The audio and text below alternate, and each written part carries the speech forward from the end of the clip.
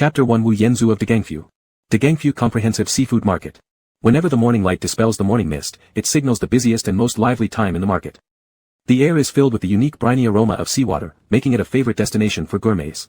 Middle-aged people, who rise early to buy fresh vegetables, form the main crowd at the market. They systematically comb through the neatly arranged stalls. Among these stalls, one always has a long queue early in the morning. It's not because the goods are particularly special, but due to the stall owner's excellent reputation for service and having operated here for over a decade. Everyone who comes to buy fish prefers his stall. Shen Wang, wearing a waterproof apron, holds a net and a weighing scale, warmly greeting every customer. With dexterity, he scoops up carp, weighs them, kills and cleans the fish, and packs them with ease and skill. Most importantly, buying fish from him includes free scallions, ginger, and garlic.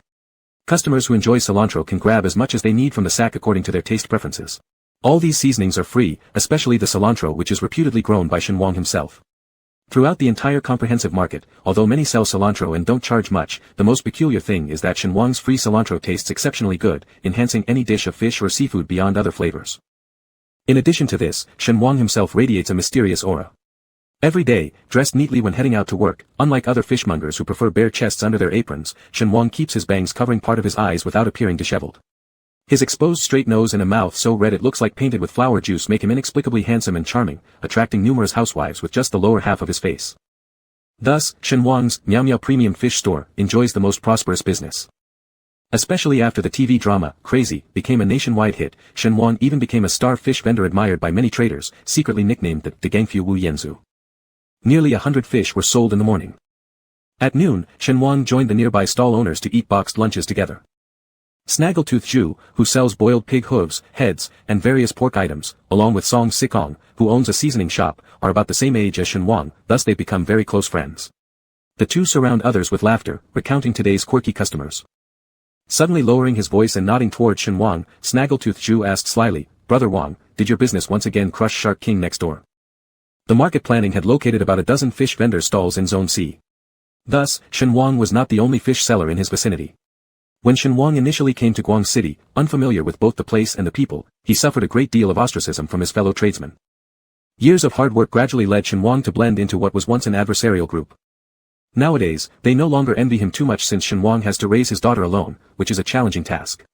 Later on, everyone saw Shen Wang's daughter, beautiful like a fairy princess, and thought, how could anyone dislike such a father? Except for Shark King Zhangji. Zhangji had a cold demeanor and tough attitude. Standing around 6 feet 3 inches tall with an imposing figure, his massive outline stood out behind a narrow chopping board where he filleted fish with swift, emotionless movements akin to slicing vegetables. He and Shen Wang were notorious rivals. Despite their stalls being neighbors, they hardly spoke to each other. Shen Wang, unfazed by the fishy odor on his hands, shoveled 2 mouthfuls of spicy meat over rice into his mouth and replied lightly, "How many I sell daily? I haven't gone counting his fish basket specifically, so it's probably about the same." From afar, Shen Wang glanced at Wang Ji, sitting on a small stool eating his lunch. Did the other party also happen to look at him? As soon as Shen Wang raised his eyes, the other immediately shifted his gaze.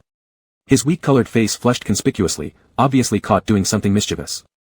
Changing his angle slightly and leisurely crossing his legs, Shen Wang said, "Let's have more meaningful conversations in the future, don't dwell on useless gossip about others." After only a few bites of the boxed lunch food, it seemed as if Shen Wang lost all appetite suddenly. He placed the uneaten boxed lunch on the table. "I don't seem to have the same passion for earning money that I used to have these last few years, lately I even have less interest in eating. If someone wants to fight for the top sales ranking, let them try their best." Upon finishing, Shen Wang cast a deep, significant glance toward Shark King. Snaggletooth Zhu quickly defended, "Brother Wang, you're not thinking of stepping down to let others take your place, are you? In my opinion, it's because Miao Miao getting accepted into university has created too big of an emotional gap, and you're still struggling to adjust." When it came to his daughter Shen Miao Miao, even in the bangs that covered part of his face, a tender and affectionate look shone through, a touch of fatherly love. Yes, his pearl beyond price, his little darling, little Miao Miao, his beloved daughter had been accepted into a prestigious university in the capital city. She was the pride of his life. A sweet wave of joy rippled through Shen Wang's heart. Adding more to this, Zhu Bao explained, "Miao Miao has been gone for about half a year already, hasn't she? Too busy with studies to come home even during winter break. Brother Wang, aren't you feeling lonely?" Shen Wang, instant sorrowful expression. JPG.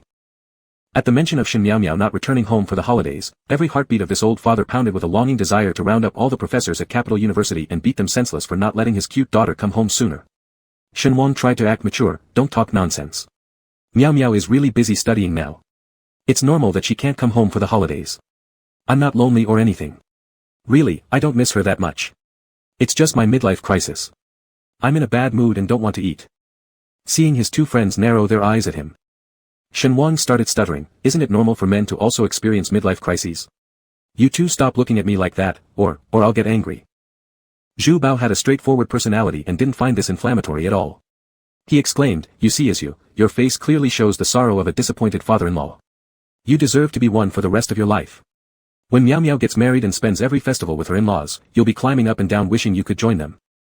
Song Sikong also laughed. Given how much Brother Wang dotes on Miao Miao, the future son-in-law would probably have to meet some truly horrifying requirements from you. The two good friends and lifelong pals completely ignored Shenhuang, exchanging words back and forth while never noticing the increasingly clenched fists of someone nearby. Until suddenly, Zhu Bao remembered something. Being the easily excitable person he was, thoughts became words immediately. Brother Wang, I remember, he said quietly, that kid Zhang Ji might be your sworn enemy, but he's definitely interested in Miao Miao because once, I saw him staring dreamily at her for a second. Probably, he doesn't say it openly, but inside he treats you as his father-in-law already. Furthermore, he pretends to be your archenemy just to draw your attention so that one day, he'll win you over. Ha ha ha. Shenhuang's tightly clenched fists relaxed instantly as he burst out laughing, the man who's worthy enough to match my daughter hasn't even been born yet. You two will probably never get an invitation to our old Shen family banquet in your lifetime. At 11 p.m., the Degangfu market gates were firmly locked. With a hand on the car keys, Zhang Ji wearily made his way towards the dark parking lot. The day's business had been good, but compared to Shenhuang's stall, he still lagged far behind. As soon as Shenhuang's name surfaced in his mind, an entire image formed right before him. In his imagined world, he almost visualized the tight wrapping around Shenhuang's whole figure, only revealing the slender white neck, so delicate it seemed possible to strangle it with one hand. Sexy yet provocative. In the dim environment, an unexpected gust blew, bringing with it a fishy stench. Strangely though, amid this smell there was an intoxicating aroma intermingled within. How fragrant, truly enchanting. It enveloped the most comfortable human body temperature, like aphrodisiacs, even making the sweat feel refreshing. Before Zhang Ji could fully react, someone slammed an old fish basket down onto his head, tripped him intentionally, and kicked hard on his raised rear end. TSK, garbage, how dare you, my daughter. The curses were low, too low for Zhang Ji, under the large fish basket, to discern who exactly attacked in the dark. Mainly because, clutching tightly onto his pants, Zhang Ji had been affected by the vague yet captivating scent, his arousal growing to the size of a palm, causing unbearable pain, rendering him immobile. Shenhuang happily returned to his small house in the suburbs. It was their happiness planet where he and his daughter lived for 18 years. Upon arriving home, the first thing Shenhuang did was hurry to take a shower. This man had a quirk, excitement couldn't happen, neither could sweating, otherwise it caused quite a troubling secret. Shenhuang stood under the showerhead after taking off his clothes, exposing a flawless white physique. His skin was fine and fair, with sparse hair across his whole body except for his lush black hair. He also possessed tender, affectionate peach blossom eyes, with corners that slanted gracefully. Even the thick eyelashes swept upward, elongating his natural eyeliner, resembling a seductive fox spirit anytime anywhere. Shenhuang usually dressed very modestly in front of others, even trying to cover his eyes as much as possible, since he thought that he was at least a man who provided for his family and absolutely could not let anyone find out. He actually had an exceedingly handsome appearance. When he was little, he had almost been molested because of this face. After taking a shower, Shenhuang washed his work clothes while barefoot with smooth feet, hanging the wet clothes on the drying line in the porch. The drainage system of his house was buried under the courtyard, while on the surface grew a patch of vibrant coriander fields. The coriander was thriving, and despite being the early hours of the morning, it still emitted a peculiar fragrance. In 4 more hours, Shenhuang would need to go to the port for restocking. The coriander from his home particularly attracted customers, many praised it, saying that cooking seafood with their coriander made it even more succulent and juicy. Shenhuang smelled his wrist and then sniffed the scent wafting through the coriander field, curiously muttering, has these corianders all turned into spirits? Why don't they smell like regular herbs at all? They are fragrant enough to match me. Chapter 2, Boyfriend. Shenhuang had a video call with his daughter every Friday night. He originally needed to talk to her every night, wanting to know what she ate for breakfast, lunch, and dinner, otherwise, he couldn't sleep well due to his troublesome nature. Then, one time, Shen Miao Miao said her studies were getting busier, and she needed to study in the library at night, so she couldn't chat with her dad every day. Children away from home always failed to deeply understand their parents' concerns. With her clever eyes blinking, his daughter gave him a cute smile. Shenhuang immediately compromised. There was no way out, he was a daughter slave and admitted it. After taking a shower as usual, Shenhuang prepared for the call. During video calls with his daughter, he usually didn't let down his bangs but instead casually combed his damp hair back, revealing his clean forehead and enchanting eyes. Shen Miao Miao's WeChat ringtone was a foreign song. Shen Wang patiently listened as the familiar tune played once before the other side answered rather quickly. Much faster than usual. So in the middle of the video call, Shen Wang saw a cute doll-like face, but it wasn't his cute daughter's. The person on the other side also saw Shen Wang's face. For half a second, they stared at each other in silence. The doll-faced girl suddenly blushed and ran off shouting, "Meow meow. Are you falling for someone else? There's a super handsome guy in your phone." The doll-faced girl was probably overwhelmed by the stunning good looks, causing her to become overly excited, forgetting completely that the video call was still connected. She ran over to Shen Meow Meow, who had just come out after a shower, grabbed her soft hand, and kept glowing with excitement. "Meow Meow, the man in your phone is so handsome. He's even handsomer than your boyfriend. Are you falling for someone else?" Shen Meow Meow held a towel on her head with one hand, confusion written all over her beautiful face exposed beneath. "What nonsense are you talking about? I'm fine with Xiaozhua. What's gotten into you?" The doll-faced girl said, "Seriously, I thought you were taking a shower. When the caller came, I saw that the nickname you gave him was Charming Man, so I assumed it was Xiaozhua and wanted to joke around with him." "Charming Man?" Shen Meow Meow instantly tore off the towel and threw it on her study table, her expression souring. "You've made a mess. That's my dad." Ignoring the doll-faced girl's astonishment, Shen Meow Meow took 2 strides forward and gently called out to the man in the video. "Dad, why did you video call at this hour?" Uncertain if her father had heard about her having a boyfriend, nervousness was practically plastered all over Shen Meow Meow's face. At this point, Shen Wang had already let his bangs fall, covering half of his face, speaking in a calm tone. "Could it be for any other reason? Of course, it's because I miss my little princess." Before the father-daughter intimate conversation could begin, 3 curious heads squeezed into Shen Meow Meow's video frame. They were likely all her dorm mates, each blinking, trying to catch a glimpse of the stunningly handsome man who could stun souls. The doll-faced girl took the lead, waving her hand. "Uncle Shen, hi. I'm Xia Xian, Meow Meow's good roommate. I'm Wang Yidan. I'm Li Yuqing." For girls with different appearances in one room, today marks the first time after half a year that they've shown their faces to Shen Wang. Shen Meow Meow went to college in a special place in the capital city, where Shen Wang couldn't go. Therefore, Shen Meow Meow was sent to school by a friend of Shen Wang's. Naturally, these 3 roommates were meeting the father of the campus flower for the first time. Xia Xian observed the clearest despite Shen Wang's subsequent attempts to minimize his attractiveness. The image of this handsome man was firmly etched into the young girl's mind. Just like you will never forget Takuya Kimura, Takashi Kaneshiro, Aaron Kwok, Jude Law, Tom Hiddleston, or James McAvoy. The girls were all enthusiastic, and Shen Wang was not an uncommunicative person either. They chatted back and forth for more than 10 minutes before Shen Meow Meow finally managed to interject and stop them. "My dad has to go to the port to buy seafood at 4 tomorrow morning. Let him rest now."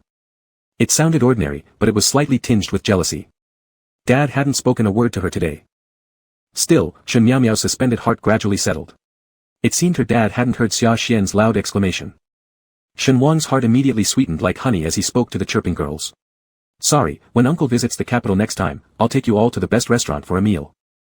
Xia Xian responded most enthusiastically. "Uncle, you must come sooner." When the video call was shut off, the smile on Shen Wang's face instantly vanished without a trace. A boyfriend?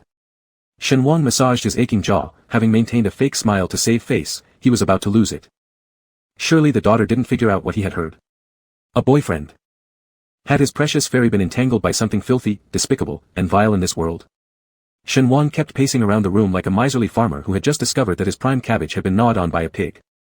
Could he have misheard? Maybe there wasn't any boyfriend after all. Ah. Connecting the dots, like needing help with reserving seats at the university library and switching the daily phone calls to weekly check-ins just months ago, it dawned on him. And it had been more than half a year since Shen Wang last saw his daughter. At this point, Shen Wang was almost completely certain, there was an 80 to 90% chance his daughter had a boyfriend. No way. Absolutely not. Shen Wang began rummaging through drawers, pulling out an unused dusty suitcase. He threw in a few oft-worn outfits along with some toiletries. As he pulled out his concealed ID card and savings card, he became disheartened again. That's right. He couldn't return to the capital. The person he despised most in this life lived there. Otherwise, he wouldn't have left his hometown for Guangqing 18 years ago. No, I can't go to the capital. What if I bump into that person? It might lead to... Shen Wang started to back off. No, not just backing off, this was obvious retreat. This overwhelming fear, mixed with deep parental love, surged from Shen Wang's mind down to his chest, making his breathing quicken uneasily and choking him further and further. Finally, Shen Wang decided to drag his suitcase toward the door. He made a bet with himself, if his left foot stepped over the threshold first, he would immediately go back inside and sleep, but if the right foot went out first, then he must visit the capital. Anyway, as someone who runs his own business, he could easily take a vacation whenever he wanted. How free it was. Looking at the threshold so close ahead, Shen Wang reflexively stepped forward with his left foot, yet when he reached the higher step of the threshold, it was still his left foot. The left foot. The left foot. He must stay far away from the capital, forever out of the reach of that person's influence. Forever. But Shen Wang's mind continued its restless struggle, wavering as he took his final step. Suddenly, his left foot tripped over his right foot, causing him to stumble and lift his right foot over the threshold. So, could heaven itself believe that Miao Miao had definitely found a boyfriend? Shen Wang glanced back at the threshold, trying to calm himself. After all, Beijing was so vast, he surely wouldn't run into that person. I'll just sneak a peek. Shen Wang boarded the express train bound for the capital. The long journey made him eat, sleep, and eat again, and when he finally caught sight of the continuous mountains and mountain passes entering Beijing, his initial fear had faded. Shen Wang had a dream. In the dream, Miao Miao didn't look like she had just entered university. Instead, she carried an air of mature womanhood, especially her round belly, which seemed ready to burst with childbirth. Almost ready to give birth. Shen Wang roared in his dream, what the hell? Who dared to get my daughter pregnant? I'm going to castrate him. In the dream, Shen Miao Miao looked pale and weak, lacking even a hint of rosy color in her face. She lay on a worn straw mat instead of a proper bed, the room dilapidated and frigid. Bone-chilling cold drafts snaked through the cracks in the walls, making the pitiful woman shiver uncontrollably. No. Shen Wang despaired. As a doting father, he couldn't tolerate even the slightest trace of unhappiness for his daughter. Shen Miao Miao seemed thirsty, stretching out her hand but failing to reach the thermos bottle. The room wasn't empty.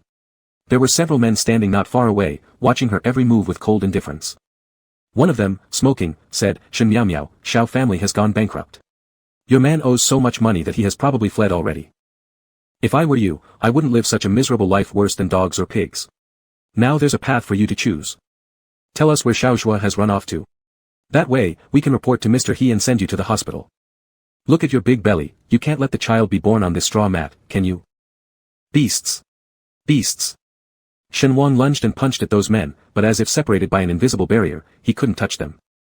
He could only watch powerlessly as his daughter suffered. At this moment, Shen Miao Miao was still unwilling to divulge Xiaozhua's whereabouts. Shen Wang was so angry that he wanted to tear his eyes out, consumed by unbearable pain. Until Shen Miao Miao suddenly clutched her swollen abdomen, and beneath the thin nightgown, a gush of crimson blood emerged. Her eyes widened in sudden distress as unexpected labor pains hit her, making her cry for help. Big brother, please. I really don't know where Xiaozhua is. Please take me to the hospital, I may be giving birth. Her heart-wrenching pleas made Shen Wang feel like his soul was being torn apart. But it had no effect on softening the men's hearts. The man crouching down to meet Shen Miao Miao's agony-stricken face said, Sure thing, but you have to tell us Xiaozhua's location first, you must know it, Miss Shen. And further. While you were risking your life for Xiaozhua, he was most likely drowning his sorrows in another woman's arms. You should know well, Xiaozhua's sweethearts are not only you. He means, if he stayed far from Miss He, without lusting for what he shouldn't, things wouldn't have come to such an end. Not to mention you and the baby couldn't be saved either. The man picked up a strand of hair clinging to Shen Miao Miao's temples, a beautiful woman, alas, a fool. Shen Wang could only watch as the blood flowed endlessly from Shen Miao Miao, soaking her dress scarlet. Shen Miao Miao said, I truly don't know where he is. Even if I knew, I would never tell you. I love Xiaozhua. I'm willing to do everything for Xiaozhua. A wave of intense pain swept over her, causing Shen Miao Miao to faint. Take her to the hospital, you bastards. Shen Wang struggled against the invisible wall with all his might. It had absolutely no use. He could only watch helplessly as his daughter breathed her last. A huge caption appeared floating mid-air. The sky conceals chapter 1, finished. What kind of ghost story is this? Why did his daughter die in the first chapter? What devilish plot is this? As Shen Wang's body grew lighter, as if drifting somewhere distant, he saw what happened next. How melodramatic was it? In essence, the person whom his daughter devotedly protected named Xiaozhua only rushed over to rescue her after she was dead, cradling Shen Miao Miao's corpse while sobbing uncontrollably like a wild dog. Possibly shocked by Shen Miao Miao's death, this despicable bastard began an incredible streak of good fortune, embarked on fierce vengeance, and eventually reached the pinnacle of success, marrying 8 gorgeous wives. Among them was even the girl called Miss He. Shen Wang didn't enjoy reading web novels, he wasn't even fond of TV series. He focused entirely on making money to support his daughter, providing Shen Miao Miao with the best possible life. But now, Shen Wang slowly opened his eyes, coming back to reality from a nightmare, tears still hanging at the corners of his eyes. A male student sitting nearby was trying to wake him up, perhaps thinking Shen Wang's long bangs blocked his breathing, kindly brushing aside the bangs, unwittingly revealing a face that captivated the heart and mind. The boy blushed red as though scorched by an extraordinary beauty, his gaze mesmerized. Softly, he asked, "Uncle, are you okay? I pushed you for ages, it seemed like you were having a nightmare." Shen Wang was precisely at the lowest point of despair, especially seeing any male student reminded him of the scoundrel who caused his daughter's death in the first chapter. Coldly, he muttered, "Do I look good? Get out of here." Chapter 3, Prepare for Bankruptcy. The capital city is big, but in terms of land area, it's not as vast as Guangcheng. However, if we say it's small, that would be overly one-sided. After all, as the national political power center, it carries a long history and rich cultural heritage. Whether on an economic or cultural level, it's irreplaceable. Shen Wang has only seen the earth-shaking changes in the capital over the past decade through news reports. Aside from this native-born resident of the capital now feels like a stranger, with no trace of longing for his hometown, but instead only a sense of estranged melancholy. He can't even enter the campus of Beijing University right now. Damn. Beijing University, after all, is one of the top institutions of higher learning in the country, with relatively strict campus security management. Family members are not allowed to enter the campus without a student leading the way. Before Shen Wang could showcase his skills, he encountered his first defeat. No matter how much he argued with the security guards at the school gate, their stance remained very stringent. This made Shen Wang furious. "I want to apply as a security guard." The security guard who stopped him actually laughed. "Sure, do you have an associate degree?" In fact, both were just goading each other. Shen Wang was greatly shocked. What? Even a university security guard needs an associate degree? Is a high school diploma no longer sufficient? The security guard snorted. "Do you even have an associate degree?" Shen Wang immediately lost heart. If he hadn't run away back then, he wouldn't have struggled so much to find a job. Their confrontation was reaching its climax when a Harley-Davidson motorcycle roared by, carrying a robust rider who showed no intention of slowing down or stopping. It zoomed straight into the university campus, leaving behind a trail of irritating exhaust fumes. Shen Wang jumped in anger. "You let such a social parasite go in, yet I've been paying taxes properly for 18 years, practically a good citizen. Why won't you let me in?" The security guard seemed quite accustomed to the owner of that motorcycle, and replied nonchalantly, "What social parasite? That person is a genuine college student. Look," pointing at the electronic scanner controlling the school gate, "they wear an electronic student card, they're a registered student at our Beijing University." Shen Wang had an equal disdain for everyone dressed outlandishly. Looking at the golden head on the electronic screen, he muttered unhappily, "If a delinquent kid like that tries to woo my daughter, I'd break his legs for sure." One must confront difficulties with courage and resourcefulness. Can a man really be driven to death by urine? After much consideration, Shen Wang decided that he shouldn't alarm anyone prematurely but still had to seize the opportunity where he could, perhaps by following subtle hints. Almost every idiom he remembered from his life seemed to flood into his mind at this moment, used haphazardly and inaccurately. Shen Wang spent a significant sum of money to buy a set of clothes, found a quiet hair salon, went inside, and said to the owner, "Please give me a student-style haircut, the younger looking the better." The owner of the hair salon glanced carelessly at his outfit, entirely fitting the style of a middle-aged man, sarcastically remarked, "Uncle, maybe you walked into the wrong place. We cut hair here, not perform plastic surgery." Even though embarrassment may come late, true fragrance never does. Half an hour later. The hairstylist stared mesmerized at the beauty reflected in the mirror center. Although his shop was small, and his vision limited, he'd still seen many celebrities on TV. Shen Wang himself was also amazed. It had been about 10 years since he last looked closely at his own pale face. As every man who had once lusted after him once said, "It's all your fault, if you weren't so handsome, I would have been a well-behaved person. All blame lies on you for tempting me." Shen Wang touched his neat hairstyle, admiring the exquisite face that extended from the soft strands, slightly lifted peach blossom eyes, and lips naturally curved into a smile. It seemed as if all the hardships endured over the years were illusions. His escape from the capital city and fleeing from that person's side. His time froze completely 18 years ago. Shen Wang turned his face away with some distaste, he truly loathed his own face. The young barber, however, quickly changed expressions, smiling and saying to Shen Wang, "Sorry for my initial poor judgment. I thought you were an uncle. Do you have WeChat? Would you like to add me as a friend?" Shen Wang tugged at his collar, ensuring his neck was well covered by the high collar, and responded indifferently, "I am a real old uncle, there's a generation gap between me and you youngsters. No need." Leaving the hair salon, the weather in the capital was sultry. He put on a newly bought short-sleeved shirt over his high-necked garment, appearing less strange on the surface, although it made him feel even hotter. Shen Wang waved his right hand and returned to the entrance of Jing University. Miraculously, this time the security guard didn't stop him. Students coming and going through the gate eyed him with gazes even hotter than the sun. This made Shen Wang increasingly uneasy and tense. He instinctively shielded his forehead with his hand, trying to cover his face in some way. Just then, a boy naturally came over and greeted him, saying, "Classmate, is everything all right with you?" Shen Wang's figure was originally slim. He had always been very busy taking care of his daughter and enduring much hardship. Now under the scorching sun, dressed tightly covered up, his cheeks flushed unnaturally red. Under normal circumstances, Shen Wang would have certainly told the other person to go away. However, as he now needed someone to guide him, he decided to make use of this little boy, softening his voice and saying, "I seem to be lost." No wonder, after all, the campus of Jing University was so large that there were even shuttle buses inside it. The handsome boy who approached was at least the type to be regarded as the best guy in his department, voluntarily offering, "So it's like that. I thought you were suffering from heatstroke." After all, which normal person would wear 2 layers of clothing in the middle of summer? Lost. The handsome boy revealed a radiant smile, "I can just give you directions." Once his bangs no longer provided cover, Shen Wang completely became like daughter exposed in the sunlight, nervously saying, "How could I possibly delay your precious time?" He thought inwardly, "Kid, don't get too close to me, uncle." The enthusiastic boy kept talking all the way, occasionally glancing at Shen Wang. Shen Wang could only pretend to be an innocent cabbage, failing to understand any hint of affection directed towards him. Speaking of which, had men really become so brazen as to openly flirt with other men? Before Shen Wang was 18, he made a living by scavenging, frequently circling around dozens of streets of trash bins in order to afford staying in school. And he often had to endure violence and harassment from kids in relatives' homes. Back then, the only thing that supported him from dropping out was the hope of one day entering a university and experiencing a different cultural atmosphere. At that time, that person had even said in person, he would bring him to see a different world and experience a different life. In the end, that person turned out to be just like everyone else, merely coveting his beauty, desiring his body. They just wanted to brutally take him. "Sir Jue, you're drunk. Let me help you rest in the presidential suite." A beautiful and charming female star stood respectfully beside the sofa, gently reminding him with a soft voice that wouldn't be annoying.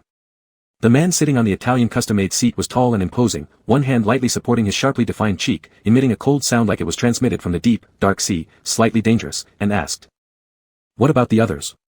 Today was originally a business social event, and Sir Jue, as today's specially invited guest, was invited by the cooperator to a private island for a banquet. The banquet was grand, with not only famous figures from the business circle but also many current superstars participating to add sparkle. But when the crowd noticed Sir Jue, the boss, looking somewhat tipsy and sitting quietly on the sofa resting his eyes, everyone immediately and unanimously retreated, avoiding disturbing this boss's rest. Only Su Rongrong, a top actor specifically arranged for the occasion, was left to attend to Sir Jue. Everyone in the capital knew 2 things. Sir Jue was an irrefutable financial nobleman of the entire business circle and also a Jing Gate Buddhist son, known for abstaining from physical relations with women or men. The reason Su Rongrong was chosen was because she was pure, never having serviced any kind of capital, even within the dirty world of entertainment, she remained unsullied. Everyone assumed Sir Jue preferred purity. Even Su Rongrong herself thought this to be true. Thus, those who invested in her development only offered resources without randomly contaminating this woman, aiming to cultivate a more refined object to present as tribute to Sir Jue in the future. Sir Jue was exceptionally handsome, cold, and restrained. It wasn't just some minor film queen, every pretty girl or handsome man in the capital's social circle, what person wouldn't want to climb into his bed? While Su Rongrong was carefully catering to the big shots in the capital, she was also cautiously observing every move they made. Saying she was doing it for better resources was definitely the main reason, but judging from the excellent external conditions of this man named Sir Jue, who wouldn't covet such a man who was both stunningly good-looking and immensely wealthy, someone whose influence could make the economy of Huagua tremble? She carefully gauged the man's psychology but couldn't figure out his attitude towards her at all. Satisfaction, or dissatisfaction? With caution, Su Rongrong threw another test. "Sir Jue, there's prepared sobering soup in the presidential suite. Shall I help you drink a small cup?" He had been trained since childhood to manage his micro-expressions from every angle, not allowing anyone to see his preferences or dislikes, successes or failures, joys or despairs. Some people naturally mock those with emotionless faces, but in fact, such faces are the easiest tools to conceal real thoughts. Not a trace of change in Heju's eyebrows or eyes, he indifferently said, "Go call my secretary." The meaning behind his words was crystal clear. The implied rejection left the newly crowned empress of film profoundly shocked. Su Rongrong's most proud assets, her figure and beauty. And her purity. In less than a second, they were all dismissed as worthless. Su Rongrong, almost unwilling to lose, said one more sentence, "Sir Jue, I." Heju had an incredibly high alcohol tolerance, and his feigned nap was merely a testing tactic. Rising, he said, "There's no need for self-introduction, I'll forget your name the next second." Amidst the woman's anger, Heju gracefully walked out of the door, and the bodyguards immediately surrounded their master. It was then that his private secretary finally hurried over, having been deliberately tripped up along the way. He didn't need to hear his excuses and coldly said, throwing him behind him. Go tell whoever tripped you, they're about to go bankrupt. Chapter 4, Father and Daughter Meet. Shen Wang's first goal was not to find Shen Miao, he had etched the name of her boyfriend much deeper in his heart. Xiao Zhuo. The first male protagonist in this book. If it weren't for the intense sorrow Shen Wang felt about his daughter's tragic death, he might have hoped that he was simply in an ordinary world. Mainly because a lot of unreasonable things happened to him, so Shen Wang accepted reality rather quickly. This is just a dog blood-soaked terrible book. Otherwise, he wouldn't possibly be like this. Or that. He is a proper man. Absolutely impossible to end up. After being brewed with sauces or whatever. Shen Wang gave a slight smile to the male student accompanying him on the campus tour, and the other party immediately became entranced, eyes shining brightly. Shen Wang attempted to ask, is there a male student named Xiao Zhuo in our Jing University? The other male's distracted state immediately disappeared, slightly dejected as he said, the most outstanding Xiao master of Jing University, who could possibly not know? Who could fail to recognize him? Could you also be looking for him? When the male student asked, there was an obvious feeling of loss, as if all hope-filled bubbles were easily shattered, and the perfect meeting turned into an unexpected interference. Shen Wang knew his face was somewhat mesmerizing. The key was that he wasn't the same weakling he used to be, now, he can appropriately use others' open advances toward him. Shen Wang asked, why do you call Xiao Zhuo Master Xiao? Shouldn't the plot go this way? If Xiao Zhuo is a wealthy young master, how could his precious daughter possibly end up living in a dilapidated grass hut? Upon hearing this, the male was a bit surprised, but also somewhat delighted, so, the beauty in front of him really doesn't know Xiao Zhuo at all, huh? Haha. You are really cute. The male actually told a man in his 30s that he's cute. Xiao Zhuo leans on none other than the famous Xiao family behind him. It's rumored that half of Jing University's buildings were funded by the Xiao family. Shen Wang began to feel confused. If the Xiaos were so wealthy, why would their situation at the beginning seem so miserable? He mumbled, looks like this guy used his family's wealth and influence to deceive Miao Miao. Miao Miao? The male asked in surprise, are you talking about the school beauty Shen Miao Miao? The male's expression suddenly deteriorated even further, worse than before. Shen Miao Miao and Xiao Zhuo are the recognized couple of Jing University. I advise you to abandon your hopes as soon as possible. By his tone, it seemed that this person once harbored aspirations towards his precious daughter. After finding out some basic information, Shen Wang parted ways with him. The male originally planned to ask for Shen Wang's WeChat ID, but Shen Wang, having already used him for his purposes, was utterly indifferent and turned around to leave without hesitation. Shen Wang is no longer the silly little garbage collector boy from back then, over 20 years of life taught him many skills. For example, waiting for opportunities like a hare. Shen Wang temporarily stayed at a hotel near Jing University. Every day, he dressed as a youthful college student entering and exiting the campus, sneaking around to keep watch near Shen Miao Miao's dormitory. Shen Miao Miao majored in Chinese language and literature. This little fairy excelled in her studies since childhood, and Shen Wang hoped his daughter would work in a large company in the future, avoiding the elements and hard labor. This major attracted many beautiful women. The girls coming and going from the female dormitory were all graceful ladies, yet Shen Miao Miao's striking figure was always noticed first among the crowd.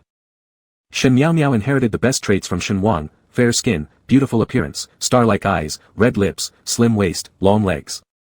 After a week of stakeout, Shen Wang finally waited until almost 9 o'clock in the evening to see the so-called boyfriend come to pick up Shen Miao Miao. If in Shen Wang's mind, the ranking of all potential sons-in-law put scholars from intellectual families at the top. Who would have thought that this so-called dragon pride male protagonist would be a punk with dyed golden hair? Shen Wang detested blonde hair the most in his lifetime. Of course, he equally despised those with orange, white, green, blue, purple hair, anything that looked like hooligans or gangsters. They were absolutely unacceptable on his list. Xiao Zhuo rode a Harley-Davidson motorcycle worth several $1 million and stopped confidently in front of the female dormitory building. In an instant, more than half of the windows lit up, and countless heads sprinkled with pink hearts gathered at the windows just to catch a glimpse of Xiao Zhuo's extraordinary charm. Shen Wang himself was a stunning beauty, so distinguishing whether someone was handsome, cool, or elegantly unconventional was quite beyond him. In his opinion, this so-called main character looked only average. The average-looking male lead stood casually beside the heavy motorcycle, his average long legs resembling two elegant bamboos, paired with an average lean waist and broad shoulders. Just standing there radiated a charm comparable to mediocre TV stars. Female character Shen Miao Miao quickly ran out from the dormitory building, drawing countless envious and jealous stares as she affectionately embraced the male lead Xiao Zhuo. Shen Wang. The swan I raised was being held by a mangy dog. Flames of fury surged in Shen Wang's eyes. He wished he could set fire to this guy named Xiao Zhuo, and if he had a fish-cutting knife at hand, he would have given him a taste of punishment without blinking. Though Xiao Zhuo was a wealthy financier's son, he seemed very attentive to Shen Miao Miao, running his large hand through her smooth hair as he spoke in a deep tone, tired from studying. Let me take you out for some relaxation, huh? Shen Miao Miao nodded, taking the helmet and naturally straddling the motorcycle's back seat. She extended her arms to encircle the male lead's waist, and the two sped off like no one else mattered. Shen Wang helplessly watched his daughter get taken away by the blonde, the visual shock more brutal than anything he had imagined. Shen Wang. Damn it. Meanwhile, others were voicing sounds of envy. Only Shen Wang couldn't resist shouting after the motorcycle exhaust fumes, "Drive safe, damn blonde." At the same time, in a luxurious club in the capital city, a young girl persistently clung to the man, cooing, little uncle, just help me this one time. I really like Xiao Zhuo, the Xiao family is about to start selecting candidates for his fiancée, and I truly want to marry him." He Ju, even within the high-class entertainment venue, still diligently worked on his private laptop. His hands smoothly danced over the keyboard keys, and if those well-maintained fingers were playing piano notes, they'd create pleasant melodies right now. He Ju briefly said, "Xiao family." "Which Xiao family?" He Ruoyan was utterly shocked, leaning close to her little uncle and dropping hints. "Little uncle, are you confused because of your busy schedule?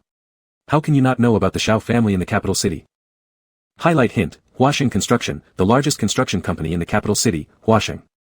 He Ju didn't even look up, continuing his work. "Your marriage matters should be handled by your father. I cannot do anything." "You're talking nonsense." He Ruoyan pouted, interrupting, "Who doesn't know that among our entire He family, only you, little uncle, have the most authority? Even my father, elder uncle, and second uncle must all follow your decisions." He Ruoyan thought her flattery was impeccable. She was He Ju's only real niece, and the sole pampered princess within the entire He household. Her little uncle doted on her extremely. He Ju lightly smiled, accepting his niece's praise, then paused his hands on the keyboard momentarily, allowing the fluorescent glow of the screen to accentuate the distinct joints of his evenly spaced fingers. He Ju said, "I need to finish some work first, so please leave for a while." Ignoring his niece's desperate pleas, he sent her out immediately. He Ruoyan pursed her lips, wanting to beg some more, but remembering how her little uncle turned into a workaholic once busy, unable to tolerate any sound around him. The VIP room which was bustling a second ago instantly became completely silent as soon as He Ju opened his laptop. "It's my birthday today." He Ruoyan softly grumbled, not daring to make even the tiniest sound, only forming the words silently with her mouth before muttering and quietly leaving. Her little uncle usually spoiled her, except during his working hours. After He Ruoyan closed the door, outside the VIP room dozens of people stood quietly waiting for her birthday celebration. Some carried champagne, some wore bunny costumes, and two people struggled to carry an enormous birthday cake with the candles nearly burned down to the wicks. He Ruoyan stomped her foot in anger, yelling, "Why are you all just standing here dumbly? Is there only one VIP room in this Hangtai world?" Reminded by their young princess of the He family, those who were previously stunned finally responded in agreement, saying, right, we'll switch to another room." Among the crowd were 7 or 8 rich young masters, everyday rivals pursuing He Ruoyan. They hurriedly comforted her, Yen, don't be upset, we'll order you a new cake, and relight the candles for wishes." And thus, like stars surrounding the moon, the group slowly ushered He Ruoyan from the corridor and towards another room. Just when the waiters were about to open the door of the new room, He Ruoyan suddenly spotted a figure she had been yearning for day and night, her voice immediately becoming excited as she called out, "Xiao Zhuo. I knew you remembered my birthday party." She never got the chance to utter the second sentence. He Ruoyan also caught sight of another individual, the one who made her clench her teeth in hatred.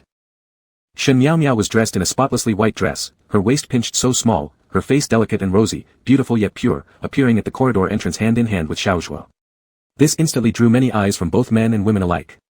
Shen Miao Miao recognized He Ruoyan, they not only liked the same man but were classmates in the same department and grade.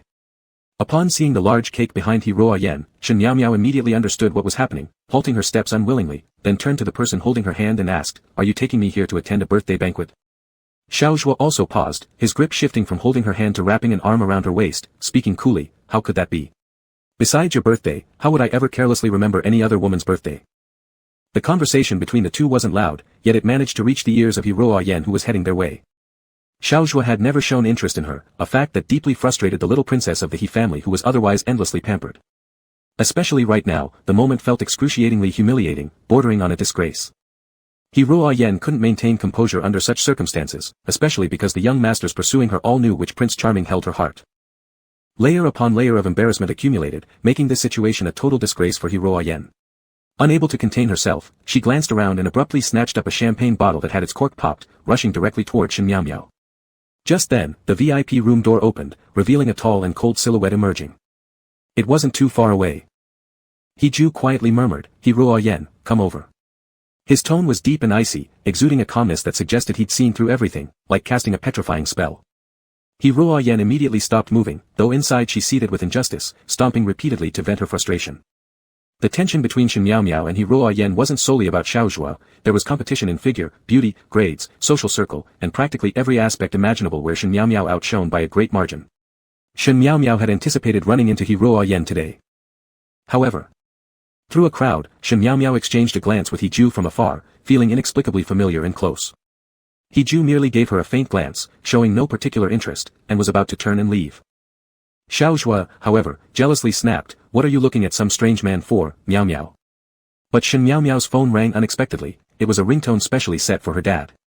Quickly answering the call, she didn't catch a word of her boyfriend's sour complaints, hearing instead Shen Wang say, "Miao, I'm hospitalized. It's the nearest affiliated hospital near your Jing University." In an instant, Shen Miao shoved Xiaozhua aside, extremely anxious, saying, "I'll leave first, my dad's in the hospital." Not even thinking of staying behind, she rushed off immediately. Her words caused He, who was about to enter the room, to pause mid-step, retreat half a step, and cast a chilly, narrowed-eyed look at the retreating girl's back. Speaking frankly, it wasn't the girl who grabbed his attention. Rather, it was the vague sound from the phone that caught He's interest. What exactly is going on? Chapter 5, An Inadvertent Collision. Xiaozhua accompanied Shen Miao to the affiliated hospital. Just before they reached the entrance, Shen Miao told her boyfriend that he didn't need to go any further. Xiaozhua was among the most defiant of the young lords. Hearing her words, his first reaction was that his girlfriend felt shy and wasn't yet ready for him to meet her family. Shen Miao naturally had her own considerations, and Xiaozhua respected her wishes, turning back on his bike. Shen Miao adjusted her hair and skirt hem before hurriedly running in the direction of the hospital. Unexpectedly, her father Shen Wang wasn't lying on a hospital bed. Instead, he was dressed in youthful attire, standing at the top of a set of stairs. Shen Miao grew up seeing the most genuine version of Shen Wang. Even though she knew how handsome her father was, she was still deeply captivated by his fresh and youthful appearance. "My dad is so handsome." In order to raise her, Shen Wang had endured countless hardships and sorrows. As his daughter, Shen Miao understood this better than anyone else. So she asked, "Dad, didn't you say you were in an accident? Shouldn't you be lying in the hospital? Why are you?" Shen Wang rarely got angry with her, nor did he ever complain. Father and daughter were connected at heart. Shen Miao sensed dimly that her father was probably upset. Her long eyes, slanting upward, furrowed slightly, expressing anger laced with a hint of femininity. "I'm not sick at all," Shen Wang said. "I actually came all the way from Guangqing to surprise you." Shen Miao chuckled, the two of them having striking good looks, every expression attracting attention. "Dad, you scared me to death," Shen Miao said honestly, patting her chest with a trembling hand. "When I thought you'd been in an accident, I almost cried." Shen Wang looked at his daughter in the prime of her life and displayed a serious face for the first time, asserting the dignity he should have as a father, letting out a faint snort. "Who was the guy who just brought you here? Don't try to deceive me, because my eyes see everything clearly. At 4 o'clock every morning, when I go to the dock to buy goods, no one can trick me with dead fish or shrimp." Shen Miao didn't appear the least bit nervous. If it had been someone else's daughter being questioned by their father, they would likely have been extremely tense. But Shen Miao was different. She took hold of Shen Wang's arm, using her usual method of cajoling, gently laughing, "It's not anyone important, Dad. You don't need to pay him any mind." How could he not pay mind? A storm had already surged inside Shen Wang's heart. If his daughter wouldn't acknowledge the existence of her boyfriend, could he not use this as an excuse to burst out in rage? And if he couldn't lose his temper, could he then cry, throw tantrums, and make ultimatums to force the two to break up? Sneaky little girl. Shen Wang, demonstrating the shrewdness of a street vendor, countered, "It's almost 12 o'clock now. Why were you still with someone else? Your university's management should be quite strict, locking dormitory doors by 10 o'clock, shouldn't it?" Shen Miao naturally replied, "The dormitory door was indeed locked long ago, but since I was worried about you, I specially asked for leave to come see you." Shen Miao's intelligence was well acknowledged in the Guangfu seafood market, otherwise, all the vendors wouldn't like this spirited girl. At that moment, this little brat clung to Shen Wang's arm and struck first, asking, "Dad, exactly when did you secretly sneak to the capital city? I remember you telling me that you'd never stepped foot in Beijing your entire life. Also, what precisely were you trying to test me for? You see me, I neither wear heavy makeup, smoke, nor drink excessively, and I certainly don't stay out all night. What exactly isn't making you feel at ease about me, Dad? And even spending thousands of yuan to travel far and wide just to probe into my affairs, You're far too cunning, and also show too little trust in me. And more, Dad, why have you suddenly changed your image? Making yourself look like an 18-year-old college student. Actually, it suits you very well, but you've suddenly started dressing younger." Shen Miao's eyes flickered subtly. "Could it be that you're preparing to find a new mom for me and are deliberately testing my reaction?" "Shen Wang. He was utterly speechless. The little one had always been exceptionally wise since childhood, yet he never thought whose genes made her so quick-witted and articulate. Shen Wang only remembered that the person who shared in creating her was quiet and composed, with an absolutely sharp mind. When he scored 27 points, the other person could easily score full marks with a little effort. Shen Wang could only awkwardly respond with a red face, what new mother? My entire life, having you is enough. Seizing the opportunity, Shen Miao hugged her father's waist. Good, then I just want dad, no one else matters. Shen Wang spent a sleepless night. He had too many thoughts. For instance, why was his daughter so skilled at reversing the situation and keeping him on the defensive? She must have inherited this from that person. Why did his daughter show not a bit of the bashful blush expected of a young girl when mentioning Xiaozhua? She must have taken after that person. Why did his extremely clever daughter not act like she was lovesick, preferring to lie instead about Xiaozhua's existence? And in the end, to die tragically for the sake of that damned protagonist in the first chapter. This couldn't be blamed entirely on that person. In the following days, Shen Wang had Shen Miao by his side every day. Not only did she personally take him on tours everywhere, but she also introduced her 3 roommates to him. Of course, to avoid causing any female students to scream, Shen Wang wore a mask the entire time, carefully preventing Xia Xian from shouting out loud. Having been tied up by his daughter for several days, he didn't catch a single glimpse of Xiaozhua. Shen Wang was disappointed. He came here to confront his daughter and lay everything bare. Even if he couldn't snatch his daughter away from the protagonist, he should at least give a warning to the latter, telling him to stay away from her. The heart of an old father. Using the excuse of not disturbing his daughter's studies, Shen Wang pretended to say that he wanted to wander around Beijing. Shen Miao's academic schedule was indeed tight, so she downloaded a local app for Shen Wang. It contained all kinds of entertainment and dining options, teaching him thoroughly before heading off to class. Shen Wang couldn't find a breakthrough with his daughter, so he had to think of another way. It didn't matter if he alone had to play the bad guy. Shen Wang added Shen Miao's 3 roommates as friends, especially Xia Xian, who called him handsome uncle repeatedly, showing herself to be a passionate child. So, Shen Wang made a phone call to Xia Xian privately. Xia Xian was straightforward, warm-hearted, and talkative. Shen Wang skillfully guided the conversation towards Xiaozhua. The naive Xia Xian immediately understood, asking, "Uncle, you aren't against Mimi dating, are you?" Shen Wang rubbed the high collar around his neck to make sure he wasn't sweating due to guilt, pretending to be enlightened. How could I possibly hold such futile thoughts? As long as Xiaozhua treats Mimi well. The naive Xia Xian had no idea it was just empty talk. Besides, she had already been dazzled by Shen Wang's beauty, thinking that someone so beautiful would surely be without malice. She sincerely said, "Xiaozhua looks so handsome, and he must truly care for Mimi. I swear. Someone as top-notch as him undoubtedly loves Mimi with all his heart." Shen Wang. Okay, this kid judges by appearance. Xia Xian continued talking positively about Xiaozhua, saying how, on the day of confession, Xiaozhua drove a truck into campus, and the moment the door opened, tens of thousands of heart-shaped red balloons flew out. Xiaozhua even donated a sculpture at Jing University, to commemorate the day Shen Miao accepted him. Xiaozhua also. The more Shen Wang listened, the less reliable it seemed. This cheesy plot from the trashy novels was clearly fabricated to deceive innocent young girls. Actually, Shen Wang didn't feel these saccharine actions were particularly terrifying. What terrified him most was that Xiaozhua's family was financially powerful, in an extraordinary way. If the other party were merely some street punk, perhaps Shen Wang could simply charge over there and throw a punch, breaking this evil relationship. Now, however, the case was clearly stronger on the enemy's side. If they really started fighting, he would definitely come out worse off. But Shen Wang absolutely refused to accept it. Why must his daughter die in the first chapter, while that accursed protagonist wildly develops his powers later, marrying 8 wives and enjoying the ultimate happiness in life? Is there no law in this world? Can one marry so many women? Wife. That's right. Shen Wang personally reviewed many hints of the storylines, particularly about the protagonist's enormous harem of secondary wives. Every woman was beautiful, wealthy, and had strong backgrounds. All the groundwork was laid to assist the male protagonist in his final showdown with the book's primary antagonist. The main antagonist's name was Shen Wang could barely remember. But this antagonist's niece seemed to betray her family and forcibly joined the protagonist's group of wives. Her name was He. Just as Shen Wang recalled this unique surname, he was still calm in the moment before, but then an unprecedented wave of panic swept over him. The surname He. Shit, why the surname He? There are so many surnames in China, yet why does it have to be He? In his entire life, the last person he ever wanted to see was anyone who carried the He surname. Shen Wang trembled uncontrollably from head to toe. All of his senses were seized by an otherworldly power, as if he had been drained of energy while crossing the street aimlessly. His soul gradually stiffened and began drifting away, leaving only an empty husk behind. Screech. The tires of a car grinding against the asphalt pierced through his eardrums.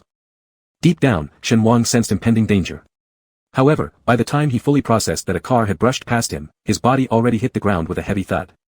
The driver, highly experienced, swerved the wheel sharply at the moment Shen Wang carelessly darted into the road. There seemed to be no collision, but there was definitely some contact. As the Maybach screeched to a halt, the driver hurriedly emerged from the car and said, "Master I'll handle this, please wait for me just a moment." Running wildly across the road in broad daylight, even directly aiming for a famous luxury vehicle, it was 8 out of 10 likely the driver assumed Shen Wang was attempting insurance fraud. Shen Wang looked absolutely disheveled. His arm throbbed with pain, and he sat blankly on the ground gazing up dizzily around him. It wasn't until 2 impeccably polished, pure black shoes came to rest firmly on the pavement, a pair that screamed high-end, making the very ground beneath them look simple and cheap by comparison, that anything changed. The man addressed as Master slowly spoke. "I'll take the rear car, no matter what, let's send this person to the hospital first for a checkup." Chapter 6, Scar. Shen Wang would never forget in his entire life the chillingly low-pitched voice that sent shivers down his spine. Even after more than 18 years, the ice layers formed during the coldest days of winter had meticulously recorded the coldness year by year. When he heard the other party say they were going to take the next vehicle behind him, Shen Wang instinctively waved to the driver, indicating that there was absolutely no issue and there was no need to care about his side. Staggering as he got up from the ground, turning around and leaving the scene of the car accident, he didn't want to delay for a second longer, fearing being found out by the other person. Ju originally hadn't planned to come to Jing University. However, at the request of his third sister-in-law concerning Ruoyan's relationship, he hoped he could attend the meeting of the board of directors of Jing University and have dinner with them together. The He family was thriving. Ju had 4 older brothers and he was the youngest of the family. All these 4 brothers were already married and most of their children were sons, as if they had stumbled into a nest full of boys. Only Ruoyan was a girl, who was pampered ever since she was a child. Currently, Ju was in charge of the He family. If Ju would condescend to show favor, then the preferential treatment Ruoyan could get in Jing University would be unsurpassed. So, at the moment of the accident, Ju's reaction wasn't due to annoyance over troubles but rather something else entirely. He never rushed around for anyone's issues or sacrificed his precious time to fulfill someone's requests.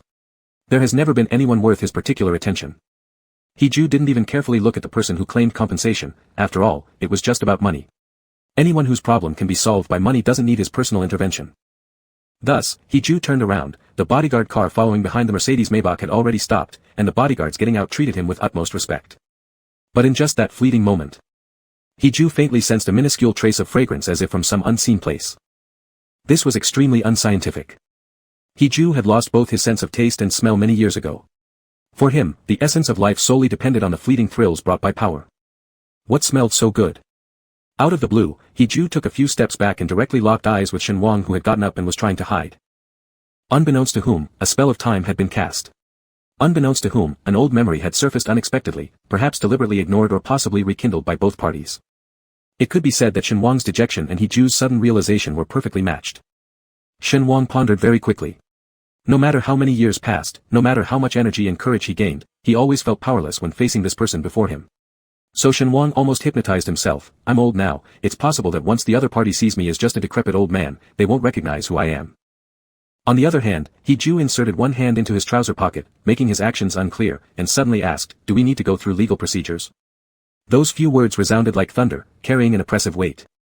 Shen Wang felt his back tense and break out in a cold sweat. Perspiration appeared on his forehead too. Strangely enough, he didn't even have the impulse to wipe it off and hastily replied, "No, it was my fault for not looking at the road." "Is that so?" Ju seemed to detect the scent growing stronger slightly. He gestured toward the driver as if guarding against something, saying, "I'll drive. You head back first." Shen Wang couldn't even formulate a reason to refuse. His body was fixed under the other person's piercing gaze, forgetting to move. The driver was also exceptionally surprised, his jaw nearly dropping to the floor. Ju Sir hadn't driven himself in over a decade. Was he still able? Moreover, why was he willing to personally send a hit-and-run perpetrator home? Shen Wang said, "Or I could compensate you. This car is quite expensive." Ju had already taken his seat in the driver's position and gave him a cold glance, saying, "We'll talk about other matters after the physical examination." Inside Shen Wang's mind, rage roared like a dragon, yet what could he do when the other clearly recognized his face? Even if he fled overnight, Ju would certainly drag him out again. So, what a cursed place this city really is. Shen Wang sat in the passenger seat, his brain constantly searching for any book content related to himself. To be honest, he was merely a speck of dust among all the characters, a minor detail in a vast network of relationships. Lost in various random thoughts, Hee-ju casually opened the car window, allowing cool breeze to rush in swiftly, dissipating the tension between them. Only then did Shen-wang become aware, TMD, damn, had I let out any peculiar smells? Cautiously, he sniffed his arm. Apparently, the sweat induced by his panic had an unusually sweet aroma. This made Shen-wang rather embarrassed. Yes. Shen-wang had a condition. He had had this ailment since he was a kid. His body emitted a more fragrant and richer scent compared to anyone else. Especially when sweating, it released a somewhat indescribable sweet smell. However, his urine was quite ordinary, and his tears didn't have any extraordinary qualities either. It was only the strange fragrance emitted by his body that helped Shen-wang drive away quite a few mosquitoes during hot summer nights. He was overthinking. Shen-wang suddenly remembered that Hee-ju had no sense of smell or taste, so he was probably the only person in the world who wouldn't be able to detect any peculiar scent. Feeling somewhat relieved, Hee-ju suddenly let go of one hand from the steering wheel and grabbed Shen-wang's arm that couldn't evade in time. The next thing Shen-wang heard by his ear was Hee-ju's deep, cold laughter, prolonged and sharp, which paired oddly with his outrageously handsome face that defied human nature. Driving with one hand, Hee-ju seemed to go through some inner deliberations before finally figuring out the reasons. Then, he cautiously opened his mouth and said, "Should I say, long time no see, Wangzi?" Shen-wang was startled by the not-so-friendly nickname, feeling his scalp tingle and his toes curl as he attempted to shake off Hee-ju's grip on his arm. "Mister, I don't think we're acquainted, are we?" At this moment, Shen-wang decided to use supernatural powers to get himself out of trouble. The most commonly used method of forgetting everything in cliché plots. Hee-ju's next words completely shattered his plan. "You know my character, don't try to feign ignorance, or you'll deeply regret it." Shen-wang already deeply regretted it, regretting more than anything for letting his mind wander while crossing the road. Especially in melodramatic novels, touching upon any random plot point could bring about significant consequences, even falling once might lead to meeting your true love. Shen-wang then changed tactics and greeted Hee-ju warmly. "Hello, it really has been a long time. I want to get out of the car now, alright?" Hee-ju focused intently on driving. "Of course not, go to the hospital first to check your body. We can leave after that without any delay. Or is there another reason why you're reluctant to see me?" Shen-wang immediately spat back. "I'll hide from ghosts like you." After shouting that, he refused to speak anymore and turned his face toward the window, refusing to make eye contact with the other person. Only then did Hee-ju glance sideways and stare at Shen-wang's neck for a while. That section of neck looked just like when he was a teenager, slender and long, wrapped tightly by a worn-out autumn shirt. Every inch of skin seemed meticulously preserved. The hospital they went to was a private one funded and constructed by the He family. Thus, Hee-ju didn't need to register and directly arranged the best ultrasound examination for Shen-wang. Hee-ju received a phone call and stepped out momentarily. Seeing that he had left, Shen-wang immediately told the doctor, "There's absolutely nothing wrong with me. Just a quick check will do." A nurse assistant nearby blushed as she said, "That won't do. You should let the doctor conduct a detailed examination. If there's internal damage from the car accident, it would be hard to explain." The young nurse had never seen such a handsome man before, especially one who came along with the famous Hee-ju. At first glance, both of them exuded distinct charm, certainly far from ordinary people. Shen-wang didn't intend to bother the little girl and quietly asked, "Do I really need to take off my clothes?" The call Hee-ju received was from his second brother. Since the hospital was managed by He family's second son, once Hee-ju entered, someone immediately reported back to Master Hier. Master Hier thought that Hee-ju had been in a car accident and got a cold sweat. Hee-ju reassured him it was nothing, hung up the phone casually, and strode into the ultrasound room. Inside, Shen-wang was awkwardly twisting and holding onto his autumn shirt, unwilling to let go. The smell inside the ultrasound room had changed. It was no longer the pungent smell of disinfectant but instead became a rich, fragrant aroma. The faces of the nurse and doctor turned unusually red as they stared at Shen-wang, their eyes gradually becoming dazed. Hee-ju walked forward and forcefully restrained Shen-wang's moving body, not at all gently, commanding harshly, "Do you want to tempt more people?" Shen-wang was no match against Hee-ju, who pulled open the cloth covering his abdomen, revealing a small stomach covered with delicate and soft muscles, looking flawless, glowing with a smooth white sheen. What a good belly indeed. Had it not been for the visible scar from surgery protruding slightly below Shen-wang's abdomen. Hee-ju's profound eyes shimmered with clusters of light, asking sharply, "How did you get this scar on your stomach?" Chapter 7, Is he not incredibly strong now? Shen-wang quickly pulled at the hem of his clothes to cover up the unsightly scars, hastily excusing himself by saying, "I had an appendectomy before, so what, is that not allowed?" He sounded fierce, just as he did back when he was a nobody. Hee-ju retracted his overstepping hands, they were no longer the same people they used to be. Some things missed are forever lost. Besides, it seemed like Shen-wang should be doing fine. Over the past dozen or so years since leaving him, Shen-wang had already retraced the trajectory of his own life. It looked like the only one who hadn't moved forward was himself. Hee-ju's presence immediately turned conspicuously gloomy. The ultrasound specialist standing nearby immediately exposed Shen Wang's lie. Appendectomy surgeries haven't had wounds this long in ages, and the position isn't right either. Shen Wang felt heat rush to his face, and changed his words. It was done over a decade ago. Who remembers exactly where they cut? Oh yeah, I also had gallstones back then. The ultrasound specialist countered. The location for gallstone removal surgery could never be on the abdomen. Unless Shen Wang truly feared he would blurt out something like cesarean section. However, He Ju clearly had no more interest in listening, turning to leave. Shen Wang let out a great sigh of relief, jumping off the examination bed and fleeing like saying, I really don't have any serious issues, and I won't be entangling you, this noble viscount. As Shen Wang walked out of the broad gates of the private hospital, He Ju stood there with his arms crossed across his chest, seemingly patiently waiting for him to come out. Shen Wang waved his hand. I didn't intentionally bump into your car. If I had known that the owner of that car was you, I would have definitely avoided it. And I'm really fine.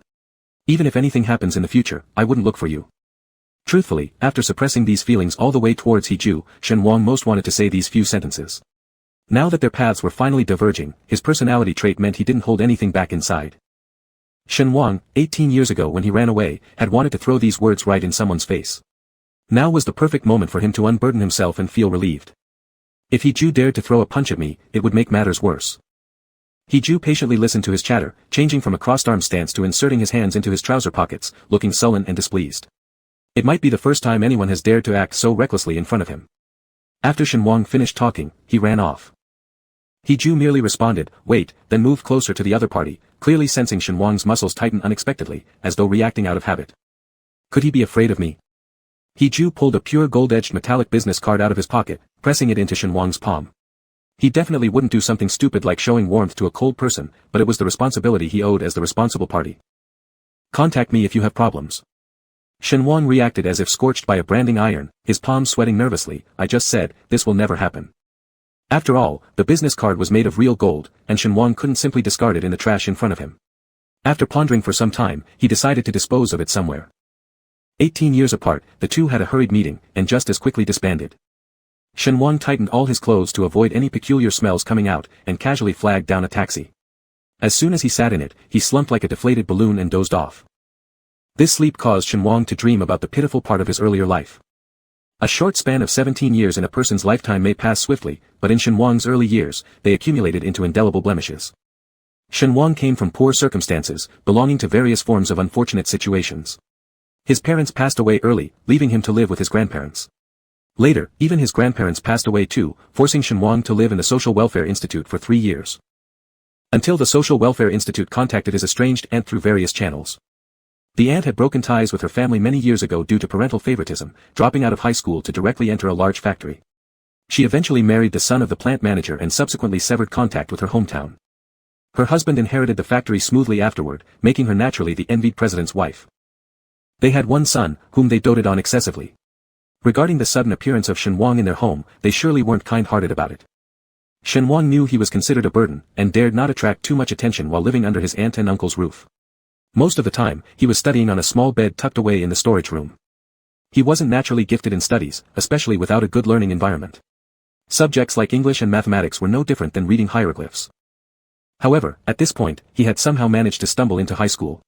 His aunt's son refused to allow him to speak freely with him at school. Shen Wang's plan back then was to persevere until he finished high school, at which point he could smoothly work in the factory tightening screws.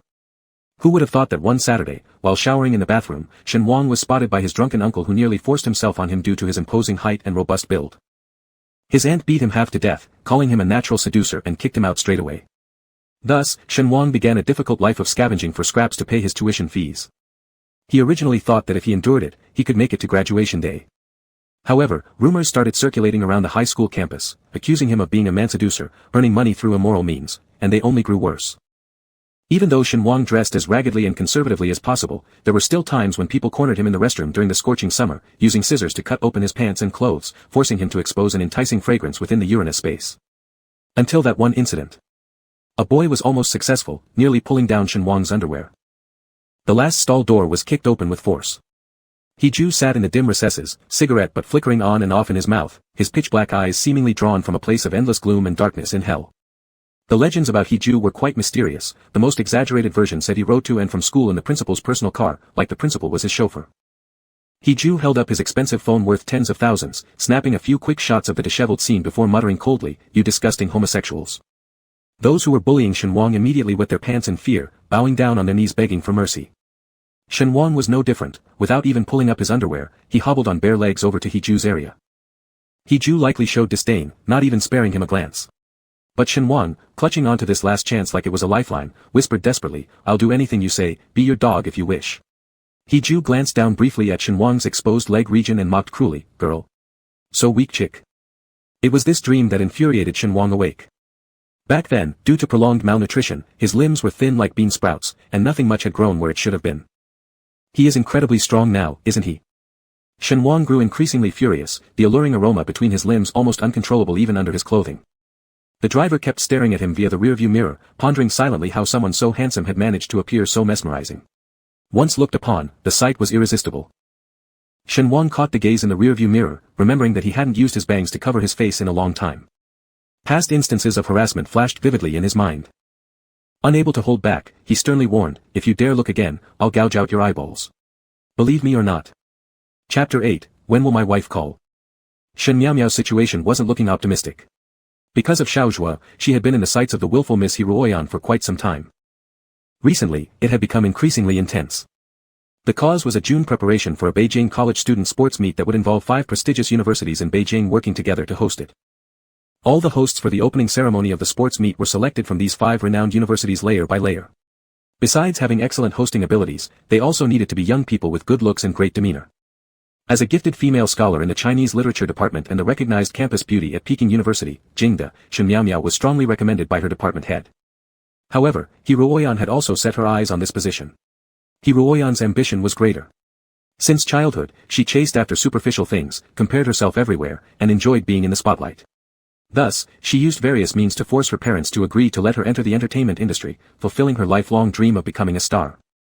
This particular Beijing college student sports meet presented an opportunity for positive image promotion. Otherwise, she wouldn't have gone through her father's connections to indirectly invite Uncle Heju to come to Peking University to meet with the school's board of directors. Unfortunately, fate didn't work in her favor. Uncle Heju sent word over saying that he had hit someone on the road and wouldn't be able to make it for now. Naturally, Hiruoyan dared not blame her uncle but was definitely looking for an outlet for her frustration. Today happened to be a basketball-friendly match at the gymnasium, where Xiao Zhuo was one of Peking University's key players, and Shen Miao, as the woman who follows Master Xiao, had already come to watch the game early. Xiao Zhuo's team was performing admirably, scoring an impressive 36-21 in the first half. The opponent reorganized their attacks in the second half, concentrating fiercely on blocking Xiao Zhuo, preventing him from using his usual three-point shots. Sitting among the spectators, Shen Miao nervously squeezed her thermos until it made a hissing sound. Xia Xian was there with her all along, patiently consoling her, "Don't worry. Xiao Zhuo isn't one to be trifled with, he's long accustomed to situations like this." But Shen Miao said, "I'm not worried about him." Xia Xian didn't believe it, "Nonsense. I see you staring at your boyfriend without blinking. Don't give yourself excuses." Shen Miao smiled faintly. Indeed, she wasn't overly concerned for Xiao Zhuo. What troubled her deeply now was Shen Wang, her father, who said earlier that morning he'd just wander around a bit and yet hadn't contacted her since then. While Shen Wang could technically be called the head of the household, Shen Miao held an even more significant influence in their home. Often, when Shen Wang failed to think things through, his daughter quietly came up with ideas behind the scenes. Shen Wang's appearance was very alluring, causing trouble often enough that Shen Miao, though unspoken, worried greatly about whether her father had been bothered by bad individuals somewhere. At that moment, Xiao Zhuo broke through the defense elegantly, like a dolphin leaping out of the ocean, graceful and agile. As the girls held their breath, he gracefully lifted one hand and threw the basketball in a perfect parabola, beautifully arcing in the air before it accurately dropped into the hoop without deviation. An impeccable three-pointer in the second half. The entire gymnasium erupted with excitement. Taking advantage of the chaos among the audience, Shen Miao quietly slipped out of the basketball court. In truth, whenever Xiao Zhuo participated, championships were almost always assured. She now needed to go find Shen Wang. Shen Miao pulled out her phone, anxiously making the 10th call to Shen Wang. Her father adored his daughter so much that he had never delayed answering her calls before. Today's unusual behavior made Shen Miao nearly convinced that something must have gone wrong with Shen Wang. Just as she turned the corner, she collided with 3 girls rushing towards her. Both sides had faults, yet somehow they managed to run so fast despite being blocked by the blind spot. Shen Miao leaned back from the collision, nearly falling if not for her seafood market background which enhanced her agility. It was disastrous for the other party, who directly fell onto the ground revealing 2 long white legs beneath her skirt. "Shen Miao, do you want to die?" Their hatred only intensified upon seeing each other. The one who fell down turned out to be Hiruoyan, helped up by her two fake girlfriends. Shen Miao didn't have a good impression of Hiruoyan but still followed proper etiquette by going to help dust off the dirt from Hiruoyan's skirt. One of the girls swatted away Shen Miao's hand. Who gave you permission to touch Miss He's skirt? Do you know how expensive it is? Can you afford to compensate if it's ruined? Another girl added, exactly. The water crystals on this dress are imported from Italy. One of them is worth a month's worth of your food money, you dead poor thing. These two had listened to Hiruoyan complain endlessly about Shen Miao's supposed offenses, and today they finally had the perfect chance to humiliate her as much as possible. Shen Miao's hand was slapped red, and it hurt as she pulled back, saying, if the skirt is so expensive, then don't wear it casually around campus. After all, Jingde values abundant spirit and grace, not a flashy tea stage for flaunting wealth. Also, do you live in feudal times? Why are you talking about poor and rich people? Aren't we all students reading books equally at school? And my monthly food money is 60,000 yuan. Can your dress's water crystals really be worth tens of millions? Are you sure you haven't been cheated by the Italians? If Shen Miao were a frail little white flower, perhaps Hiruoyan wouldn't have hated her so much. It was Shen Miao's dignified demeanor that made Hiruoyan dislike her the most. Hiruoyan stared wide-eyed, shocked and asked, Shen Miao, you top-level manipulative one, do Xiaozhuo brother know how sharp-tongued you are every time like this? Shen Miao thought for a moment and said indifferently, is Xiaozhuo attracted by my mouth? This left Hiruoyan infuriated to the brink of death. She touched her neck and her face turned pale, shouting, where did my pink diamond necklace go? Must have been gone when you collided with me just now. The pink diamond necklace was a gift from her younger uncle on her 18th birthday celebration, worth 1.2 billion yuan. Hiruoyan had many jewels, but she particularly liked this necklace. Today, she wore it specifically to meet her younger uncle and the university board. Shen Miao initially planned to walk away but reconsidered because the other party had lost something precious. Walking away wouldn't be right. She decided to help look around. But this angered Hiruoyan even more. She completely lost her composure as a wealthy young lady, yelling at Shen Miao, you're such bad luck. You're a harbinger of misfortune. There's no benefit touching someone like you. Don't you worry, you'll bring this misfortune to brother Xiaozhuo in the future, you thing born without a mother. Swallow what you just said back. At that very moment, Shen Miao heard Shen Wang's voice and her heart leapt as she wondered where her father had come from. He seemed to descend like a god. Already stepping forward from behind his daughter, Shen Wang looked furious and said, though you appear like a well-mannered student, you're quite spiteful in your speech. I'm Shen Miao's dad, and now you step before me and explain clearly. Who here exactly has a father and lacks a mother? Though Shen Wang looked stunningly good-looking, his rage carried an indescribable charm. Since becoming a single father, his personality became stronger too. Those days of being bullied in the past were long gone, and now Shen Wang only wished for one thing, his only daughter should not endure any kind of humiliation. Dad, Shen Miao softly called out. Shen Wang nodded, and stepped right into the middle of the stunned three girls, towering over them, and said, just a simple broken necklace, does it warrant you treating others condescendingly? You call yourself a cultivated college student, the state is nurturing you to shoulder important responsibilities in building our country, not relying on family riches to humiliate hard-studying children. How much is this necklace worth? I will compensate you, but the uncouth words you spoke to my daughter require an apology afterward, and plenty of them. Shen Wang wasn't there to bully anyone, but whoever wronged his daughter would make him feel worse than if he got mauled in public. Hiruoyan never expected Shen Miao's father to be this handsome. No, she never imagined Shen Miao's father could be so young. Wrong again. Hiruoyan hesitated a bit and quivered, saying, 1.2 billion yuan, pay me now. Shen Wang. Shen Miao tugged at his arm, preventing her father from unleashing his seafood market brawl spirit. Shen Wang said, all right, no problem, I'll set a time with you. In a couple of days, I'll give you the money, but my daughter's apologies you mustn't miss a single one. Then, he pointed at the two women on either side of Hiruoyan, both of you are accomplices. Next time, you also can't run away, you'll apologize as well. With that, he turned around, holding on to his daughter tightly and walking off in another direction. Shen Miao quietly asked, Dad. Committed to demonstrating the mountain-like love of a father, Shen Wang wouldn't budge an inch, saying firmly, don't worry, Dad won't let them bully you. This grievance, Dad must reclaim for you. Shen Miao thought, not quite, Dad. I just think you're showing off a bit too much. Never mind. Shen Miao, snugly embraced by her father, felt extraordinarily happy inside. Shen Wang, on the other hand, stealthily reached into his trouser pocket. The weighty metal business card was still there, like an unactivated hidden treasure. Good thing there wasn't time to throw it away. Was it time to ask for some child support?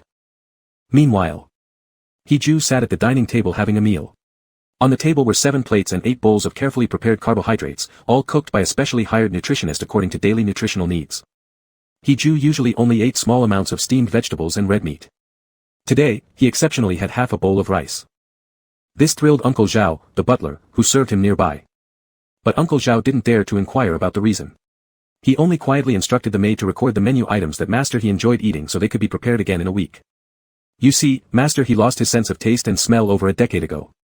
For someone without these senses, eating is like a mere formality, devoid of any special meaning, done simply for bodily needs. During the meal, Master he instinctively paused 3 times and glanced at the table 3 times. Butler Zhao immediately moved the Westlake beef soup closer to his young master. Master he did not touch it but said indifferently, I think I heard my phone ringing. Didn't you? Turns out he was looking for his phone.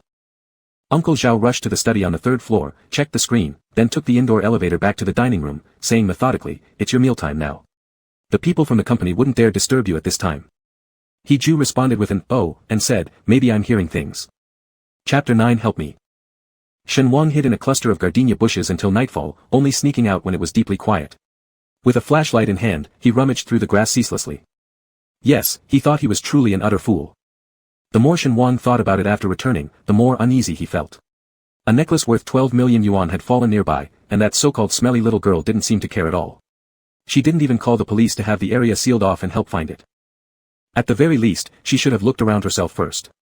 Shen Wang kept complaining that he was impulsive, belonging to those with tempers like dogs, acting without thinking, ignoring consequences completely, and rushing ahead.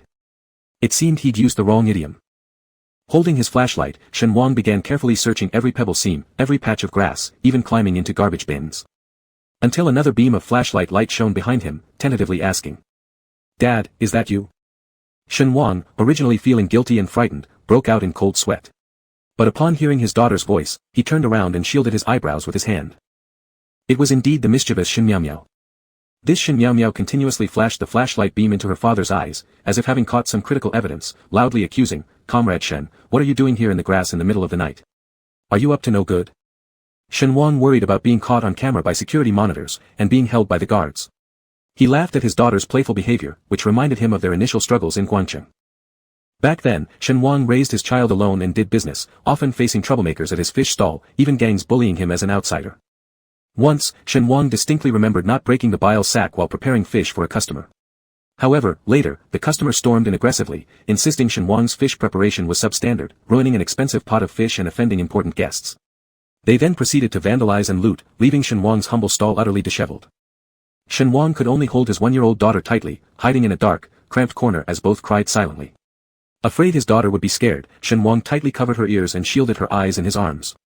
Shen Miao was entirely unaware and instead cooed sweetly, comforting her father not to cry. Shen Wang's life was full of many tragic and dark memories, but his daughter brought him just as much happiness. If they balanced each other out, Shen Wang firmly believed there was still more joy than sorrow. Without his daughter's company, he probably wouldn't have had the courage to continue living in this cold world. Shen Wang originally planned to give Shen Miao a smile, but the smile barely reached his lips before he suppressed it again. Having reunited with his daughter at Jing University, it had been 4 or 5 days. In these days, he hadn't had a single opportunity to see the male protagonist of the book, nor had he learned any information about Xiao Zhuo from his daughter, including meeting her roommate. The 3 girls also had a tight-lipped stance. This meant that he, as a father, still fell short in some respects, and that his daughter trusted him less in certain aspects. Pouting, Shen Wang said, Shen Miao, do you think a university campus is like the Guangfu seafood market? If you don't sleep on time, can the building supervisor of your dorm easily let you off? Shen Miao immediately turned off the flashlight, playfully running over to hold her father's arm, cajoling him gently, you're the one who doesn't follow rules. I had a feeling you'd show up here in the middle of the night today. I'm worried about you.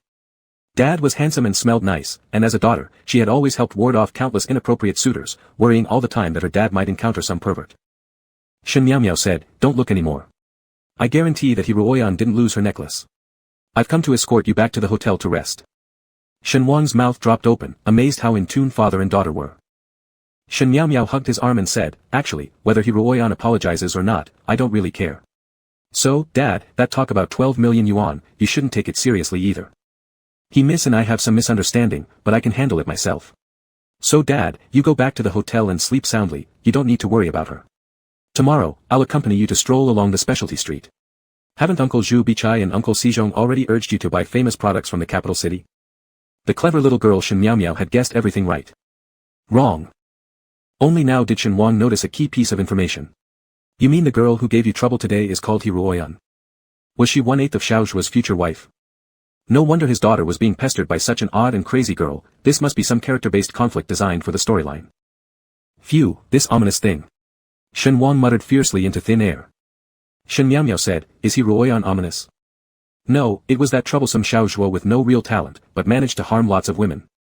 Shen Wang gently patted his daughter's hand, his eyes comforting her, as a diligent student who made it into university on your own effort, you shouldn't be unfairly targeted or slandered. Don't worry, Dad will find a way to resolve this issue, so just focus on your studies. You don't need to worry about anything else. Shen Wang didn't sleep all night. Neither did someone in the He mansion. In the morning, Manager Zhao went to check the private gym of the mansion where his master had already woken up at 5 o'clock as usual and started his fitness exercise with great self-discipline. Manager Zhao was specially hired with high salary by the old master of the He family when Master He Ju was born, exclusively responsible for taking lifelong care of little Master He Ju until he retired due to old age. Manager Zhao watched little Master He Ju grow from a baby in swaddling clothes to a towering and majestic man 193 centimeters tall now.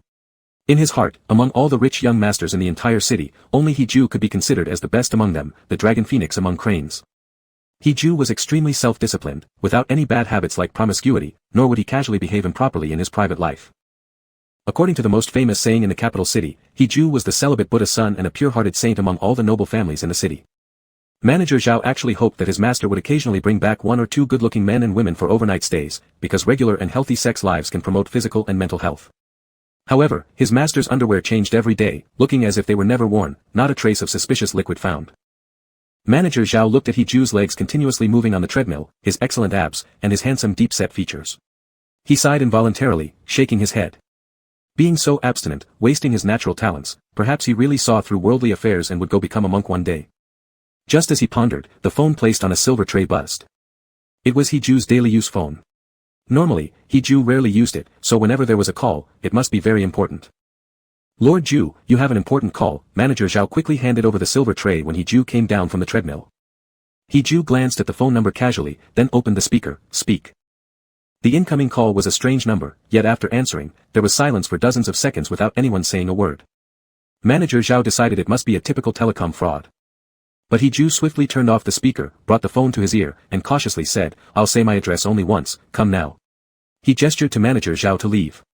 It was the first time Manager Zhao saw Lord Ju tell him to leave during a phone call, and he kept murmuring in his mind, normally, even the Lord wouldn't personally give out the family address. Half an hour later, He Ju descended elegantly in his perfectly tailored suit, saying to him, the guest coming in 10 minutes, let him wait in the living room. Manager Zhao thought, the time is calculated precisely to the minute difference. Why did you suddenly decide to leave? But he understood the hidden meaning of Lord He Ju's words, if the guest comes, absolutely retain them, and they must wait for master to return home.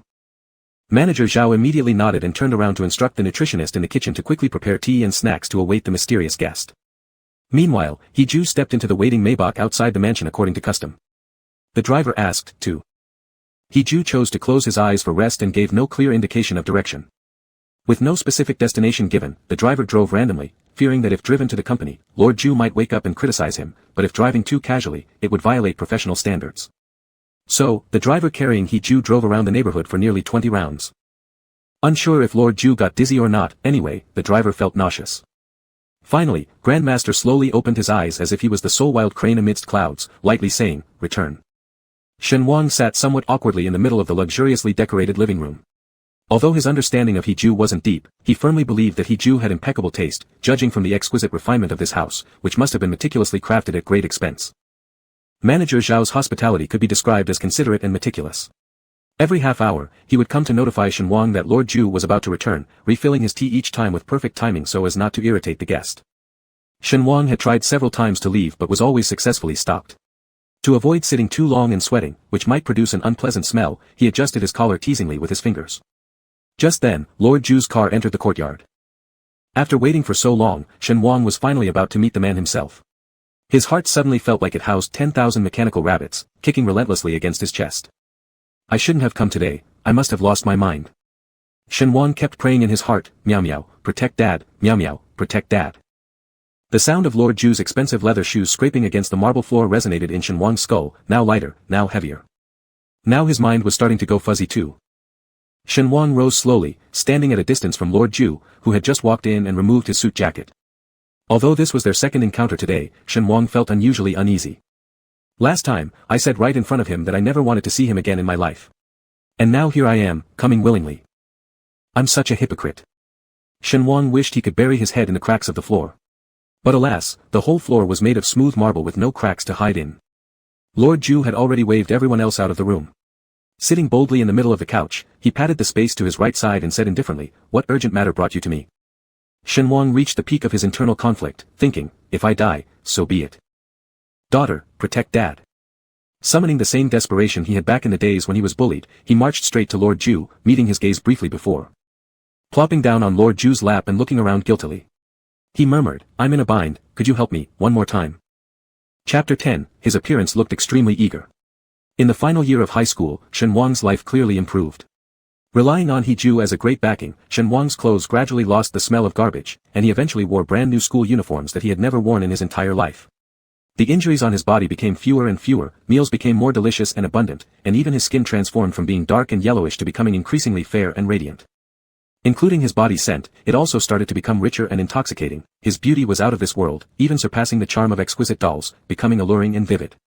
Shen Wang began to understand this is a world where people judge others by their appearances and status, and also realized it's a money-driven world. He Ju told him, "You can do anything you want at my side." Shen Wang's posture became prouder day by day. He thought that he was a little dog raised by He Ju, who would occasionally bark under his master's protection.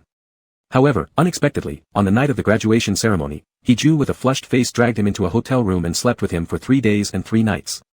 Although Shen Wang fell short in many aspects compared to He Ju and had been through numerous bullying situations since childhood, he still possessed a strong sense of self-respect. Even though this self-respect grew wildly and deformed under He Ju's inconsistent protection.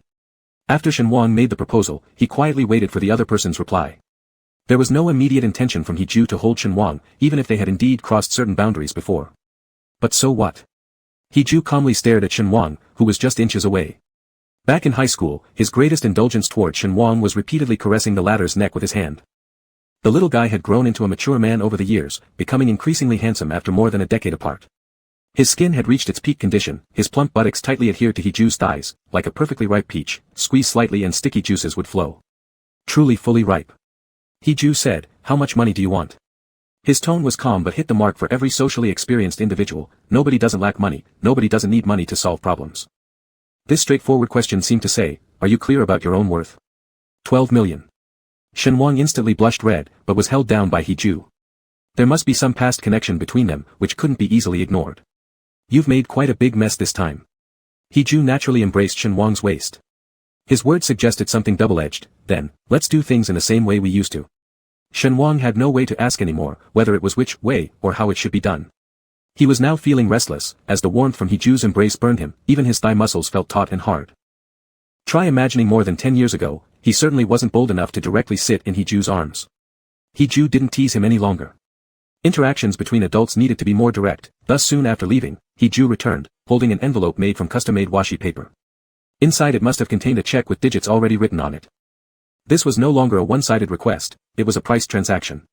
Because they were both adults now, no longer engaging in childish exchanges like, "You treat me well, I will give back to you," but adopting more direct and forceful ways. He Ju did not touch him anymore, and Shen Wang also hoped so. Given the transparently reasonable care, he must move like an obedient cloud, come when needed, leave when necessary. As soon as Shen Wang left, Manager Zhao immediately arranged for the maids to clean the room. Although the guest was very proper and left no inappropriate traces behind. It was He Ju's consistent habit, disliking anyone's marks left in his private space. This could be considered a specific type of cleanliness obsession. For example, sofas or chairs where guests had sat should be wiped clean with disinfectant wipes, bone china teacups, dessert plates, forks, or fruit picks used by guests should be carefully handled, even indoor air needed to circulate by opening windows. Manager Zhao opened window after window in the living room. Despite Shen Wang's habit of not wearing perfume and wearing 2 sets of autumn clothes, a faint and gentle, yet intriguing aroma lingered in the living room, subtly attracting people's noses. Extremely pleasant to smell. He Ju did not see Shen Wang off, and the latter disappeared quickly like a cunning rabbit. By the time He Ju returned to the living room, the first thing he did was stop Manager Zhao from opening the windows, saying, "Go deal with other matters, there's no need for ventilation here." He Ju seemed to deeply inhale the residual smell in the air, his otherwise calm eyes revealing a hint of satisfaction mixed with something unsettling. He Ju has no sense of smell.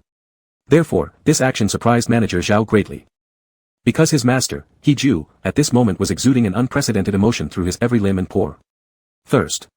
He Ju's unintentionally revealed feeling was one of thirst. Manager Zhao felt very afraid but dared not speak. Shen Wang, holding the envelope, met with Ruoyan at their prearranged spot.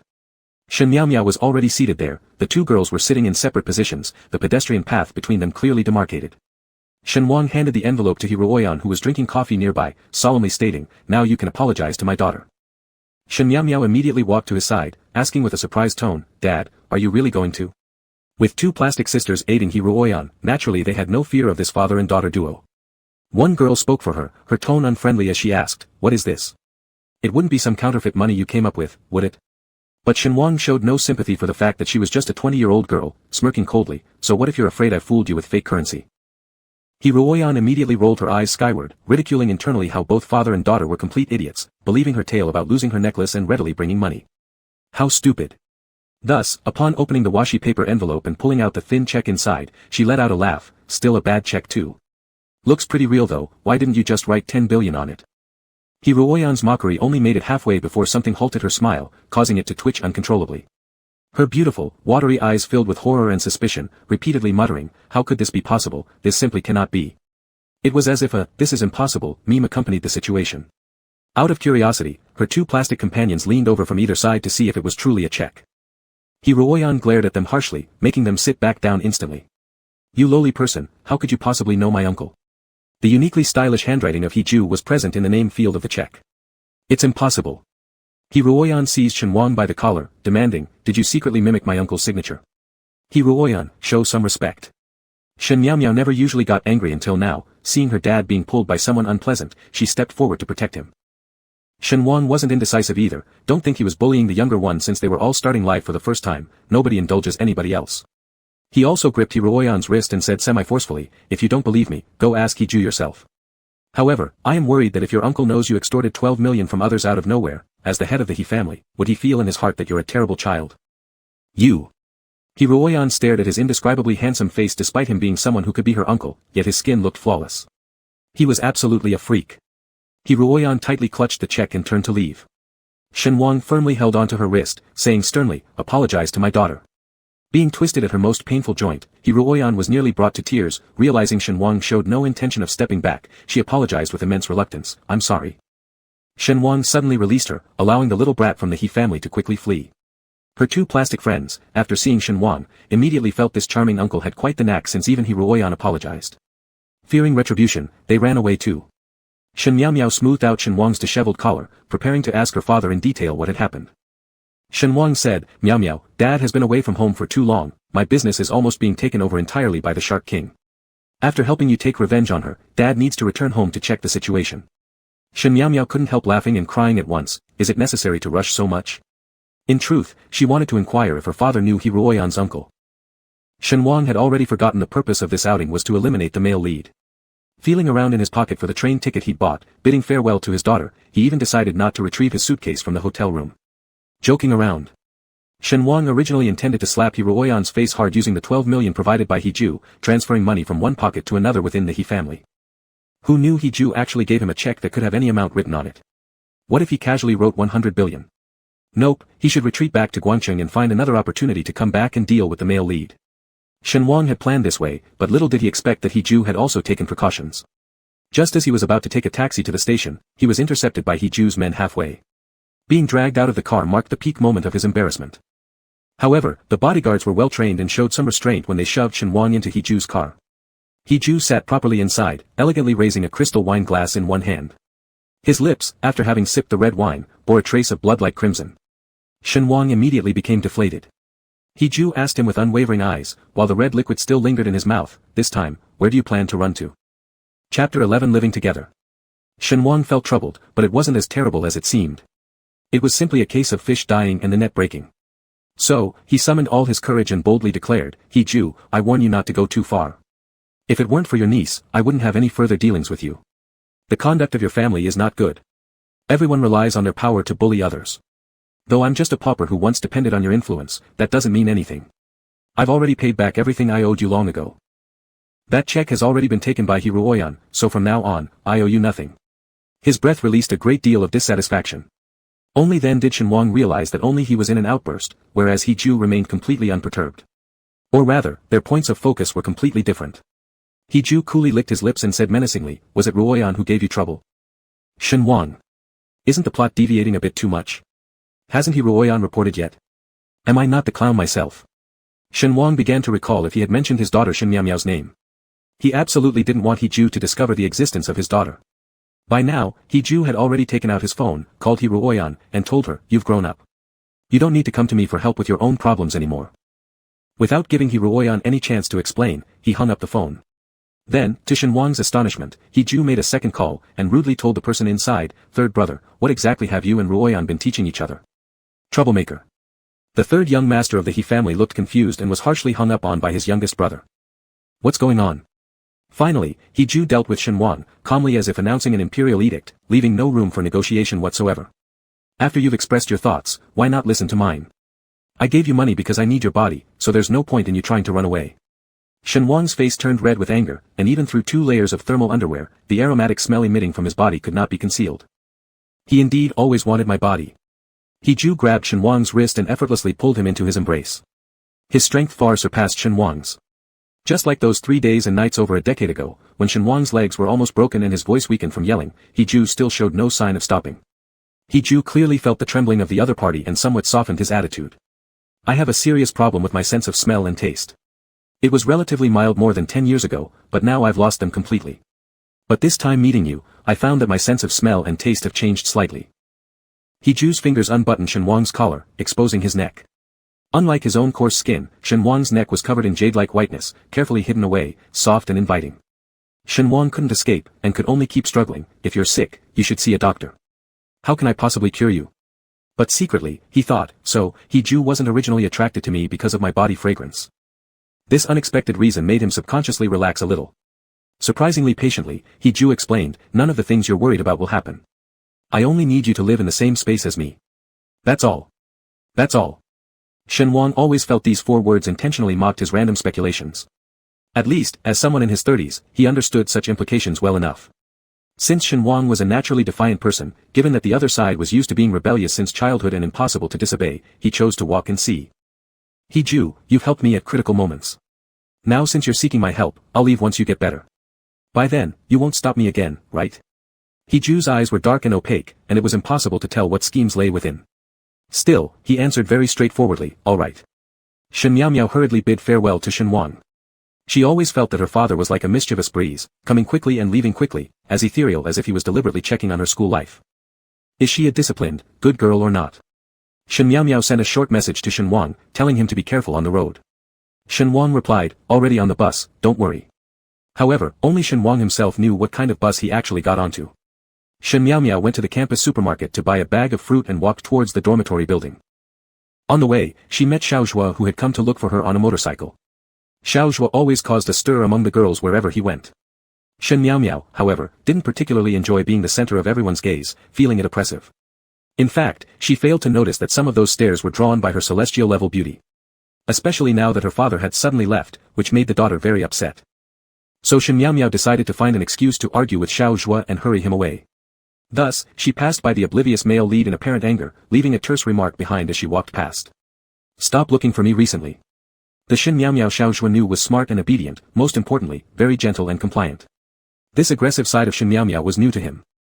Xiao Zhuo found this novel behavior intriguing and couldn't help but stretch his arm to pull her close, then turned around and gave her a quick motorcycle lift, placing the featherlight school bell on the back seat.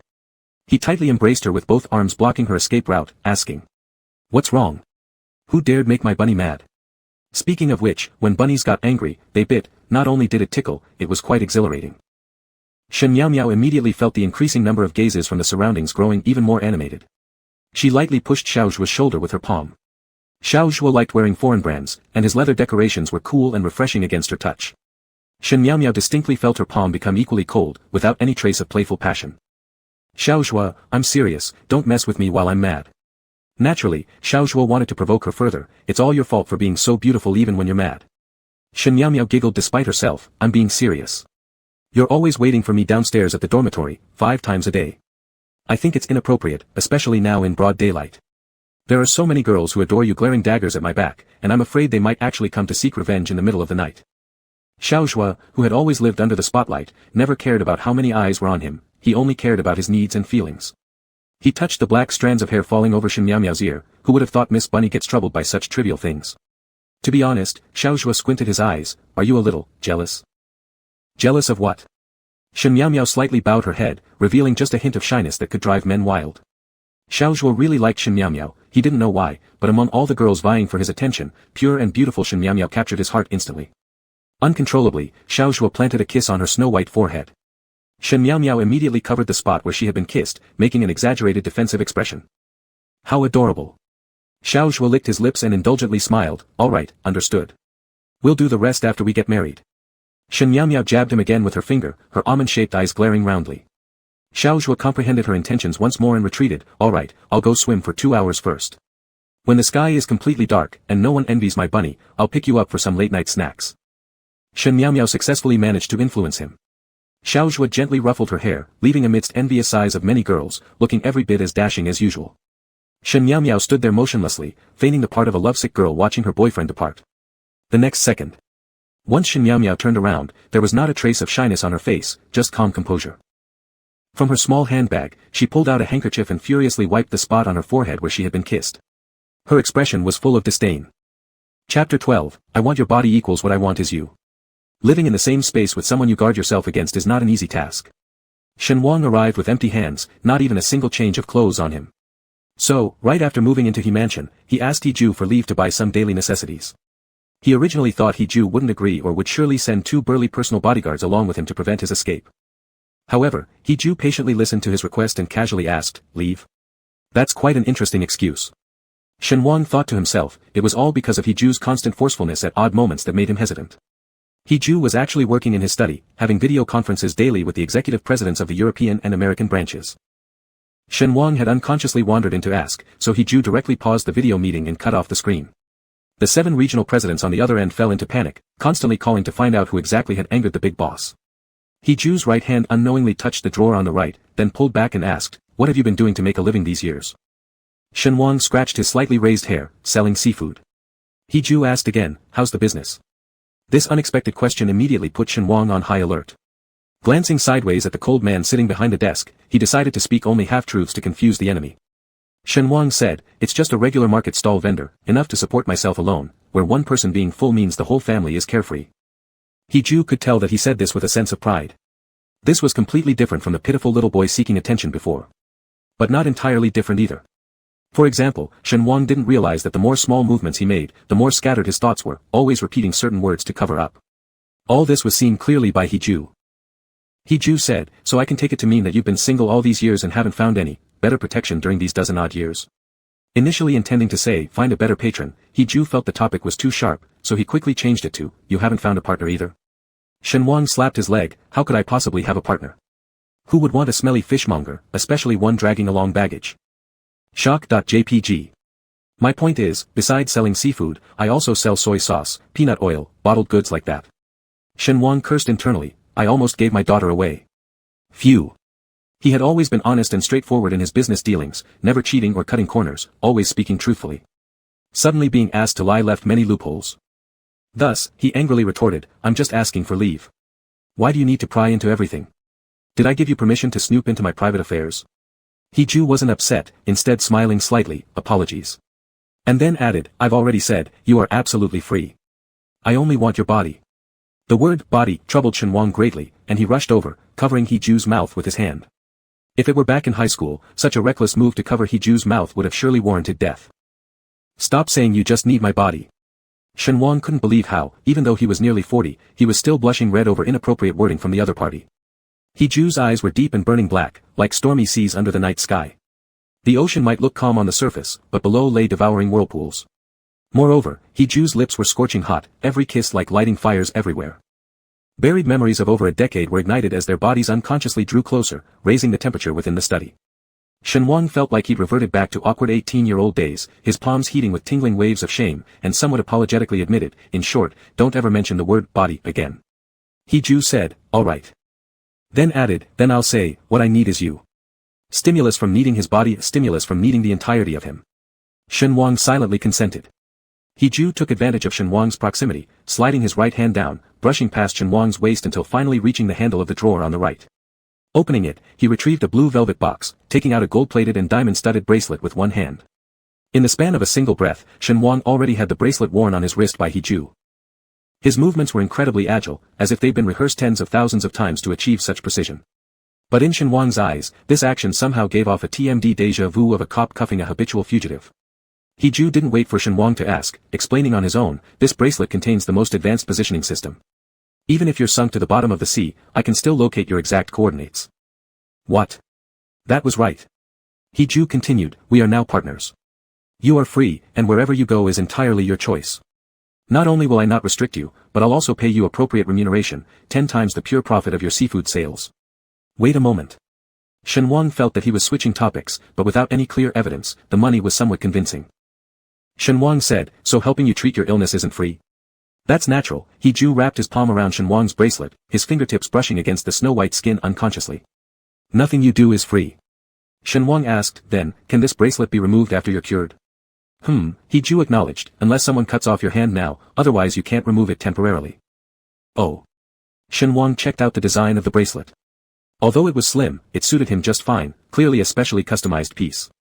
Rich people always have loads of new gadgets. He-Ju patted his waist and said, I need to attend a meeting. You'd better leave first. Shenhuang replied, then I'll be back around 5 o'clock after shopping. He-Ju blandly hummed an agreement. Unwilling to disturb his work further, Shenhuang tiptoed away quietly. When the study door was closed again. All at once. The indifferent face of He-Ju, devoid of any lust, instantly changed color. Both hands tightly clutched his nose and mouth, constantly sniffing at the lingering fragrance on his palms. Shenhuang had stayed in this room for 7 or 8 minutes, but the smell emanating from his body wasn't very strong. However, when he touched Shenhuang's wrist earlier, the sensitive area exuded the strongest aroma. He-Ju lost his sense of smell and taste at 17 years old, but that was due to an accident. At that time, the condition wasn't severe enough, so He-Ju faintly remembered the most fragrant parts of Shenhuang. Lips, neck, chest, abdomen, wrists, especially between the thighs, where the scent was astonishing and bewildering.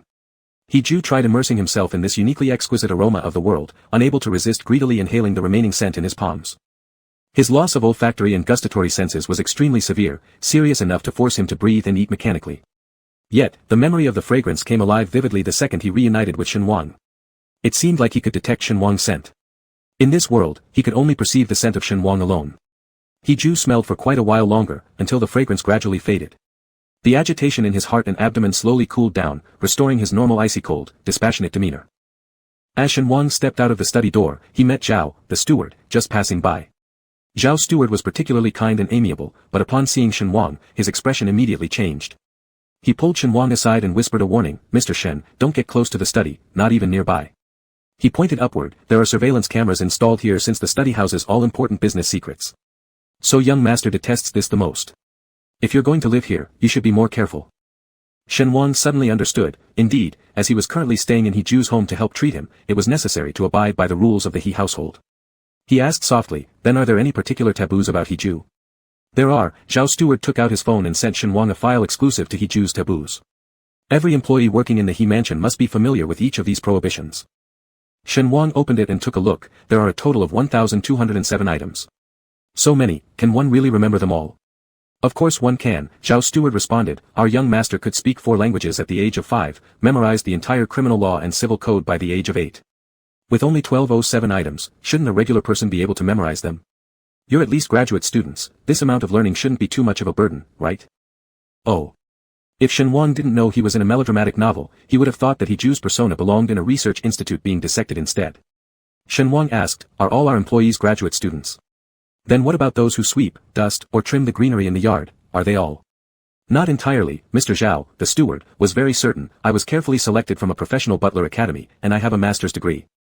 Shenhuang glanced at Mr. Zhao's temples streaked with gray hair and nodded enthusiastically in agreement. Mr. Zhao swept his eyes over Shenhuang's wrist where a bright gold bracelet glittered, one that had been most fashionable during its peak popularity years ago when young master he spent 300 million to custom design such an item. Even after so many years, it still looked stylish and not outdated at all.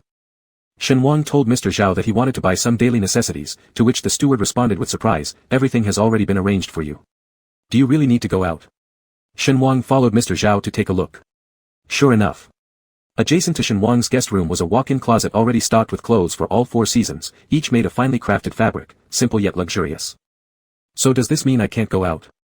Shenhuang said, I'm going out to buy a couple of pairs of underwear for changing. Mr. Zhao pulled open a drawer to reveal various colored undergarments, at least hundreds of them. The He family company has a wide range of business operations, including its own clothing company. Every year, sample garments are sent over in bulk, far more than we could ever wear, but please rest assured, I've already washed them thoroughly and disinfected every piece. You can wear a new set each day and discard it afterward without needing to wash it again. Shen Wang thought, so do you also have a sock factory, a toothbrush factory, a toothpaste factory, and a laundry detergent plant? Can I still go out? Mr. Zhao smiled and asked, is there anything specific you'd like us to buy for you? Shen Wang said, a nail clipper, I'll just buy a nail clipper. Oh, you're grooming yourself. Mr. Zhao took out his phone and made a call, giving instructions, the master needs to tidy up his appearance. Half an hour later, Shen Wang lay inside an enclosed sauna machine with 4 people seated near his hands and feet, each meticulously trimming his nails, applying cuticle oil, and pampering the delicate skin around his nails. Shen Wang strained his lips into an awkward smile. Mr. Zhao promptly removed the fish caviar eye mask covering Shen Wang's eyes, asking respectfully, what would you like, sir? Shen Wang asked, why am I lying in the sauna? I'm too hot. Mr. Zhao explained earnestly, this was specifically ordered by the young master. He said your body fragrance is now exclusively owned by him and should preferably not be smelled by others. Moreover, the sauna purifies your skin, preserving the purity of your scent. Afterward, Mr. Zhao handed Shen Wang a straw filled with Bulgarian edible rose flower distillate, saying, we also supply you with black rock mineral water. From now on, you shouldn't drink ordinary spring water anymore, let alone tap water. Shen Wang, but I still want to go out. Can I go out today? Chapter 13, Your Dad is Selling Himself. After Shen Wang finished cleaning his body, although he showered every night in Guangcheng, the lifestyle of the rich truly was unique, even the tiniest aspects of one's body could be meticulously cared for. Mr. Zhao, the butler, then handed him a set of transparent pajamas and patiently reminded him, young master mentioned a long time ago that Mr. Shen, you have a way to help him restore his sense of smell and taste, so please walk around the house as much as possible so that no matter which room the young master walks into, he can immediately smell your fragrance. Mr. Zhao graduated from a world-renowned elite butler academy with a master's degree. Although he didn't know everything, he was certainly among the best in his field, and his life experience increased proportionally with his age. Originally, he thought the young master was just looking for an excuse to keep a small pet at home. After years of seeing iron trees bloom, this playfulness had become something else. With half the mentality of an old father, Mr. Zhao sincerely wished his young master well in his first self-liberation upon entering adulthood. Who would have thought, Shen Wang was genuinely a fragrant man. If it weren't for Mr. Zhao being over 50 years old, and also being a straight man with willpower stronger than steel, he surely wouldn't have been able to resist such alluring body fragrance. Alright, quantum mechanics, medical miracles. In Shen Wang's ears, the meaning of this sentence was, he was like a fully automatic human-scented diffuser. Alright, this was rather effortless too. But Shen Wang wore these cool pajamas, a thin layer of gossamer-like clothing. It was indeed refreshing, but it was also really translucent, as if covering his body with a thin layer of mist, allowing his sweat scent to subtly seep out, making him appear ethereal and otherworldly. Shen Wang muttered under his breath, what kind of ghost thing is this? I can almost guess the color of my nipples. Wearing loose pants and tank tops would have been far more comfortable. Mr. Zhao was usually busy handling thousands of daily affairs, leaving after speaking without wasting any time chatting further. Lord He's work-related matters also kept him occupied, with the study door always closed tightly, showing no intention of coming to disturb him. Shen Wang enjoyed his freedom, wandering around inside the 5-story villa of Lord He's residence. Finally, after tiring himself out from walking, he finally got a clear view of what the big house of a wealthy family truly looked like. The topmost floor of the villa was an entire botanical garden. The roof waterproofing was impeccable, growing a variety of melons, vegetables, lush green shrubs, and flower beds. The person managing the rooftop appeared to know about Shen Wang's existence, maintaining a respectful distance while nodding and greeting to him.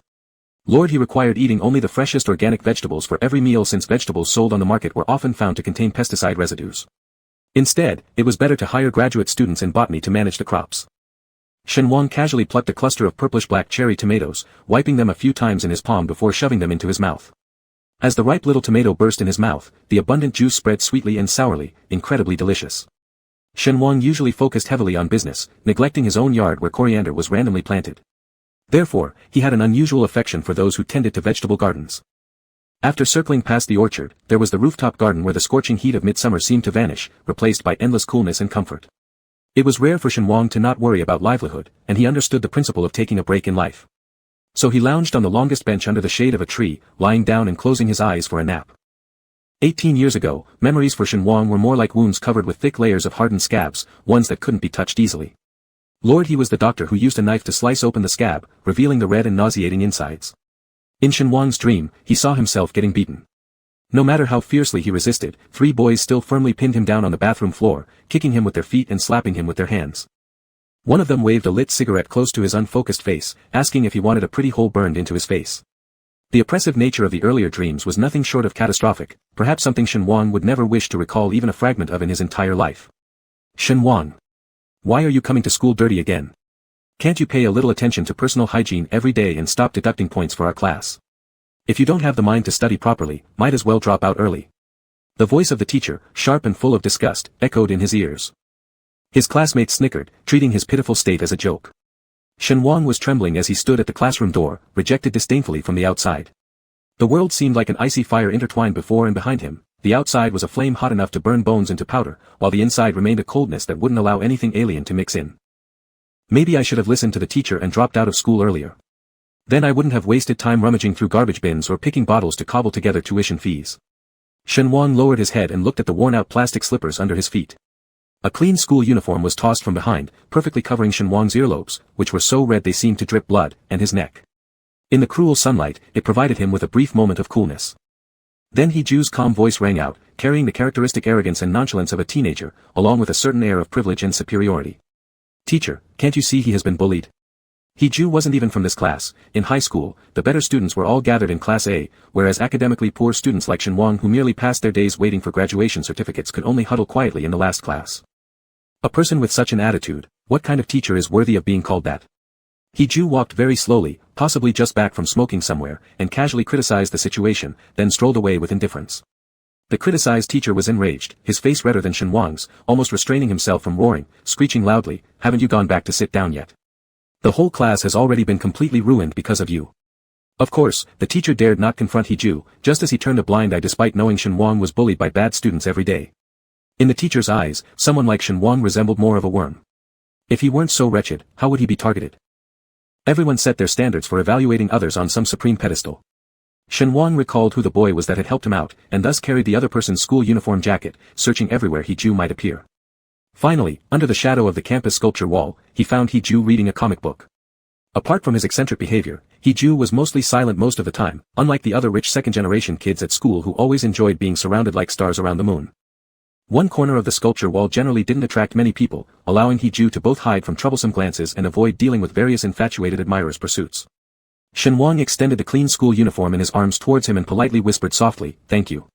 He-Ju spent 5 minutes reading the comic storyline, only then realizing there was actually a timid figure standing in front of him.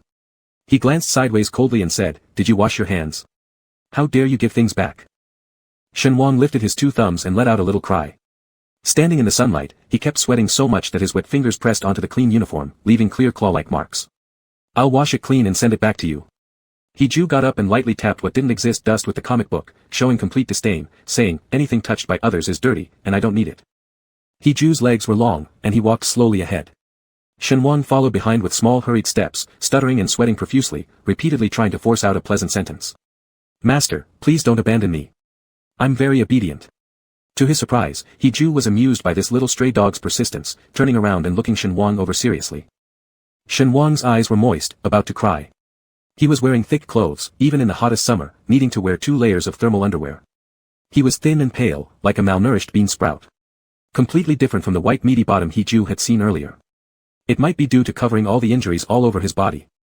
Possibly tired of his boring school life and never allowed to keep any furry pets since childhood, He-Ju suddenly felt that nurturing a nearly dead, weak little creature who was close to being bullied to death would be no big deal for him. He-Ju said, "Don't call me master." Shen Wang knew that was the verdict, and the spark in his eyes that had not fully formed extinguished entirely. This person was the only one who could save him. He-Ju said, "If anyone bullies you again, tell them my name. My name is He-Ju." Shen Wang's lips were rubbed gently by rough fingertips, as if harboring dissatisfaction towards him, pinched a bit harder at the corners of his mouth. Pained by the pinch, Shen Wang murmured softly, "He-Ju." He-Ju's hand paused, the tumultuous emotions originally filled with resentment and ferocity subsided incessantly, sinking, solidifying into an unmeltable warmth under the other party's tender calling. He-Ju wiped Shen Wang's damp forehead and said to the person who was slowly opening his eyes, "Did you have a nightmare?" Shen Wang was still half asleep. When he opened his eyes, he saw a handsome face that looked clear and transparent. Light spots seeping through the leaves outlined his deep black eyes shimmering with ripples. Shen Wang said, "It was a good dream." He-Ju smiled slightly, "I came up here to breathe after working for too long, but it felt like you were having a bad dream." He reached out to help Shen Wang sit up. "Do you still think you're 18? Sleeping in such a cool place easily invites evil winds." Shen Wang softly leaned on Heju's chest, though his waking subconscious told him not to rely too much on this man, yet the lingering charm of the dream made him feel lost and confused. As if he were still the pitiful little boy who lived by scavenging trash, he had never seriously considered how much he desired to stay away from Heju. The atmosphere suddenly fell into an inexplicable chaos. Mr. Zhao sent someone to ask Heju to go downstairs. Heju left Shen Wang without looking back, parting decisively as quickly as cutting water with a sword. This has always been the feeling he gave people when he became an adult, cold as a machine at work. Shen Wang waited until the dizziness of his nap disappeared, stretching his arms and legs, self-mocking as he realized getting older really showed, sleeping on hard benches truly wasn't ideal. On the next floor down, there was an indoor elevator. The moment the elevator doors opened, a young girl's delicate sobbing echoed. Shen Wang didn't know why, but his heart tightened painfully, a strong sense of suffocation overwhelmed him as something hidden inside gripped his throat. It turned out Hiruoyan was quietly crying and complaining about her wrongdoings to Heju, apologizing for being capricious and demanding that uncle go see the chairman at Jing University. She also mentioned that master he had scolded both her and her mother severely, blaming them for disturbing Heju unnecessarily since he was so busy. Shen Wang prepared to quietly retreat the way he came, while napping upstairs, he had broken out in sweat, which was now masked by the bushes and flower beds. However, the space on the first floor was relatively enclosed, and his body fragrance had nowhere to hide, instantly noticed by Hiruoyan and Heju who were talking nearby. Hiruoyan definitely recognized this face. It was far too beautiful. Beautiful to the point of being hateful. Heju already walked to Shen Wang, blocking his niece's astonished gaze, saying abruptly and cruelly, "Go home. I'm quite busy." Then, he grabbed Shen Wang's wrist and led him into the indoor elevator. Hiruoyan originally planned to use tears to beg for forgiveness from her younger uncle. But what she found out was simply incredible. Shen Miao's father was actually at her uncle's house. Not only did her younger uncle rarely bring outsiders home, but Shen Miao's father was even wearing pajamas and showing up at his house. And her uncle had actively taken hold of his hand. Ahahaha. Truly unbelievable. Hiruoyan could no longer ignore the strange feelings creeping up on her, especially because Shen Miao's dad humiliated her in front of her best friend by taking out the blank check with no numbers written on it to slap her in the face. And it carried her younger uncle Heju's personal signature. Recalling her father mentioning something about her younger uncle Heju once being betrayed by the person he trusted most, resulting in emotional estrangement and deciding never to marry for life. So what was going on with Shen Miao's father? With tear stains still visible in the corner of her eyes, a smirk of contempt already curled at the corner of her lips. She dug out Shen Miao's phone number from her blacklist without hesitation and called the other party. Since Shen Miao was officially selected as the host of the joint sports meeting of the 5 universities in the capital, she invited 3 other girls in the dormitory to sing KTV together. For Hiruoyan's call, Shen Miao had absolutely no intention of answering it. After pondering for a long time, she decided to listen to what pearls of wisdom would come out of the other's mouth. Sure enough, Hiruoyan spoke to her in a sarcastic tone. "Shen Miao, do you know how you got the spot as hostess? It seems like it was all thanks to your father selling himself, huh?" Chapter 14, I might be bad at things. Indeed, a dog's mouth will never spit out ivory. Shen Miao said, "Hiruoyan, there is nothing wrong with liking someone, but you cannot always like things that don't make sense and go on endlessly. Do you think that just by finding some sense of existence with me, I will give up Xiaoxue because of your childish provocations? If I did, wouldn't I be just as useless as you? Perhaps, you can try to make a move on Xiaoxue. If you really could pry him away, then there would be no need for me to waste my time holding on to a scumbag." Hiruoyan was already having trouble accepting the visual shock she saw at her little uncle's house, but now she also had to endure the sarcastic taunts from her archenemy. Are Shen family these two born to come here and cause her trouble? Hiruoyan became so angry she resembled an inflated balloon ready to burst. Shen Miao, however, calmly asked, "Hiruoyan, do you know why I was selected as the host of the school sports meet?" "It's definitely not because of my dad. It must be because every time you clearly couldn't beat me, you still insist on coming after me anyway." Shen Miao, who had spent more than 10 years in the Guanfu vegetable market deceiving everyone with her elfin beauty while secretly helping Shen Wang deal with harassment and troubles, probably when he was still playing with Barbie dolls inside a castle. By this point, Hiruoyan started gasping heavily. Shen Miao decisively hung up the phone. Sisters of the dorm trio led by Xia Xian all clapped their hands, claiming that each word spoken by Shen Miao could be recorded in A Guide to Wits Against Hypocrites. Shen Miao smiled, "Do you think I enjoy going toe-to-toe with Hiruoyan every day?" After pondering it, she called Hiruoyan back again, asking arrogantly, "Where did you see my dad? Are you sure you didn't mistake him for someone else?" Hiruoyan let out a shrill scream. Shen Miao turned off her phone once again, falling into a brief silence. It seemed that what the other party said was true, which carried a certain level of credibility. Xia Xian usually played the most with Shen Miao and had the best relationship in the dormitory. The two could almost guess what happened just by looking at each other's expressions. Xia Xian noticed something was clearly amiss with Shen Miao's emotions, so she avoided the other 2 roommates and asked Shen Miao secretly while using the bathroom. Shen Miao sweetly smiled, don't worry, nothing is happening. Xia Xian comforted her, you're about to start the training for being a host, a critical period that many people dream of. You mustn't fall for Hiruoyan's tricks, allowing them to affect your mindset and disrupt your normal performance. Seeing her good sister's concern, Shen Miao instead maturely said, don't worry. I've been preparing for this host training for a long time and won't let anyone influence me easily. Immediately afterward, she called Shen Wang, and she used video call. Shen Wang was idly sitting around in the He residence, startled awake by his daughter's sudden call, especially since it was a video call.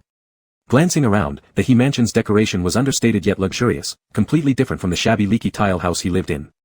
But Shen Wang didn't want his daughter to wait too long, took a deep breath, and directly hid inside the nearby wardrobe filled entirely with cotton quilts and pillows. It was quite comfortable lying inside. The video connection between father and daughter was established. Shen Miao immediately furrowed her eyebrows with doubt, Dad, what's going on over there? Why is it so dark? What exactly are you doing? Shen Wang laid lazily among the soft quilts, pretending to be asleep, muttering, oh, it's Miao. What's up? Dad sold seafood all day today, feeling tired so went to bed early. Shen Miao indeed couldn't see her father's face clearly, which piqued her curiosity further. She sweetly laughed, is that how it is? Too bad. How is it too bad? I wanted to share some good news with Dad today. So could you please turn the light on, Dad? What? Shen Wang quickly jolted upright, accidentally hitting his forehead, screaming, are you pregnant? Shen Miao. Shen Wang, it must be the case. Xiaozhua, you bastard, one day I will surely screw you. Shen Miao cooed with a mock complaint, Dad, what are you always fantasizing about? How could I possibly get pregnant before marriage? You will get pregnant before marriage. It's clearly arranged in the novel. Shen Wang suddenly became restless, indulging in remorse. He originally ran to the capital just to stop his daughter from having a romance with Long Aotian, the male lead of the story. If not for He Ju's sudden appearance, which disturbed him so much, how could he have left his daughter with the extremely dangerous male lead? Shen Miao guessed that Shen Wang must have been sleeping and got confused, otherwise, how could he possibly say such nonsense, avoiding the topic of her boyfriend? Annoyed, she said petulantly, Dad, you underestimate me too much. Am I the kind of naive little girl who would easily get into relationships? As for you, Shen Miao's worries can only be hidden inside. Have you done something behind my back, as Hiruoyan said? Both father and daughter were lost in their own thoughts, making it hard to continue the conversation. Shen Miao made the first compromise, coaxing Shen Wang by saying, Dad, you actually don't need to worry about me. Not anyone can bully me. You should listen to me well and eat on time every day. When I come home for the summer vacation, I will conduct a surprise inspection on you. Shen Wang couldn't resist his daughter's coquetry and smiled like a flower, all right, I will make more money and buy my good girl beautiful dresses when she comes home. The second both father and daughter hung up the phone, the wooden door of the wardrobe was suddenly opened. He Ju's grim and stiff face appeared. However, upon seeing Shen Wang obediently lying inside, he immediately regained his calm demeanor again. How did you hide here? Aren't you hot? Shen Wang always felt there should be a latter half-sentence in his words, like, I've searched for you for a while, but Shen Wang was never someone who overestimated himself and shook his head to shake off extra thoughts. Just thinking that luckily Miao cut the call, otherwise, it would be hard to explain if He Ju saw. Shen Wang somewhat guiltily said, aren't you trying to use my body odor to cure illness? I'm testing whether I can sweat more in a confined space. It sounded quite obedient, but unfortunately, He Ju had excellent vision and had already acutely detected that someone was quietly hiding his phone. Is that so? Shen Wang wasn't sure if he stayed in the wardrobe too long, but he always thought He Ju's smile was too formalized. The next second, He Ju smoothly squeezed in as well. His towering figure, robust build, completely pressed down when he lay on Shen Wang, who could only be crushed under the man like a chick. This instantly reminded Shen Wang of certain unpleasant memories. Don't close the door, let me see some light. Shen Wang begged softly. He Ju clearly felt Shen Wang's state was abnormal, breaking out in cold sweat all over his body, causing the fragrance within the cabinet to flow like a flooded river. Even He Ju could mysteriously catch the scent, and its intensity was excessive. He Ju touched Shen Wang's trembling face, softening his tone to ask, afraid of me? Even Shen Wang's chest breath rate was desperately controlled to slightly rise and fall. Silently shaking his head. But this was clearly showing fear towards him. He Ju started reflecting on what inappropriate thing he did that could terrify a normal adult male into looking like an anxious small animal. And right at the beginning when the two first met, Shen Wang was also evidently afraid of him. Originally, He Ju thought it was because Shen Wang was in the wrong and dared not look straight at his face. After recalling now, there was probably only one possibility. That was the 3 days and nights they spent together when they both came of age 18 years ago. He Ju forever remembered that day celebrating all students graduating successfully. The school held a graduation ball, where he and Shen Wang awkwardly danced a waltz in a corner. Shen Wang clumsily stepped on his leather shoes and apologized several dozen times. Hiju took the fruit wine from Shen Wang's hand, whose taste hit very strongly, making his whole body feel like plunging into a sea of fire after drinking. Shen Wang smelled especially fragrant that night, laughing sweetly and making his heart melt entirely while somewhere on his body became as hard as steel. Then, he and Shen Wang spent an unforgettable 3 days and nights together. When he woke up in a mess filled with fluids, Shen Wang had already disappeared without a trace, leading him to think he would never find this person again in his lifetime. Hiju reflected on numerous details in just a few seconds. Now the only plausible explanation was Shen Wang was scared of him. Definitely frightened by something. Hiju pondered countless possibilities, and concluded on one. Hiju sighed in his heart and used his palm to continuously caress Shen Wang's sweaty neck and cheeks as a calming gesture. My performance must have been bad but too vigorous, scaring him to develop psychological trauma. Chapter 15, Little Uncle's Daughter. I just want you to hold me. Hiju changed his tone, you don't need to worry unnecessarily. As long as we meet every day, you holding me for a while is enough. The meaning changes with the subject. Shen Wang was somewhat affected by his words and couldn't help but counter-question, do I really just need to hold you? Hiju gave a faint smile, can you confirm that your business will make money? Shen Wang's expression immediately changed, he snapped, get out. It's none of your business. Chen Miaomiao's training was going rather smoothly. She was a smart girl, with superior voice quality, quick reflexes, and an outstanding appearance. She was the perfect choice to be a hostess. Partnering with Chen Miaomiao were 1 other female and 2 males, making 4 people in total, all top talents from various departments of Capital University. Everything in the training had been smooth until suddenly, right before the key rehearsal stage, the partnering female had a family issue, and Hiruoyan replaced her temporarily. When everyone was waiting for that girl to arrive, Chen Miaomiao felt strange. Normally, the person who could always arrive on time or even early, why was she suddenly late? When Hiruoyan, with a slender and well-proportioned figure and beautiful looks, appeared unexpectedly in front of everyone, Chen Miaomiao actually didn't feel surprised at all. It seemed natural, even inevitable, that Hiruoyan would stand before her. Chen Miaomiao only pitied the girl who had been replaced, which deeply confirmed another truth. If it wasn't her who got replaced, then it must have something closely related to her father, Shen Wang. For a moment, Chen Miaomiao showed a hint of distaste. It was promptly caught by Hiruoyan, so he found an opportunity when no one was paying attention, blocking Chen Miaomiao's way arrogantly, saying, I'll never let you have it easy, humph. Chen Miaomiao, In fact, apart from Hiju, Hiruoyan, to achieve her goal this time, specially went to ask Grandpa He. Grandpa He naturally took sides with his granddaughter. Chen Miaomiao said, are you now feeling sorry for the replaced girl? Feeling angry? TSK. You should know she's from the Foreign Languages Department. If I can provide her with a spot for overseas study, that woman would be thrilled and jump at the chance to vacate her position. You guys, you poor devils, after working hard all your life, you'll end up being others' cattle and horses once you enter society. However, I effortlessly become the person wielding the whip against you.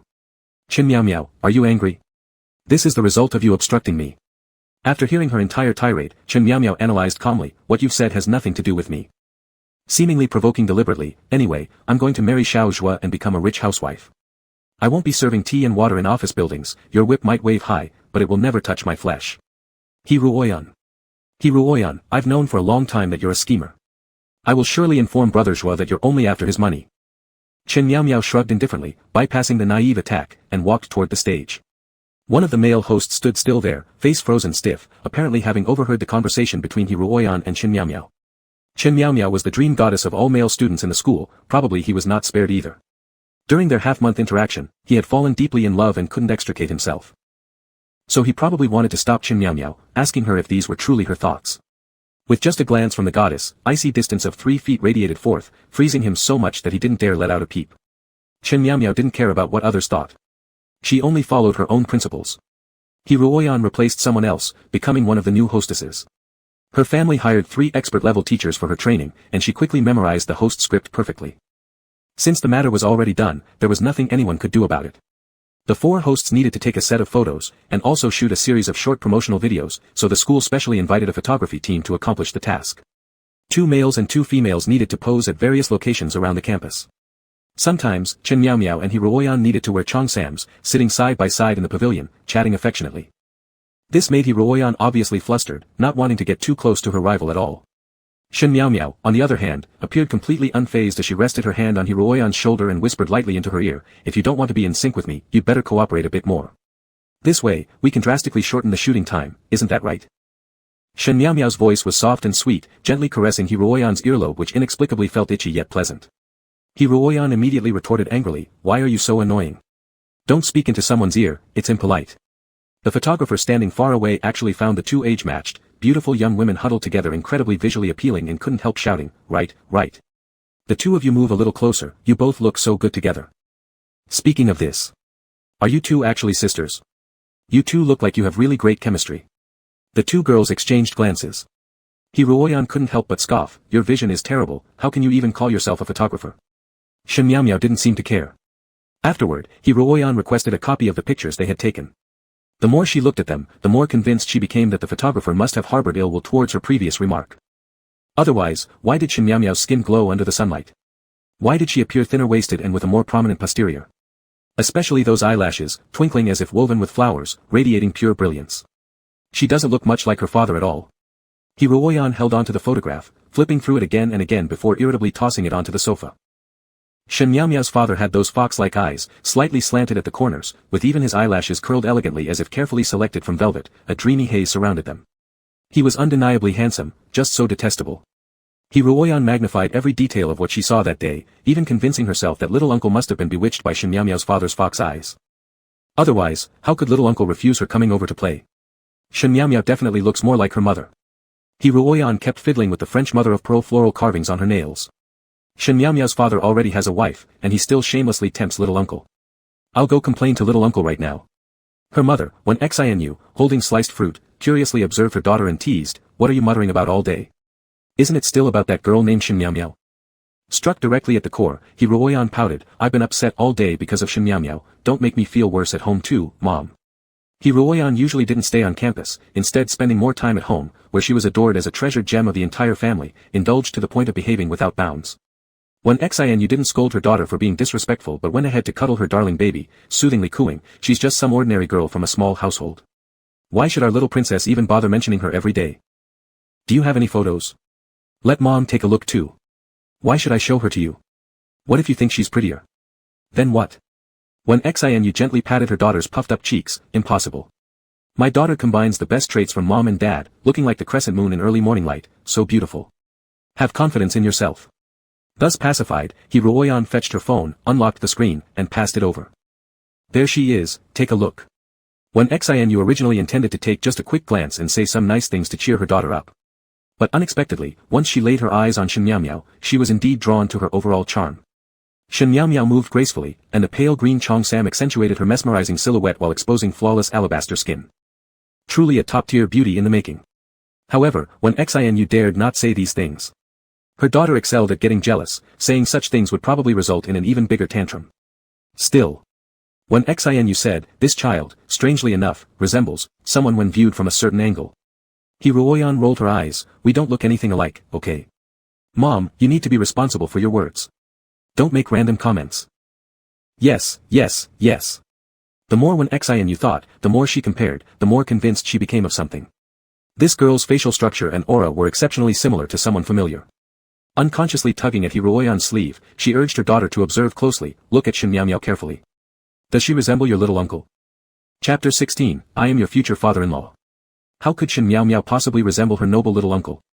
Hiruoyan almost blurted out, "If this is true, I'd rather eat poop upside down." However, since Miss He is a well-bred young lady and really shouldn't have dirty words on the tip of her tongue, she carelessly said, "If Shen Miaomiao could be a bit like my uncle, then I'd rather do the splits on top of a Maybach." When Xinue glanced at her strangely and held back from saying anything. Shen Wang patiently waited for Hiju to come back home. Every day, Hiju would go out in a different luxury car. Frequently, he rode in a low-key yet luxurious BMW 7 Series, with its silver-white bodywork paired with a high-powered engine. Even when it slowly drove into the courtyard through the gate, Shen Wang could always hear the sound of someone coming home at the first time. Manager Zhao pushed open the house door to welcome the master's return. There was already someone who quickly threw themselves into Hiju's arms, giving a strong embrace to the man who had worked all day. Hiju lightly said, "Slow down, you and I are not that young anymore." Despite that, he still turned his polite hand gestures into small actions of touching Shen Wang's waist. Manager Zhao immediately understood, taking Hiju's briefcase and coat and tiptoed away. Shen Wang said, "I just exercised for over an hour on your exercise machine. Now, the sweat on my body is fresh, and so is the body scent." Hiju tried to use his malfunctioning nose to smell the aroma in his arms but did not get good results. However, the lingering taste in his mind was intense, it was a flavor that could make a celibate monk lose himself. The main point is, after exercising, Shen Wang looked especially refreshed. Using this term to describe a man in his 30s is indeed extremely unreal, and has a component of excessive fabrication. But who made the other party Shen Wang? Shen Wang gazed at the man with eyes as moist as if they were shrouded by fine rain, and carefully asked, "It's been a week. Does your nose feel better?" He Ju immediately became alert, suppressing the wavy smile on his lips a bit. "You only hug me when I start and end work each day. How could it get better so fast?" Shen Wang thought it was reasonable and naturally slipped out of He Ju's arms, somewhat troubled, saying, "I want to ask for a few days off."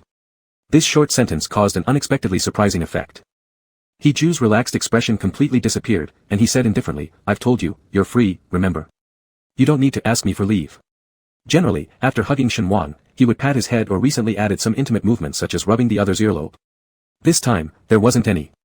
He Ju turned around and walked upstairs, single-handedly untying the tie from the front of his shirt while walking, winding it around his right hand 7 or 8 times. Shen Wang felt like he was angry. But he wasn't entirely sure. After all, they hadn't been together for more than a decade. Everyone's character and habits would change with time.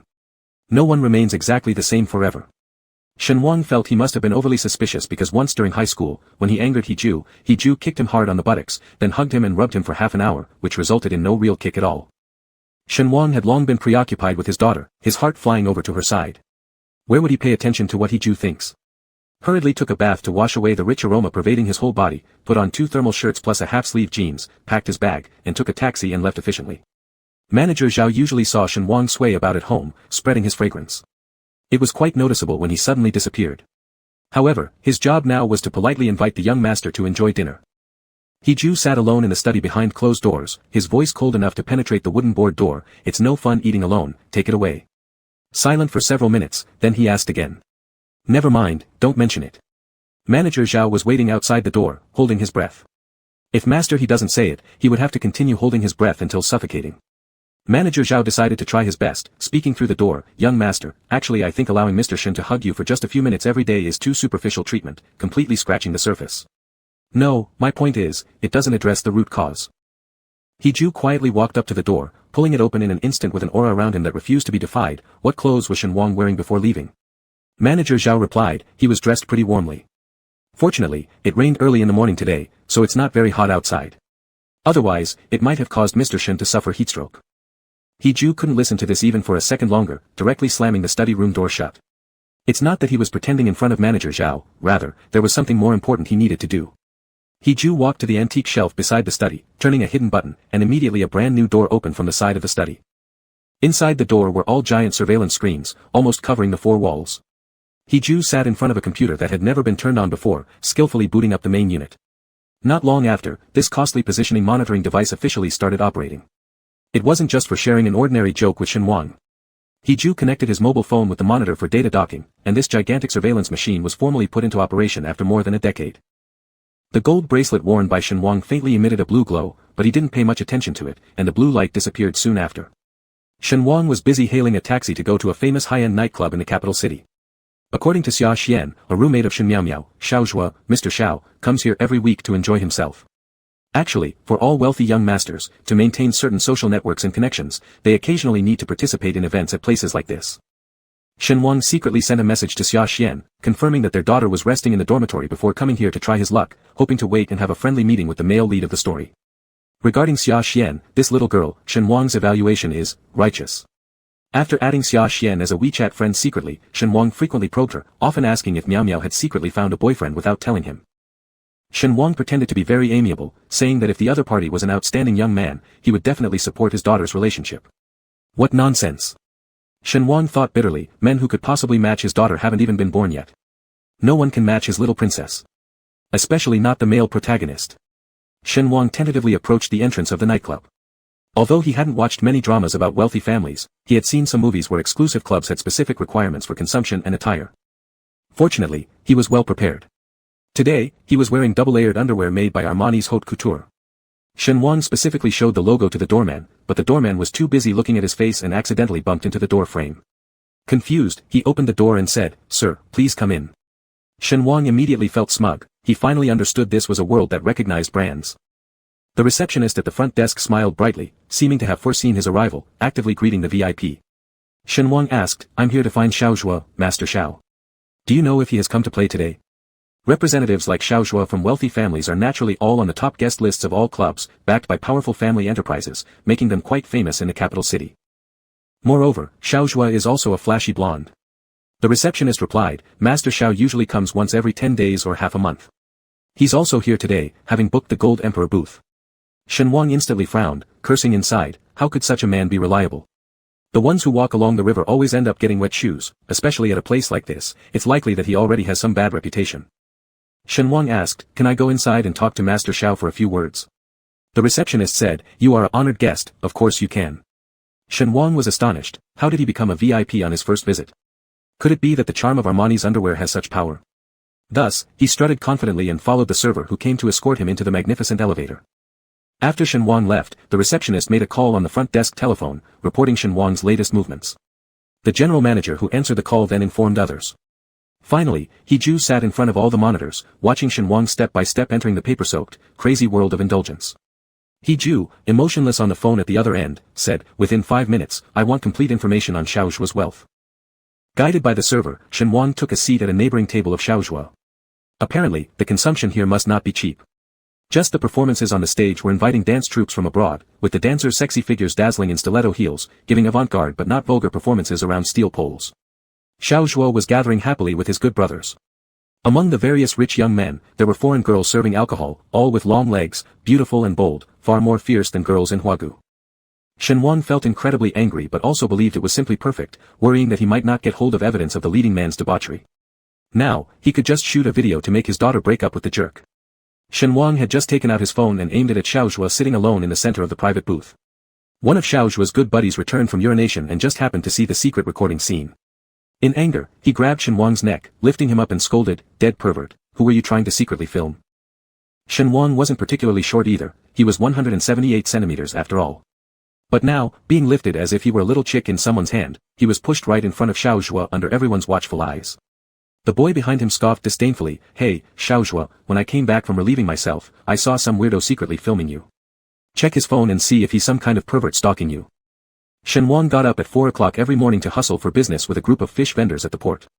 His strength had long been honed to bell-like power, but due to the force of the push, he directly flew into Xiao Zhuo's arms, tightly embracing the so-called male lead's thighs. Xiao Zhuo originally didn't much enjoy attending these parties with immoral undertones, but since he was going to take over the family business in the future, he had to establish mutually beneficial connections with useful people. Thus, the not-so-happy male protagonist decided to vent his frustration on Shen Wang, grabbing a fistful of his hair and pulling his face up for a cold, cursory glance. A second glance. Then several more. The people sitting around began to cheer on, is young Master Xiao falling in love? Why is he staring so intently at the creepy pervert? A few mischievous young masters tugged Shen Wang's hands and forcibly turned him in another direction. Shen Wang's strikingly handsome face suddenly made the men present shut their mouths and gulp silently, their breathing hitching. What the hell? Shit. Who is this beautiful seductive bastard? After spending some time with He Ju, Shen Wang gradually grew accustomed to exposing his face in public, but the sudden focus of everyone's gaze immediately filled him with apprehension. Many times before, Shen Wang had encountered such unreserved, naked, penetrating stares many times. There were those high school boys who shoved him into the pool to douse him with water and then pulled him out for their entertainment. Once they realized how delicate and attractive his face was when cleaned up, they looked at him with the same suffocating stare. It was the same piercing look that rendered him breathless. Shen Wang suddenly stammered, misunderstanding. But then Xiao Zhuo grabbed his chin and pulled him to sit beside him on an empty seat nearby. The male protagonist asked coldly, have we met before? Chapter 17 Sweet Talk. Of course you recognize me, damn it, I'm your girlfriend's dad. My daughter and I look just alike. If you can't even remember Meow Meow when you see me, that means she's not on your mind. Phew, forget that. Shen Wang glared fiercely at the little scumbag in front of him, muttering to himself, your face is good looking, like a peony in full bloom, no wonder you ended up marrying 8 wives later. Poor Princess Meow Meow didn't get even a bit of that luck. Phew. My daughter will have an entirely different life as long as she stays away from smelly bastards. Shen Wang said, Tue. 2 spits landed on the hero's face. Damn. The rich young masters sitting on either side of Xiao Zhuo got angry, rolling up their sleeves with menacing stances ready to teach him a lesson. But they were stopped by a glance from Xiao Zhuo. Xiao Zhuo shoved Shen Wang backward hard, giving him a firm landing on his behind. Someone handed over a wet tissue to let Master Xiao wipe his face. In reality, Shen Wang hadn't spat much saliva, but Xiao Zhuo rubbed vigorously at the spot where the spit touched, releasing an unexpectedly strange fragrance. The more he wiped, the stronger the scent became, which made Xiao Zhuo even more annoyed. He tossed the crumpled wet tissue into the trash can and locked eyes coldly with Shen Wang. Seems like we don't have any deep grudges, right? So why are you glaring at me so hard? Xiao Zhua's gang of bad friends started laughing, one joking, maybe he has a crush on you, Master Xiao. Infuriated, Shen Wang tried to flip himself up to attack someone, but the group of young gentlemen in the booth grabbed and restrained him. Xiao Zhua shot a cold look at the idiot who just spoke and said abruptly, do you have a brain? Does someone who's in love with me glare at me with such hatred as if I murdered his father? Killing a father might be overstating it a bit. But definitely the grudge against harming his daughter. Shen Wang said, you may not know me, but you should know Shen Miao, right? Hearing his girlfriend's name, Xiao Zhua finally caught on, switching from a quick scan earlier to an in-depth inspection. He then asked, why do you suddenly bring up Miao Miao's name? Could it be? The circle of young masters suddenly realized the truth. Master A said, this guy must be a student from Jing University who secretly loves sister-in-law, hence why he specifically used his phone to sneakily take pictures of you to catch evidence and make sister-in-law misunderstand you. Master B replied, I don't think it's that simple. Why worry about finding women when you look like this? Probably sister-in-law is concerned that you're not being honest, so she sends someone to secretly follow and document your movements. After speaking, he deliberately pushed the foreign beauty next to him towards Xiao Zhua's direction. I tell you, if you're going to film, make it something spicy. What's the point unless you catch Xiao Zhua red-handed cheating? This comment caused many to burst out laughing. These people had ulterior motives. Some of them knew Shen Miao personally and envied how Xiao Zhua managed to snatch the prettiest girl in all of Jing University, while others were skeptical about the marriage working out. After all, Shen Miao is merely an ordinary local girl, apart from her face, there's nothing else about her that matches Master Xiao. Right? I've told Xiao Zhua many times, playing around with cheap girls like Shen Miao is fine, but when it comes to marrying, you need to choose among wealthy missies. Like Ruoyan, for instance, commercial alliances can bring incomparable benefits. When Shen Wang heard these guys talk about his daughter this way, his first instinct was to throw a few big slaps at them. Before his hand could rise, another hand had already snatched a beer bottle off the table, targeting the most obnoxious one. The bottle collided hard with the top of the offender's head. The shattered bottle exploded into pieces, like a silver bottle cracking and water spurting out. Alcohol splashed everywhere, shards flew, but Xiao Zhua paid no heed to the other party's life, nor did he care that his future father-in-law was nearby. Whoever spoke ill of Shen Miao would be the one punished by him. You damn fool, who are you calling a cheap goods? For years, Xiao Zhua had been rebellious without regret, and casually grabbed another beer bottle, smashing, pang, another chatty-mouthed person. The two beaten young masters came from families of average standing and had lingered around Xiao Zhua for years as devoted yes-men. Now both of them covered their heads, blood trickling slowly through their fingers. The commotion drew the attention of many people nearby, timid females already letting out shrill screams, causing some panic. Xiao Zhua didn't panic after hitting people at all. True to form as the book's leading male protagonist, he remained calm seated on the sofa, saying coldly to the bleeding pair, Xiao family won't engage in business with any garbage. His eyes suddenly turned cold. Get out. The two guys serving as examples along with a few others who chimed in appeared utterly drained of color, looking like they'd lost their souls. They stood up and ran off. Xiao Zhua said, hold on. Those individuals immediately froze. Xiao Zhua warned, pass a message to Ruoyan for me, even if the woman by my side isn't Shen Miao, she'll never be her. Get out. These people obediently left. Shen Wang had been initially impressed by the male lead, but when Xiao Zhua let out his final words, Shen Wang felt entirely disappointed. What about no matter who the woman by his side was? TMD, you're going to marry 7 wives before it's Ruoyan's turn, is that acceptable? No. This scumbag clearly wasn't sincere, he didn't take my beloved daughter seriously at all. Shen Wang pulled out his phone, thrusting it right in front of Xiao Zhua's face and angrily said, would you please repeat what you just said? I want to record it. Xiao Zhua almost laughed in anger, grabbing Shen Wang's collar and baring his sharp white teeth, saying, you psycho, do you believe I'll have someone beat you to death? Shen Wang. He was nearly driven insane by this hooligan's words. Suddenly, another icy voice rang across the room. I doubt you dare. All the people around were engrossed in watching the drama unfold, and no one noticed that the performances throughout the entertainment venue had already quietly ended. A large number of security personnel had rushed into the venue, and even the laser lights above had stopped. Hiju strode over with the air of not recognizing anyone in sight, followed by an entourage of identical private bodyguards. His arrival matched both pomp and arrogance step by step, until he arrived right in front of the male protagonist of the future. Your temporary leave has ended ahead of schedule. No one dared touch Shen Wang. Hiju lifted him up from where he sat on the floor with one hand and wrapped an arm around him while casting an imposing look at Xiao Zhua. Xiao Zhua, being young, shivered slightly after being glanced at with such composed, frigid, and irresistible eyes from head to toe. Without seeking any approval, Hiju turned and pulled Shen Wang out of the nightclub, his trembling legs trailing behind. Shen Wang knew that with his short legs, if he dragged his feet a bit, the other wouldn't have had to drag him forcefully. Hiju paused briefly, do you want me to carry you out? No no no.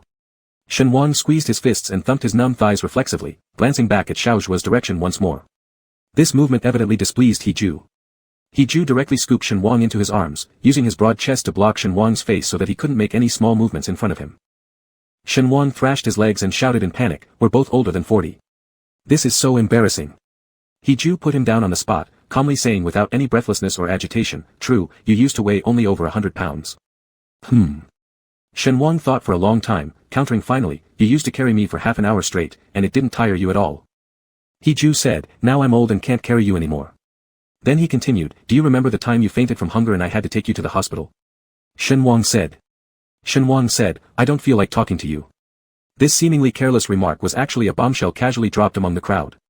The following bodyguards suddenly reacted as though under attack, their muscles tensing, cold sweat pouring down them, feeling eye strain and heartache. Too terrifying. There was actually someone daring enough to mouth off to the big boss. Hiju showed no sign of anger. As the car arrived, he opened the door and invited Shen Wang inside. Shen Wang sat on the farthest seat away from Hiju, realizing again how clever he had become, loudly questioning, "Hiju, you were actually tailing me." A few accompanying bodyguards were completely panicked, freezing like frozen chickens. Hiju said, "Correct." And then added, "The Shao family is in the real estate business. If we bankrupt the Shao family within a few months, it wouldn't be impossible." Shen Wang thought he was talking to him, only to realize later that Hiju's secretary was also sitting in the car. The secretary, working late analyzing data non-stop throughout the night, turned the laptop screen towards Hiju saying, "The assets of the Shao family have already been estimated, please review them, Mr. He." Shen Wang had no idea what the dense numbers on the screen meant, except seeing that the unit was in billions. "What? What did the Shao family do to you? You want to bankrupt them?" Shen Wang actively edged closer to Hiju's exclusive seat, "That Shao Zhuo didn't do anything inappropriate to me. Please don't let the Shao family go bankrupt." Hiju extended his arm and casually rested it on the sofa behind Shen Wang. "This is just a matter of my business." The implication was clear, "What does it have to do with you? Don't be overly sentimental." Shen Wang exclaimed softly. "That's right, anyway." Shen Wang turned to look at the scenery rushing by outside the car window. Indeed, he had been overly sentimental in many situations. He had always been like this. More than 10 years ago, he shouldn't have mistakenly assumed that Hiju treated him differently due to some special reasons. For example, Shen Wang later became cleaner and more handsome, and began receiving love letters from girls. By some unknown means, Hiju managed to transfer Shen Wang directly from the lowest ranked class into the A class. Who would have guessed that despite Shen Wang's poor academic performance, he ended up sitting in the front row of the gifted class? Shen Wang vaguely remembered himself scratching his head in frustration and trying to solve science problems using his fingers.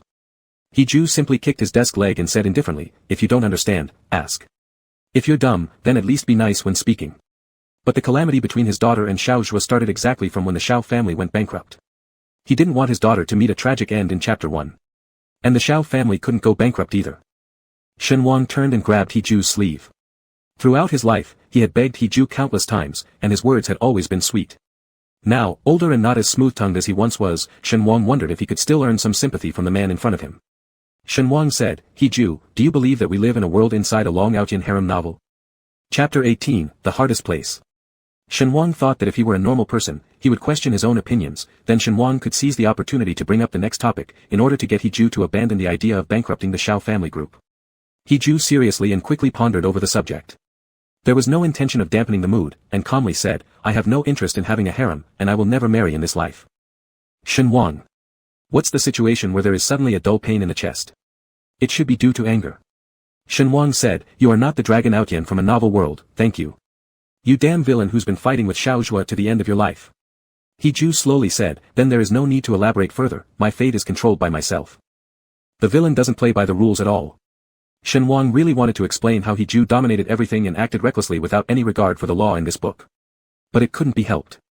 Shen Wang only remembered the specific plot of his daughter Shen Miao, and completely ignored Hiju's part. Hiju's final ending seemed to be betrayed by everyone, and then became a monk, right?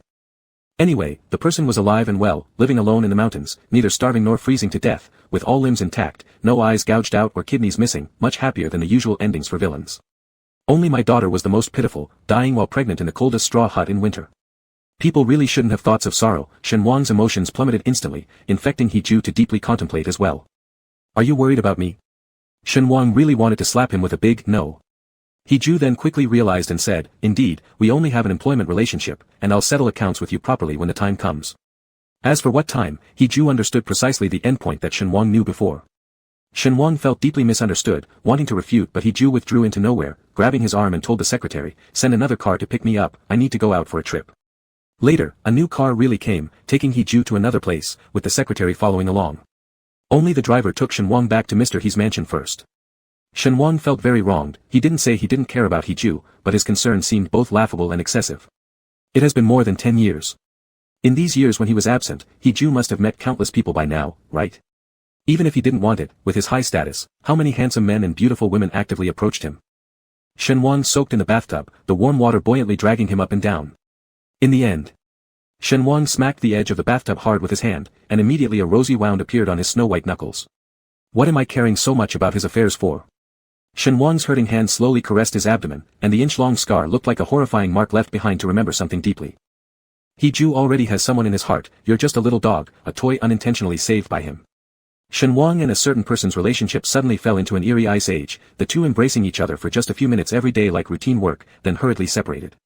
Sometimes, Shen-wang felt that he was holding onto a piece of lifeless steel plate, hard and cutting, seemingly not paying attention, even holding his breath and concentrating during the hug, controlling his heartbeat extremely well. Shen-wang was really hurt, yet he didn't know what had made young Master He dissatisfied with him. I should have known not to bring up the matter of the novel. After becoming Hee-ju's little follower in high school, Shen-wang had angered the other party a few times here and there, sometimes because of not listening carefully in class and drooling while sleeping, and sometimes because of not carrying Hee-ju's bag after school. But none of them were serious. There was only one time when Hee-ju was truly angry. Hee-ju never lacked suitors, whether it was the class flower or the school beauty, and also beautiful girls from nearby schools frequently giving Hee-ju chocolates and cookies, along with embarrassing love letters. Just what Shen-wang secretly saw wasn't less than dozens of times. Remember once, that girl was from another high school in the capital city, specially taking a few hours taxi ride to meet Hee-ju, specifically going to the high school gate to see Hee-ju. Everyone already knew that Shen-wang was Hee-ju's lackey, so that girl grabbed Shen-wang's sleeve and begged him to help deliver a message to Hee-ju, saying that she wanted to meet him at a milk tea shop near the school gate. Shen-wang still remembers that girl who was extraordinarily beautiful and very persistent, almost obsessively wanting to see Hee-ju once. Shen-wang thought Hee-ju, as the young master of a prominent family, had not dated anyone because his standards were too high. But this girl was truly beautiful, as if she was a delicate piece of fine porcelain, excellent and gentle. Shen-wang even boldly sketched in his mind a picture of the two of them sitting together, truly a perfect match of talent and beauty. Possibly influenced by the girl's pitiful appearance, Shen-wang was forced to agree. Years have passed, and he doesn't remember many details vividly.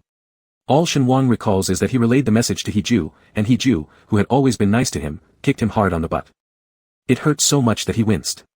Back then, Hee-ju was still a teenager, with a little of the childlike side, being steady and calm most of the time, but occasionally showing the simple rudeness typical of young men. Now, Hee-ju is completely different from before. Shen-wang can never guess his intentions, including Hee-ju's glances and hints, which have become mysterious, like mist enveloping the distant mountains, seeming transparent yet not really so. On Hee-ju's side, there fell an inexplicable cold war, whereas his daughter called frequently, reporting her training situation every 2 days. Shen-wang initially wanted to tell her not to work so hard, but then he thought if she didn't come to him for affection, she would surely go to her boyfriend.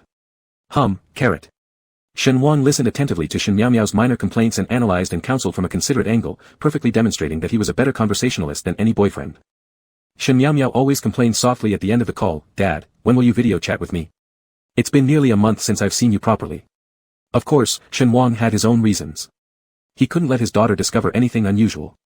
Patiently explaining, he said, "Dad has been busy doing business lately, looking quite messy.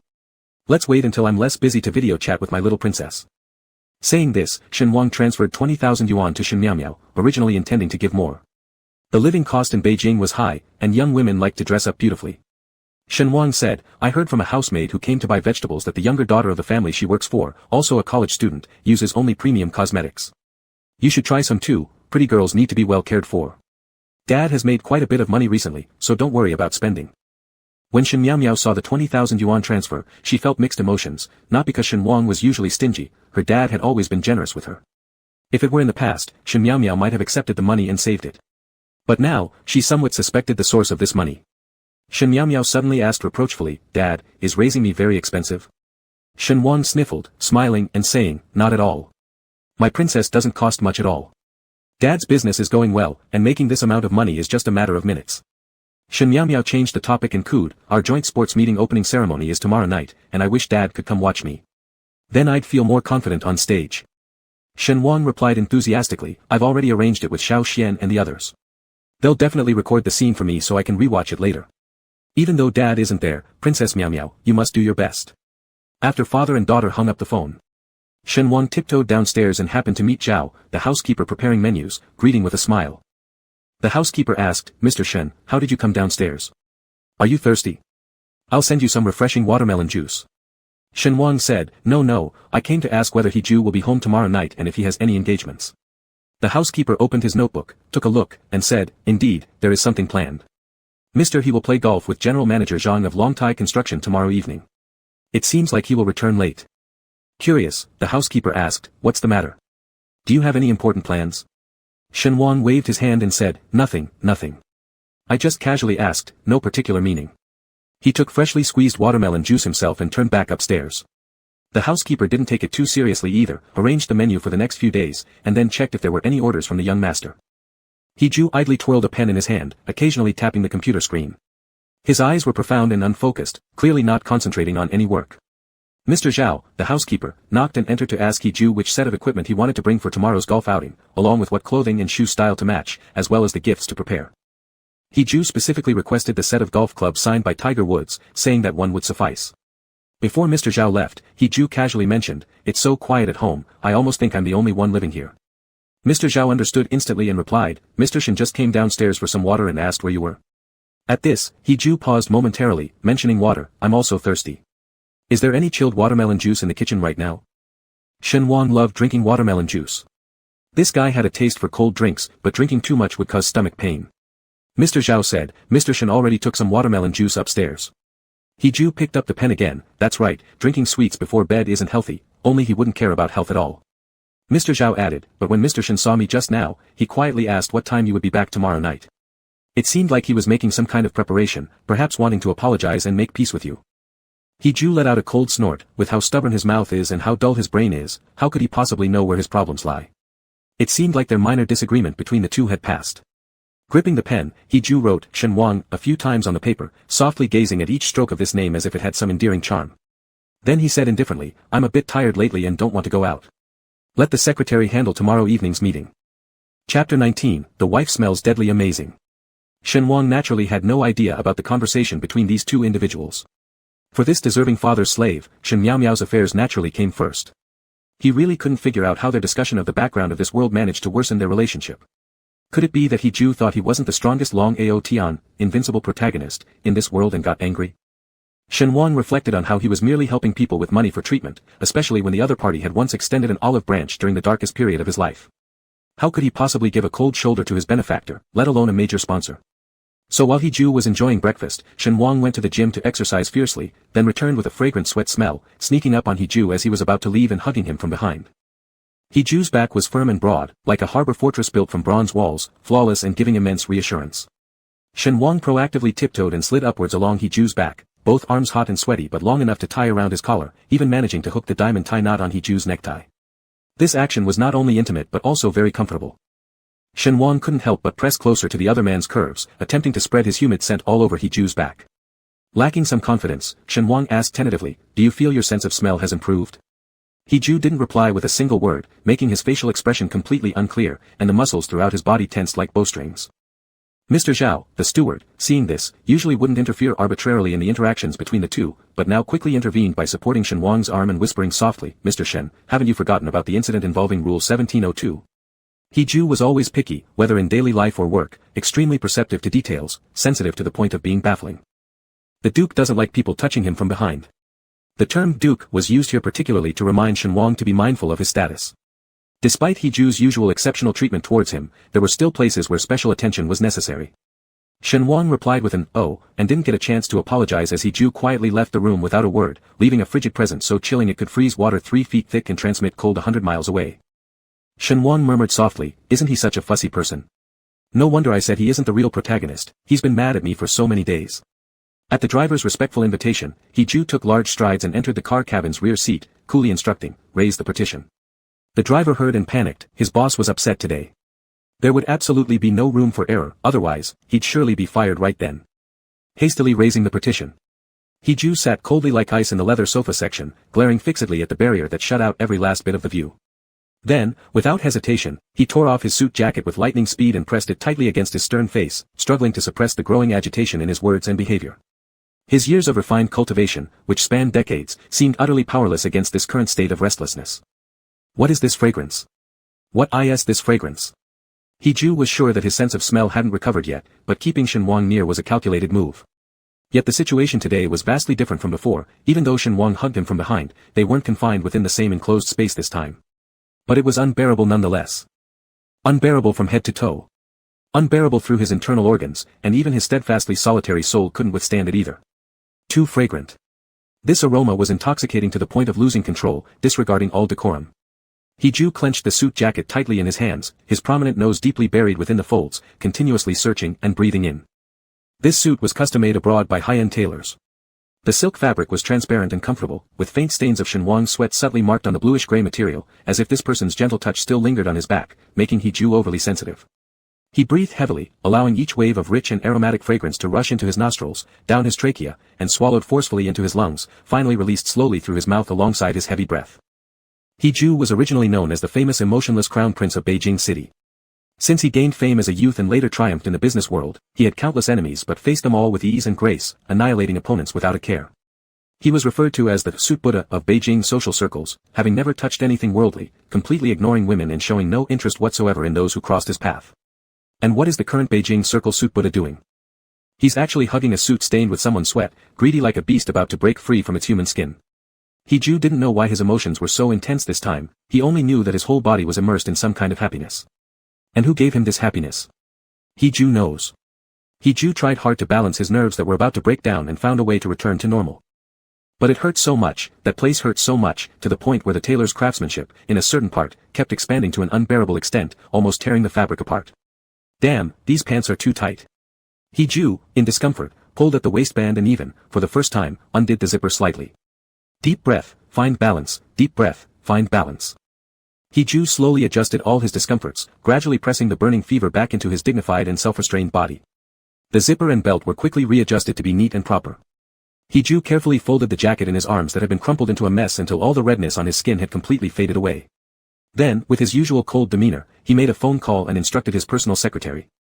Bring over a suit one size larger, and retrieve the emerald Buddhist beads placed in the temple. Before hanging up, he glanced at the disheveled suit, now saturated with his sweat. The finger marks intertwined across the fabric as if trying to rip it apart. Young couples generally enjoy their private world, going to romantic restaurants. Make sure to clear the area, don't let anyone disturb us. The secretary caught on immediately and replied considerately. He immediately interjected coldly, no, there's no need for a hotel room, not yet. Chapter 20, You Made Me Unhappy. The grand celebration was hosted in the famous Mini Dome within the city, bringing together 5 of China's top universities under the Jing University Alliance. The gala not only invited committee members from prestigious schools but also the mayor, municipal government officials, and influential figures from all sectors of society. More than 10 media platforms vied for the best shooting spots, setting up their cameras to document the evening's splendor. As a parent of a student, Shenhuang had no chance of entering. The Mini Dome was filled with energetic, vibrant college students. Shenhuang originally thought this attempt would fail, thinking that slipping past security guards and police here would be even harder than at Jing University. Disappointed at missing the chance to see his daughter, Shenhuang decided to wander around, content just to hear the lively sounds from the venue. Unexpectedly, as he was about to turn away, someone patted him on the shoulder. A handsome man emerged from among the crowd overseeing the venue's safety. Hanging a work ID around his neck, he appeared to be a volunteer organized by the student union to assist in maintaining order. Truly coincidental, this is one of our classmates, probably forgot his credentials, could you let him through, officer? The boy smiled warmly at the policeman who had stopped Shenhuang. He seemed quite harmless. The policeman scrutinized Shenhuang carefully. Feeling that such a young and attractive person would not pose any danger, he waved him through, saying, go ahead, but don't run around recklessly once inside. That boy grabbed Shenhuang's hand, dragging him like a kite into the throng. Shenhuang had only done a simple disguise that day, wearing 2 long-sleeve shirts to cover his scent, with a low-brimmed baseball cap on his head. If someone could still recognize him despite this attire, their powers of observation must have been extremely sharp. Shenhuang followed the other person down the central aisle, where lower sections led to ordinary seats while higher sections faced the stage as VIP areas. Weaving through crowds, they moved towards the VIP area. Curiously, Shenhuang asked, young classmate, do I know you? The boy suddenly smiled, how can you not know me? Peeping Tom. Shenhuang carefully searched his memory and finally remembered that this was the person who had been sitting with Xiao Zhua and his group of friends that night at the nightclub. The boy said, you were taken away abruptly that day, annoying Master Xiao for quite some time. He had people search the Jing University campus for you for several days. Now what should we call this situation? Waiting for prey to come, or throwing oneself into the tiger's den? Smiling, the boy turned back to Shenhuang and greeted him, I'm Chiyu. You can remember my name. When Master Xiao makes it hard for you later, call me, and I'll help. Shen Wang immediately yelled, then why don't you pretend not to see me? I absolutely don't want to meet that jerk. Jerk? Chi Yu couldn't help laughing more heartily. I've heard someone call him, three-nosed man, no mercy, no room left, and, not letting go of anyone he sets his eyes on easily. They say when men are tough, they're tougher than tiger clamps. Shen Wang believed it now. He had been forced by a tiger clamp-like university boy, passing through the VIP passage until they finally made it to the backstage of the event venue. The actors set to perform had already finished applying makeup and were patiently waiting for the director's final announcements. Inside a dressing room, Shen Wang met Xiaozhua, who was busy playing with his phone. Today, Xiaozhua didn't have too many companions, just 2 or 3 people joining him in an online multiplayer game. Chi Yu closed the dressing room door, boastfully reminding, Master Xiao, the person you've been looking for 1,000 times over, I found for you. Xiaozhua glanced at Shen Wang, kicking the stool beneath his feet so it slid right before Shen Wang's knees. Sit. Seeing Xiaozhua's casual manner, Shen Wang found it very hard to like this kind of male protagonist type. However, some people prefer this rebellious charm, often called, Bite King. Before Shen Wang sat down, Xiaozhua said to Chi Yu and the others, Miao Miao will change costumes and return in a few minutes. Could you cover for me for a moment while I deal with something? Deal with whom? Is the dragon overbearing male lead planning to deal with me? A cold chill ran down Shen Wang's spine. Originally feeling fine, being inspected by the dragon overbearing male lead indeed gave off an icy feeling like multiple buffs stacked upon him. Xiaozhua said, after searching for a week and finding not a trace of you, today is my girlfriend's most important day, yet you willingly showed up. Tell me, isn't this incredibly coincidental? Shen Wang didn't want to answer, he just wanted him to spit it out quickly. Xiaozhua tapped the air in Shen Wang's direction with his finger, enunciating forcefully, how much money did Hiruoyan give you to stir up trouble between us? Shen Wang quickly retorted, this kind of thing doesn't even require Hiruoyan to pay me. It was purely a self-initiated action straight from the gut. Is that so? Xiaozhua sounded extremely skeptical. Don't think I don't know. The man who took you away that day, I had someone investigate him. It turned out to be Hiruoyan's uncle, Hiju, a top tycoon in our city, right? Didn't I guess correctly? Shen Wang couldn't deny it.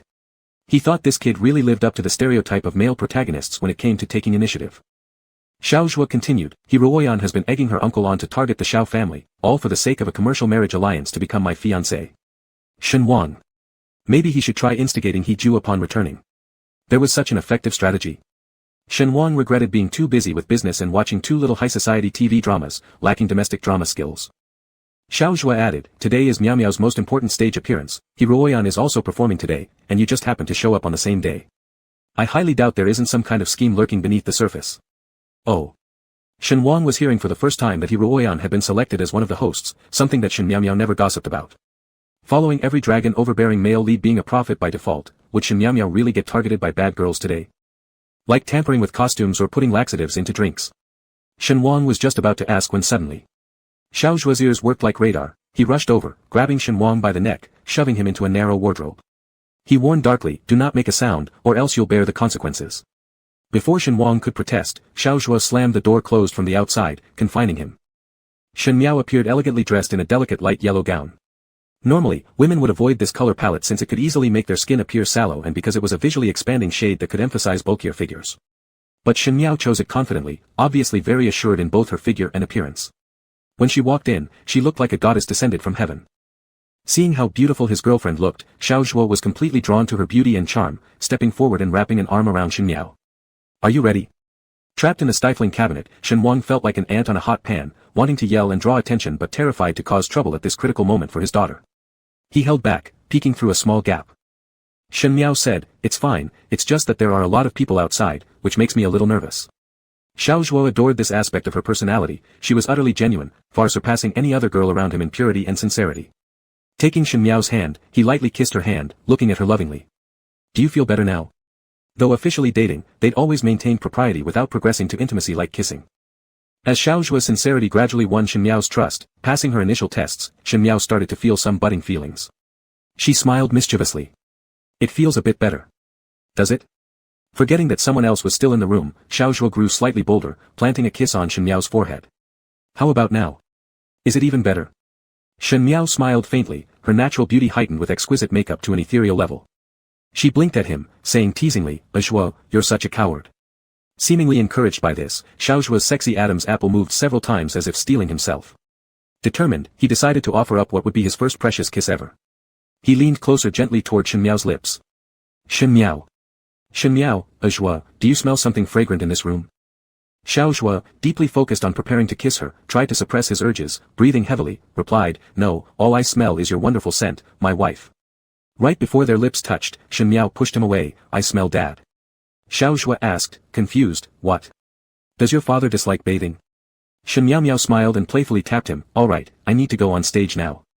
Xiao Zhua felt an intense sense of regret deep inside, but there was nothing to be done, his girlfriend had to take the stage, so he snapped back from his gradually mesmerizing thoughts and gently pushed Shen Miao toward her destination, saying, then let me escort you over. Without giving it a second thought, his focus remained solely on being the protective escort, completely missing how the smell in the room had become increasingly strong. As soon as the two stepped out of the door. In the next instant, Shen Wang burst out of the wardrobe, murder written all over his face. The surge of indignation made his body fragrance intoxicatingly potent, as if even concentrated aroma could exude menace. In his mind, he'd mentally blasted Xiao Zhua several times. My daughter is being approached by some pig. Shen Wang was heartbroken but had no choice but to endure and move forward. After all, this day belonged to Shen Miao, and if he rolled around here making a scene, their father-daughter relationship might sour. But, it was unbearable. So unbearable. Carrying the burden of grief and confusion, Shen Wang suddenly remembered something significant that had almost slipped his mind. It was already 8 p.m. He Ju would have returned home by now. Regaining his composure, Shen Wang started jogging lightly, fearing he might lose more time, until he checked his phone. His vibration-enabled phone screen was filled with Zhao Butler's messages. Mr. Shen, when did you leave? You didn't mention it to me. Yao he came back at 6 and reserved a restaurant for tonight. If you can return early, please try to come earlier. Mr. Shen, are you coming back tonight? Shen Wang cursed his fate under his breath, then mustered up his courage to call He Ju. While the call was still ringing, he worked hard to fabricate a somewhat believable excuse. The phone rang a dozen times before He Ju slowly answered. Shen Wang put on a forced smile as he spoke to the person who had waited for him all night, I just went out for some fresh air, it wasn't intentional to ignore Zhao's calls. Zhao said I wouldn't eat dinner at home tonight, so I ate something by the roadside. He Ju, if you wanted to invite someone for dinner, you should have informed me sooner. This time, it's not my fault, I really didn't know about your other plans. As Shen Wang spoke, he became more and more uneasy, eventually falling silent. There was a long pause on He Ju's end before he finally spoke, in my lifetime, I've never experienced what it feels like to sit alone in a restaurant and watch fireworks. His voice was deep, tinged with a faint sadness, which stirred in Shen Wang an irresistible urge to kneel down and beg for forgiveness. He Ju anticipated his reaction accurately and continued more decisively, seems like you care more about the idea that this world is part of a novel than you do about me. In that case, I might as well try being the first one to interfere with this story and see what kind of punishment comes along. Shen Wang, you've upset me. The consequences were serious. Chapter 21, I have a daughter. Upon hearing this, Shen Wang hastily shouted into the phone, He Ju, I'm warning you, don't act impulsively. The Xiao family absolutely cannot fall. If it does, our daughter. Shen Wang promptly clammed up, his inner distress intensifying because he knew He Ju was a man of his word, always unchanging. In the past, when he followed He Ju, all he could do was obey blindly. Now, even though he remains by He Ju's side and has become someone who can control his own destiny, due to certain special reasons, he now bears an even heavier chain. Originally, he only needed to stay at one end of the balance scale, elevating insignificant people high above. However, after making a mistake, he had no choice but to shift slightly closer towards He Ju. Suddenly, Shen Wang began walking on thin ice, unable to anger He Ju, while also needing to maintain his daughter's safety. Actually, He Ju didn't truly care about him, Shen Wang understood. If someone really cared, they wouldn't have possessed the power to cover up the sun with one hand but neglected to dig deep enough to find him. Even now, it was because He Ju needed to rely on his scent to treat his after effects. He Ju never truly cared for me, and there is nothing I can lose in front of He Ju except for my daughter. No one has ever dared to point their finger and warn He Ju. If anyone did, they probably were long since buried, with grass a meter high growing over their graves. He Ju asked, what do you mean by ours? Shen Wang said. He Ju, there's something I've been hiding from you. In these years since I left you, I had a daughter. In this novel world, my daughter is actually a pitiful secondary character. If the Xiao family goes bankrupt, my daughter will inevitably suffer too. Stammering and haltingly, Shen Wang omitted the details at both ends of the truth, explaining roughly the situation to He Ju. It was no longer within his authority to interfere with how the other party would decide. Perhaps He Ju would hang up immediately, causing the Xiao family to go bankrupt. Perhaps He Ju would berate him using his usual icy vocabulary. The worst possibility? He Ju might doubt his integrity, suspecting that his recent approach and attempts to draw attention weren't merely coincidental but a scheme to exploit He Ju's influence. No matter what the outcome, Shen Wang closed his eyes, awaiting the final verdict like a condemned man. True to form, He Ju, as the astute capital tycoon that he is, lapsed into silence for 5 whole minutes, creating an oppressive atmosphere. Wrapped in disdain and a cold hard shell, he commanded sternly, "Mr. Zhao will settle your account in the fastest way possible." With those words, he hung up icily. As a great crashing sound echoed through his heart, Shen Wang finally felt a sense of relief, wishing to celebrate in some small restaurant. But suddenly weakened, he collapsed into a tree pit at the roadside, unable to rise. Isn't this good? Isn't this exactly the finale I've dreamt of for so long? If more than a decade ago I fled without realizing it, then right now, I should truly be cast off by Hiju, right? Countless times, wavering between regret and acceptance, I arrived at my ultimate conclusion. I need only spend my life guarding my daughter. Shen Wang hugged his face, believing he would never again experience such emotional responses, not knowing that even a long-dried heart could still hurt terribly because of its fissures. It's all over, all over. This fated connection, dragged on for over a decade, has finally come to an end. Just as Shen Wang was secretly wiping away his tears, his phone buzzed repeatedly, first with hundreds of WeChat red envelopes sent over, then continuous notifications of funds received via Alipay at increments of 10,000 yuan each. It seemed as if someone was venting some kind of emotion, persistently harassing Shen Wang for over an hour. At this age, sitting on the curb crying was embarrassing enough, yet passers-by continued casting glances in his direction. "It's, my friend got drunk, this is just the ringtone I set, doesn't it sound nice?" Although there was no need to explain anything to the startled pedestrians. Bumbling, Shen Wang muted the phone. Currently homeless again in Beijing, however, he was wealthy, he had forcibly amassed over 2 million yuan through various apps within an hour. Shen Wang hesitated briefly but chose to accept them all. After all, he'd never entered Hiju's heart anyway, doing this certainly wasn't deceitful, it was merely compensation for his work. Shen Wang decided to continue lurking near Beijing University. As for the fish stall at Degangfu, he also pondered about getting rid of it in a few days. His first half of life was lived without self, and his latter half would be devoted solely to his daughter, and that was perfectly fine. In this world, there was only one person who loved him, and that was his little princess. It wasn't until 1 a.m. that Shen Wang found a hotel he could stay at, as the university sports meet had completely sold out all accommodation spots near the university district. Fortunately, he'd cultivated a habit over many years of always carrying his ID with him wherever he went, otherwise, in such sweltering heat, he'd have no choice but to sleep on park benches. The hotel was rather ordinary, it was just inflated in price, costing several dozen more yuan per minute. However, Shen Wang now had no concept of money. He plunged into the bathtub filled with cool water, attempting to settle the long reverberating sadness within his mind. He couldn't help feeling sad. Shen Wang still remembered a deliberately overlooked detail. The scene was still set outside the high school campus gates, where a beautiful girl blocked his path, earnestly asking for his assistance. She said she had been in a taxi for hours, crossing through half an ancient capital city from the southern part of Beijing, all for a chance to see Hiju. They had met once during a regional knowledge competition. The girl had fallen deeply in love with Hiju at first sight, captivated by his graceful demeanor and profound reservoir of knowledge. She thought Hiju was exceptionally outstanding among peers of his age and looked forward to exchanging study experiences, even if Hiju didn't do much else. Shen Wang, gripping the sleeve of his new school uniform, displayed the typical awkwardness and tension of someone academically underprepared. He couldn't understand what kind of mysterious brain waves were attracting the academic prodigies together, his own brain waves seemed to be crackling with noise. The girl took out 2 specially supplied cakes from Delicious Romance, thrusting them into Shen Wang's arms while sweetly coaxing, "You won't go around for free. This is for you and Hiju. I've heard that you're Hiju's personal attendant, so we can be good friends from now on." Shen Wang had never eaten such well-packaged cakes before and hadn't celebrated a single birthday since childhood, so he held them a little tighter. But once he turned away, he secretly devoured both cakes all by himself, harboring a laughably selfish notion that if Hiju were blinded by these delicious pastries, how would it turn out? With his stomach bulging round and full, Shen Wang approached Hiju, carefully informing him that someone was waiting for him outside, while covertly belching and sneaking peeks to see whether Hiju would actually respond. Hiju didn't even lift his eyes, pinching Shen Wang's chin roughly, startling the hapless Shen Wang.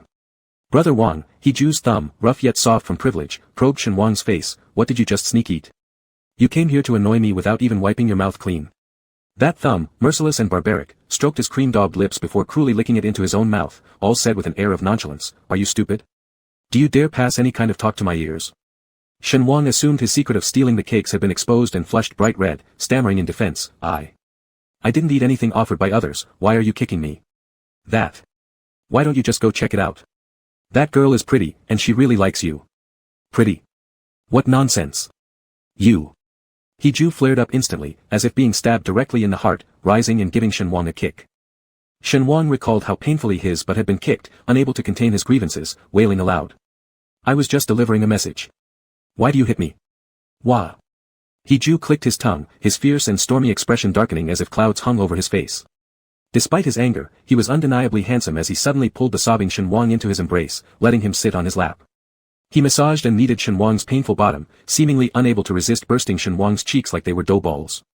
Brother Wang, after torturing his behind for some time, He Ju's temper slowly subsided, but he felt a great sense of failure as he gently touched Shen Wang's tear-streaked eyes with a faint gaze. When will you ever grow up? Shen Wang was confused, sniffling as he answered, I'm already almost 18, I'm grown. TSK. He Ju's laughter lacked friendliness, carrying heavier warnings. You should stop meddling in my affairs. It doesn't matter if it's men or women, I look down on everyone. Don't violate my taboos again, otherwise, I'll kick you again. Understand? Shen Wang vaguely understood but grasped one thing clearly. He Ju would not date anyone, neither girls nor boys. Shen Wang gradually surfaced from the bathtub, raising just enough of his face to breathe normally. He had never understood what exactly he was worried about. He Ju gave him food, bought him a new school uniform, drove away the bullies, and even taught him how to study. So why was he always living in anxiety? Shen Wang touched the scar on his abdomen. Every time he wanted to question whether he deserved all this spot would ache. It was an old wound, a scar that would never heal. Just like how he'd lacked courage but deeply cherished someone, an unyielding affection that was painful yet helpless. Chapter 22, In-laws and Parents-in-law. Since Shen Wang had chosen the road of no return, he was definitely not going to regret it. His only hope now was that He Ju would take into account a little of their past relationship and not actively touch the plot nodes, which could lead the Shao family to bankruptcy too early. Therefore, Shen Wang decided this time not to follow his daughter, lest it aroused her suspicion. Instead, he would shift his focus to the main male character of this book, Xiao Zhuo. Shen Wang discovered that money could really make the devil grind grain. As long as he held enough money, there were plenty of talents in society willing to work for him. For instance, an extremely professional private detective. Shen Wang only spent several 100,000 yuan, and within a week, the detective managed to find out all about Xiao Zhuo's current address, parents' names, QQ number, WeChat ID, YouTube ID, etc., even attaching high-definition photos of Xiao Zhuo's recent visits to high-class clubs, cinemas, bars, and restaurants. The detective mysteriously packed all the information into a brown paper bag, pushing it in front of Shen Wang with a rather sly smile. As long as you're willing to pay another 10,000 yuan, sir, we can find out clearly every beauty the crown prince of the Shao family dates or stays in hotels with. When Shen Wang heard this, it sounded perfect. He could use these pieces of evidence to blackmail Xiao Zhuo into breaking up. However, when Shen Wang opened the file bag and took a look, he was shocked. Every intimate photo of Xiao Zhuo had Shen Wang's own daughter Shen Miao as the female lead. They were almost inseparable everywhere, except they hadn't checked into a hotel yet. Shit. Shen Wang slammed his fist on the desk of the detective agency. Tell me, what does this blonde kid have that's so good? The detective looked confused and said, what makes him bad? Do you know the annual output value of Xiao Group is hundreds of billions? Even if Xiao's crown prince dyed his hair 7 colors, if he could fancy me, I wouldn't care at all. Shen Wang thought these people who took money to do business must be shallow to the core. Unexpectedly, the tired eyes of the detective suddenly focused tightly on his wrist and said, Sir, your golden bracelet looks quite interesting. It probably isn't an ordinary piece of jewelry, right? Indeed. Shen Wang had tried several times to find a goldsmith to pry open the bracelet but always feared that it might break something he couldn't afford to compensate. Especially since He Ju mentioned that this bracelet was installed with a sophisticated global positioning system.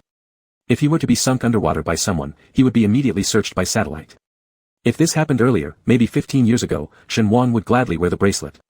But now, all he wanted was to lose some weight and possibly throw the bracelet into the Mariana Trench.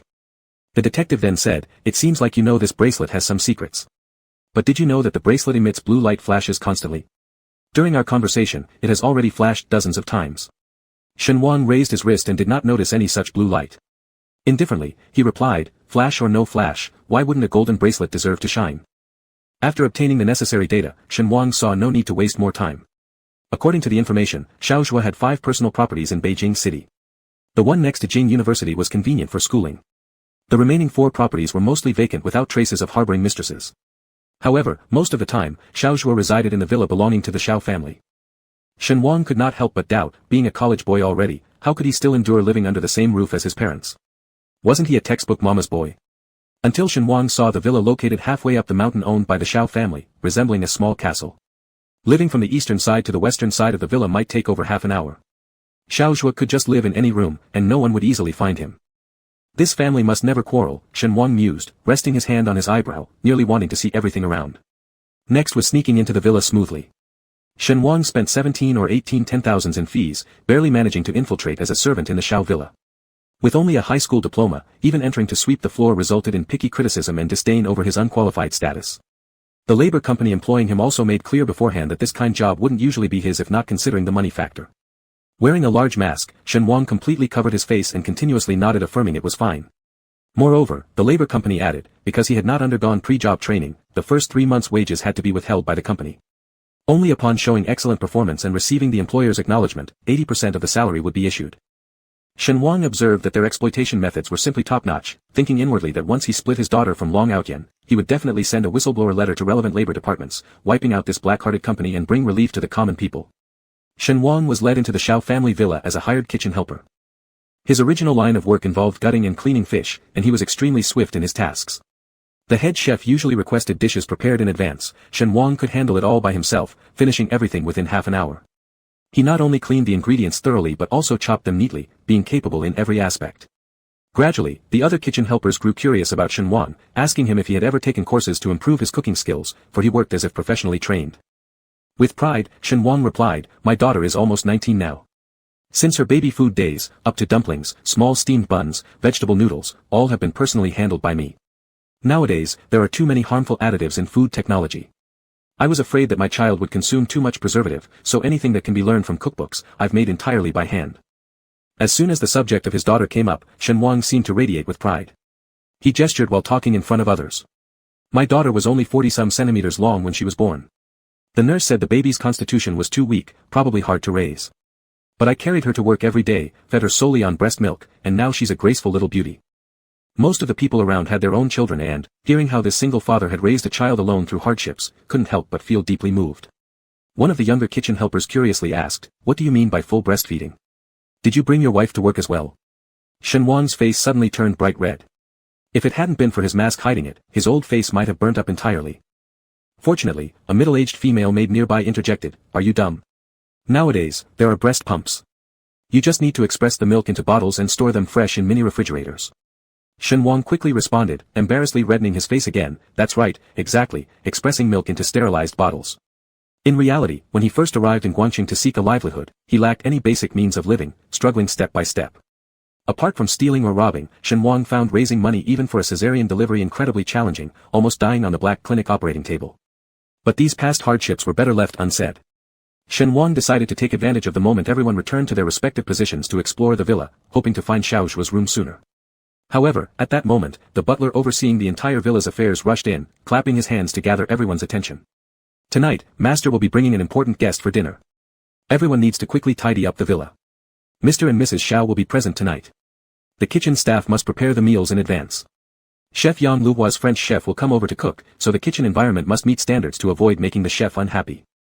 Once the butler left, the rest began buzzing in excitement, speculating about which important guest Xiao Zhuo, the crown prince of the Xiao family, was bringing home for dinner, seemingly quite solemn. Some guessed it was Xiao Zhuo bringing classmates home, but more people thought he was bringing a girlfriend home to meet the parents.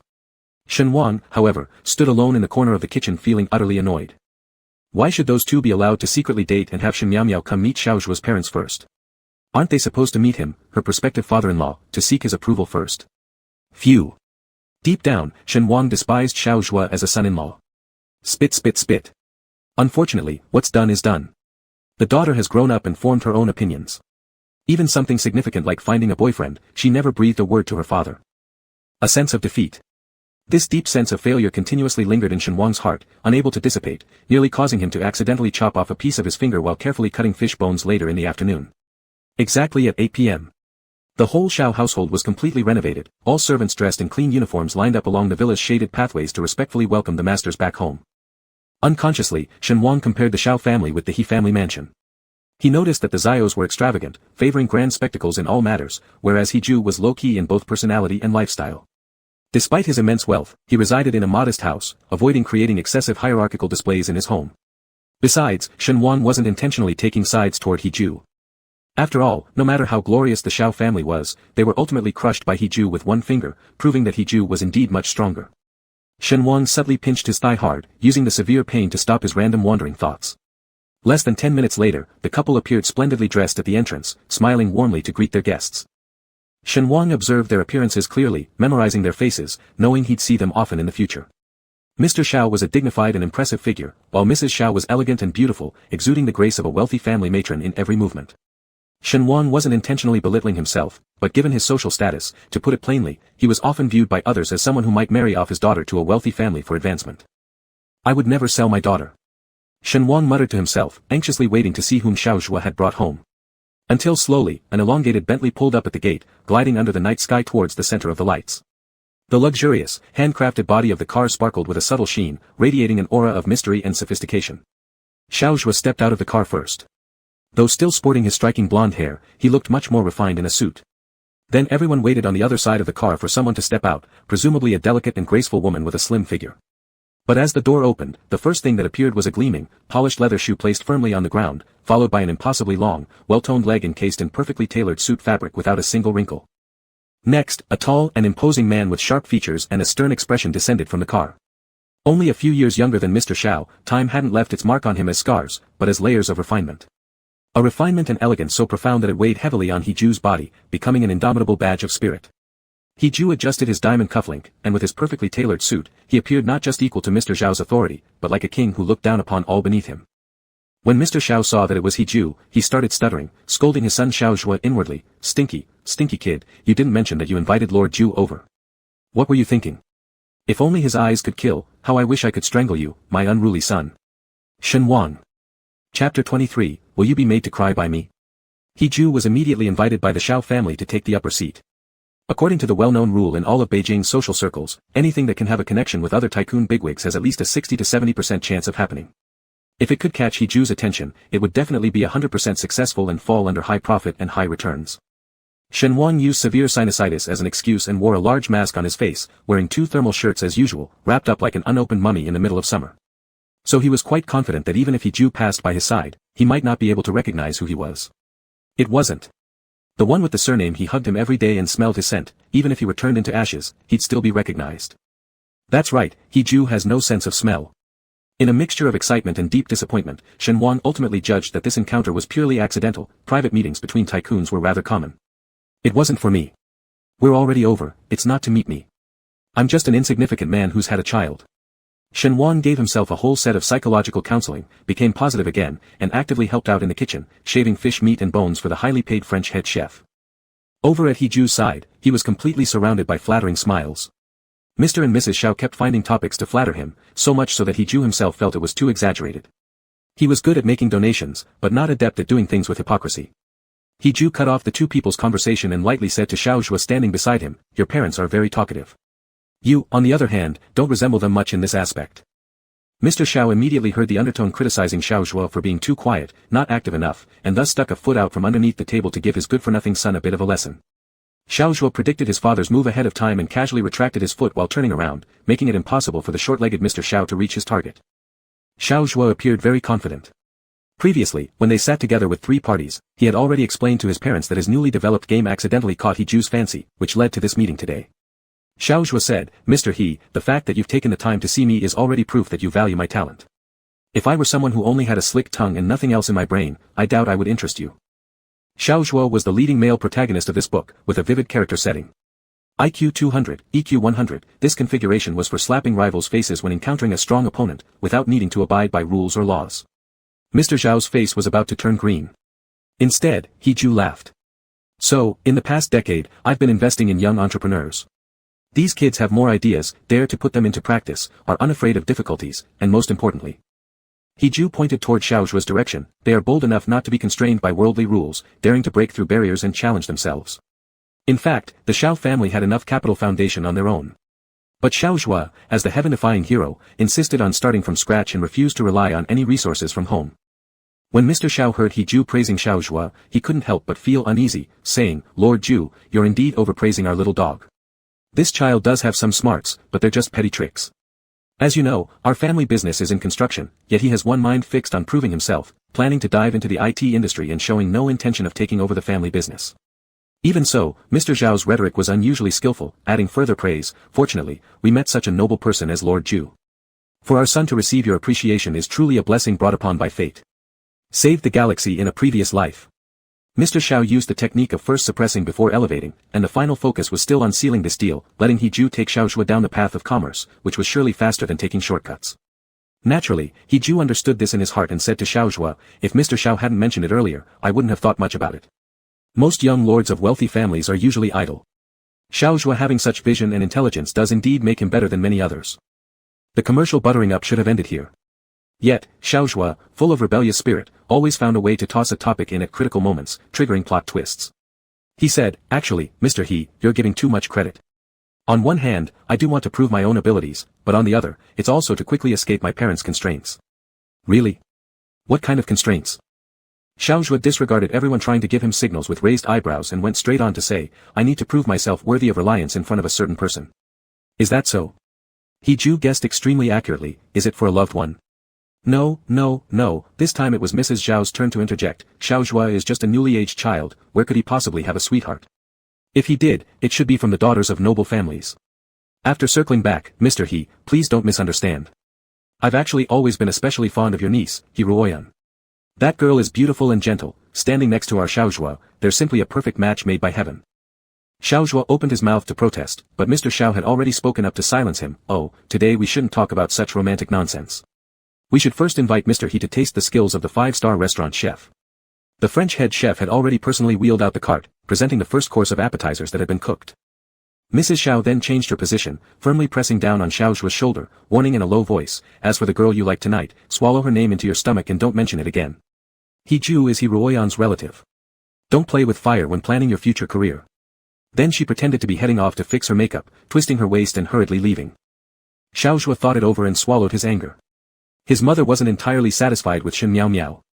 After all, there were invisible social hierarchies in society. Their high class and Shen Miao Miao's lower class were divided by a thick wall. So Xiaozhua was willing to do whatever it took, hoping to start from scratch and gain capital smoothly so he could be together with the person he truly loved. Everyone harbored different intentions. The second dish was the famous French Marseille fish soup. As He Ju took a sip, he slightly furrowed his brows. Mr. Xiao instantly detected this and anxiously asked, "Lord Ju, did you feel it wasn't handled properly?" He Ju replied, "No, you needn't worry." Mr. Xiao hastily waved his hand and quickly replaced the dish, presenting the third appetizer instead, raw marinated hamsi fish. The fish meat had been delicately processed, fine and translucent as if it were jade. He Ju tasted it lightly again, and the flavor of the fish meat dissolving instantly in the mouth spread a rich aroma through the entire mouth interior. Something was off, he'd lost his sense of taste many years ago. Why now? He Ju put down his knife and fork and raised his eyes, seeing that both Mr. and Mrs. Xiao were gripping their napkins tightly, as though they were about to tear them apart with tension.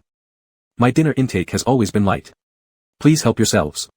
Though his words were meant to ease the tense atmosphere, He Ju felt the time was right and stood up to bid everyone farewell. It was very pleasant to be invited today, but unfortunately, the weather isn't great. Before it starts raining, I should leave. Mr. Xiao exclaimed with an "ah," and immediately nodded. "Yes, our house is indeed quite a distance from your mansion. It will rain soon, so safety is important." Mrs. Xiao nudged her husband sharply in private, accusing him of turning cleverness into foolishness with age. Why couldn't every man in this world be like He Ju, handsome, elegant, and holding control over the entire Beijing economic network? Xiaozhua seized the opportunity to irritate further since his mom had earlier mocked his girlfriend. "Don't go fangirling, old woman. Wipe your drool." Mrs. Xiao rolled her eyes dramatically at him. But then Mr. Xiao suddenly came to his senses and began earnestly inviting He Ju again. "If you're not picky, Lord Ju, do you think this house is decent enough? I'll make sure the room is tidy and won't disturb your rest easily." Whether it was a private gathering or a charity gala, He Ju always returned to his residence after traveling long distances, resting only at He Manor. He had obsessive-compulsive tendencies and never lingered outside his personal domain. Still, a streak of bright light flashed through the darkened sky.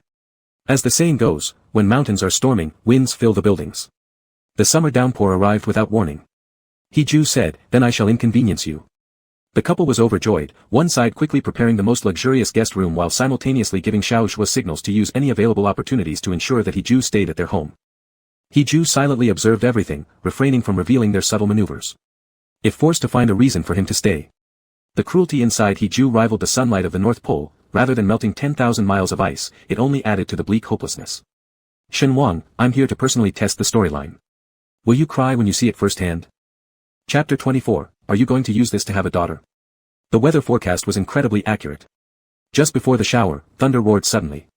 The second He Ju decided to stay over, half of the gloomy night sky was split open, revealing a bright crack. Rumble. The thunder followed closely, shaking the hearts of those who were unprepared.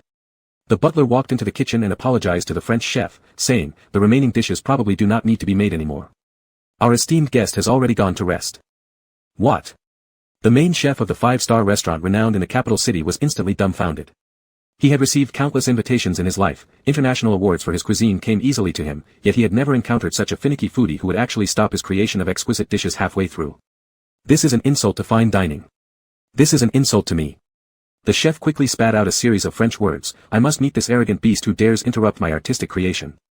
People like Shen Wang absolutely wouldn't understand what he was saying, only hearing some gibberish as the other slapped his chef's hat on the counter to strongly protest. But Xiao family's butler was no ordinary person. He quietly listened to the chef's outburst and then coolly warned him in French, if you want to continue working in the capital city, it's best you stop complaining, quietly pack up your things, take your check, and leave. The French chef seemed ready to persist in his tantrum. It wasn't his fault, so there was no reason to back down. That was until the butler handed over the check, which read boldly under the signature section, He Ju.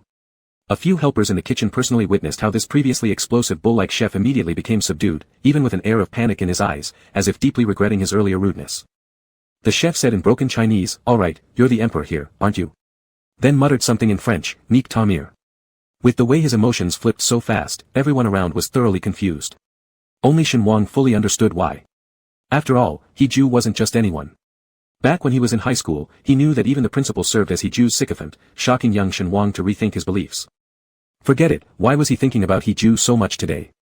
Shen Wang helplessly shook his head. He hadn't dared to set foot in the capital city boundaries ever since, hiding in the farthest city of China, fearing his own resolve might be too easily shaken.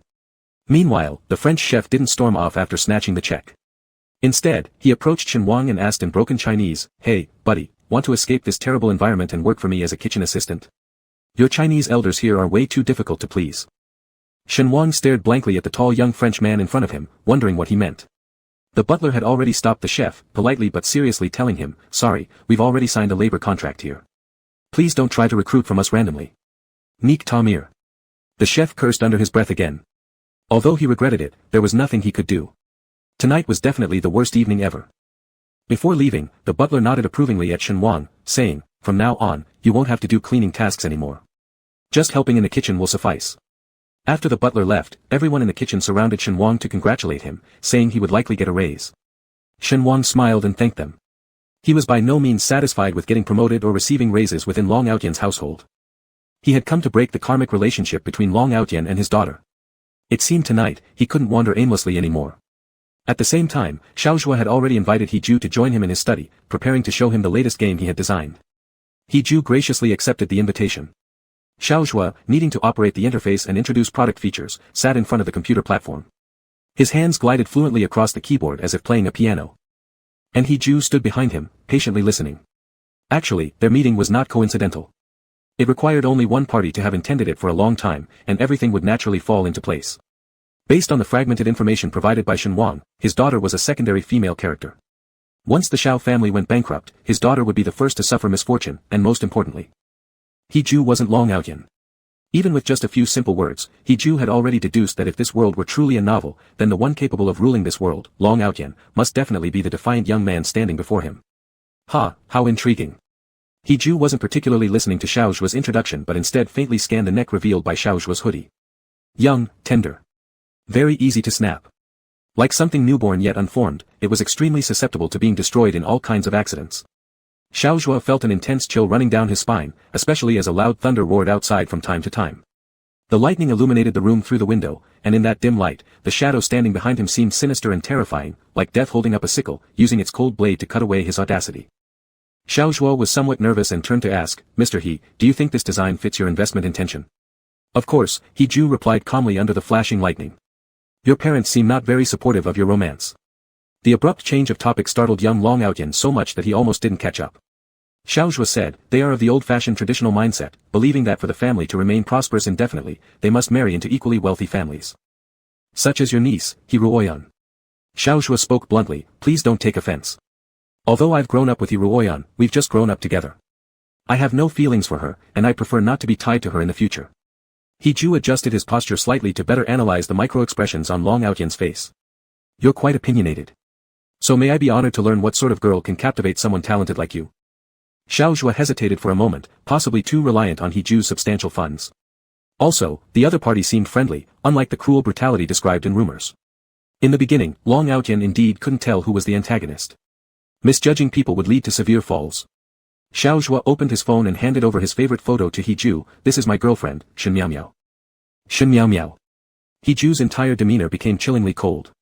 He held the girl's picture close to his eyes, examining her features with detail for the first time. Does she surname Shen?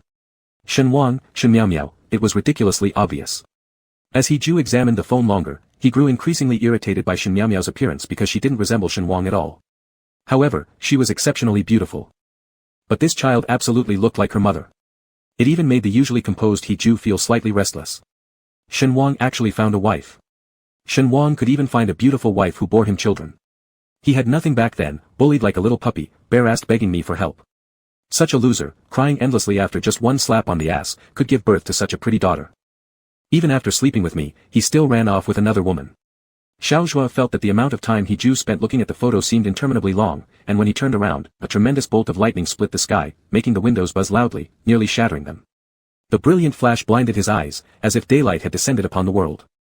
Heju appeared like the deepest abyss of gloom, his eyes dark, his facial features shadowy, and his entire presence exuding an eerie, terrifying aura. Even in the brightest part of the bright night, his figure remained eerily foreboding. Xiao Zhua had never been scared in his life. Now he felt terrified, fearing he would be torn apart at any second, with his heart pounding fiercely, and his legs trembling restlessly. Almost about to wet himself.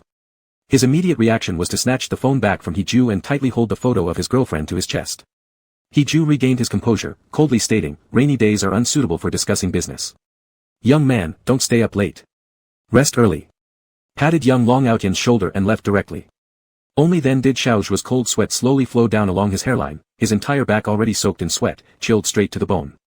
Shen Wang quickly showered, washing off the sticky scent on his body. He thought since the Xiao family provided everyone with a place to stay, there was no need to guard against anyone, so he casually relaxed in just a tank top and underwear, tidying up things inside the room. The master bedroom was equipped with soundproof glass which helped reduce some of the thunder during the rainstorm. But for their hired help quarters, it was more basic. Tonight's lightning and thunder were unusual, making Shen Wang's heart tremble repeatedly, even causing his eyelids to flutter nervously. First, he went to the window to confirm if all the windows were properly closed, and then drew the curtains tighter. He then took out his phone and set the time for getting up to work. Suddenly, the golden bracelet on his wrist emitted a cluster of blue light. Shen Wang thought he was seeing things, but the bracelet kept flickering with blue light incessantly. And it became more and more urgent, more and more urgent.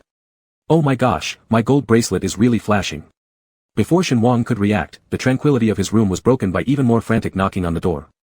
He felt that if he didn't open the door, the person outside would wake up everyone in the entire villa just to see this spectacle. Shen Wang asked softly, "Who is it?" The other party did not answer, continuing to knock desperately, not pounding on the door, but using an impatiently fast rhythm, repeatedly tapping against the door surface. Worried, Shen Wang hurriedly opened the door a crack, thinking as long as he talked to the person through the gap, he could close the door again. But this impulsive decision of his was immediately shattered. Shen Wang was pushed aside by an overwhelming force, landing hard on the ground, feeling as if his tailbone was about to shatter. Then the person who came grabbed him by the back of his shirt and threw him onto the bed. Ah! Before Shen Wang could even recover, he had no chance to call for help as someone harshly covered his mouth. He was completely helpless, like a chicken. No, he was the little chick, easily subdued by the other. Tears welled up in Shen Wang's eyes, rolling around in his sockets. When he finally managed to open them, all he saw was Heju's fierce face, staring at him intently. Heju! How did he find me? No, shouldn't Heju have left already? He looked so ferocious. Shen Wang could no longer control his tears, his chest, covered only by a thin undershirt, rising and falling dramatically, the exposed skin gleaming translucently under the light, dazzlingly white. Heju clamped his mouth tightly, his gaze sharp like a blade, slowly scanning every part of Shen Wang, from his teary, water-filled eyes, to the peaks and valleys of his chest, down to the area concealed beneath his underwear. Humph. Heju emitted a cruel, mocking laugh and then released his hand. Shen Wang's saliva stuck to Heju's palm, dragging threads when removed. Heju said coldly, "You don't deserve to speak." Shen Wang indeed had something to say, but upon seeing Heju's manner and gestures, which seemed extremely agitated, he stayed silent.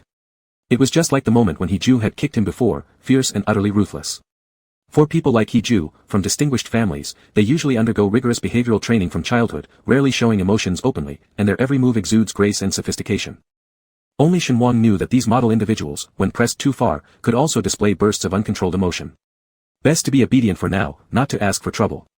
Heju glared coldly at Shen Wang, as if wanting to say something but finding nothing to say, as if wanting to vent or blame, yet swallowing it all back down and digesting it himself. Finally, Heju yanked off Shen Wang's underwear in a sudden act of violence, making Shen Wang afraid to scream. Heju smiled, his eyes unwaveringly fixed on Shen Wang's thighs. How absurd, after growing for over a decade, it was still so pink and tender. He Ju mocked, so you use this thing to bear children with others? Chapter 25, You're worthless. Shen Wang felt he was done for, just like the 3 days and nights over a decade ago when his limbs were bound by a terrifying hunter, leaving him to wait on his belly to be torn into pieces. Perhaps driven by an overwhelming desire to survive or unwillingness to endure another profound despair, he called out softly as if seeking help, He Ju, I'm scared. Master He Ju's eyes blazed red, seemingly awakened from his senses but quickly stirred again by Shen Wang's pitiful appearance. He gave a high-pitched warning, shut up, this time you'll properly feel my presence. He lowered his head and closed in. Shen Wang soon lost all awareness, spiraling into a dizziness that overwhelmed him. The thunderstorm lasted all night. They say morning rain clears up the same day while night rain persists till dawn. Indeed, the next morning was cloudless with skies clear as though not touched by any impurity. Shen Wang lay stubbornly in bed, reluctant to rise and see anyone, his face that had weathered 30 years of wind and sun suddenly becoming as thin as cicada wings, reddening at the slightest touch. He Ju left early. Shen Wang barely noticed when this person left since he was dizzy from last night's ordeal. Over a decade ago, he was the first to wake up and quietly run away. This time it was He Ju who left first, a fitting karmic retribution. Shen Wang cautiously patted himself, relieved everything was still there, untouched. He then remembered he had a task. He was also assisting the Xiao family kitchen staff, and couldn't afford to stay in bed any longer. Work had to be done. As Shen Wang slowly entered the rear kitchen, Aunt Zhang, one of the assistant cooks, urged immediately, Little Shen, Little Qi took a sick leave today. You'll need to help serve dishes for him. Shen Wang glanced at the silver tray thrust forcibly into his hands. On it were some light home-style stir-fried dishes that would normally suffice for lunch and dinner at an ordinary home, yet in a wealthy mansion, they could only pass as side dishes to adjust the palate. Shen Wang wasn't particularly enthusiastic about the job because he didn't know what kind of expression to wear after meeting the person from last night. Aunt Zhang prompted again, hurry up. What are you standing around doing? Why are you so shy this morning? Acting like a timid little girl. For a man, those few words hit like the perpetual failure of China's national men's football team never making it to the World Cup. Steadily, Shen Wang held the tray and walked with mechanical little steps, carefully placing the exquisite plates of food in the center of the dining table.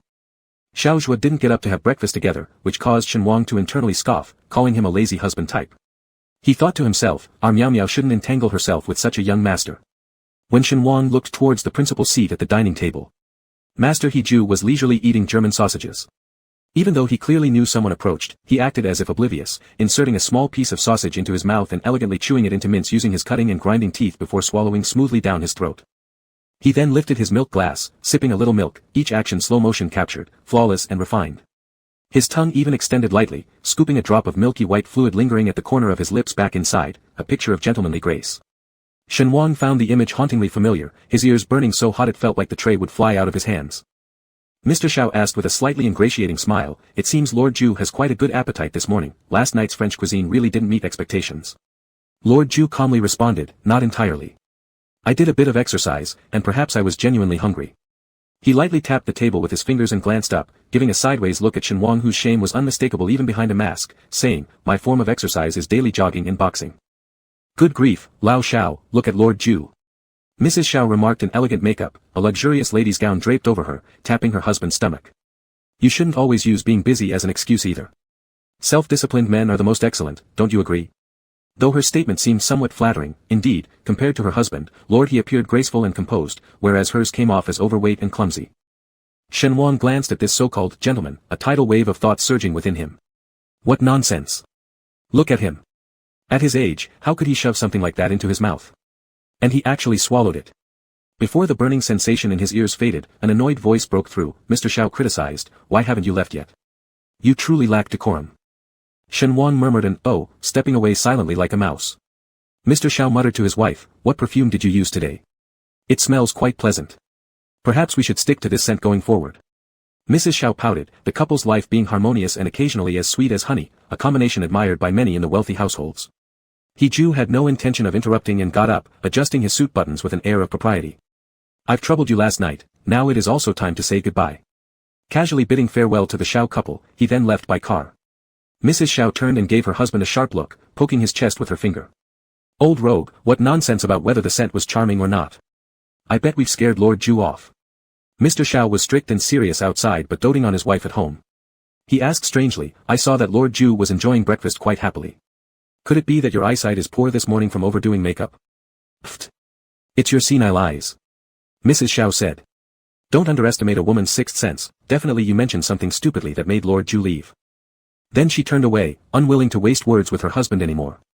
At the same moment, Shen Wang also thought of the same thing and took the air freshener to Xiao Zhuo's bedroom. Shen Wang, as a man, knew best how despicable male animals could be. They only carefully disguised themselves during courting periods, using dazzling techniques to confuse others. Actually, the nature of a man was revealed most clearly through daily life details. He went first to see when this master Xiao Zhuo would get up from bed. Was he up to no good last night? Suddenly, he realized that this was the house of the leading character's parents. If he couldn't stop the male protagonist, this place would become Miao Miao's in-laws' house. Last night, he'd been bitten several times by Lord He Ju. Shen Wang timidly knocked on the bedroom door. The inside looked slightly disordered but not messy, with nothing like empty wine bottles. However, there were some highly specialized books around. Xiao Zhuo excitedly operated something on the computer. Together online with a few colleagues who were working overtime, he might have been enlightened by He Ju, making breakthroughs overnight by correcting the algorithm of the game codes, changing the redundant parts to be more concise. Turns out he's also a career-centric playboy. Shen Wang sniffed and sprayed some air freshener where he walked and picked up the books Xiao Zhuo carelessly threw on the ground. Xiao Zhuo suddenly said coldly, "Go out, I'll tidy up myself in a while." Shen Wang pretended to come closer. "Young master, you haven't rested all night. No matter how busy work is, you must take care of your health. Or shall I make you a cup of coffee?" Xiao Zhuo tooted, "Go out." Shen Wang immediately noted down in his mental diary, "Concealed workaholic type, once caught in a work state, will surely ignore family." Xiao Zhuo seemed to briefly consider something outside of work, and suddenly shouted again, "Wait." Shen Wang obediently turned back and waited for him. Xiao Zhuo raised a sharp gaze, probably due to the author's special preference. Even after staying awake all night, the main character remained highly alert, astonishing physical and endurance qualities, extremely superior health. He asked, "Did I see you somewhere before?" Indeed, it was rather strange. Lately, a peculiar scent kept lingering near him, faint yet seductive. Including the current servant's figure, which was very familiar too, he adored wearing 2 sets of autumn clothing under his summer work outfit, his blinking eyes often dodging, occasionally exposing a hard-to-conceal disdain. "You're not."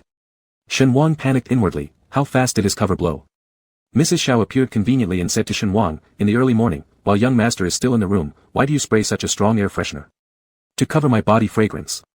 Mrs. Xiao criticized further, "Do you know how to work? You should open the windows for ventilation first, otherwise, do you want to suffocate my son with that smell?" She went to the window herself, tore open the curtain, and opened the window, letting fresh air flow in. She was ready to criticize more when Shen Wang had already run off. Actually, he didn't go far. He squatted outside, secretly eavesdropping on their conversation. Mrs. Xiao spat, "Recently the newly hired maids are too disrespectful. Call the butler in a while and let him properly educate them so they don't mess things up with clumsiness." Then her face quickly switched to maternal tenderness and affection as she said to her son, "You behaved improperly today. When Lord Ju enjoys breakfast, you don't accompany him. Are you putting on airs? Let me make it clear to you. Lord Ju is famous throughout the capital for being difficult to please, but he's also well known as a god of wealth. You need his investment for your business. Shouldn't you at least try to keep this god of wealth close? Your father and I smiled all day yesterday until our faces froze stiff. So why do we deserve to be faced with your cold attitude when we come to you?" Mrs. Xiao was about to pinch her son's cheek, but Xiao Zhuo turned his head and dodged. He said dismissively, "It's not my face that appears too stiff, but rather all the cosmetic work you've done." Surprisingly, Mrs. Xiao didn't get angry but chuckled and lightly tapped her son's back instead. "What nonsense is coming out of your mouth? How dare you become so mean-spirited? Didn't you call me the prettiest mom every day when you were a child? Is it because you found a pretty woman that you start mocking your own mother?" Xiao Zhuo thought his mother came early in the morning just to argue with him, but actually, there was no trace of pleasure in her eyes. Xiao Zhuo paused from his work and carefully scrutinized the figure of his mother standing behind him. Why did adults like to lecture others while standing behind them? Mrs. Xiao smirked lifelessly, "What? Do you fancy that girl Shen Miao Miao so much that you even look at your mom differently now?" Xiao Zhuo put away any teasing tone and responded gravely, "Mom, I know what you mean." He wasn't stupid, he understood the implications clearly. Lord Ju investing in me doesn't imply he favors me personally. He is a genuine investor seeking profits and would never manipulate things for Gu Ruoyan's sake. And I genuinely like Shen Miao Miao, and I plan to marry her. Mom, please don't be too critical. You don't truly understand Shen Miao Miao, so don't casually judge someone based on your preconceived notions and knowledge. That's very impolite. Upon hearing this, Mrs. Xiao didn't show any signs of emotion. She knew her son was grown up and had his own thoughts now, which were surely different from his obedient childhood days. But being the daughter of an aristocratic family herself, she didn't feel this matter was too hard to handle. The reason you are so determined about this woman right now is simply because she's beautiful enough to satisfy your male vanity. Once your future life plans require more substantial assistance, you will suddenly become very clear-headed. She pointed to her son's cheek and gently poked it. Beauty is worthless compared to power. If you are excellent enough, you can have beauty worldwide. But if you're stepped on by others, including Shen Miao Miao, she might leave you too. Xiao Zhuo flared up, Miao Miao is not shallow. Ha ha ha, pardon me, Mrs. Xiao crossed her arms over her chest, I am a woman myself, and I know best how shallow some women can be. Well, son. Mrs. Xiao sincerely warned from the perspective of someone experienced in such matters, I don't want to quarrel with you because of Shen Miao Miao. We share blood ties, while she is still merely an outsider. The two of you aren't married yet, so everything is uncertain and subject to change. So, my son, give yourself more choices, it's like giving yourself another way out. Mrs. Xiao took out an invitation card from her pocket, this is the VIP invitation key card for the MacArthur Ocean Cruise. Go play in international waters tonight. There are youths of suitable status on board. Exposing yourself more to the world is far better than living in fantasy all the time. With that, Mrs. Xiao pressed the computer's off switch abruptly. Xiao Zhuo roared furiously, you old hag, I haven't clicked save yet. Shen Wang took this chance to roll and run away as fast as possible. He couldn't criticize Mrs. Zhao's words since parents always consider things for their children from different perspectives. For example, Mrs. Xiao disapproved of Shen Miao Miao due to her lack of background, just like Shen Wang disapproved of Xiao Zhuo because he might shorten his daughter's lifespan. However, as a father, Shen Wang was still quite angry. Shen Miao Miao was his princess, despite himself being only a poor fishmonger, absolutely no one should defame his daughter as merely beautiful. My daughter is the top student in her year. Shen Wang muttered angrily while retreating into the back kitchen. My daughter is a better person than me, incomparably smarter. No one in this world deserves my princess. Despite his irritation, Shen Wang realized this could also serve as an opportunity. The MacArthur Ocean Cruise. Shen Wang flipped through his phone and searched on Baidu. He finally discovered it was the most renowned super-luxury cruise ship in Asia, known as the Moving Eastern Paris at Sea, where all amenities were available, like a small city on water. If he could sneak onto the cruise following Xiao Zhuo, taking some scandalous photos of him with women would surely allow him to speak with evidence. Shen Wang worked enthusiastically for a while. However, his motivation fizzled out after merely 15 minutes as he learned that not just anyone could board the MacArthur Ocean Cruise, a special VIP keycard was required. Surveying the people he knew, they were either selling pig trotters or ginger and chili powder. It wasn't easy finding someone worth hundreds of millions. Just then, a name flashed into Shen Wang's mind, making him shake his head violently like a rattle drum, yet failing to dislodge this thought. He Ju. He Ju. He Ju. My beacon of hope, my wellspring of resentment. Led by the waiter into an elegant hall, Shen Wang continued trying to alleviate his growing anxiety in his heart. I'm only asking him for one last little favor, and I will pay him properly. He treated me so kindly yesterday evening. Surely, it must mean he doesn't detest me entirely. The child is already this big. What good deeds has he actually done? Summoning his courage, Shen Wang followed along and saw that He Ju had already arrived. However, He Ju did not choose a private room but sat on the first floor like an ordinary person, probably planning to sit for just a short time without wasting any unnecessary time. Shen Wang felt a noticeable sinking sensation in his heart, but quickly regained his wits, walking proudly up to He Ju. As expected, He Ju clearly did not intend to stay long, ordering a cup of rich coffee for himself and a kiwi juice for Shen Wang. Green and vibrant. He Ju's demeanor was cold and detached, completely different from the man with blood-red eyes who clamped onto Shen Wang's pulse last night. After glancing at his diamond wristwatch, He Ju's voice was distant and curt, you have 5 minutes, so finish up as quickly as possible. Shen Wang carefully removed his mask, sitting opposite He Ju. Picking up the green kiwi juice, he planned to take a sip first to ease his tension. Who would have guessed things wouldn't go his way? Shen Wang's seat allowed him a clear view of the cafe entrance, where two graceful beauties were walking through, one leading the other. The woman ahead was older, Mrs. Xiao, who had just approved his leave to return home. Following behind her quietly was Shen Miao Miao, his cherished daughter. What's going on? Shen Wang's instinctive reaction was to prevent his daughter from noticing his presence in the capital. Without hesitation, he bent down, lifting the pristine tablecloth, and slithered underneath it. Shen Wang, what are you doing? He Ju mistakenly thought Shen Wang intended to do something to regain lost favor. His normally stoic expression cracked momentarily with disbelief. Naturally, Shen Wang found himself sprawled between He Ju's legs, raising a fluffy-haired head, silently putting a finger to his lips, don't call my name. It was then that He Ju became aware of the situation. Casting his eyes around, when he noticed one of the women was Mrs. Xiao, his immediate action was to shift Shen Wang's jaw away slightly, avoiding any embarrassing postures from being seen by acquaintances. Yet, upon spotting the other young girl, He Ju's whole demeanor changed noticeably. A severe cold aura reached its peak, his obsidian-like eyes shifting instantly from astonishment to darkness. That's your daughter. She looks. A wave of bone-chilling cold swept over He Ju, every part touched by Shen Wang feeling as if eroded by poison. Unexplained pain began tearing through his very bones. Shen Wang said, lower your voice. Let me listen to their conversation first. Uncontrollably, He-ju clenched his hand into a fist, preventing any impolite burst of temper, swallowing all the coffee on the table in one gulp. Shen Wang pressed his face tightly against someone's thigh, wishing his eyes could stretch 18 meters out. Dissatisfied, he murmured, "Don't drink now, it makes noise inside your stomach." He-ju. After educating her son earlier, Mrs. Xiao couldn't let another moment be wasted. As the saying goes, even a virtuous lady can be swayed by persistent pursuit. It seemed her son was already deeply ensnared as an unwavering advocate of pure love. Her only option was to work on Shen Miao Miao. Shen Miao Miao didn't expect to be called in by Xiao Zhua's mother, though she was not particularly nervous. After all, her relationship with Xiao Zhua had just begun and hadn't reached the point of needing parental intervention yet.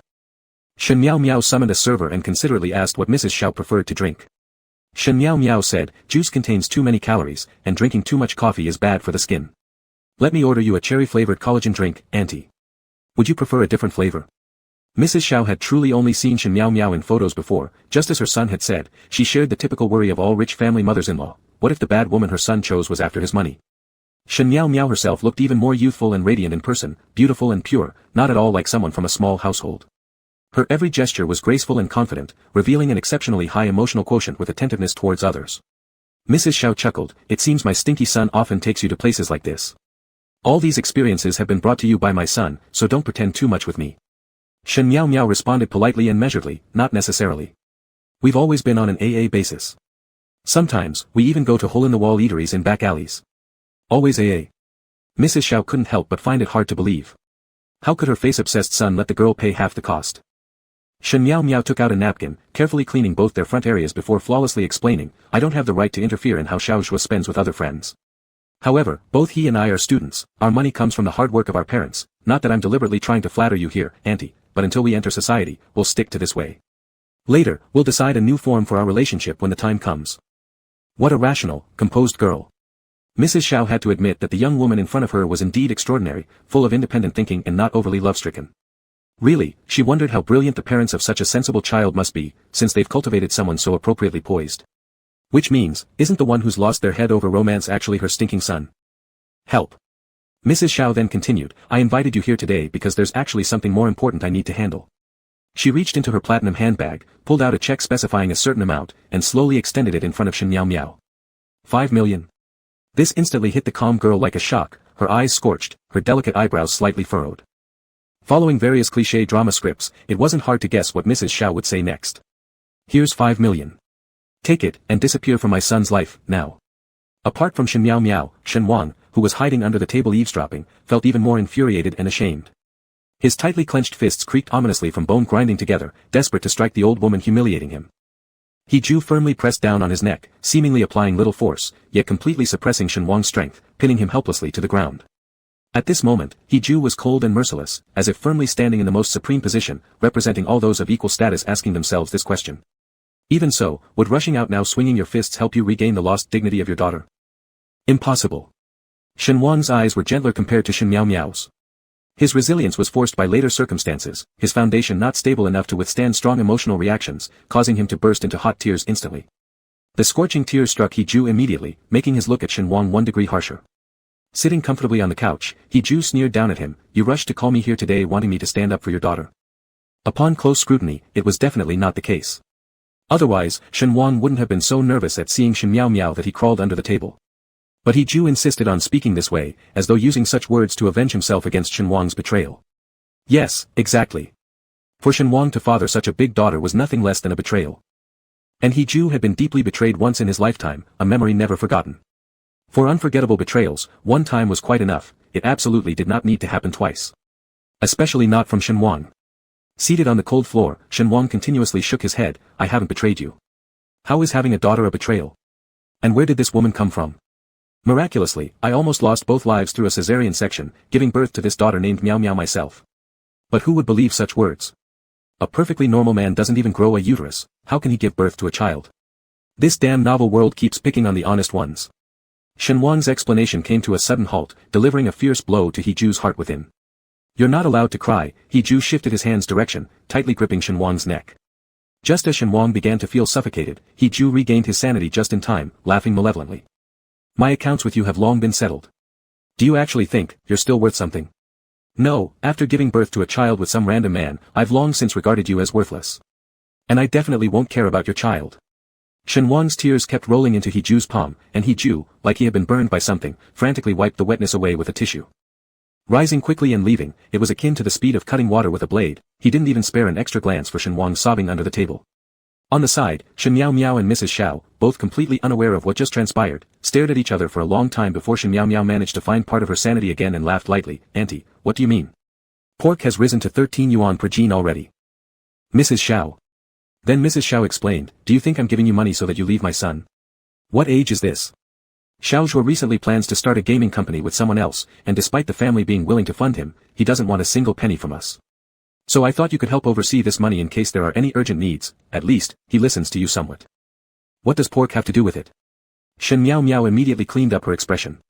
Nothing, I just mean Xiao Zhuo likes pork, especially the braised spare ribs you make, auntie. How could Mrs. Xiao not see through the girl's slight awkwardness, but the words she had to say still needed to be said. You're really clever, nothing like what I expected. But I must give you one piece of advice, your contribution to Xiao Zhuo is limited, and you don't make a suitable match for him. If Xiao Zhuo were to abandon you someday, perhaps it would be easier for you to abandon him first. Why must women make life hard for other women?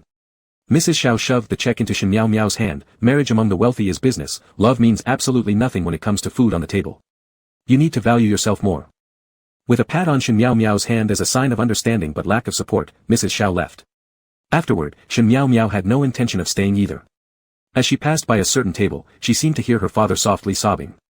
How is this possible? Shen Miao Miao muttered quietly, convinced she had been too busy studying lately or otherwise. How could she keep hallucinating so often?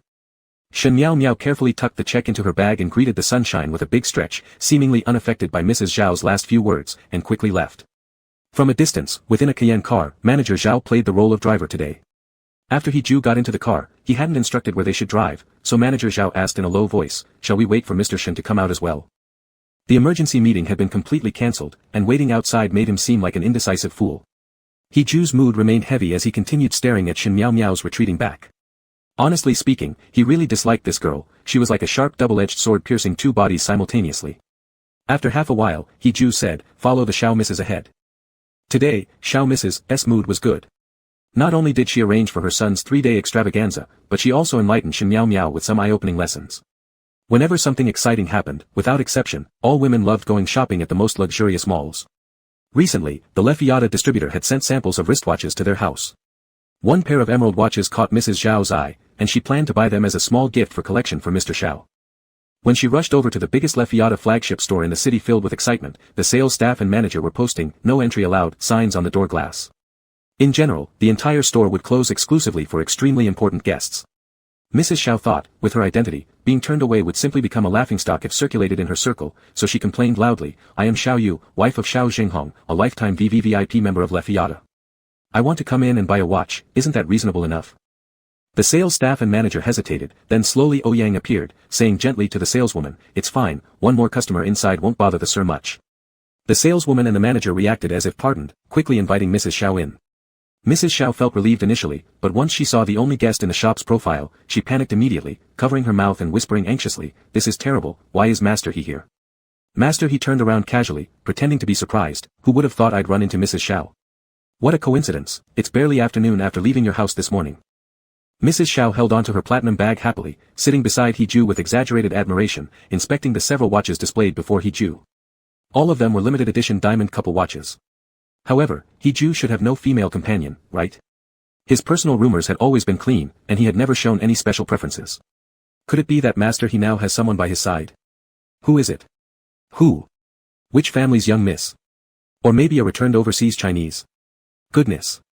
Mrs. Xiao felt like she was witnessing the sunrise atop Mount Tai, it was just too shocking. He Ju lightly asked, does Mrs. Xiao like Lefiata? Yes, I particularly like this brand's wristwatches. Mrs. Xiao smiled and picked up a lady's watch, slipping it onto her slender wrist. The chandeliers in the room shone brilliantly, making her wrist appear exceptionally white and soft. A Lefiata watch costs over $1 million each, and the good ones require more than $10 million. It falls under the upper echelons of luxury craftsmanship. I believe Mrs. Zhao's household must also have a considerable collection. He Ju picked up a watch as well but showed no intention of wearing it on his own wrist. Mrs. Xiao immediately chimed in, the items are indeed great, but buying one every year still feels quite heavy on the pocket. Not like you, Master He, whenever you like something, the brands themselves personally deliver limited editions straight to your house. Hiju gave a faint smile and placed the watch back into its box, then suddenly said, but I've heard Lefiata made some inappropriate remarks recently, and many people were affected. Purchasing from this brand at this time might invite criticism from others. Initially, the tone seemed normal and natural, but suddenly shifted to another level. Mrs. Xiao quickly altered her tone. What? There was such an incident. What a pity. I was about to splurge on a pair of emerald wristwatches. This is truly unfortunate. Indeed, very unfortunate. Hiju added with a light tinge of sarcasm, it's only natural for someone like Mrs. Xiao who doesn't concern herself with worldly affairs. All she needs to do is swipe her husband's card and dress fashionably each day, she certainly doesn't need to clutter her brain with too much knowledge. What nonsense. Mrs. Xiao could not help but feel infuriated. Was he mocking her superficiality and materialism, merely spending her husband's money? To think, she hadn't offended him at all. This guy looks proper but turns out to be a man of sharp tongues. Though seething internally, Mrs. Xiao dared not let her anger show, for offending Hiju would bring consequences no one could bear. Hiju naturally knew her discontent, but what could she do? At his status, he enjoyed observing those who couldn't defeat him, yet had to humbly endure humiliation and frustration. Hiju had known since he was little that he wasn't blessed with the reputation of being a gentleman. Just moments ago, when the manager held a thick stack of contracts and rushed over with sweat dripping to ask Hiju for his signature. Manager Zhao said, this real estate belongs to Master He's private assets, he is now reclaiming the leasing rights. Compensation payments have already been transferred to your president. By 8 o'clock tomorrow morning, the store must be completely cleared out. Another big exclamation mark appeared over Mrs. Zhao's head. She wondered, haven't they operated here for over a decade? How could it suddenly come to moving out? After signing, Hiju put down the pen, politely saying to Mrs. Xiao, Madam, take your time selecting. Tomorrow, the entire Lefiata will withdraw from the capital market, and next time Madam wants to buy a wristwatch, you might have to visit other cities. With that, he turned gracefully and left, leaving behind a red-faced Mrs. Xiao grinding her teeth, yelling, Who wants these rotten watches anyway? Manager Zhao handed the signed documents to the manager, placing the necessary papers he needed to keep inside a file bag. As he opened the door for Hiju, he asked, Young master, where would you like to go next? Hiju paused slightly, somewhat reluctant and said, Where has that young girl gone off to earlier? Has she done anything that resembles being upset? Manager Zhao called and connected with Shen Miao Miao's private bodyguard tracking her, replying, the young lady seems rather happy. She's currently playing at the arcade. Hiju became a bit confused about Shen Miao Miao's temperament and said, then let's visit her at the arcade. At that moment, Shen Miao Miao was indeed at the arcade, and she was alone. So after exchanging 200 yuan worth of game tokens, she played every single machine there. It was the first time both Hiju and Manager Zhao visited such a bustling place, he himself didn't particularly enjoy it. In the past, during high school, when Hiju asked Shen Wang where he wanted to play the most, Shen Wang pointed with his finger, softly saying he wished to visit the amusement park once. Hiju responded, children go to amusement parks, how old are you? Shen Wang grabbed his sleeve and pleaded, then let's go to the arcade, okay? Hiju was amused by Shen Wang's innocence and, while rubbing the soft strands of Shen Wang's hair, asked, so if you go to the arcade, what would you like to play? You can only choose one because I really don't enjoy noisy places. Indeed, back then Hiju disliked loud environments due to some special reasons. More often, he preferred lying on the sofa with Shen Wang reading books. The tender Shen Wang was light in his arms. Back then, Shen Wang had no one else to rely on except him. Things were truly perfect then. Shen Wang's eyes immediately sparkled with excitement as he softly said, I want to play the claw crane game, just 3 times is all I need. Hiju reluctantly agreed. But this silly little Shen Wang continuously used 100 yuan worth of tokens, not managing to grab even a single thing, returning to Hiju with a mournful face saying, trouble. All my lunch money is gone down the drain. Actually, for quite a long time Shen Wang hadn't been using his own money for lunch. Instead, he'd been eating off Hiju's meal card. This allowed his savings to grow, letting him spend it on other things. Hiju had already anticipated this. Pinching Shen Wang's slightly red nose, he said teasingly, your fault. Starting tomorrow, you're drinking Northwest Winds. Shen Wang hung his head sadly but suddenly reached into his school pants pocket and pulled out 2 leftover SKP tokens. His slightly tilted eyes quickly filled with joy as he said, great. Could you help me with this last attempt, Hiju? Please. Hiju glanced at the tokens and then at Shen Wang who was smiling like a flower. Quickly, he snatched the remaining last 2 coins and slipped them into his own pocket, saying, greed leads to loss, so there's no chance. Shen Wang immediately felt more disheartened. However, Hiju wrapped his arms around him, laughing slyly and whispering near his soft ear, which toy do you want? Just tell me, and I'll buy it for you. Every single detail they recalled belonged to their shared sweet memories. Even though these had been buried for 18 years, they still exuded a sharp aroma akin to aged wine. Now it was different, forever different.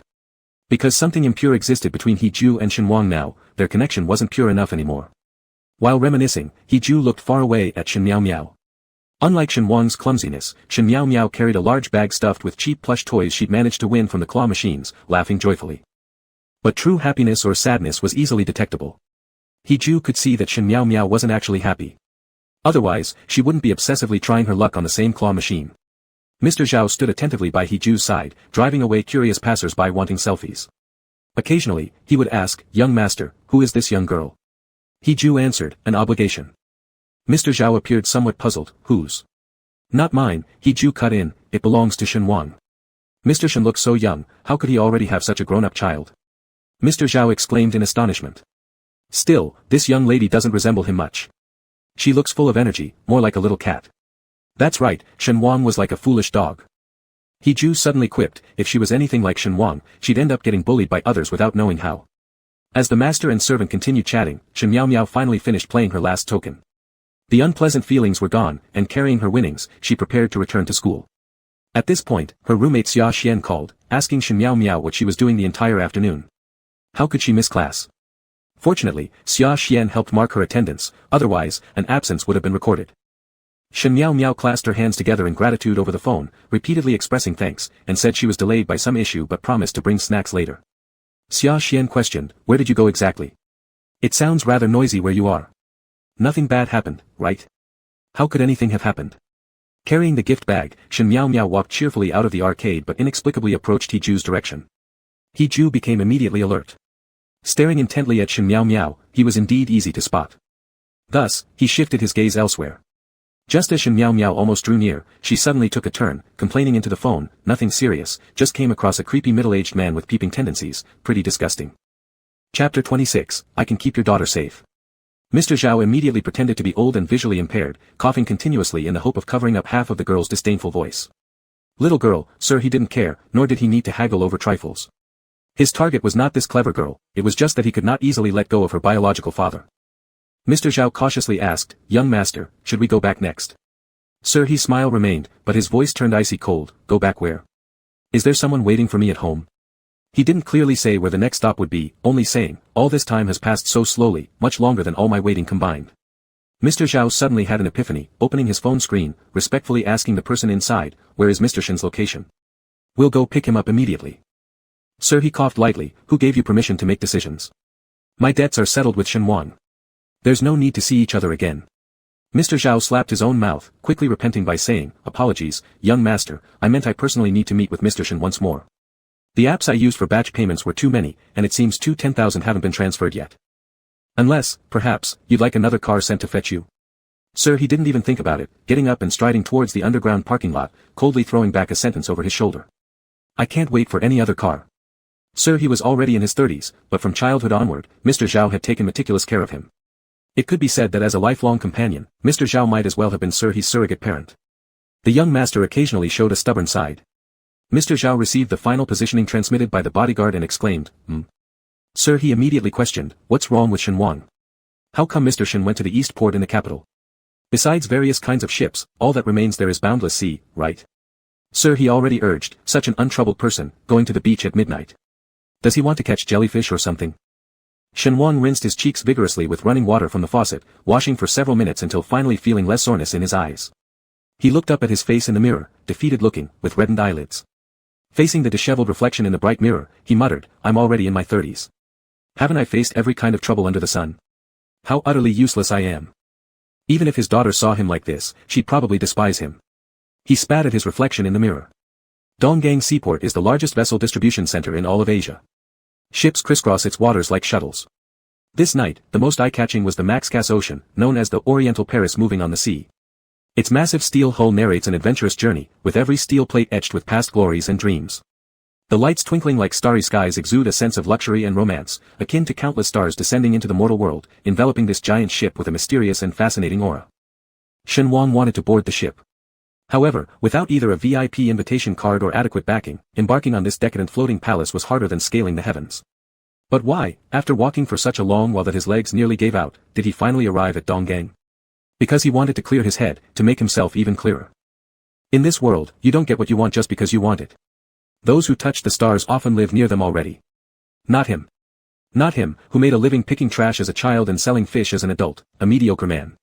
Shen Wang specially came to take a look at this giant ship precisely to do one thing. Back when you rummaged through garbage bins to survive and saw no hope ahead, weren't you braver and more decisive than this, Shen Wang? And then Shen Wang thought of a method that could have occurred to him earlier. Instead of hiding and dodging everything, why not openly tell your daughter the whole truth? Miao Miao is smart, she'll understand the hardship behind his choices. But he isn't a dictator, he can't force his daughter to fully trust him. If Miao Miao really likes Xiao Zhua and insists on being with him, then he will reveal all the hidden secrets from the past, the shameful truths buried deep within, and pour them all out to his daughter. He will show his daughter the scar left from the cesarean section on his stomach.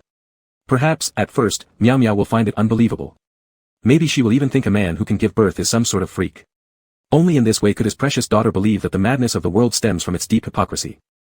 Whether it was through tears, tantrums, or even more drastic measures, or being lamented as a monstrous father by his own daughter, Shen Wang accepted it all.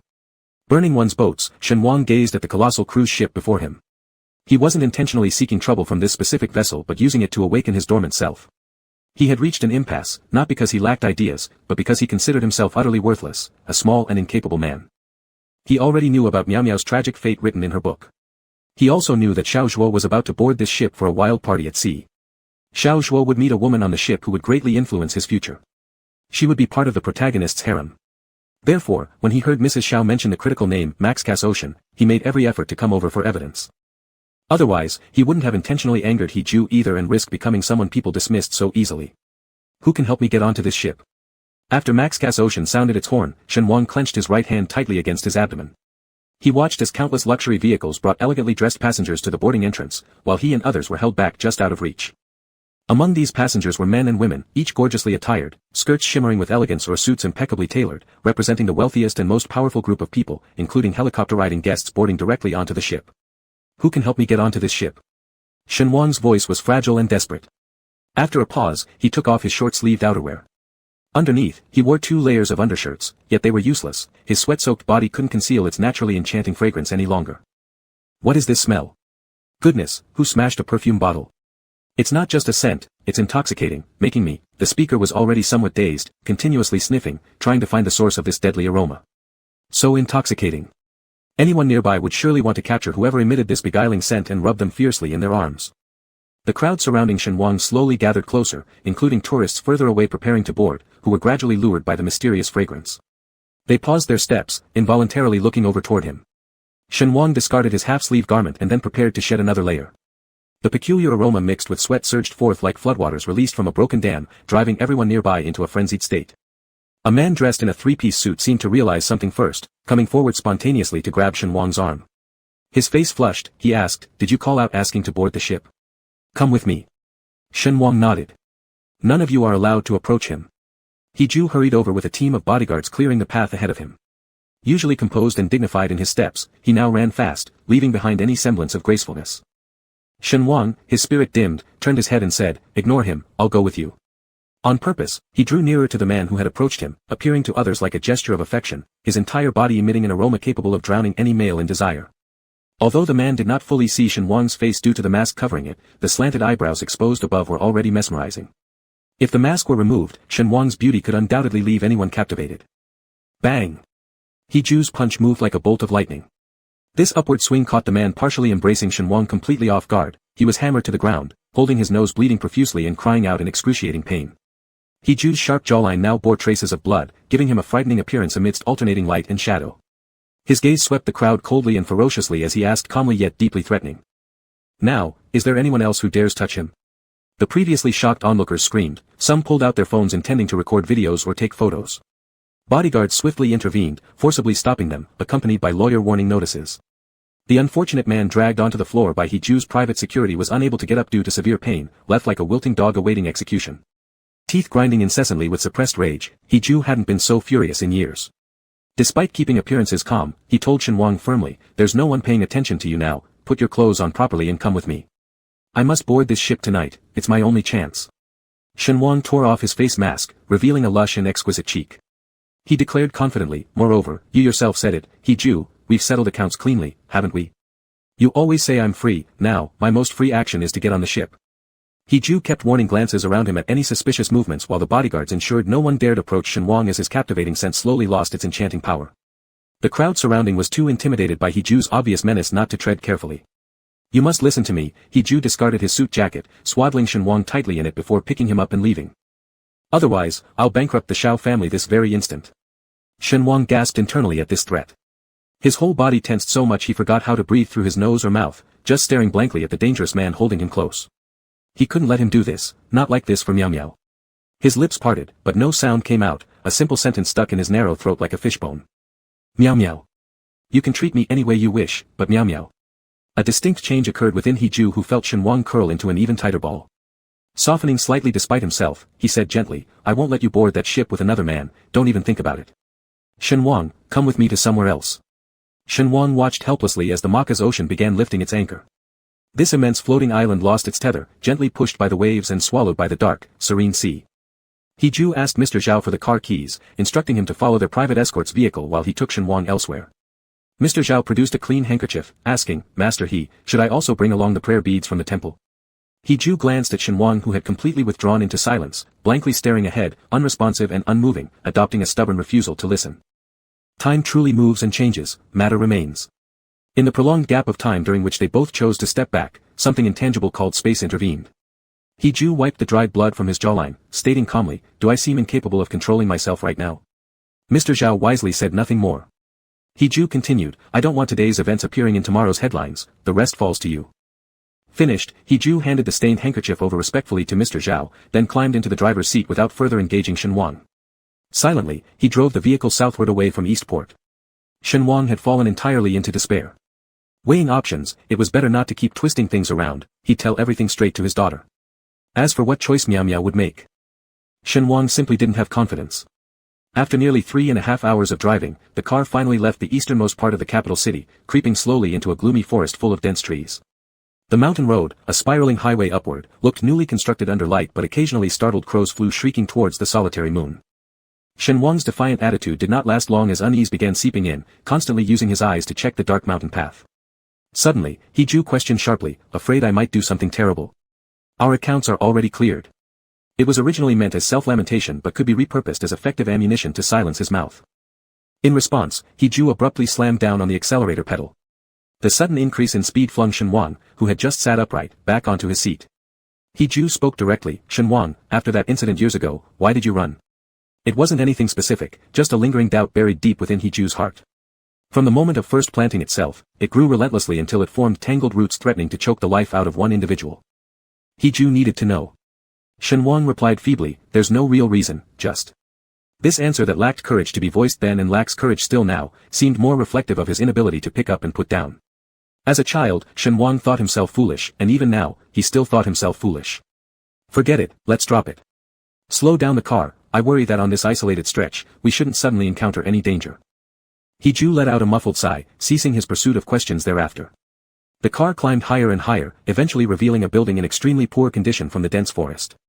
It stood like an elderly man who had experienced many vicissitudes of life, hunched over in the depths of the gloom. The visible outer walls had lost their former colors, now replaced by large areas of peeled-off paint and exposed bricks and stones. Between the tiles and bricks, wild grasses grew unchecked. Cracks spread across everything like knife wounds through time, intertwining with each other and appearing frighteningly blotched as they bore witness to the merciless erosion of the years. It was as if all past glory had been buried, every laughter turned into ghostly wails. Hiju parked the vehicle nearby but showed no intention of unlocking the safety lock. He didn't let Shenhuang get out and wouldn't leave the car himself. He simply surveyed the dilapidated structure from afar. Do you know why big capital players like Xiao Xinghong, even though older than me, still call me Ju respectfully? Shenhuang hadn't expected such a sharp question and answered bluntly, because the He family is more powerful and influential, they flatter and curry favor with you. Unmoved, Hiju asked again, I've told you before, I have 3 elder brothers. Do you know why the He family is now under my control as the youngest son? Why must even my capable elder brothers follow my orders? Shenhuang thought it might be because of his ruthless tactics, right? No, Hiju was supposed to be the ultimate antagonist in this novel. Why was he asking such terrifying questions at this eerily sinister place? Could it be that? Hiju slowly pointed toward the ruins nearby, unveiling a hidden truth to Shenhuang. This family's surname is Bai. They used to be even more powerful than the He family, enjoying unparalleled success in the capital city, truly being the unshakable fortress of capital. Surnamed Bai. Surnamed Bai. Involuntarily, Shenhuang pulled back slightly, glancing through the wide shoulder and neck angle of Hiju at that black building, which looked like a crying ghost's face, exuding an extra dose of chilling terror. Since He Ju faced away from him, he wasn't aware of these reactions and leisurely narrated, after returning from overseas studies, I spent nearly 7 years wiping out the Bai family completely. Every single person with the Bai surname was left powerless to retaliate or vent hatred. Only after achieving that did I solidify my position as head of the He family, turning this place into the ruin among ruins, the grave among graves. I needed to establish authority in the capital and ensure invincibility. So people's respect for me isn't merely admiration, it's mostly fear, dread, and obligatory feigned compliance. Shen Wang still couldn't fully grasp what he meant by 7 years of relentless persecution. But could it be true that He Ju had obliterated the Bai family in the capital? Why? He thought He Ju would treat people with the Bai surname well. As long as they were surnamed Bai. For the first time, Shen Wang began doubting one of his long-held beliefs, continuously rubbing his fingertips together to cover up his growing unease. So.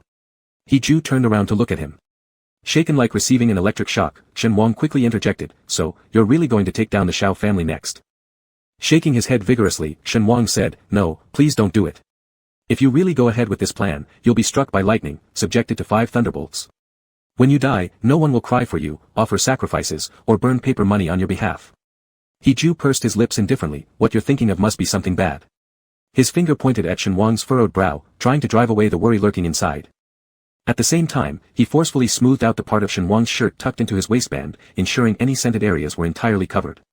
I've always judged situations by facts, not individuals. But when it comes to you, it's just the opposite, I care about the person, then the person again, never concerning myself with circumstances.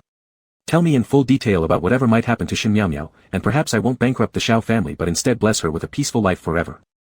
He Ju confidently added, this child doesn't seem destined to be a secondary character.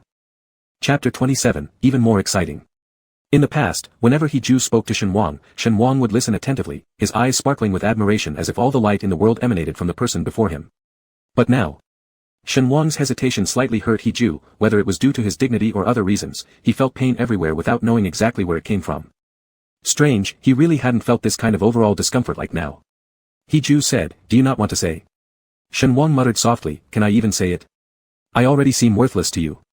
The words I speak will probably just sound foolish. He Ju had been slapped 3 times by this sentence today, his face stinging painfully.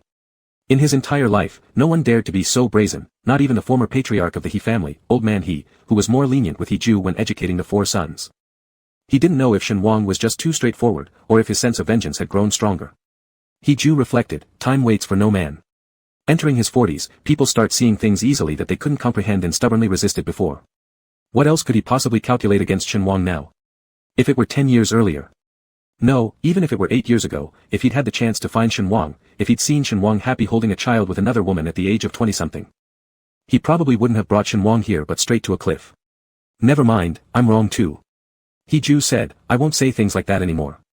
In his entire life, he had never spoken any soft words, and this single sentence was already a great compromise, dancing on the lowest baseline. Shen Wang looked down, as if deep in thought, his left hand slowly gripping the gold bracelet around his right wrist, slightly digging into the part that usually emitted a faint blue glow. He Ju, are you sure you don't regret helping me, someone like me? He Ju said, if you remove the second half of your question, I naturally won't go back on my word. However, I also have conditions. You're never allowed to undress in front of any other women, He Ju added after some thought, or men either. That night, Shen Wang returned to the He mansion with He Ju, resuming their cohabitation life. Before sleeping, Shen Wang told him everything he knew, how Shin Miao Miao became pregnant, eventually dying in a dilapidated hut, and how Xiao Zhuo spiraled into darkness after losing his beloved wife.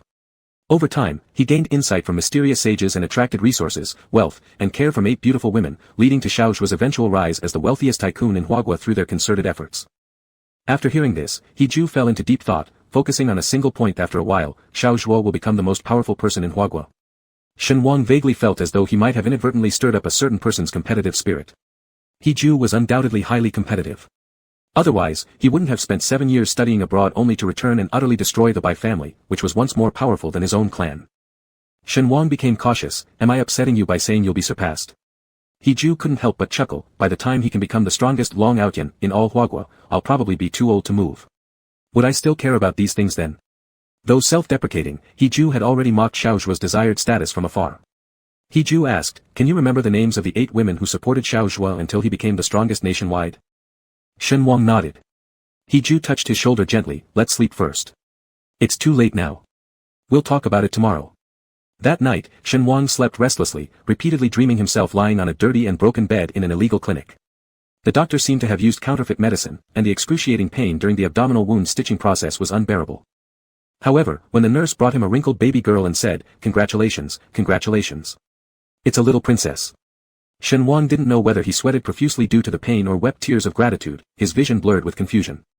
Afterward, he fainted completely, almost dying in that black market clinic. I won't let Miao Miao be born an orphan.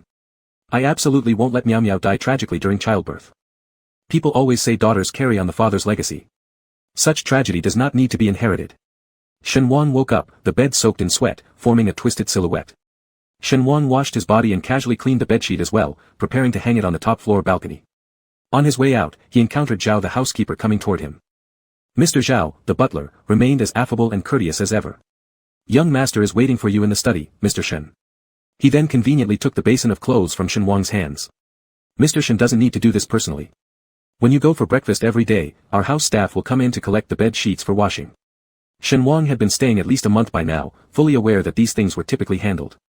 However, the condition today was special, this bedsheet was particularly dirty, so he didn't want to cause unnecessary assumptions. Since He Ju was in the study, Shen Wang turned back to write down the list of names of the consorts serving Long Aotian, then decided to deliver it in person. Mr. Zhao had once mentioned 1207 specific restrictions regarding protocol, one of which strictly forbade people from casually approaching He Ju's study, a confidential and highly important area. Holding the paper, Shen Wang first peeked through the crack of the door. There sat He Ju at his desk, surrounded by stacks of books with brightly colored covers, clearly not classified or top-secret documents. Come in already, no need to read my face, He Ju called out amidst his busy work, having seen the shadow lingering in the doorway and immediately knowing who it was outside. As Shen Wang pushed open the door and gradually approached He Ju's desk, what came into sight startled him, it was filled with sensationalist trash novels. Titles all over, Long Aotian's Arrogant Defiance, The Legend of Long Aotian, The Strongest Villain System, The Man Atop the Food Chain, The Visiting Dragon's Son-in-Law equals Long Aotian, etc. Shen Wang remembered how He Ju during high school always held a book in his hand, but its contents were profound and complex, nothing like these internet novels created merely for entertainment and imagination. Perhaps anticipating Shen Wang's surprise, He Ju calmly explained, to know yourself and your enemy guarantees victory in every battle. I've never understood this kind of character. Anyway, they come in bulk, so I just skim a few pages, enough to get a general idea. Long Aotian is someone who starts off extremely powerful, constantly breaks conventional norms when doing things, rarely uses his brain yet can easily take down enemies much stronger than him. Xiao Zhua seems to be a pretty wild kid, fitting somewhat with this archetype, though not quite reaching this level. Shen Wang darkly dropped a hint, that's because my daughter is still alive. He hasn't become disillusioned with this world yet, transformed completely into a darkened version of Long Aotian. Right now, he is still normal, except for that striking yellow hair. He Ju commented, you don't seem to approve of him. Yet Shen Wang seemed to suddenly remember something, surprisingly saying, I don't think I've ever told you this, but Xiao Zhua is actually the protagonist of this world. He Ju stayed silent, implying that this should be easy to deduce. He Ju began tidying up the books on the table slowly, stacking them into neat piles. The clean desktop revealed a string of emerald green jade Buddhist beads. In a nonchalant manner, He Ju slipped the bracelet onto his wrist. Shen Wang couldn't help but feel curious, he had never seen He Ju wear anything other than diamond watches as accessories. The first sign of aging for men is brewing goji berries in their thermos cups and wearing various strings of beads on their wrists. But thanks to He Ju's impressive looks, the translucent green jade prayer beads gave his exposed skin a cold whiteness, adding an air of tranquility and unworldliness. When He Ju extended his hand toward Shen Wang, the Buddha heads intricately carved into the jade beads looked compassionate and detached, smiling gently as if praying for harmony and bliss worldwide. However, sometimes extreme good results in evil. When so many carved Buddhas were stacked together, their visual impact somehow felt more grotesque and mysterious. With a small nod, Shen Wang handed over the prepared list to He Ju. He Ju briefly skimmed through it. Indeed, they were all prominent young ladies from wealthy families in Jiangsu, Zhejiang, Shanghai, Guangdong, Hong Kong, Macau. Among those whose families had even a passing acquaintance with He Ju, there were already 3 or 4. No wonder the blonde brat eventually became the supreme ruler of the nation, what with father-in-laws spread throughout the country, he was bound to become the man at the top of the food chain. At first, He Ju didn't believe everything Shen Wang said, but after meeting Shen Miao Miao, something in his heart shifted slightly. Thinking of such a clever little girl dying so pitifully made him inexplicably uncomfortable inside. After a brief moment of silence, he finally said, but you've only written down a few names. Didn't you say earlier there were 8 leading actresses? It seems, none of the renowned women from the capital circle are mentioned here. He Ju spoke with some depth of meaning, Ruoyan has always adored Xiao Zhua greatly, calling him, elder brother, so many times in my ears, practically wearing away the soles of her shoes. And she isn't included? Shen Wang immediately stammered, actually, my memory isn't entirely clear either. For now, these are all we have. After Xiaozhua's family went bankrupt and my daughter died due to difficult labor, he would flee around, probably seducing women wherever he went. Shen Wang spoke through gritted teeth, emphasizing his anguish. Most of all, from yesterday to today, he had repeatedly mentioned that Miao Miao had died during childbirth, a constant reminder that tore him apart emotionally. Can we stop talking about this? He asked again. What do you plan to do? He Ju recognized his pain point and stood up, walking over to Shen Wang. He embraced him, gently pulling him toward his chest. Alright, you don't have to say anything more. I already have an idea. Shen Wang wanted to ask how exactly He Ju planned to break up Miao Miao and Xiaozhua. But if He Ju said he had a plan, he definitely wouldn't make reckless promises. As Shen Wang leaned closer into He Ju's chest, he closed his eyes slightly and murmured, I just want to find the most appropriate way for my daughter to be safe from harm. I don't know to what extent their relationship has developed. When Miao Miao was younger, she always confided in me first whenever she had secrets. This time, she didn't tell me anything, it was her first time secretly finding a boyfriend. I fear their bond is deeper than I imagined, and I'm also afraid that the influence of this story might be greater than expected. I don't want Miao Miao to get hurt. Ideally, Xiaozhua won't come after her anymore. If they could split peacefully, I would be willing to pay any price. You're certainly very good to your daughter, He Ju remarked, though it came out with a slightly sour tone.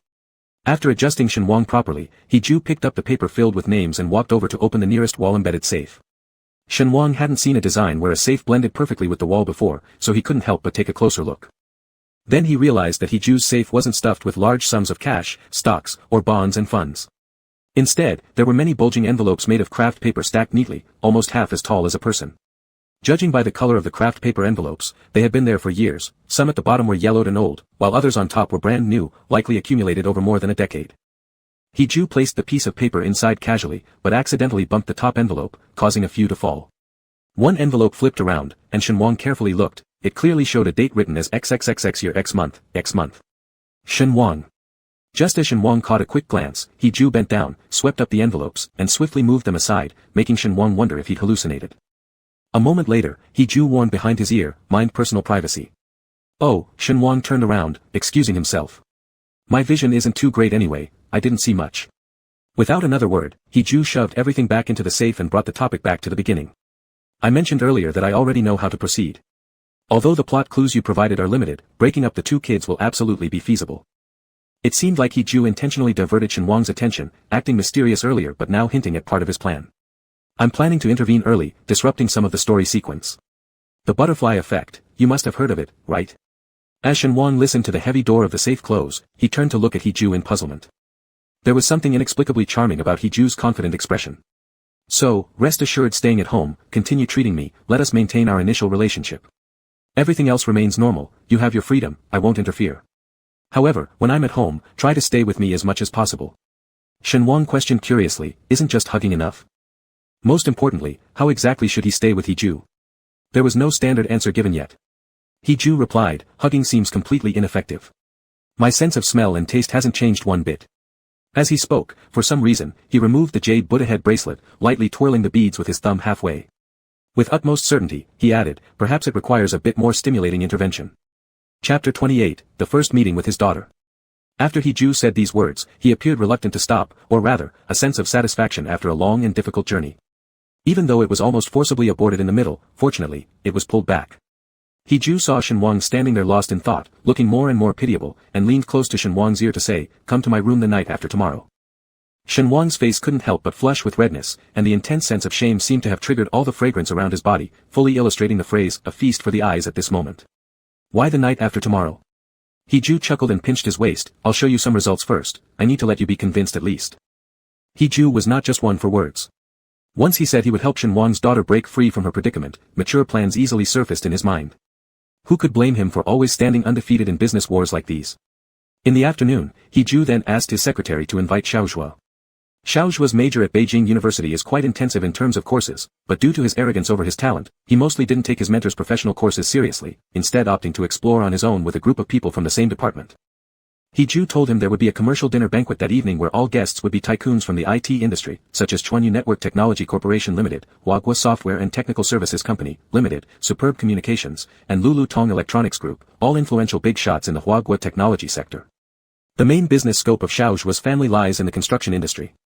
Even though they are incredibly wealthy with extensive networking resources, it doesn't align much with his planned direction. Xiaozhua accepted this unexpected invitation with ease and also attached great importance to expanding his network through this event. He told him, you will be a man who will dedicate yourself completely to your career. Your personal image also represents the image of your future company. It wouldn't do if people see you for the first time and think you're someone unreliable. He usually does not teach his juniors, even when he intended to explain something. Most of what he said were profound words that made the other party rack their brains trying to guess. Xiao Zhuo was different. After all, he was a leader destined to dominate the entire Huaguo. When speaking to Long Aotian, a name often referring to an outstanding male lead character, you'd definitely want to sound sincere and full of good advice. Xiao Zhuo immediately understood his meaning, and by the time they both appeared together at the banquet in the evening, the male protagonist's hair color had entirely transformed from dazzling emperor gold to its original pure black density. Xiao Zhuo's appearance was handsome and upright, now no longer that of someone flaunting nonconformity. Raised carefully by a wealthy family since childhood, naturally exuding wealth and charm, he was truly among the cream of humanity. A promising young man with remarkable bearing and a bright future. Still, he is too inexperienced and lacks societal training, naturally unable to compare with Duke Ju, who shook the world as soon as he emerged. The person saying this stood shoulder to shoulder with He Ju, clearly hinting at favoritism since Xiao Zhuo was brought by He Ju but shared no blood relation. He Ju took a sip of the wine in his hand and slowly smiled. President Yu really likes jesting. We are already this old. Even if we have infinite glory, soon we will be replaced by fresher talents, the inevitability of our era's game. We must give way to younger and more excellent successors. The man called President Yu worked hard following He Ju throughout the night, never lacking opportunities for chats but fearing that no single word of his would touch He Ju's heart. He Ju laughed without responding, signaling, Xiao Zhuo, come meet your uncle Yu. Xiao Zhuo immediately held up his wine glass, gracefully appearing like a rising moon. Thankfully, tonight's banquet belonged solely to private exchanges among the tycoons, with no female guests invited, otherwise, everyone's attention would undoubtedly be centered around the book's #1 male lead. Xiao Zhuo, accustomed to socializing, greeted him composedly, Uncle Yu, I don't seem familiar with you, not often seeing you in the Beijing social circle. He Ju naturally introduced him, didn't expect you to understand so much, Uncle Yu is not from Beijing, but is a well-known software R&D company president in whose circle. He added particularly, Long Aotian, have you heard of it? Also, one of your 8 future fathers-in-law, whose daughter Yu Shuiying begged her father for over 30 billion yuan to help you rise again during your most perilous times. Unaware of the actual situation, Xiao Zhuo took the initiative to shake hands with President Yu and politely said, Long Aotian is a privately owned communication technology company specializing in the production and sales of communication equipment. Last year, its annual output value reached 120 billion yuan. It's truly an honor to meet you, President Yu, and it's definitely something worth boasting about. President Yu had heard enough flattery like this, so he didn't feel particularly elated. However, He Ju did say something that suddenly caught his attention. He Ju said, this young man is currently a top student at Beijing University. In terms of programming and software development, he belongs to the genius level. President Yu was momentarily puzzled, unsure whether He Ju intended to recommend this young man named Xiao Zhuo to him or if there was another plan in mind. He Ju's words abruptly came to an end, looking forward to working with you in the future. Then he slowly led Xiao Zhuo away. Only President Yu remained, wildly speculating on what exactly it could all mean. In fact, Xiao Zhuo also didn't understand. He Ju always appeared difficult to fathom and seemed quite unapproachable. He Ju led Xiao Zhuo to the champagne stand at the banquet, casually replacing Xiao Zhuo's drink with red wine and asked indifferently, how are things going with your girlfriend? Meow meow. Even though Xiao Zhuo was arrogant, when it came to talking about his girlfriend, he couldn't help but reveal a shy smile. Pretty good. He Ju shifted the topic, then what insights did today's banquet give you? Xiao Zhuo indeed possessed the qualifications to be the male protagonist. He immediately cast aside personal sentiments and began to think critically. I think just developing game software isn't enough if we want to achieve remarkable success. That's right. The global best-selling games of the most popular year only reached sales figures of approximately 23.4 billion yuan. It pales in comparison to software development. Xiao Zhuo shifted his gaze, ultimately locking onto the most representative figure among these bigwigs, who was none other than President Yu from earlier. The development of mobile terminal software is a goldmine that will never run out, unless all earthlings go extinct or people can completely leave their phones behind. Otherwise, this is the industry with the most potential for development in the future. He Ju saw that the person Xiao Zhuo carefully scrutinized was indeed President Yu from before. The greatest achievement of the male lead in this life was his sufficient ambition and drive. So He Ju planned to let these two become competitors first, which would be better than someone else simply being a foil for the main character. After all, no father-in-law would really invest a huge amount of money to support a son-in-law who has competitive strength against them, right? He Ju said, there's also AI smart software development, which is a sector with certain potential. Xiao Zhuo seemed as though he'd awakened his dormant energy channels, no longer obsessed with game software. Perhaps after a night's cleansing, he suddenly found the true direction of his life. He Ju knew from Shenhuang that the industry where Xiao Zhuo would later shine was precisely their Xiao family's old trade, construction. In the future, the entire Huaguo would be dotted with real estate projects developed by Xiao Zhuo, a phenomenon referred to as blooming everywhere. What he was doing now was merely misleading, slightly pulling the main character a bit off the storyline for now. Once Xiao Zhuo broke up with Shen Miaomiao after hitting rock bottom, he would naturally get back on track. He Ju patted Xiao Zhuo's shoulder and said, young people should dare to take bold risks. Since I've already said I'm going to invest in you, I'll surely back you through thick and thin. I believe you have the ability. The banquet concluded. He Ju returned to Crane Mansion with a faint scent of alcohol clinging to him. He thought Shen Wang had already gone to sleep. Unexpectedly, the one who opened the door wasn't a servant but Shen Wang in soft pajamas. Shen Wang burst into his arms like a suddenly struck ball, drenched in sweat, probably having just finished exercising. What's wrong? He Ju's first reaction was the same as before, suspecting Shen Wang had been frightened by something and involuntarily looked around the corridor behind him. Shen Wang shook his head and muttered, do I smell good today? This question jolted He Ju. Especially because of the layout he arranged for the male lead tonight, he had consumed a couple of glasses of red wine. The alcohol instantly transformed into a burning sensation, igniting within his calm and self-possessed nerves. He Ju tightly swallowed the lump in his throat and quietly embraced Shen Wang, using his nasal cavity to painstakingly sniff out Shen Wang's fragrance. He couldn't smell it, not at all. But yet, it seemed as though he could. This sweet and enticing body fragrance had already been engraved in his DNA 18 years ago. Even though the important sensory organs were failing now, the scent of this person in his arms remained an eternal and unchanging gift. From another perspective, it was also a destined calamity. He Ju said, are you very afraid of the night after tomorrow? No, a day had already passed. It was no longer the night after tomorrow, but tomorrow. Shen Wang's eyelashes fluttered significantly. The action she most wanted to take was nodding, but after hesitating for a moment, it eventually turned into shaking her head. She asked in a negotiating tone, can't we try again? Just a hug, is that okay? He Ju suddenly laughed, but there was no real smile at the bottom of his eyes. At your age, you're still this shy. Are you sure you can have such a big child with a woman? Are you sure the child isn't adopted? This sentence directly triggered Shen Wang. Her whole body tensed up, and she pushed He Ju's chest with both hands, so angry that she wouldn't even give him a proper look. She turned around and scolded, you deserve to lose your sense of smell and taste, might as well become impotent early, old man. TSK. He Ju sniffed lightly at the wet scent lingering between their bodies, feeling that it smelled extremely good subconsciously. Without thinking, he shouted towards the figure about to ascend to the second floor, Wang Zhai, see you tomorrow night without fail. The joint sports meet of the 5 universities had already come to a smooth conclusion. Various universities played the spirit of friendship first, competition second, during the sports meet, and the athletes also crazily earned gold medals for their schools. Because of her outstanding performance at the opening ceremony gala, Shen Miaomiao was hailed as the #1 goddess of the 5 universities, and became a chaste idol star on campus. Directly overshadowing He Ruoyan's glory and stepping all over it. He Ruoyan originally intended to use this citywide extensive publicity opportunity to build an image as a university campus goddess for herself, serving as a stepping stone to enter the entertainment industry. But it completely failed. Ignoring He Ju's warning, He Ruoyan frequently called He Ju, hoping that uncle could make an exception, stop being mad at her, and ideally fully support her entry into the entertainment circle.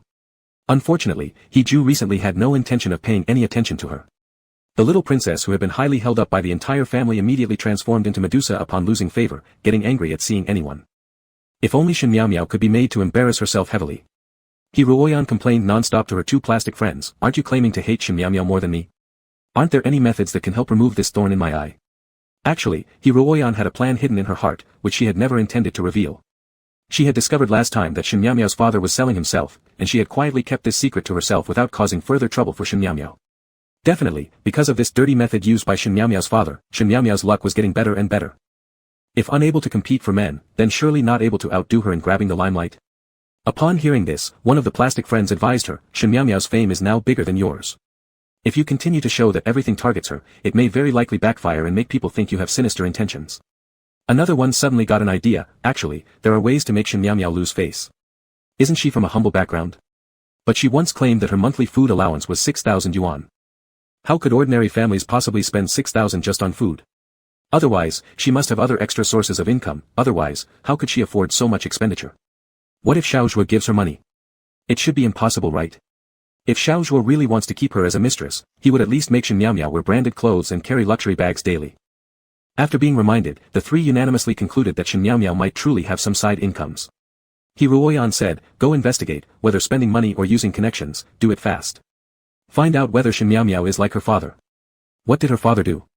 He Ruoyan immediately pretended it was a slip of the tongue, I said it wrong, don't interrupt my train of thought, pointing her finger at the noses of the 2 people, first check what she usually does apart from hanging around with Xiao Zhuo. Shen Miaomiao sneezed unexpectedly. However, she had good upbringing, and while sneezing, she covered her nose with the back of her hand without making any embarrassing sounds. The counselor sitting beside her asked, "Are you catching a cold?" Shen Miao blinked her misty eyes faintly and replied indifferently, "No problem, it's just a bit of nasal allergy." The counselor smiled and said, "You mustn't catch a cold recently. You're Beijing University's golden signboard now, and etiquette receptions cannot do without you." Shen Miao seemed uninterested.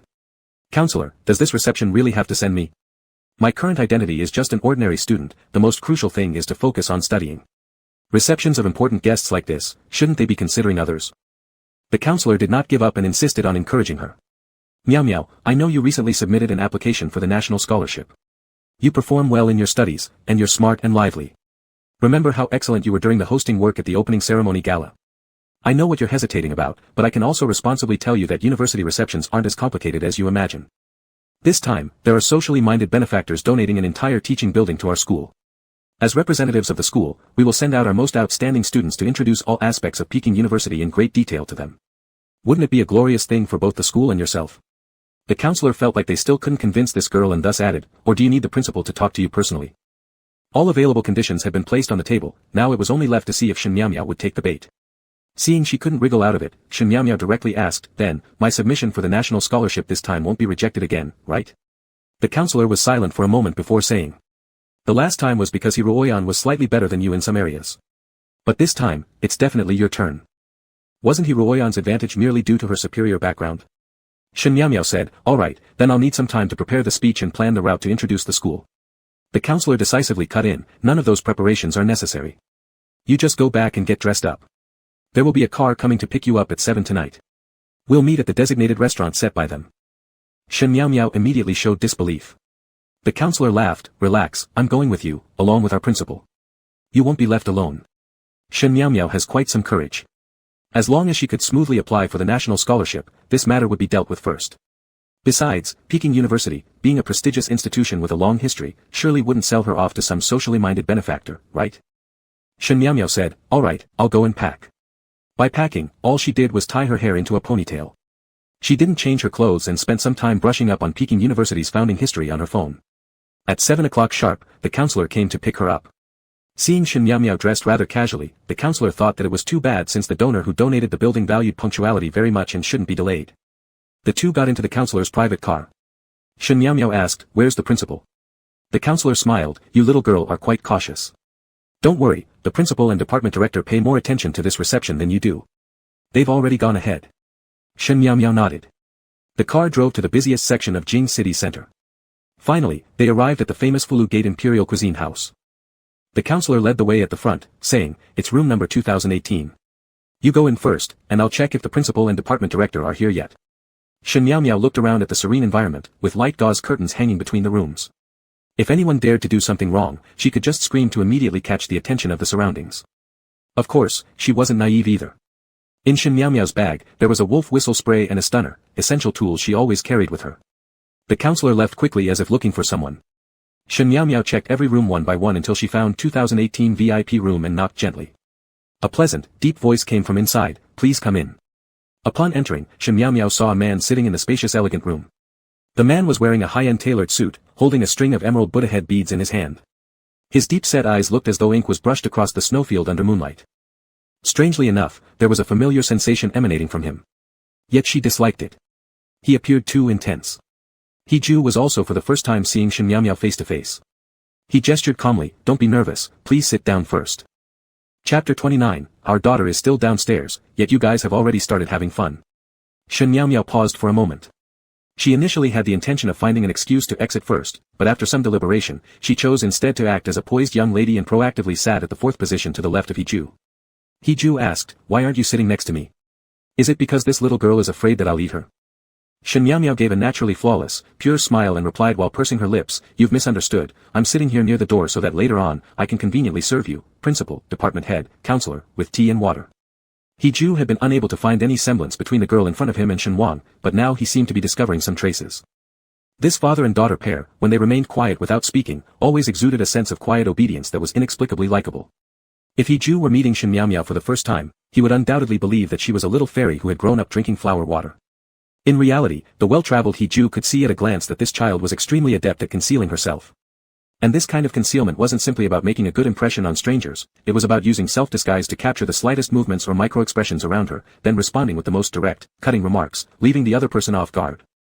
Perhaps Hiju's gaze was too forthright, focusing on Shen Miao's face in a way that was indescribable. Shen Miao couldn't help but remind him, do I look a lot like someone familiar to you? The underlying meaning being, you don't know me, so why are you staring at me so intensely?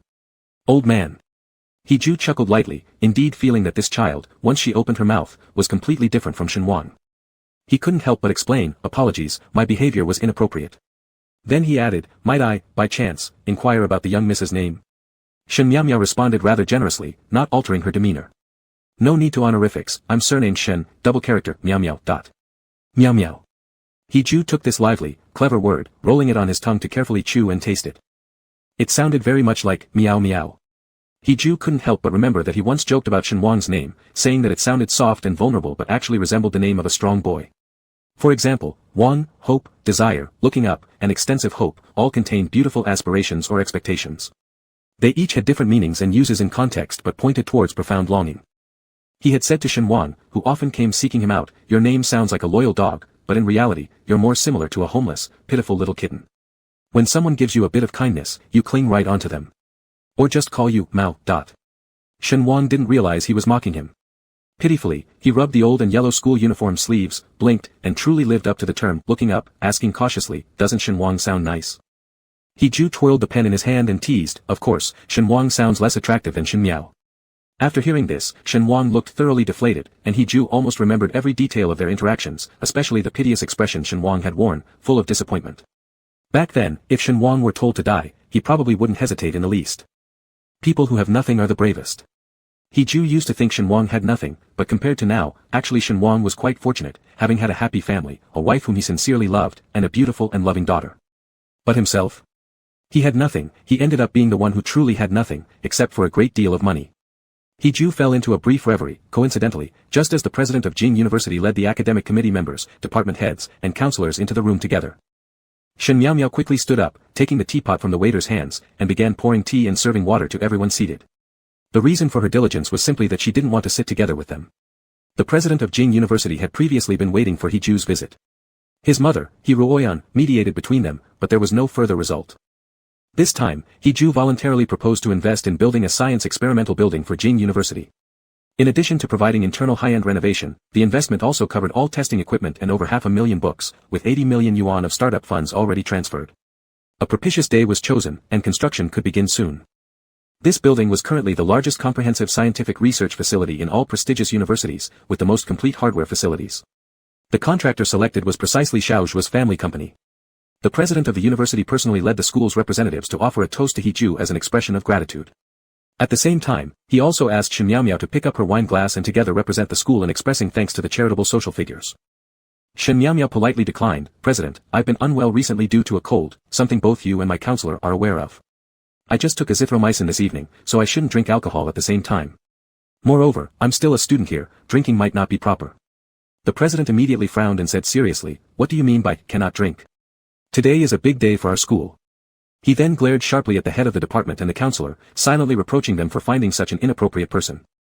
Hiju stopped him with a hand gesture and said, it's an honor for me, Hiju, to contribute my humble efforts to the top university in Beijing City. However, I usually don't enjoy drinking either, so today I will substitute tea for wine. There's no need to adhere strictly to formalities at this table, nor should we bring up the building project again. Let's just relax and have casual conversation. Hiju's ruthless and bloodthirsty reputation had already spread far and wide, and the president along with others, before attending the banquet, had already made plans to flatter him as much as possible and preferably give him something he liked that would earn his favor. But it turned out that Hiju was not like what they had heard about him, so the group relaxed somewhat, and didn't pressure Shen Miao anymore for being uncooperative. Shen Miao quickly picked up the teapot and proactively walked over to Hiju, seemingly making up for any offense but secretly plotting something else entirely in her mind. Tonight, she planned to let those older men thoroughly enjoy a pot of tea. As expected, the delicacies from Fulu Gate Imperial Kitchen were indeed well renowned. After the group enjoyed their food and drinks, the president suggested visiting the high-class Huifu building for more leisure. Hiju firmly refused, saying, it's late, there's still someone waiting at home, I won't go with all of you. He instructed his accompanying secretary, you stay with the presidents. Everything will be on my tab. All of the presidents hurriedly expressed their gratitude, wishing they could venerate Hiju as a living Buddha encrusted with gold and jewels. While everyone was busy flattering He-ju, the counselor pulled Shen Miao aside and gave instructions. The president bought an important gift for Lord He-ju. When Ju goes home in the school's car later, you make sure to carry the gift into his house when he gets home. Got it? Poking her shoulder lightly, he continued, you clever little kid, you avoided drinking earlier and even pulled me into it. If you want to avoid president's potential investigation afterward, completing this task is crucial today. No, it's mandatory. Shen Miao didn't respond directly but instead asked a different question, Counselor, why does everyone tonight keep calling him Lord Ju? Is he actually an old man? The counselor chuckled helplessly, alright, stop your teasing or I'll get upset too. Glancing toward He-ju's direction, he urged her, go ahead, remember what I told you. Shen Miao stuck her tongue out stealthily and actively followed behind He-ju, who originally had another car waiting for him. Upon noticing that the school was practically pushing this young girl towards him, He-ju decided to toy with her a bit, after all, it might be entertaining. So he voluntarily got into the vehicle arranged by the school, and Shen Miao climbed in too, sitting in the front passenger seat. The driver asked, don't you want to sit in the back? Shen Miao fastened her seatbelt and replied, everyone is having a great time tonight, and Lord Ju hasn't had any alcohol. Sitting next to him might seem too deliberate. This position feels just right. After speaking, she glanced backward slightly, seeing He-ju sitting amidst semi-lit, semi-dark shadows. His posture was upright and unbending, majestic like an imposing and lofty mountain. Perhaps due to abstaining from alcohol, his deep-set eyes looked refreshingly sharp, mixed with occasional flashes of icy brilliance, completely unlike the amiable and composed elderly figure at the dinner table. He exuded a severe, detached aura, akin to a statue of Buddha, showing no mercy. Shen Miao inwardly thought, this guy really knows how to pretend. While most people fake their airs for appearance's sake, this one disguises himself to read through others. His piercing gaze penetrates straight down to the bone marrow of a person. He-ju had long noticed the young girl sneaking looks at him, and casually inquired, Shen Miao, may I ask where are you from? I'm from Guangchen, Shen Miao replied. Do you only have one daughter in your family? Yes, I'm an only child, she answered. In fact, I've always begged my dad to give me a younger sister, but unfortunately, he's been too busy doing business and has already found it hard to take care of me alone. Ah. He-ju knitted his eyebrows slightly. The birth of Shen Miao with a woman had already brought him near the limits of tolerance. Another one? In that case, Shen Wang wouldn't stand a chance, he'd have to die. He-ju clearly remembered Shen Wang saying that he was currently single, which meant that his relationship with a woman hadn't lasted, and he had eventually been divorced after being kicked out by her. It made sense. Shen Wang's thing looked pink and fluffy, as if it hadn't been used many times, still in a cute model.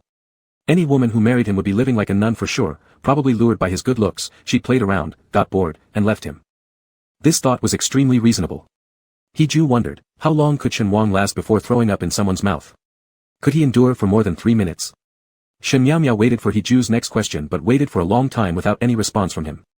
She hoped this guy wouldn't talk to her anymore, otherwise, she'd have to deal with him, how troublesome. But Shen Miao seemed reluctant. She turned her head and called tentatively, Lord Ju, are you asleep? He-ju came to his senses and replied, you don't need to call me Lord Ju, calling me Mr. He is fine. Shen Miao asked, Mr. He, I came here with a task today, but I didn't fulfill my role at all.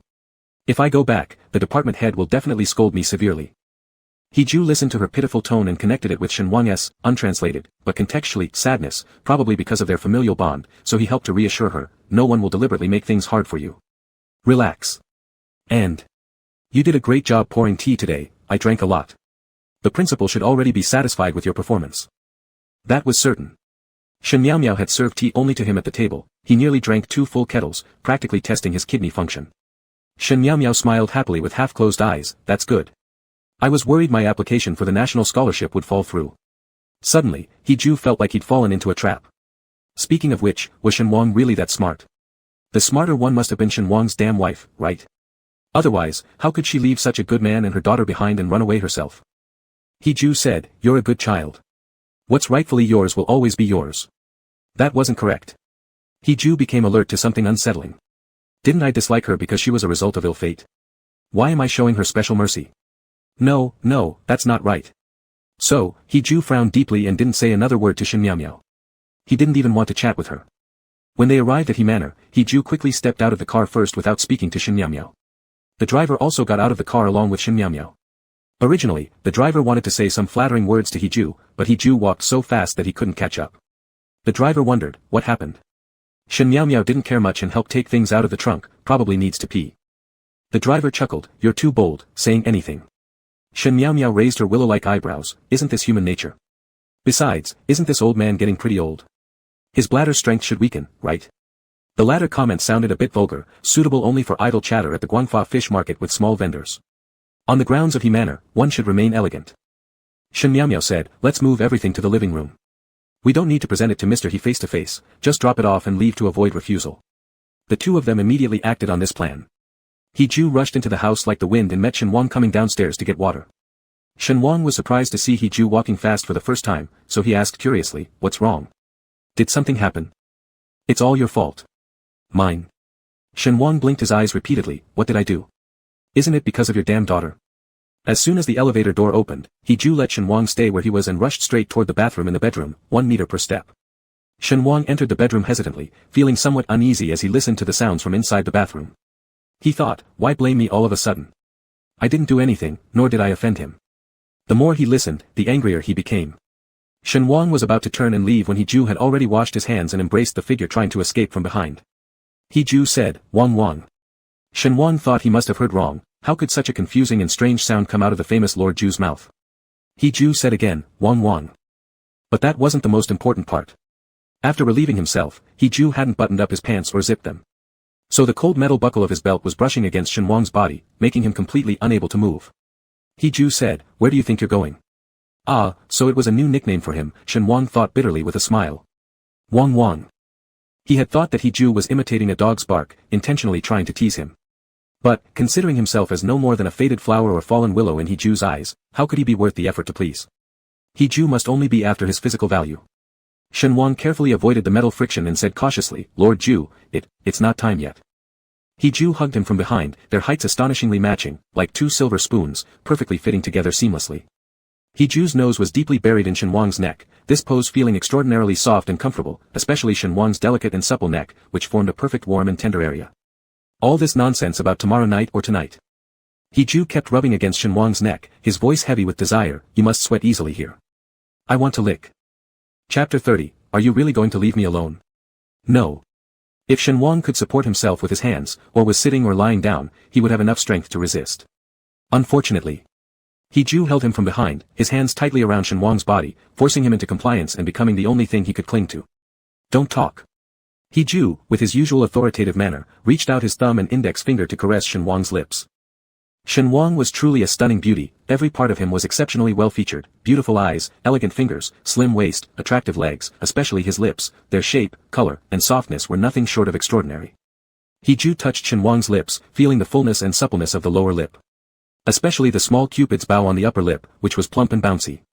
A gentle touch with a rough fingertip immediately turned it into a cherry-red pearl. A mouth like this was made for kissing. Unfortunately, the two had not kissed much.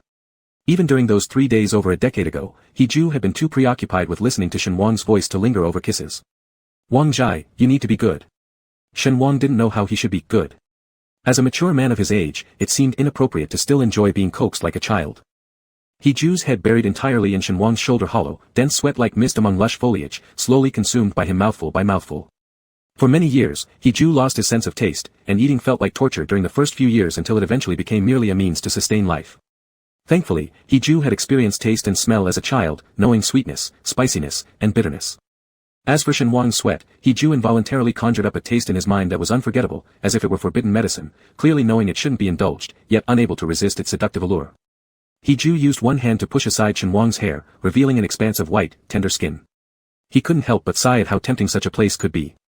Shen Wang's neck wasn't too fat nor too thin, the perfect balance between delicacy and length, a clean patch resembling white jade. This spot had remained untouched, leaving only faint marks of water reflection. Shen Wang's lips were pinched by He Ju, making it impossible to even utter a word. The warm, humid breath between his lips rapidly pushed He Ju to the edge of dizziness. He Ju nearly lost control, turning into a starving beast, taking a bite at Shen Wang's pristine back of the neck. It hurts. Shen Wang finally couldn't bear it, softly resisting with one sentence. Wang Zhai, I think I've tasted something. Let me take another bite. Shen Miao followed the driver, carrying a heavy gift box into He Mansion. The counselor mentioned it was a grand gift. Privately speculating, Shen Miao thought, heavy and bulky, deliberately covered with thick fabric, wouldn't it be some weird item that shouldn't see the light of day? A coffin? When Mr. Zhao heard from the servants that a man and a woman brought something into the house, he immediately stopped what he was doing and went downstairs to investigate. Mr. He usually disliked random people entering his house. The cleanliness-obsessed young master preferred receiving guests outside, allowing anyone inside was never permitted. Originally, he intended to politely turn these unexpected visitors away. However, he recognized one of them. It was that pretty and clever little girl. Wasn't she Mr. Shin's daughter? Mr. Zhao was a bit confused. Did this child know that her father was currently here accompanying Mr. He, or did she not know? Thus, Mr. Zhao decided to stay discreet for now and approached courteously. May I ask who you are? Shen Miao took the lead in speaking, smiling at the kindly old man in front of her, were student representatives from Jing University. We just had dinner with Mr. He today. This is. Shen Miao was about to introduce the origin of this, gift, coffin. Suddenly, a strong scent, powerful enough to cause dizziness, began flowing down from the higher floors. Mr. Zhao and the driver hadn't noticed immediately, but as a daughter, Shen Miao recognized her father's fragrance, imprinted deep within her soul and marrow, becoming increasingly intense throughout the villa. Impossible. My father. Others might not be aware of Shen Wang's special physical condition, but Shen Miao knows it all too well. Every time Shen Wang experiences an extremely exciting event, his body uncontrollably emits a strong smell. For example, when Shen Miao was little and said, "Daddy, I love you," for the first time. The first time Shen Miao participated in a sports meet, her first 100 on an exam, her first time wearing a pretty dress, and the first time she danced fully in front of her father. Shen Wang once complained to her about this peculiar bodily condition. Because of it, he chose to become a fishmonger selling seafood at a small stall. Only in places like Degangfu where stench and chaotic odors abound could he perfectly hide his own scent. Shen Miao remembers that occasion as the last time her father shed tears in front of her. A classmate had told her she was motherless even though she dressed like a princess daily. The classmate continued by saying that, in the future, just like her father, she would end up squatting by an unremarkable fish stall forever, earning every extra dime while being covered in foul-smelling odor, performing degrading work. Shen Miao definitely wasn't going to let that go easily. She fought with those 4 classmates fiercely, pulling their hair until her headgear was askew, and her chubby cheeks were scratched by their fingernails. After Shen Wang retrieved Shen Miao from the principal's office, he squatted down and spoke these words to her. If only he didn't have this issue, he could have become a taxi driver or a worker at a screw factory. Alternatively, he could open a small store and run it himself, becoming his own boss. Shen Miao wiped away his tears with an indignant pout on her face. Dad earns money through his hard work, there is nothing to be ashamed of. And Dad is also my mom. I have never thought it to be such a shameful thing that I only have a dad. Encouraged by his daughter, Shen Wang silently vowed to work hard and live well. He decided his daughter would grow up to be happier than any other girl. In reality, Shen Wang knew exactly why those 4 girls targeted Shen Miao. It was because, in order to earn more money, he had poorly disguised himself and often greeted people with a smile, calling out brothers and sisters indiscriminately. So, during his time selling fish in Degangfu, many men found him attractive and would intentionally say crude things to him, taking advantage of his presence. From then on, Shen Wang grew out his hair, letting it cover half his face. When doing business, he wouldn't flash smiles at customers either. And when slaughtering fish, he became ruthless and brutal, wielding his stick so efficiently that 2 strikes would fell a fish each time, his knife slicing through swiftly, red blood flowing.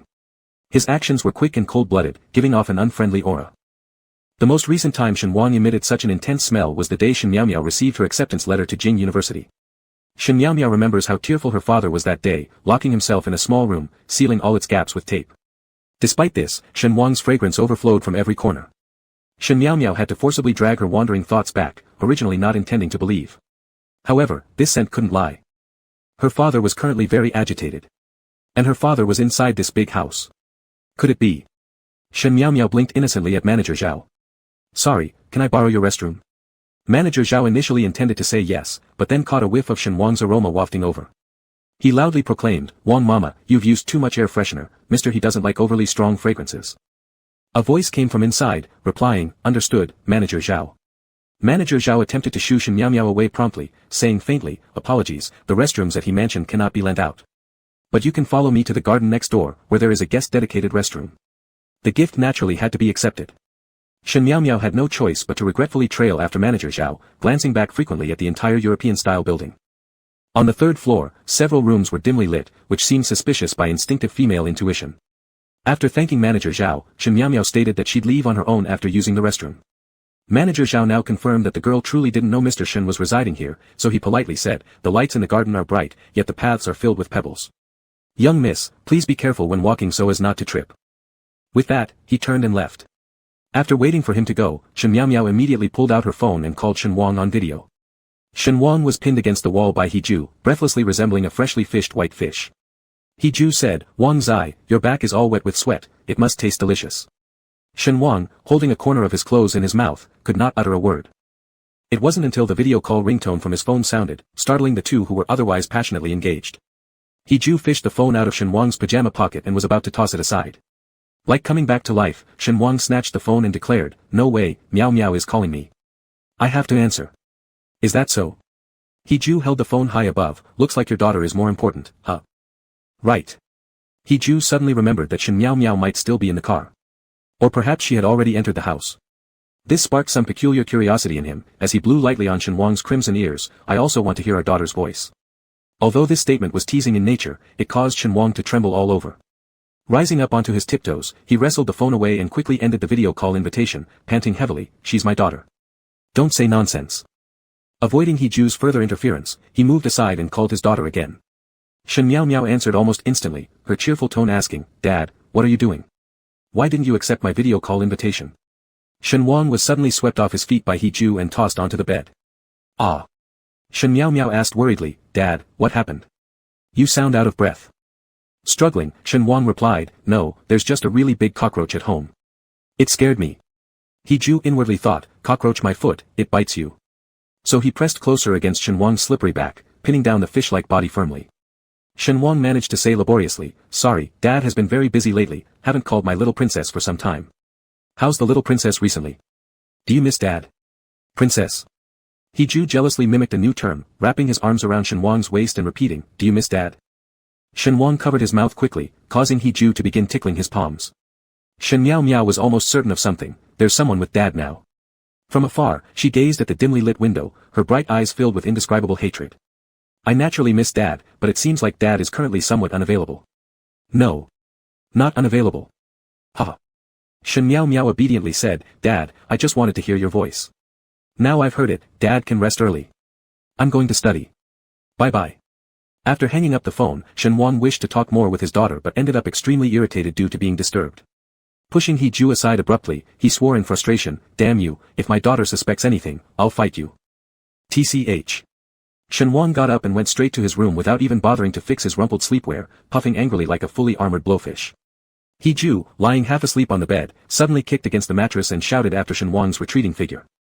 "Wang Zai, you're really leaving me alone. If left here, I'll easily fade."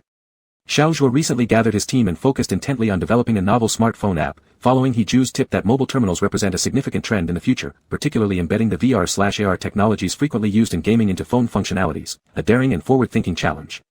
Xiao Zhuo's work ethic was much stricter than his attitude toward play. After working non-stop for a week, he finally realized he couldn't remain immersed in software research forever. He had a lovely girlfriend. Damn it. Fueled with guilt, Xiao Zhuo ordered a bouquet of champagne roses airship from France, tidied himself up, and waited below the girls' dormitory building on his motorcycle for Shen Miao Miao's class to end. Xiao Zhuo, once an eye-catching golden-haired heartthrob, decided to change his look dramatically by dyeing his hair black and cutting his long tresses into a military-style buzz cut, making him ooze immense testosterone overnight. He no longer looked like the eccentric playboy lord of old but rather became someone poised to be the future successor of his family. With this revamped appearance, Xiao Zhuo attracted even more attention, raking in wild fans enthusiastically.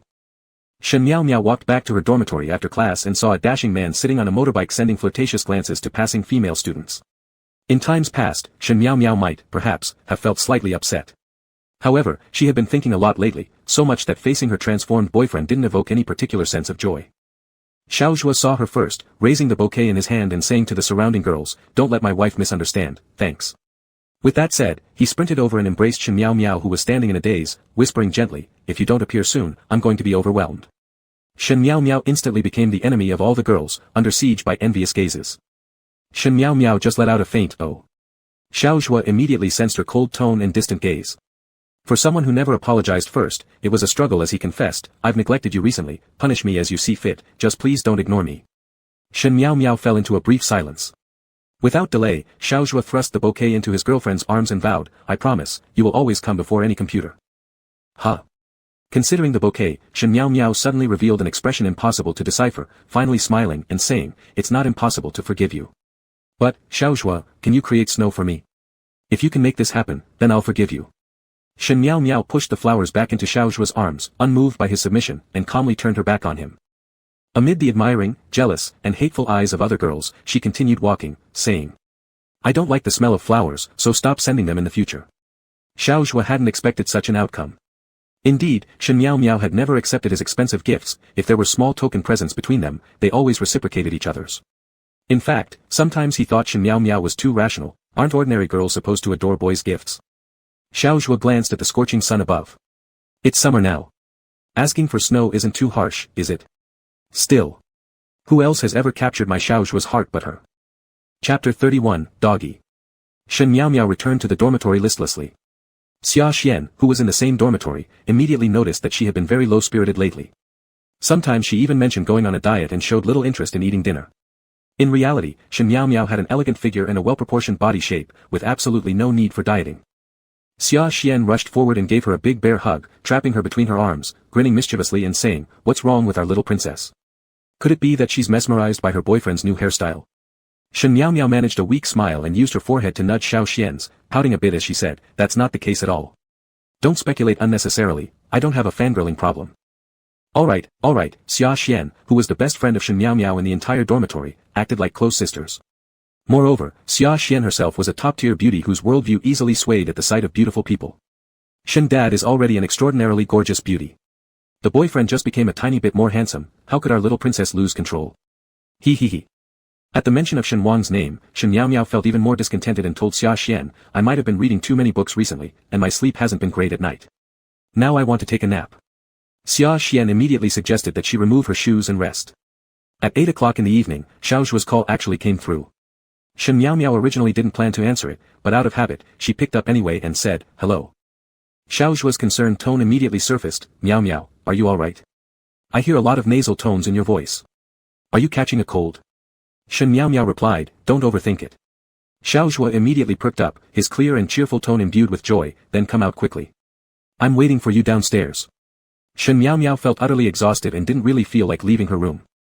Xiao Zhuo urged her on, saying, "You promised. Let's go out together to enjoy the snow at night." Shen Miao Miao had no choice but to drag herself out reluctantly. Xia Xian noticed her face had a slight flush, feeling her forehead with the back of her hand. She doesn't have a fever, so why does she look so lethargic? "Miao Miao, you." Shen Miao Miao flashed her a reassuring smile, "It's fine, I'll be back soon." Sure enough, Xiao Zhuo was waiting at the usual spot downstairs. As soon as he saw Shen Miao Miao step out, he swung his long legs down from between his motorcycle and held a brand new motorcycle helmet in his hands.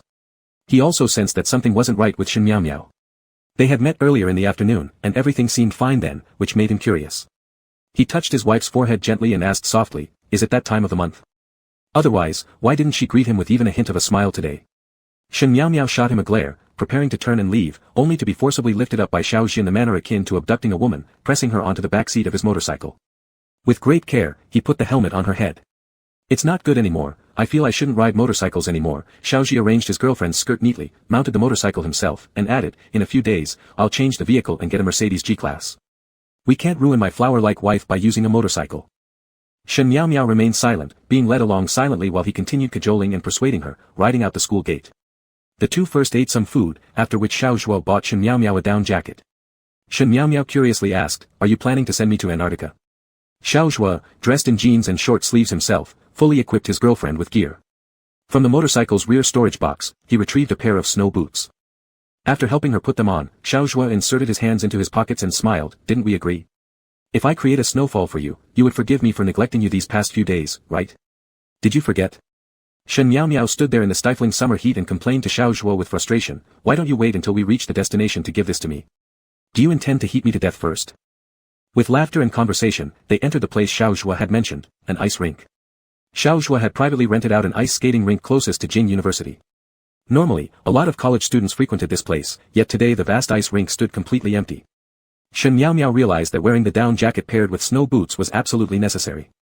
The temperature inside the ice rink dropped drastically, making one feel as if they had instantly transitioned from the scorching heat of midsummer into chilly winter winds.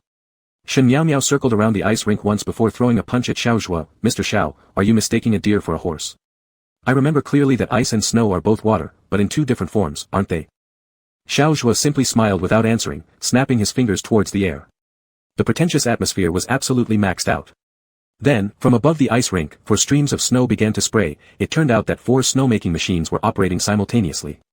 The roar of the machine sounded like a cold front approaching, while the snow columns in midair collided, shattered, and scattered.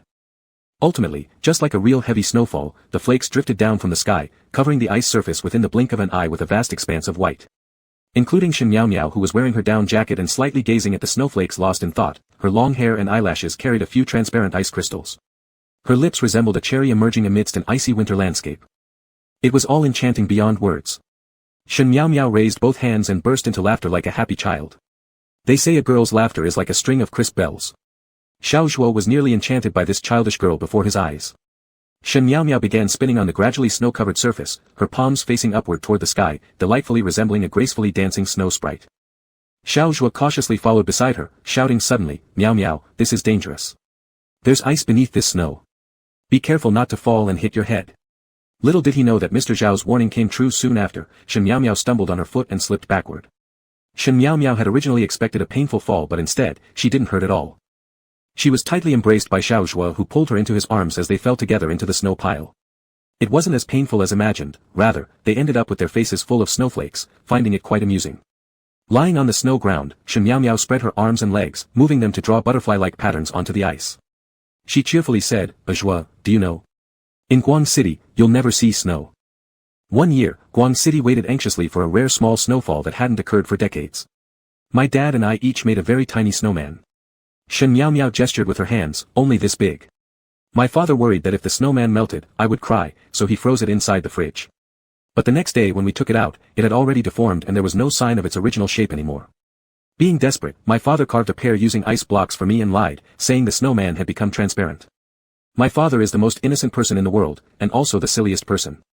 But he loves me, he can't bear to let me get hurt even a little bit. As his only daughter, I should properly protect him too. As Xiao Zhuo listened, he felt her voice choking slightly. Unable to endure the cold, he got up and looked toward Shen Miao Miao. There he saw Shen Miao Miao also staring back at him. Xiao Zhuo was startled by the complexity in her gaze, sensing vaguely that something unpleasant was about to happen, and suddenly felt his heart painfully constrict. Shen Miao Miao eventually said, "Zhuo, thank you for accompanying me to watch the most beautiful snow scene in my life. Let's break up." The sound of the snow machine continued at high speed, rumbling and trembling the ice floor, but it couldn't mask this one chilling sentence of separation. Xiao Zhuo felt that perhaps he was sleep-deprived and must have misheard, yet in his daze, Shen Miao Miao's expression was so sincere and distinct. In any dream, there wouldn't be such vivid cruelty or coldness. Xiao Zhuo's lips moved for a long time without producing a word. As a highly favored prince of the Xiao family, known for his arrogance and immense talent among the elite circles, he always acted free-spirited and carefree. Xiao Zhuo's mind went numb, as if the engine of the snow machine resonated with his brain. He wanted to ask, why? This was utterly absurd. Xiao Zhuo's dark eyes were mesmerizing, looking like two deep black springs bubbling up dark streaks filled with melancholy. What right do you have? The word Xiao Zhuo spoke at the edge became cold and harsh, because he noticed the resolute look on Shen Miao Miao lying beside him, unyielding and unchanging. Isn't it enough that I've been good to you? Shen Miao Miao replied, no, you are really good. It's me who isn't good enough. Xiao Zhuo. Xiao Zhuo sat up abruptly, smashing his fist hard against the icy snow ground. While earlier when he hugged his wife and fell together, it felt like heaven and earth had softened around him. Now, his hand ached so much it felt like being pierced by a hammer through his bone, seeping out thick blood and marrow. It hurt terribly. Shen Miao Miao, you're lying. I don't want to hear such cheap excuses about how good I am and how bad you are. Don't you think these lame reasons are too superficial? Xiao Zhuo was almost driven mad, normally unconcerned with anything. The prince now acted like a puppy about to be abandoned, wildly wanting to howl. Shen Miao Miao, speak up. Shen Miao Miao slowly sat up. Compared to his indignation, her reaction seemed rather mild. I'm telling the truth. Shen Miao Miao continued, what I said about breaking up is also true. Xiao Zhuo, be reasonable. We haven't been dating for long. Breaking up now is the most suitable choice for both of us. What's most suitable? Xiao Zhuo suddenly stood up from the ground. Shen Miao Miao, you seem like an emotionless robot. When did we start dating, when could I hold you, and when was it appropriate to kiss you? Even now, you've calculated the perfect timing to discuss our breakup. From my first confession to you until we shared interesting anecdotes of our lives, in just these few months, have you ever truly invested in this relationship? Xiao Zhuo stopped speaking abruptly. He didn't want to say anything more, not a single word. How could anyone act like such a precise machine, completely ignoring all his feelings? Fine, Xiao Zhuo gritted his teeth hard, the veins on the side of his neck twitching with agitation, it's just a breakup after all. Then so be it. Xiao Zhuo turned around and walked away. After taking a few steps, he began running like a provoked wild elephant, vanishing from the skating rink in a flash. Shen Miao Miao couldn't help but support her forehead with her hand. To be honest, she had indeed contributed less sincerely and persistently in this relationship than Xiao Zhuo. To be fair, she liked Xiao Zhuo a little. But the person she loved the most was her father. When He-ju returned home after work, the first thing he expected was Shen Wang rushing over to give him a hearty hug. It never happened. Standing at the entrance to greet him was only the manager Zhao.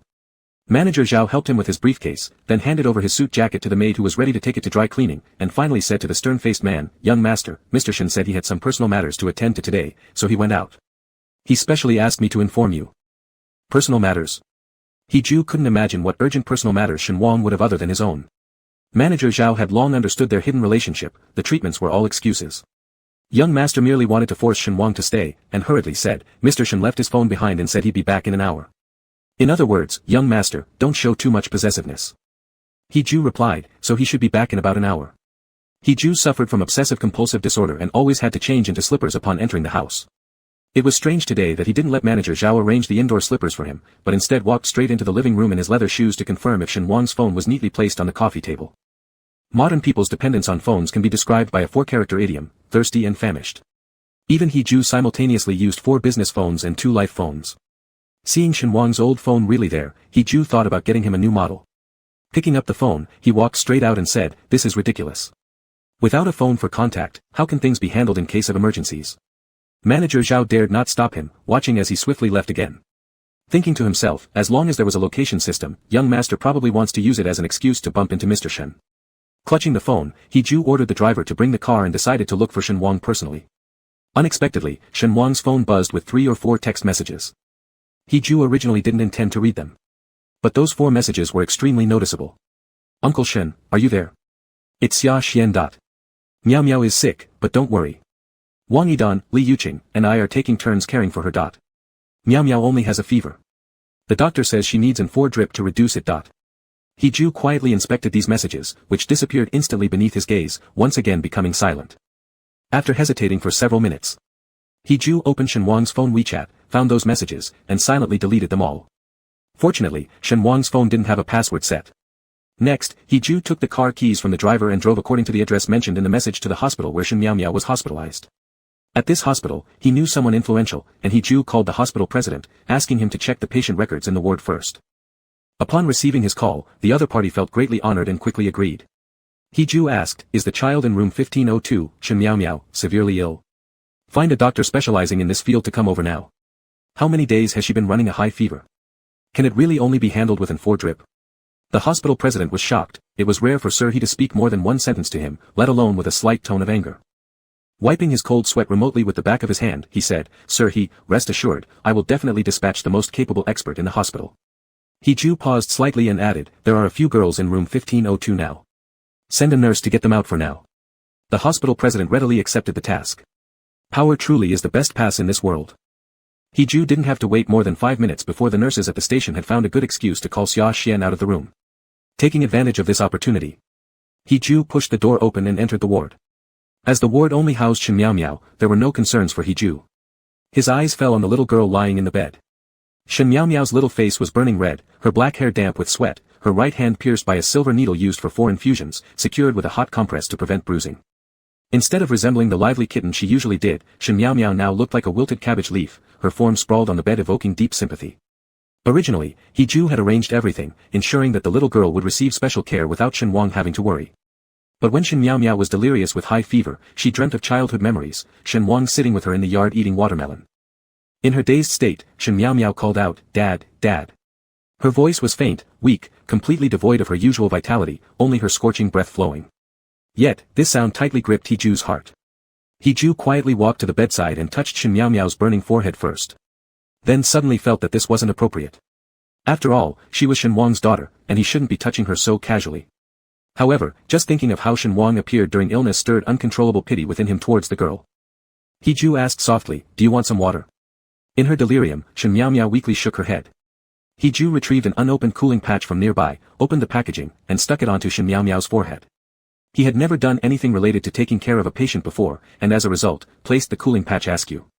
Sorry, He Ju adjusted the cooling patch again carefully for the little girl and checked the drip rate of the 4 device.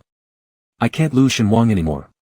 He Ju wasn't sure who he was talking to anymore, averting his gaze from Shen Miao Miao's face. "He's already spent over a decade with you, it should be enough now." He Ju tucked the covers around Shen Miao Miao properly, then poured warm water into the cup on the bedside table. Once everything was ready, he quietly left. Shen Miao Miao's steady breathing became irregular the second after He Ju left, her chest rising and falling continuously. She mumbled softly, "Stupid thing. Chapter 32, The Competition of Adults. Xia Xian was suddenly called out by a nurse, thinking that it would be about Shen Miao's condition. But to her surprise, the nurse led her directly to the doctor's office. The doctor used many profound medical terms when speaking to Xia Xian and asked for all the details of the patient's situation, from when the fever was first noticed until the hospital treatment commenced. Xia Xian became frightened, assuming that Shen Miao had been tested positive for some other hidden disease and was almost panicked. It took nearly 20 minutes before Xia Xian returned to the ward with the doctor, nervous and uneasy. Shen Miao was half reclining on the bed, holding the warm water poured by He Ju and sipping it bit by bit. Xia Xian quickly went over to help her sit upright and apologized somewhat embarrassingly, "Sorry, I just went to the doctor." Speaking of the doctor. The accompanying doctor then asked Shen Miao, "You've been receiving intravenous fluids for 2 days now. Do you feel slightly better?" Then he picked up the stethoscope to conduct a comprehensive examination of Shen Miao. Shen Miao suppressed the dizziness brought on by the high fever, pulled out her mobile phone from the pocket of her patient gown, and handed it to Xia Xian first, saying, "Thanks for your phone, my father may not be able to come temporarily. He is held up by some issues." Xia Xian took the phone without distrust but kept her distance, letting the doctor examine Shen Miao quickly. "Or, we could call Uncle Shen." "It's fine," Shen Miao tried to talk as little as possible, allowing the doctor to listen to her lungs first while dry coughing twice. "My dad knows already. He'd only be worried unnecessarily, it's just a minor issue." She couldn't sell herself. Shen Miao didn't think Go Ruoyan's vile mouth could utter anything noble. She knew her father best. Shen Wang wouldn't sell himself for money. He Ju. In fact, Shen Miao wasn't unfamiliar with this name. When Go Ruoyan was trying to make her presence felt in front of her all the time, she thought at the time that the He surname wasn't common, but perhaps it was just a coincidence. The nurse removed the injection needle from her wrist, and Xia Xian immediately grabbed her wrist, pressing hard on the needle hole with a disinfectant cotton swab. "Miao, you should lie down and rest a bit more." Xia Xian glanced at Shen Miao with care but was shocked to see her darkened and lifeless eyes. Shen Miao's current expression was nothing like the usual clever and cute beauty, instead, it resembled a character from TV shows who was on the verge of turning dark, with flushed cheeks due to the high fever but icy gaze bubbling deep inside, emitting white smoke. Shen Wang just greeted Manager Zhao briefly, estimating his absence would last around an hour, not too long to return. Walking out into the street outside the He Manor, it took him about half an hour on foot before he finally found the closest Diafeng pharmacy. Shen Wang nervously touched the mask covering his cheek and checked if the 2 sweaters on his body were enough to hide the sweat produced from walking. Once everything was confirmed, Shen Wang shoved his hands into his pockets and walked casually into the pharmacy, which was not large in scale, with medicines arranged neatly according to categories on 4 wooden racks. Shen Wang randomly picked up 2 harmless bottles of medicine first, then approached the birth control product rack and took 10 boxes of contraceptives, followed by picking several plastic bottle vitamin pills from another rack. And dumped them all on the counter for payment. The cashier at Diafeng started scanning item by item, not even looking up Medicare or cash. Shen Wang sighed in relief deeply, realizing he had overthought it, as others clearly don't care what you buy anyway. As he self-consoled, the cashier picked up the contraceptive pills and asked, "Didn't you notice? These are 3 types of contraceptives, emergency, short-term, and long-term. This kind of thing can't be consumed indiscriminately, it has quite an impact on women." At this point, the cashier finally looked at Shen Wang, giving him the look one gives a sleazy man. Shen Wang's face turned red under his mask, being questioned publicly at his age was indeed rather embarrassing. However, he was buying them for himself. Hurting his own body was none of anyone else's business, right? Shen Wang replied, "I'll pay with cash." The cashier rolled their eyes secretly. Shen Wang picked up a bag of medicine and sat at a bus stop near the large pharmacy, starting to pick out the tablets from the medicine box. To be honest, contraception pills look quite big in paper packaging, but some contained only 2 tablets inside. Shen Wang had never eaten this kind of stuff before conceiving Miao, he didn't even know he had the strange constitution that could reproduce.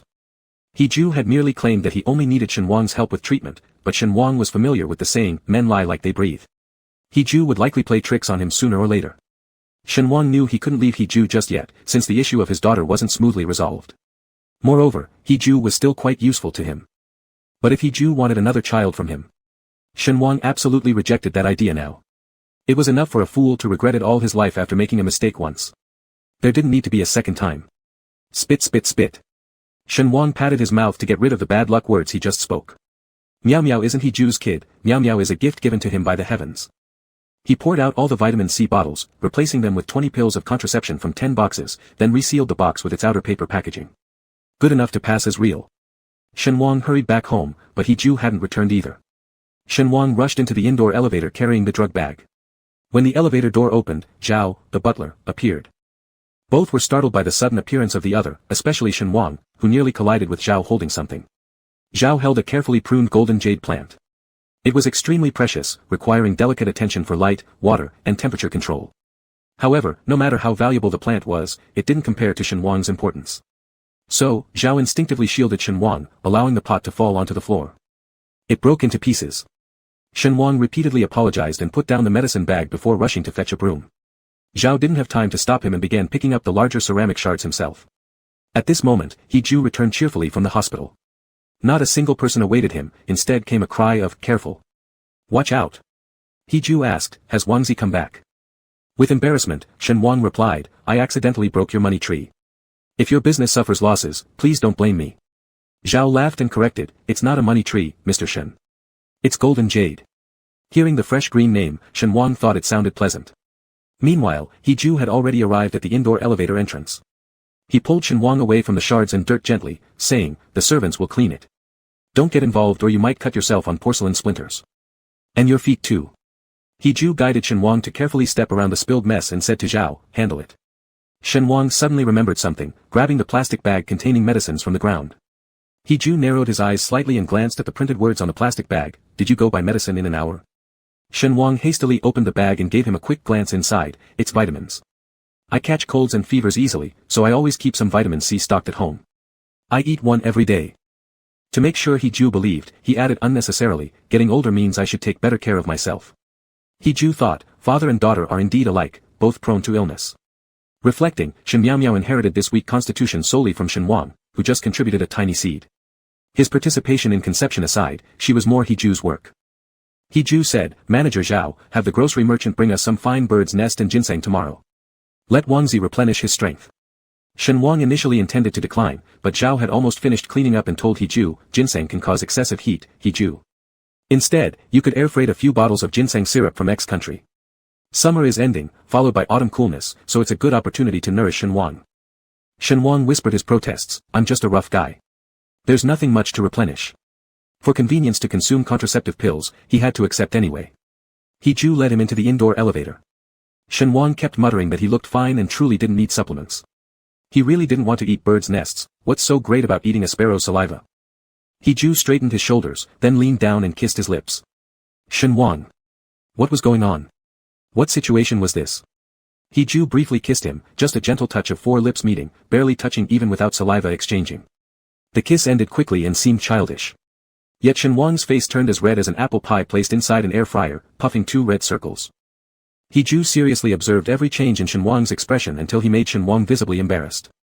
He Ju said, "There will be no one to interrupt us today. Not in the next few days." He Ju's towering height created a shadowed dome of dominance, with an aura of inevitability and authority pressing down on Shen Wang. Shen Wang could barely blink his eyes, as if the rest of him had been forcibly locked in place, unable to move. He wasn't allowed to. He Ju slightly tilted his head to indicate the surveillance camera installed in one corner of the indoor elevator. He certainly didn't want anything overly stimulating happening inside the elevator to become a scandalous secret circulating within the upper-class circles. He Ju murmured something incomprehensible, but no words actually came out. The 3-floor ride suddenly felt like an eternal journey for Shen Wang, like a tray slowly creeping into a scorching oven, while for others, it seemed interminable due to their anticipation. When the elevator finally opened, He Ju easily slung the stunned man over his shoulder and swiftly strode toward his bedroom. Shen Wang tightly gripped the plastic bag filled with contraceptives and softly called out, "He Ju, I want to drink some water first."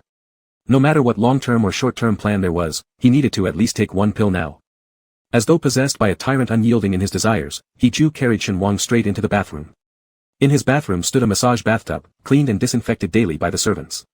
However, He Ju always opted for the shower, rarely using the tub. Once Shen Wang was placed inside the tub, he immediately attempted to crawl out on all 4s.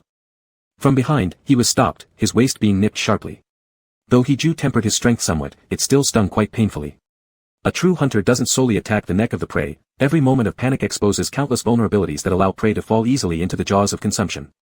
The instant Shen Wang felt pain in his waist, his body went limp and tumbled back into the tub. His voice remained sharp even through this predicament. "You were supposed to only smell me, not kiss me or do anything else." He Ju treated this protest with utter disdain and without hesitation captured Shen Wang's lips once more in a deep, consuming kiss. This time, the kiss wasn't the naive peck from before. Instead, it transformed into an exchange between aggressor and victim, conqueror and conquered. It was a deadly embrace between 2 fully matured men, both psychologically and physically. Shen Wang couldn't last a minute. His hands transitioned from gripping the edge of the tub tightly to clutching the powerful man dominating him completely. Think you can argue? By the end, Shen Wang's tongue was almost numb from being sucked relentlessly. And yet He Ju maintained complete control, saying firmly, I've never kissed you properly. This kiss. You owe me over a decade of it. Chapter 33, Father and Daughter Spar. The rest of what He Ju said, Shen Wang had already heard not very clearly. He started to lack oxygen. First from his mouth being gradually sucked away, then to his head, making it feel heavy and muddled. Finally, it reached his soul. Unbeknownst to anyone, the bathtub switch was accidentally pressed, and the water at a comfortable temperature flowed towards the center, inch by inch submerging Shen Wang's snow-white skin. He Ju did not permit him to turn around. Shen Wang vaguely recalled those 3 days and 3 nights over a decade ago when He Ju mostly held him from behind. From every corner of the bedroom, to in front of the floor-to-ceiling windows, and everywhere convenient. Shen Wang cried hard, cried with all his might, but He Ju showed no mercy, only becoming even more brutal. Shen Wang said he wanted to go to the restroom, and He Ju carried him while supporting him. When Shen Wang said he was thirsty or hungry, He Ju didn't let him leave entirely. Instead, he rummaged through the fridge for chocolate and drinks. Shen Wang occasionally cursed in his heart now about how there could be such a potent drug that could turn the calm and composed He Ju into a fiend in disguise, maintaining an abnormally high level of energy purely with chocolate and beverages. Perhaps because He Ju was destined to be the great villain. Shen Wang also had a pleasant body scent back then, though as he had just come of age, the fragrance was light and delicate, the aroma of youth just about to bloom. It's different now. He is matured to the point where he's in the prime of his full bloom. Shen Wang gradually smelled his own body fragrance starting to release itself, thickly floating in the steam, swirling into a dense white mist that mixed inseparably, covering himself again. He Ju was infatuated with his lower back. Shen Wang's lower back slightly bent into an inviting curve, and in the hollow of his waist was either water or sweat. He Ju took a sip, his cold hard voice having long become disoriented, seemingly no longer the lofty master but merely a fallen guest of the mortal world. Eating ordinary food, drinking ordinary wine, and speaking lewd words. He said, You're so fragrant it's killing me, this bathwater is saturated with your scent. Shen Wang figured from his words that this person would probably drink the bathing water. Upon further thought, wasn't this person regaining his sense of taste? He Ju denied it outright, I'm using a metaphor, we're still far from the treatment working fully. Thus began a course of even more humiliating and cruel therapy. He bullied Shen Wang's feet, thinking, my foot just wants to step on his mouth. Why does he have to talk like that? He bullied him, Shen Wang thought, should sit on his face. Ha! The famous master was crushed under his sitting posture, yet enjoying it thoroughly. Shen Wang finally returned from his chaotic thoughts to some degree of clarity. Shen Wang said, He Ju, I want to see you. He Ju didn't reply, regardless of how greedy he was like a robber, plundering everything inside and out from Shen Wang. He steadfastly refused to let Shen Wang look at him even once. He Ju only said, Wang Zhai, if you keep peeking at me like this, I'll devour you completely. Shen Wang dreamed of a huge tongue, bright red and vividly terrifying, covered with inverted flesh spines everywhere. This tongue rolled him tightly, releasing and licking him again. As a result, Shen Wang's entire body never stayed clean, all sticky with saliva and causing much trouble, scratching his tender flesh both inside and out without end, ultimately penetrating hidden corners and showcasing its prowess. Shen Wang screamed no and woke up from this absurd dream. However, people say that dreams originate from life. He opened his eyes and realized that he was lying in He Ju's arms, completely clean and dry, nothing like the dirty mess from his dream. But, He Ju himself wore neat silk pajamas, leaving Shen Wang naked. How infuriating.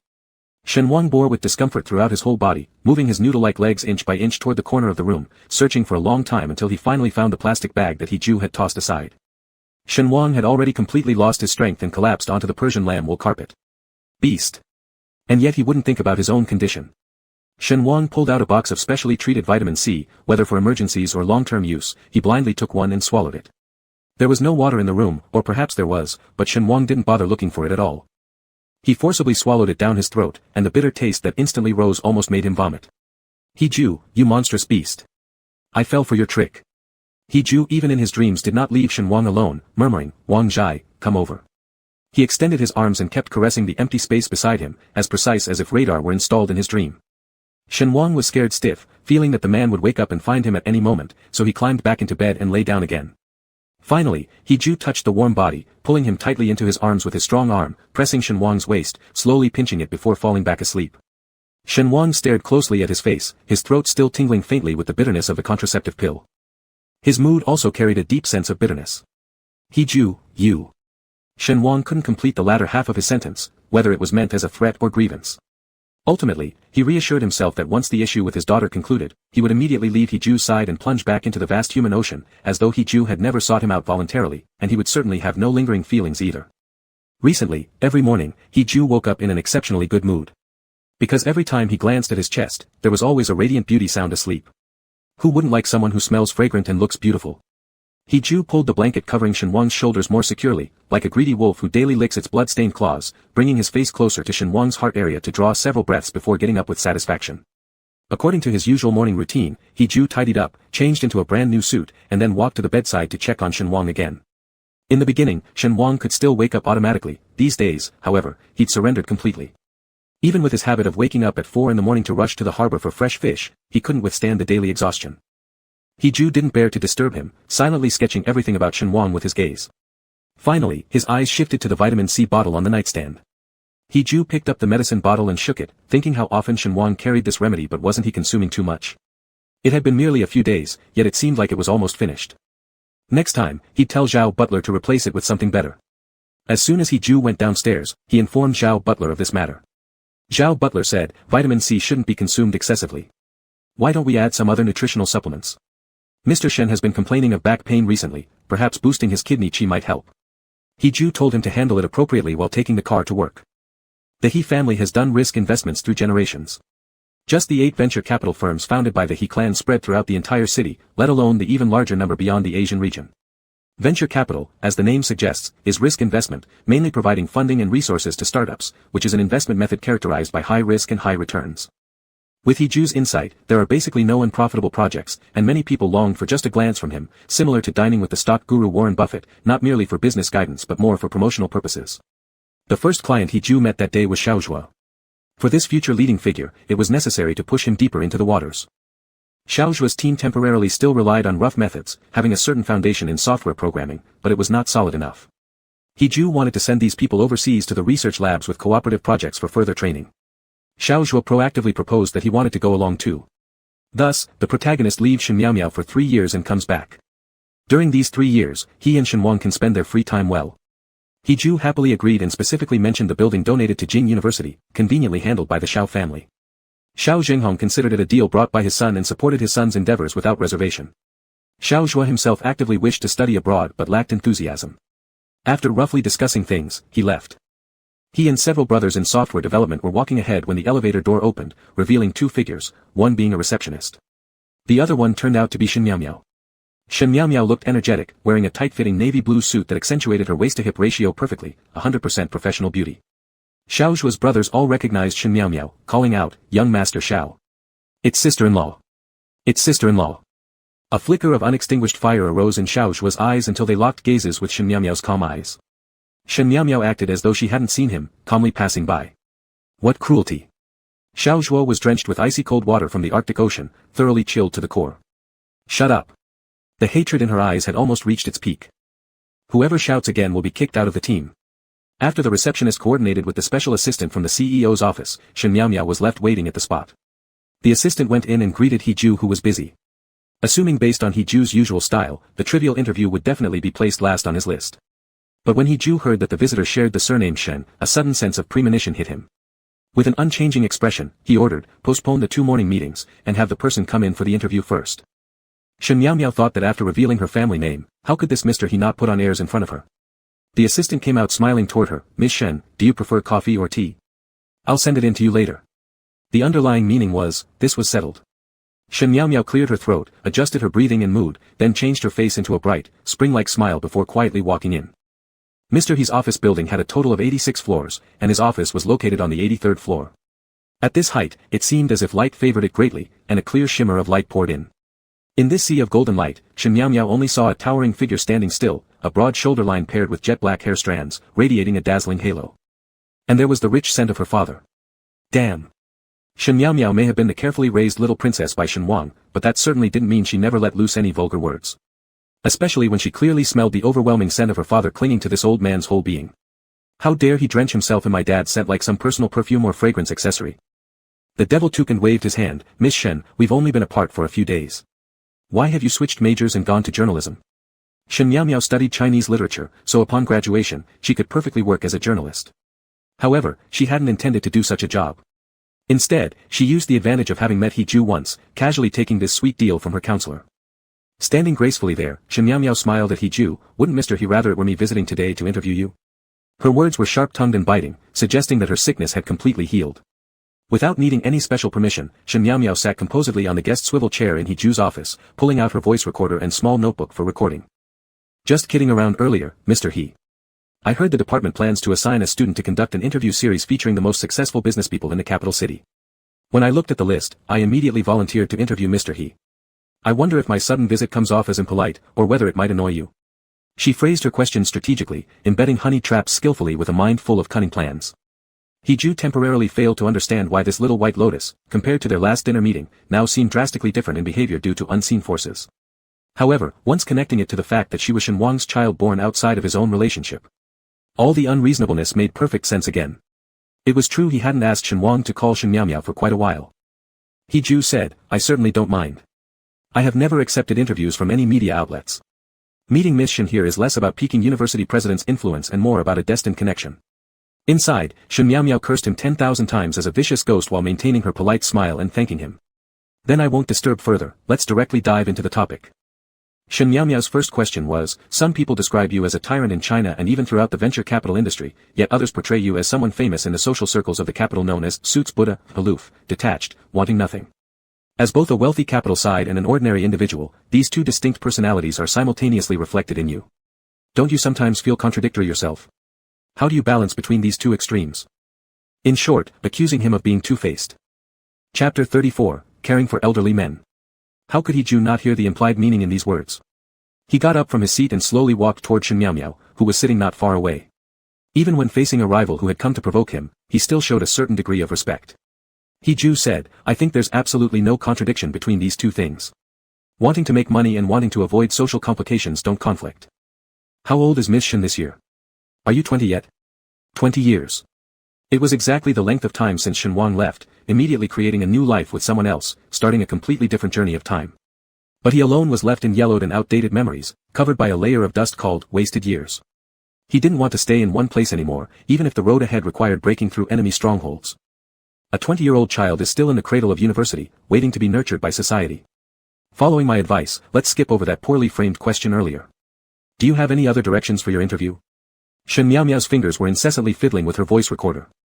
He-Ju deliberately came over, probably so she could smell her father's scent from closer range. For her, it was an absolute test.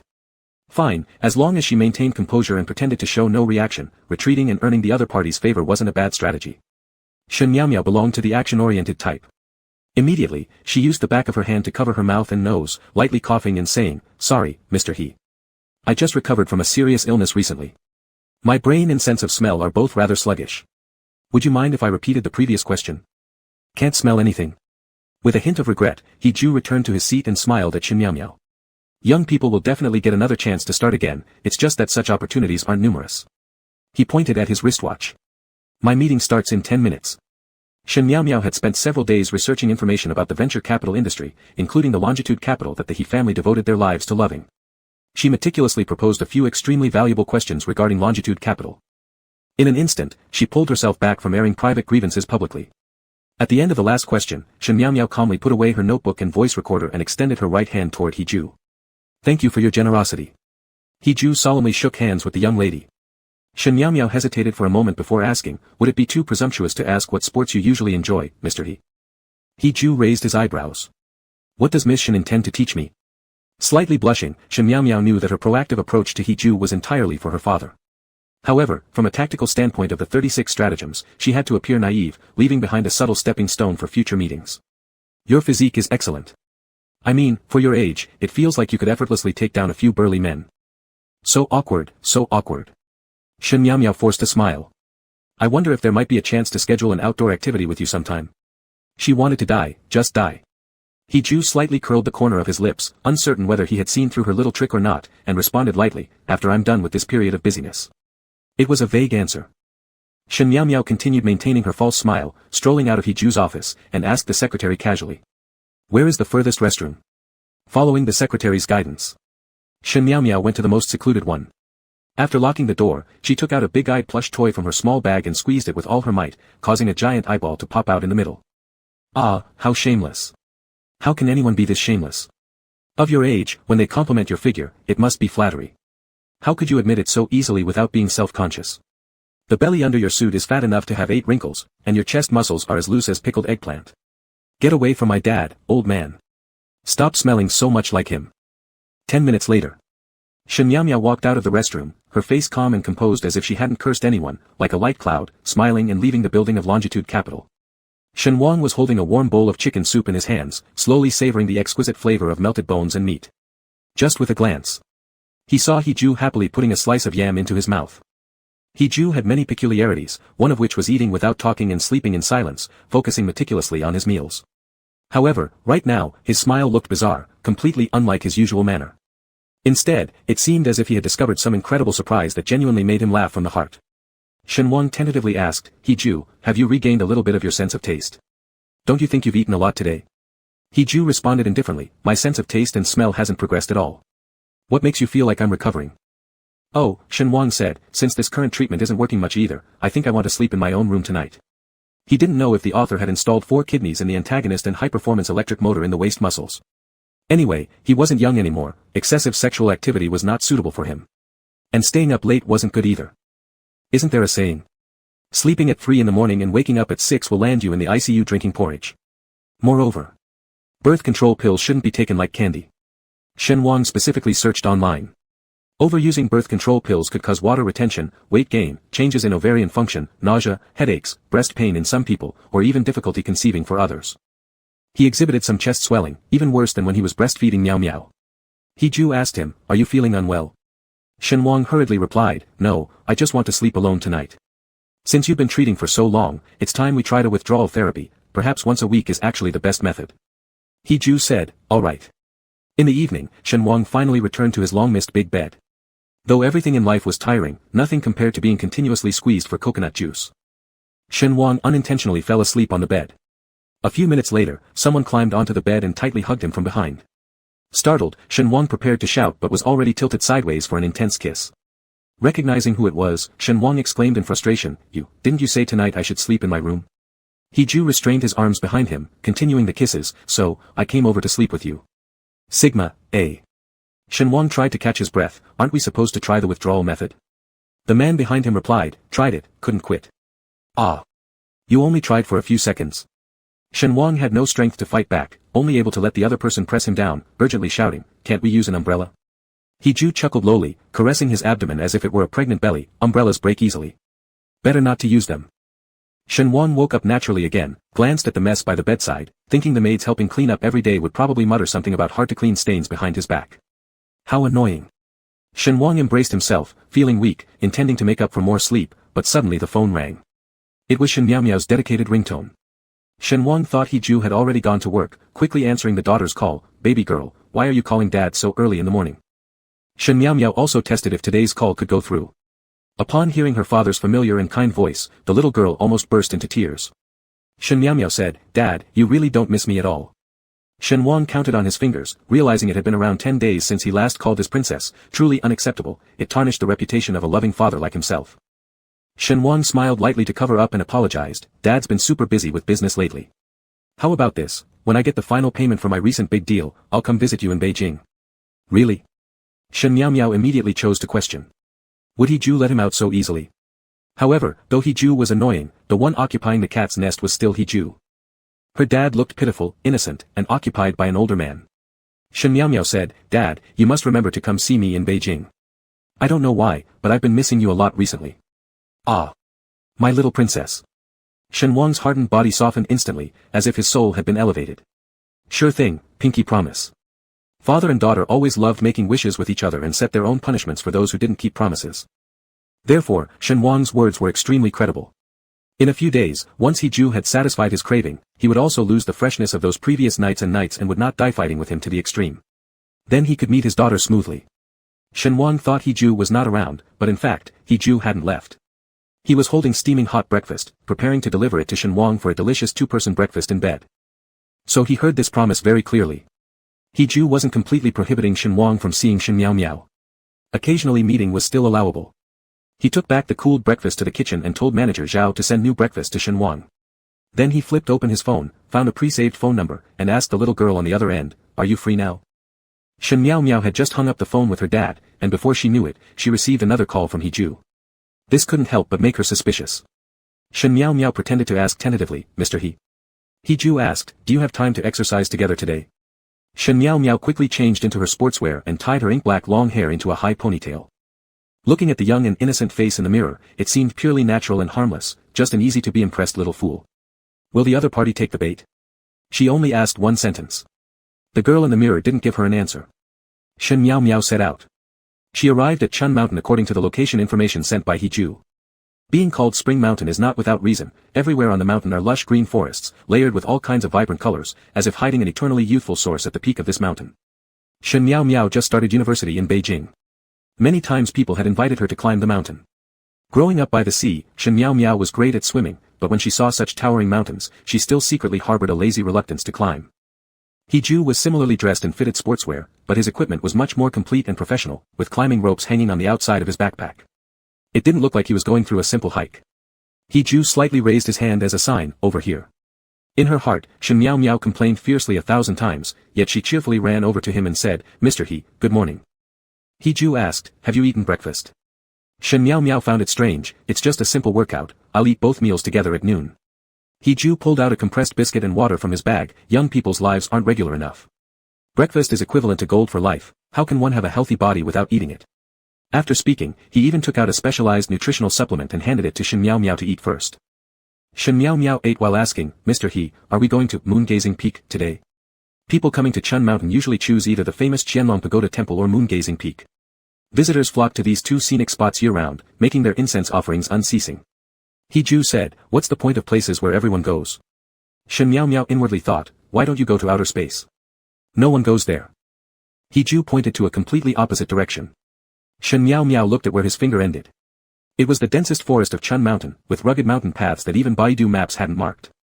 Is he trying to let me fall off a cliff unexpectedly, leaving my body broken? Shen Miao Miao exclaimed, Hiju said, we will ascend from the southern slope. There are no artificial stone steps there, only winding trails naturally created by climbers. The scenery is unique, will you come along or not? Shen Miao Miao gulped down the hard chunky compressed biscuit, calculating rapidly in her mind. Of course I'm going, why wouldn't I? Since I'm already here. Shen Miao Miao drank all the mineral water in one gulp and threw it into the nearby trash can. Wherever Mr. He dares to explore, I naturally dare too. And if halfway up the trail, Mr. He can't carry the backpack anymore, I can help carry it for a while. When you're old, just consider it my care for the elderly. Chapter 35, Crane Jew's Moonlight. The terrain of Spring Mountain is gentle at first but then becomes steep. At the beginning, standing at the foot of the mountain looking up, it feels as if the mountain base is shaded by lush green trees with chirping birds and fragrant flowers, seemingly leading into a lush forest sea. Who knew that as the altitude gradually increased, whether the air became increasingly fresh or not was debatable, but the mountain path began to twist and turn, sometimes steep and sometimes gentle. The most challenging part was that the man-made steps quickly ended. As Crane Jew had said, the higher one went, the paths were mostly natural trails formed by those who enter the mountain for forestry or have permission to harvest goods in the mountains. Some older traces could be traced back to ascetic monks practicing over 100 years ago, or villagers climbing the mountain to pray for blessings. Every step was full of the unknown and challenges, but it was precisely these unknowns and challenges that made people more eager and passionate. Shen Miao Miao started out walking in front at first. As mentioned before, she has always kept her distance from mountaineering activities. However, probably because Crane Jew was right behind her, pursuing step by step, there was an unusually amusing illusion. This made Shen Miao Miao unconsciously think about the school fun sports days during kindergarten, elementary, and middle school. Each time Shen Wan would specifically close his stall, wash away the fishy smell all over him, put on thick long-sleeved shirts, and seriously accompany her in every parent-child event. Baby car obstacle race, passing hula hoops, ants moving beans. They always lost anyway. Because Shen Wan's physical strength was weak, his athletic cells were extremely poor, and he lacked flexibility. Just like how he initially did business, struggling to grab the freshest fish at the dock, often being knocked around chaotically, returning home covered in bruises to apply ointment. Shen Wan would just smile stupidly at his daughter, clenching his fists for encouragement. Dad will definitely succeed next time, believe in Dad. And also, for projects requiring participation by couples. Shen Wan would intentionally hold Shen Miao Miao and sidestep to find other interesting things to do. Once, Shen Miao Miao asked Shen Wang this question, Dad, why do other children have mothers? Shen Wang hugged Shen Miao Miao tightly, saying very earnestly, because Dad's love is too little, so I can only give it all to Miao Miao. My father may never win, but he absolutely never gives up. Moreover, Dad's love is so minimal that there's no share left for others. Shen Miao Miao gasped for breath and looked back at Crane Jew, who maintained a steady pace, calm and composed without panting or blushing, nothing like the stamina expected of someone his age. A monster in endurance, perhaps. Shen Miao Miao pondered, maybe pretending to tie her shoelaces to let him go ahead, thus bending down to untie her perfectly symmetrically tied laces. Her eyes periphery observed Crane Ju's movements. Crane Ju stepped a few paces until beside her, and instead of deliberately going forward, he stood on Shen Miao Miao's left side, patiently waiting for her. Shen Miao Miao doubted, Mr. He, am I blocking your way? She deliberately shifted her body, making some space on the side closer to the mountain. Crane Ju placed a hand on her shoulder to indicate it wasn't necessary, the mountain road here is uneven. It's your first time climbing a wild mountain, and your shoes aren't specifically designed for mountain climbing, so you must be cautious. From his words, Shen Miao Miao picked up some meanings. Wild mountains referred to undeveloped peaks, similar to the natural small paths underfoot, brimming with many unknown factors. In short, dangers and variables are substantial. Suddenly, Shen Miao Miao felt that Crane Ju might have been following her, specifically concerned about her shoe issue, taking special care of her accordingly. Humph, fake kindness. If you truly cared about the younger generation, you should have informed me we were hiking up a mountain. Shen Miao Miao laughed and said, climbing mountains turns out to be quite interesting. In the process of climbing, we might meet like-minded partners who encourage each other, progress together, eventually reach the summit, and overlook everything below as trivial. Crane Ju seemed to agree, you young people climb mountains to challenge yourselves. When one reaches my position, climbing is more about listening to the inner voice amidst the quiet of the forest, enjoying the solitude far from noise, and reaching the vastest destination within one's soul. What does someone in your position mean? How about changing it to your age? Shen Miao Miao tightened her shoelaces, and this time the two walked shoulder to shoulder. Before, they basically climbed separately, but after a while, the two had something to talk about along the journey. He Ju asked, Miss Shen is studying alone far away from home, especially in the capital city which is extremely far from her hometown with completely different eating habits. It must have been tough when you first arrived here, right? Shen Miao Miao pulled a foxtail grass from the roadside and twirled it continuously between her fingertips. Not really. Shen Miao Miao said, my dad told me he was born and raised in the capital city, but due to livelihood necessities, he had no choice but to move to Guang City for survival. Previously, Shen Miao Miao couldn't understand how her father could leave his familiar home environment and live in an entirely different place like Guang City. Now she understood. Shen Miao Miao glanced at He Ju, thinking that if someone of this nature remained in the capital city, who wouldn't want to run? Not sure whether she was upset or implying something, Shen Miao Miao remarked, I should not have chosen the university in the capital. If I'd applied randomly to a university around Guang City, it would have been better. This way, her dad wouldn't be controlled by someone like this guy. He Ju caught some meaning from what she said, intentionally asking back, then why did you choose the capital city's university initially? Shen Miao Miao didn't hesitate to answer, no other choice, my college entrance exam score was too high, so applying to any other university apart from the capital university felt like such a waste. Pfft. He Ju had originally managed to keep his laugh contained, but upon picturing this energetic, confident young girl standing next to him being the timid Shen Wang's daughter, he just couldn't help feeling they were oddly mismatched. It must be your mom's over-the-top self-confidence that led her child to inherit all her characteristics. And isn't there scientific evidence indicating that a child's intelligence mostly comes from the mother's genes? He Ju, do I involuntarily find excuses to provoke myself constantly? The two had a little more to talk about now. Until the natural path gradually became narrower, steeper, and finally vanished altogether. Turning her head, Shen Miao Miao realized they'd already climbed close to the peak of the mountain. Shen Miao Miao couldn't help admiring herself for overcoming the difficulties and reaching the summit. Let's go back, she suggested. However, He Ju didn't agree but started searching around. Eventually, he found a concealed and dangerous-looking hidden trail through a crevice in the mountainside. The branches hanging loosely on the crooked trees bore unobtrusive warning signs. Please do not climb. Shen Miao Miao widened her eyes. Mr. He, there's a sign saying to pay attention, so. But He Ju paid absolutely no heed to the sign. Striding with long legs, he easily leaped over it, entering the treacherous steep passage indicated as dangerous. Shen Miao Miao. He Ju gestured for her to follow. I've come this way twice before. Let's take a look together. Shen Miao Miao refused outright, shaking her hands. I don't break rules, if the police catch you, I'll be a witness. So, there she was, still a good citizen after all. He Ju invited again, I always dislike following rigid rules, and that's how I manage venture capital business. Without coming along, you'll never get to see Spring Mountain's most beautiful scenery in your lifetime. With another inviting gesture, he beckoned, are you coming? In reality, He Ju had already instructed his secretary to contact the scenic spot operator through special channels beforehand, thus, using their privileges to gain access.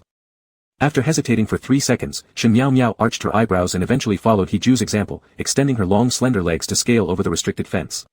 He Ju smiled at her, you've got guts. Shen Miao Miao retorted, it'd better be worth it. She added, if the police arrest you, I'll testify against you. He Ju grinned, let's go. This time, the two had no choice but to walk single file. Not out of lack of topics, but because the mountain path was incredibly narrow, allowing only one person to pass through at a time. At times, chilling gusts of mountain wind blew, carrying the increasingly scarce fresh oxygen. It made Shen Miao Miao's thin body tremble uncontrollably. Even a small pebble kicked down would fall straight into the abyss, echoing like a moan from thousands of feet below. Apparently, they had indeed taken a perilously dangerous route. He Ju led the way in front, patiently guiding Shen Miao Miao. Every mountain has its top, but not all summits are called peaks. We're merely climbing this humble spring mountain now. Earth boasts magnificent and wondrous high summits, the roof of the sky, witnessing the Earth's evolution, holding adventurers' dreams, providing people solace for their souls, but those distant majestic heights are still quite far away from us. Shen Miao Miao wasn't dressed warmly enough with just short sleeves and sportswear, quickly becoming exposed to the harsh winds at higher altitudes, making her shiver uncontrollably. This guy talks well, but I've just recovered from a major illness. He Ju touched the climbing rope tied behind his backpack. Do you need me to tie a rope around your waist? This might help relieve your tension. Shen Miao Miao immediately changed her expression and replied, I'm shivering because I'm cold, not because I'm scared. Thanks anyway. He Ju just then remembered Shen Miao Miao's recent hospitalization and said, oh, let me take off my jacket and give it to you. No thanks, she refused. Am I more fragile than some old man? Shen Miao Miao internally complained about him while accidentally stepping on a stone with her foot, causing her to slip backward, nearly tumbling down from the steep path. Watch out. He Ju instantly grabbed her flailing arm. Stay balanced. With force, he pulled Shen Miao Miao back. Oh. That old man almost got me killed. Terrified, Shen Miao Miao squatted on the ground, her heart wildly pounding against her chest as if trying to burst through. She glanced down at her feet. Mamma mia, wasn't she too nervous? She even saw thin layers of cloud circling around the dangerous path they had traversed. I can't do this, I have to send you back first, He Ju said. Shut up, you stinky man. Shen Miao Miao reminded herself that she hadn't actually fallen, and worked hard to steady her suffocatingly tense mind. Then she stood up straight, saying firmly, I'm fine, don't underestimate me. He Ju chuckled happily without any pretense. It seems we can invite you for another climb next time, maybe a taller mountain. Shen Miao Miao snorted in response, Mount Everest, maybe. After half an hour of arduous trekking, Shen Miao Miao felt intense light surging towards them from ahead. Confused since it was only 11 o'clock in the morning, how could the light be so blazing bright? He Ju calmly announced, we've arrived. Enjoy the view. Climbing the last few steps, Shen Miao Miao suddenly found herself plunged into the very center of a golden world of light. The sky didn't seem any closer, but the clouds swirling around the mountain peak refracted sunlight repeatedly, dispersing beams everywhere like an ocean of brilliance. The dazzling light resembled waves pushing shimmering ripples of gold concentrated at one central point. Shen Miao Miao no longer felt the cold or fatigue and fear. Immersed in the radiant aura, she raised a hand to shield her eyes as she gazed upon the entire landscape of Spring Mountain bathed in light, akin to peering into the moon submerged in water, floating gently and hazily. All her previous sweat and effort seemed entirely worthwhile. He Ju watched the vitality displayed by the young girl in front of him, and couldn't help recalling the happiest days he spent with Shen Wang. Shen Wang had always been timid, no, more precisely, extremely lacking in security, even more sensitive and fragile than a little animal hiding in its den. He Ju once grabbed Shen Wang's wrist by accident, noticing how terrifyingly slender the wrist bone was. Shen Wang was frail, humble, malnourished, and He Ju, at that time, nurtured the intention of taking care of the fragile thing. Later on, Shen Wang gradually became healthier, prettier, and even dared to show a bit of a temper in front of him. Full of energy and vivacious, just like the current Shen Miao Miao, adorable, pure, filled with infinite appreciation for every small detail in life. By the time He Ju realized and came back to himself from long reminiscence and deep thought, he asked Shen Miao Miao, do you think I still have a chance? This statement, indeed, came straight from his heart. Not sure why Shen Miao Miao was startled, hurriedly retreating several steps in panic and turning pale as death, shouting, what do you intend to do? He Ju hurriedly called out, don't move randomly. It's dangerous here. Before his words were even finished, he had already rushed over, holding tightly onto Shen Miao Miao who was about to retreat to the cliff edge. As Shen Miao Miao struggled and tried to escape, her foot hit a rock, making her stumble painfully to the ground. Even someone as strong as Shen Miao Miao couldn't avoid the excruciating pain, tears welling up in her eyes as she screamed, I knew you didn't have good intentions. You lured me to the mountain to get rid of me. He Ju had never caused any girl to cry before, and certainly had never panicked as much as he did now. He quickly squatted beside Shen Miao Miao, unshouldered his backpack to search for the first aid kit inside, asking, are you hurt anywhere? Moreover, how could I possibly harm you? You're such a suspicious little girl. Shen Miao Miao originally managed to disguise her disgust for the person, but after being greatly frightened, if she could continue pretending, she'd be a living goddess. Shen Miao Miao wasn't planning to accept He Ju's feigned kindness anyway, puffing angrily and stating, you said those words just now, weren't you trying to push me down the mountain? In fact, Shen Miao Miao had a voice recorder in her trouser pocket all along, just to be able to trick He Ju into revealing his true words. This was even better now, if anything happened to her, there would still be evidence. He Ju thought seriously for a moment, which sentence? The one about giving me a chance. Wasn't that your attempt to imitate TV dramas? TV drama? Hee-ju couldn't help but chuckle. This is a big misunderstanding. What I meant is completely different from what you understood. I assure you, I had no ill intentions. Now, can I take a look at your wound? Shen Miao Miao hesitated with half belief and half doubt. However, she had indeed been terrified before. Reflecting on it now, it seemed her reaction had been overly exaggerated. If not for her accumulated dislike towards someone, how could such trouble have arisen? Shen Miao Miao said, "It's fine, I'm not that delicate." "All right then." Hee-ju changed his tone of speaking. Honestly, he had never been gentle with women, let alone a little kid. "For my peace of mind, now can I take a look?" Hee-ju carefully pulled up Shen Miao Miao's sport pants leg and found her knee already covered in blood, making his eyes darken instantly. His expression became serious as he said, "You're so injured, and you still mouth off. It's not your fault, is it?" Shen Miao Miao yanked down her pant leg, truly feeling uncomfortable being seen like this. She got ready to get up and go down the mountain.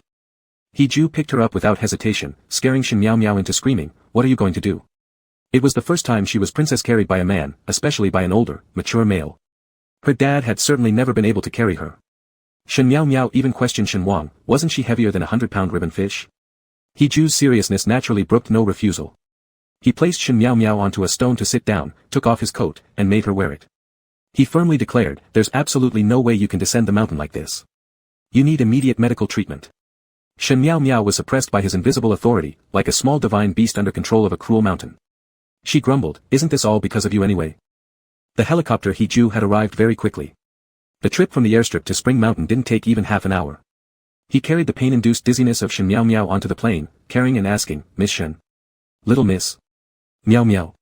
Shen Miao Miao was already hurting enough to feel annoyed, replying irritably, "I'm still alive, don't worry." She added, "Didn't you just do it on purpose to show off that you own a helicopter?" Hee-ju. "Never mind, adults don't quarrel with children over trifles." The helicopter blade stirred up powerful gusts, causing the grasses and trees on the mountaintop to sway precariously. Hee-ju held Shen Miao Miao steadily and quickly boarded the helicopter, flying away from the spot in the blink of an eye. Manager Zhao informed Shen Wang, who sat at the dining table, "Mister, he called just now and said he has urgent matters to deal with today. You'll eat lunch alone." Shen Wang was also accustomed to Hee-ju not returning home for lunch, but the chef had prepared food for 2 people, leaving only him eating it all. There was simply too much for him to finish. Shen Wang was not wasteful, having eaten all the leftover meals when Shen Miao Miao was a child.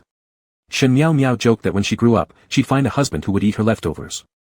Shen Wang slapped her on the head playfully and feigned anger, saying, "A man willing to eat your leftovers, what kind of future can he possibly achieve?" Shen Wang ate quite a lot, and finally, what was left had to be thrown away. For someone of Mr. He's wealth, old leftovers were absolutely not eaten. Shen Wang patted his slightly bulging stomach, thinking to himself that he was getting older. Next time, he should not cherish food so much anymore. The downside of eating too much was the inability to lie down afterward. One must walk around instead. Thus, Shen Wang wandered around the mansion. Every once in a while, the He family would bring out their master's old belongings to air them out and disinfect. Hee-ju grew up in this building. His mother passed away early, and his father had many sons. Each child, to foster independence, was assigned a personal butler at 10 years old and moved into their respective homes within the estate. Servants transported long-stored items from the warehouse into the sun, opening each one for airing. After learning about this, Shen Wang came to check it out specifically, hoping to uncover something from Hee-ju's childhood. There were quite a few things Hee-ju used as a child, books read, toys played with. For ordinary households, these might have been discarded or donated. But wealthy families paid attention to feng shui. Old items represented wealth and thus shouldn't be donated carelessly. Besides, they weren't lacking money. Storing some items of commemorative value caused no harm. Shen Wang combed through a small mountain of old items, finding the infant shoes that Hee-ju had worn as well as his baby pacifier. Did Miao Miao have such a good living condition when she was young? Shen Wang remembered that when Shen Miao Miao was born, he even cut up his own long-sleeve undershirt to make her diapers. Shen Miao Miao never wore disposable diapers, instead, she wore open-crotch pants until she was 2 years old. Especially in winter, her little bottom would get so cold it turned bright red, just like a monkey's butt. Although Shen Wang did not envy Hee-ju's naturally privileged life, nor did he resent his own child having a pitiful childhood, still, he carefully placed on his palm all the items Hee-ju used as a child, small leather shoes, cotton coats, suits, schoolbags, and pencil cases, and meticulously examined them, as if he were also participating in Hee-ju's early life. He spent his lifetime with this man whom he both loved and hated, only in his imagination. Shouldn't there be an album too? Shen Wang began to slowly search for Hee-ju's photos. Given Hee-ju's aloof and arrogant high school personality, he had always been unwilling to take photos voluntarily during those times. When one is young, it should be the easiest time to be coerced into doing things. Shen Wang searched earnestly and eventually found what seemed to be a photo album. However, inside he discovered a pile of Ultraman cards. Ultraman. Shen Wang could hardly imagine that the once invincible He Ju had actually liked Ultraman when he was little. Ha! Shen Wang, clutching his full stomach, snickered quietly for a while until from a complete set of Ultraman collectible edition cards, an old, yellowed photograph appeared. Shen Wang picked it up to look. The He Ju in the photo appeared to be about 6th grade in elementary school. Even though he was still a boy, his aristocratic aura already radiated out, clearly indicating he came from a wealthy family. His face was filled with disdain for everything. Since his childhood, he had boasted a supermodel face and figure. Even so, He Ju's arm was affectionately draped over the shoulder of another shorter boy. That boy looked like he also hailed from a wealthy household. Even though the picture was old, it was evident that he was a fair-skinned and handsome young master. This boy. Shen Wang felt as if his memory had been struck by a sudden blow, causing unbearable pain in his head and making his eyes sway. A strong sense of dizziness accompanied bitterness in his mouth. All these sensations finally converged on his heart, transforming continuously into blades that cruelly cut into his heart. By Han Shu. Shen Wang didn't know why, but the moment he saw this unfamiliar child, he could immediately and accurately call to mind the name of this boy. By Han Shu. Shen Wang, trembling with his hands, flipped the photograph over. On the back, written in elegant penmanship, were the words. To my dearest friend, may our friendship last forever, without ever separating. Signed sincerely. By Han Shu. Chapter 36, you should also learn some new poses. By Han Shu. He would always remember this name, and also the owner of this name, who played such an important role in He Ju's earlier life. Some said, He Ju didn't really like you. You're just a piece of trash, nothing more than a stray dog picked up by He Ju. Others said, He Ju transferred to this high school for a reason, right? Could an ordinary high school possibly match the status of someone as privileged as him? And still others claimed, even if he was somewhat attracted to you, it was only because you were like a little pet to him, something for him to play with until he got tired of the cheap thrill and simply threw you away. He Ju has a childhood sweetheart. When they were young, they were so close they might as well have shared a pair of pants. By family's young master has a much better sounding name too, by Han Shu. You are extra baggage. You are useless. You're a waste. He Ju harbors deep grudges, paying particular attention to whether people remain loyal to him. If anyone betrays him once, he'll retaliate hundreds of times, making sure that person can never stand ground in society. The carefully buried memories were suddenly pried open, unleashing suffocating, putrid liquid from within. In truth, after those 3 days and nights, Shen Wang was the one who had expended the most energy. How could he possibly outrun He Ju, who had taken the offensive position? When Shen Wang woke up that morning, he felt incredibly fatigued, his entire body feeling as if it had been dismantled and then reassembled. But having exhausted his stamina, he was starving. Without replenishing food soon, he might pass out. Shen Wang, filled with shame, dialed the hotel's in-room phone and informed the counter that master he needed some food. Holding the phone, Shen Wang quietly observed the sleeping He Ju. He had never seen He Ju sleep before. Would he regret giving his first night to someone like me? Shen Wang, covering his face with embarrassment, peeked at He Ju through his fingers. If the person you love happens to be extremely handsome and treats you exceptionally well, making you feel uniquely different from everyone else, that's the happiest thing in the world. While He Ju slept soundly, Shen Wang stealthily kissed him and adjusted the blanket over his body. He Ju didn't allow Shen Wang to see his body, and Shen Wang respected him, refraining from curiosity about inappropriate things. But soon, the hotel staff would bring food over. Shen Wang touched the stickiness all over his body, along with a strong, almost unbearable scent, deciding it would be better to clean himself first. Unfortunately, his clothes had been shredded long ago. As Shen Wang flipped off the bed, his legs gave way, causing him to collapse completely on the carpet, unable to control the flow of bodily fluids. Just then, the worst happened, Shen Wang heard someone pressing the doorbell. Why had the server come so quickly? Shen Wang did not want anyone to see him like this, sprawled naked on the floor, continuously dripping. Instinctively, he crawled under the small space beneath the bed. Considering his weight was less than 110 pounds, no one would doubt his concealment there. The next moment, the door opened and several people walked in. One of them Shen Wang recognized, it was Mr. Zhao, the butler. As soon as he entered, he smelled the complicated odor inside the room. He stopped a few other young men, including personal bodyguards, saying, there's no need for the masters to enter, let me take care of what's happening in here first. The master Shen Wang did not recognize, though. He only dared shrink his body into hiding, making not a single sound. Mr. Zhao opened the window to ventilate, put on gloves, cleared up the messy stuff on the floor, and placed them in plastic bags before softly calling out to He Ju. Master, wake up. He Ju faintly heard the call but refused to open his eyes, muttering, go away.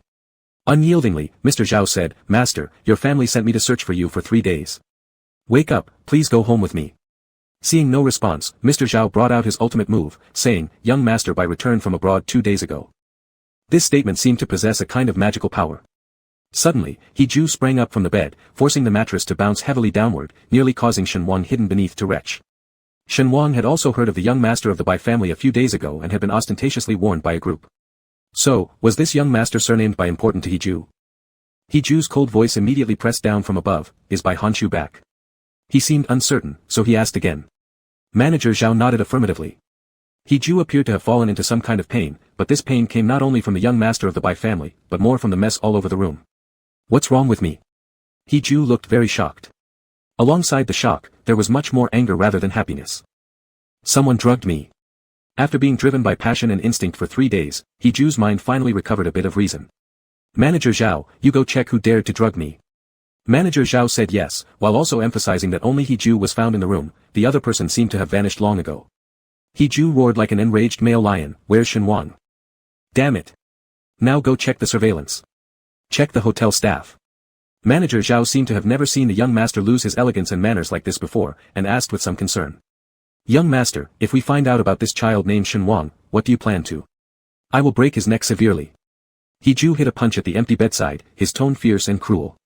If one could directly face his expression now, it would probably become Shen Wang's lifelong nightmare. Shen Wang was scared witless at the moment, not knowing why He-ju wanted to break his neck, completely different from his earlier attitude when pleading baby talk while entwining him. Perhaps the drug effects on He-ju were gone now, making him realize that his state of confusion was due to being drugged. Moreover, that glass of wine was personally served by Shen Wang to He-ju. Shen Wang did not dare to think too much, actually even after 18 years, he still didn't dare to dwell deeply on it. Shen Wang slowly sighed. He put the old photo he was holding back into the box filled with Ultraman limited edition cards. Manager Zhao rushed over and politely said to Shen Wang, "Mr. Shen, I've been looking for you for a while, almost thought you went out." Shen Wang adjusted a strand of hair by his temple and replied, "I would definitely ask for leave if I went out, don't worry."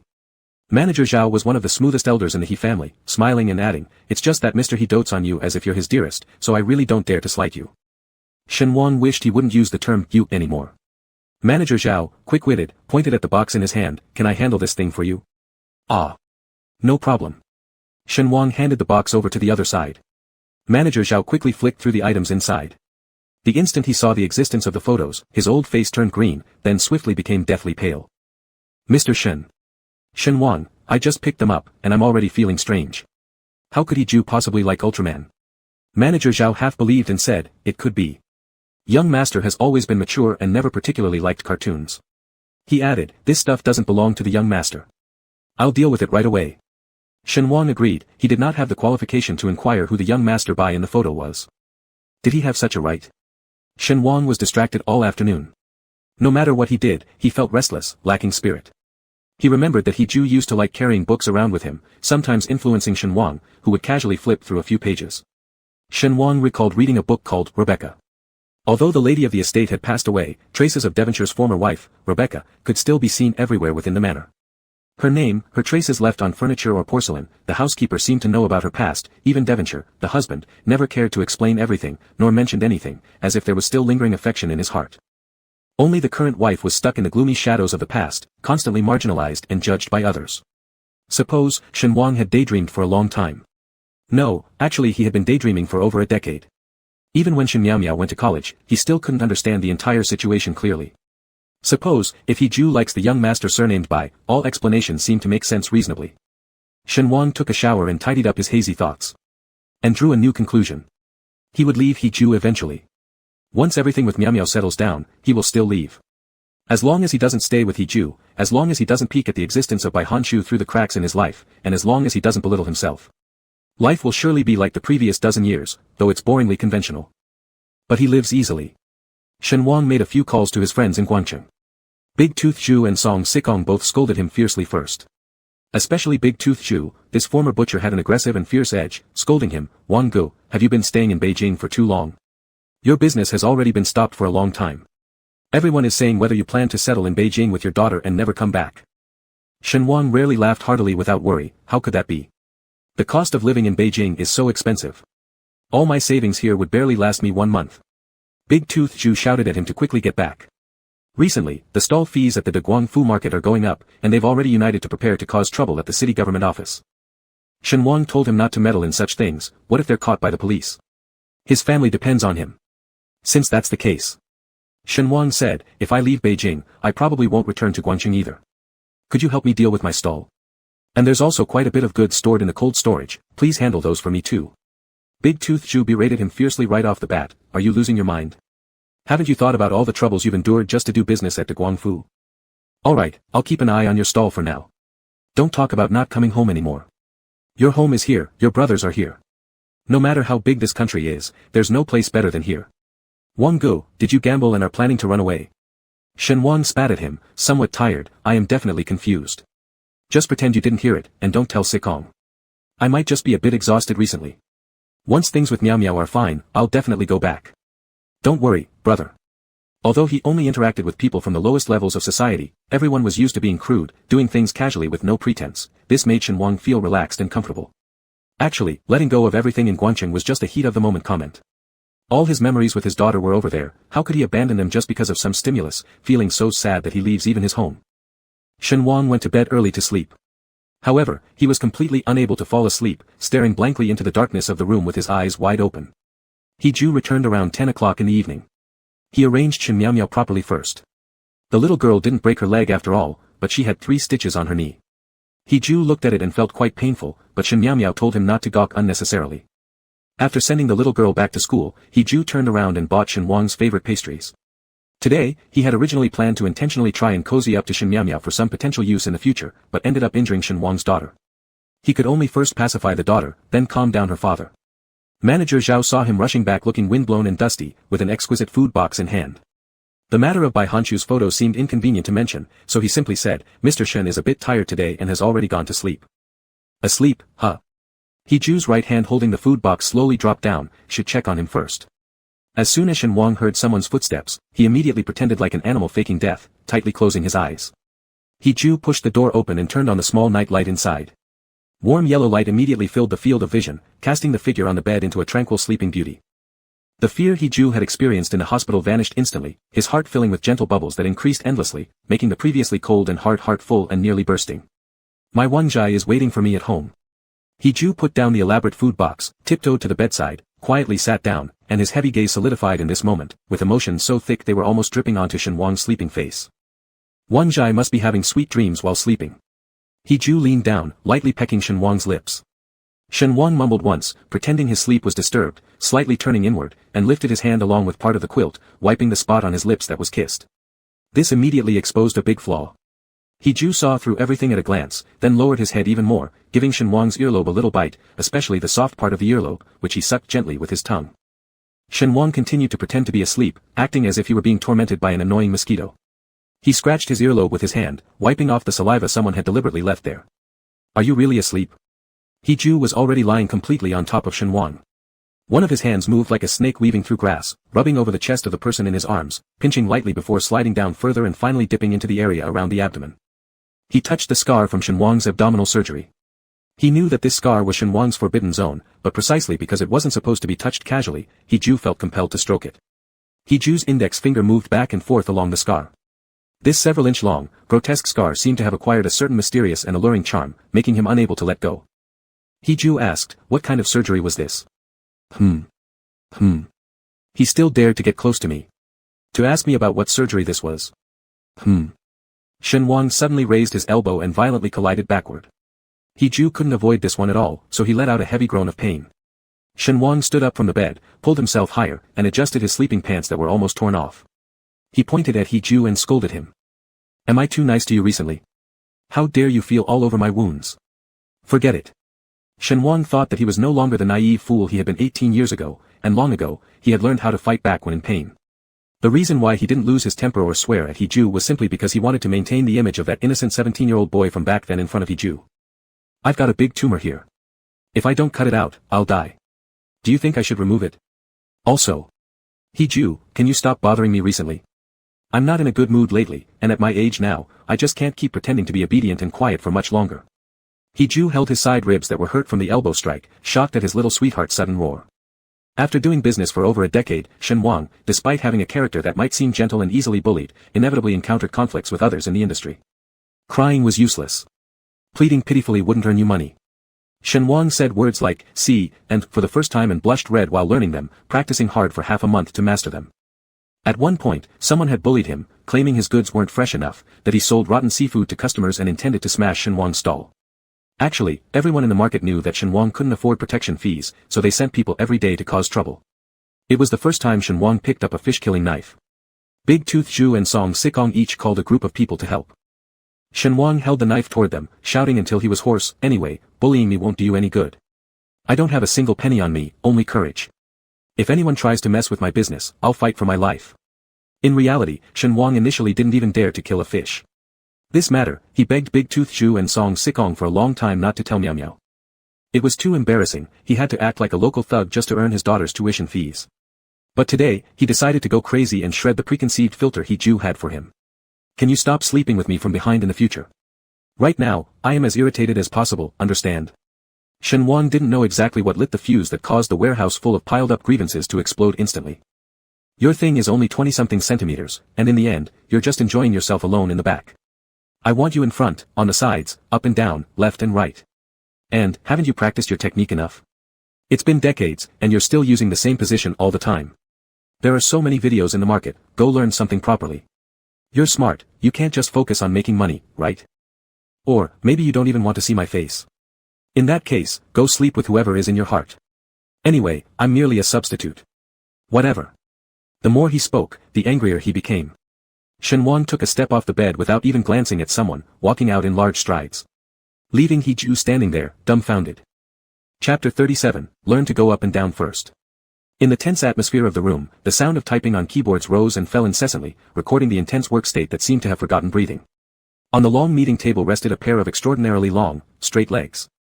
Beyond them was an excellent, upright figure, followed by the weary appearance of a sleeping young man, his head tilted slightly backward, making the dark black hair stand out clearly. Another young man in a checked shirt held a constantly vibrating mobile phone, hesitating whether he should wake up the sleeping young man.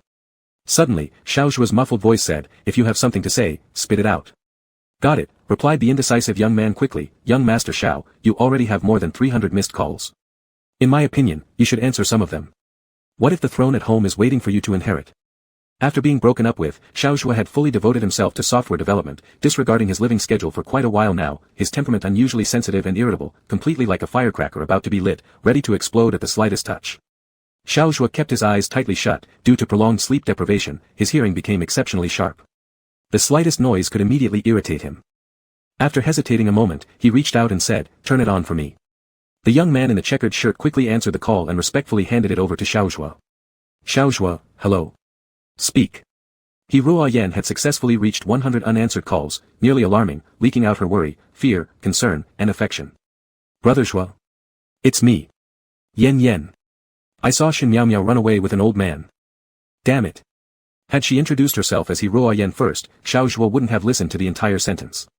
With a swift movement, Xiao Zhua tumbled off the recliner onto the ground with a somewhat ungraceful groan.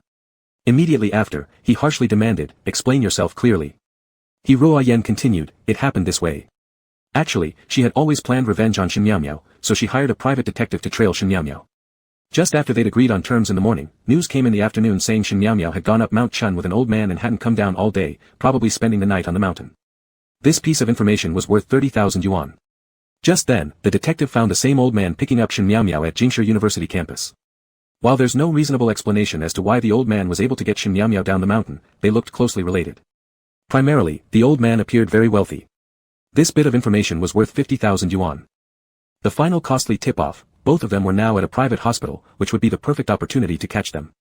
Even though He Ruoyan wasn't short of money, 10,000 yuan for 3 pieces of information was indeed too much. But no worries. She was willing to spend 10,000 yuan on her sweetheart, and it would be worthwhile if it could ruin the relationship between those two.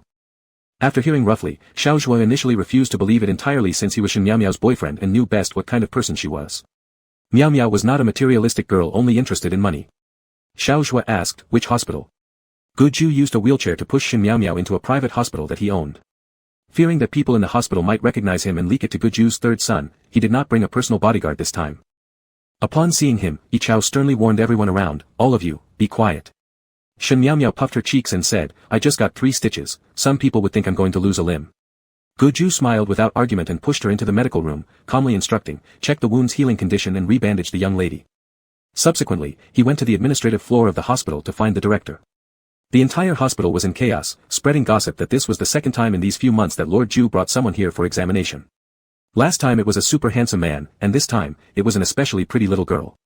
Wasn't it commonly believed that Lord Ju was like a noble orchid or elegant tree in the whole of Beijing, clean and pure, almost as if he were not a normal man but rather a wealthy heir who refrained from secular matters? How come he goes for both men and women? And doesn't care about age? The director had already heard that Lord Ju had arrived, hastily rushing out to greet him, but Ju had an urgent matter to consult about, and he didn't wish to waste time. Entering the office, he directly opened the conversation. Director, you're a veteran surgical expert.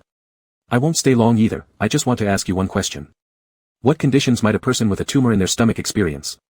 If the tumor is removed, is there still a risk of recurrence? Could it be cancer?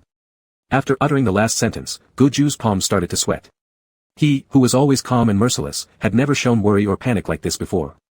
Upon hearing that it was an inquiry about medical conditions, but not being able to ask whose health was at issue, the president listed more than 20 possible conditions related to abdominal tumors for Ju. However, all the described tumor situations felt somehow off for Ju's concern. Gesturing to his own lower abdomen as an example, he asked, in this position, what type of tumor should it be? Lower abdomen. The president inquired further, how long is the scar approximately? Ju made a gesture to indicate length and said, it's been quite a while, it seems like an old injury, not something newly formed. Indeed. Since Ju always entered from behind, he had never seriously observed the years-old scar. The first time he heard Shen Wang had a child with a woman, he punished Xiao Wang several times, vaguely remembering seeing a faint watermelon-patterned mark near Shen Wang's scar, which wasn't clearly visible due to his pale skin. The president stated, there's only one possibility, it must be a cesarean section surgery. Ju. The other party is an adult male. President. Both fell into silence until Ju broke it by saying, can you personally lead a team to my house to conduct a full physical examination on him? I'm concerned. No. I'm extremely concerned. He has undergone tumor surgery before, and there's a high risk of recurrence, especially according to my previous research on Baidu, which indicates a very high recurrence probability.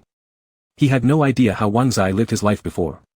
Actually, he knew, but he didn't want to see or think about it, feeling betrayed again, hating the one who made him constantly worried and heartbroken. Now, finally, Wang Zai came back willingly. I don't even care about his child with someone else, I just can't bear losing him again. The president immediately promised to visit the Crane mansion in a few days. When Ju returned to the medical room, Shen Miao had already finished changing her medicine, standing where she was, tapping her foot impatiently, as if unable to hold on any longer and wanting to leave on her own. Seeing Ju arrive, she quickly readjusted her posture, pretending not to be the one waiting anxiously. Her ability to change expressions faster than flipping a page reminded him strongly of Shen Wang. Isn't this exactly the same type as Shen Wang? Ju asked, why don't you use the wheelchair? Isn't this painful for you? Before Shen Miao could answer, two figures hurriedly rushed down the hospital corridor. The man looked furious while the woman desperately tried to hold him back without much success. He Ruoyan shouted, Shuo brother. This is my father's hospital, if you destroy anything, my dad will kill me. Xiao Zhuo completely ignored her pleading. His hawk-like eyes scanned everywhere, eventually spotting Shen Miao, slightly surprised, and a suited old man standing with his back to him. Xiao Zhuo was unfamiliar with Ju, merely considering him as a rich and powerful employer, yet he Ruoyan was different. Upon realizing who she faced, her composure shattered as she repeatedly screamed, this has nothing to do with me. Ju reacted, stepping aside to dodge Xiao Zhuo's punch, instead retaliating with a slap that subdued half of Xiao Zhuo's towering rage. Stunned, Xiao Zhuo remained motionless, only a vivid red handprint appearing on his cheek. Shen Miao, Xiao Zhuo. Ju, Xiao Zhuo. Shen Miao, he Ruoyan. Ju, he Ruoyan. He Ruoyan couldn't hold herself together first, covering her face and wailing, I don't know anything, I just thought. Uncle. Please don't tell my dad. Xiao Zhuo stayed stunned the longest, still harboring simmering anger inside but also sensing the absurdity of the situation.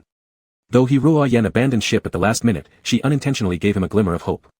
Xiao Zhuo approached Shen Miao and hugged her tightly, looking like a wronged big dog.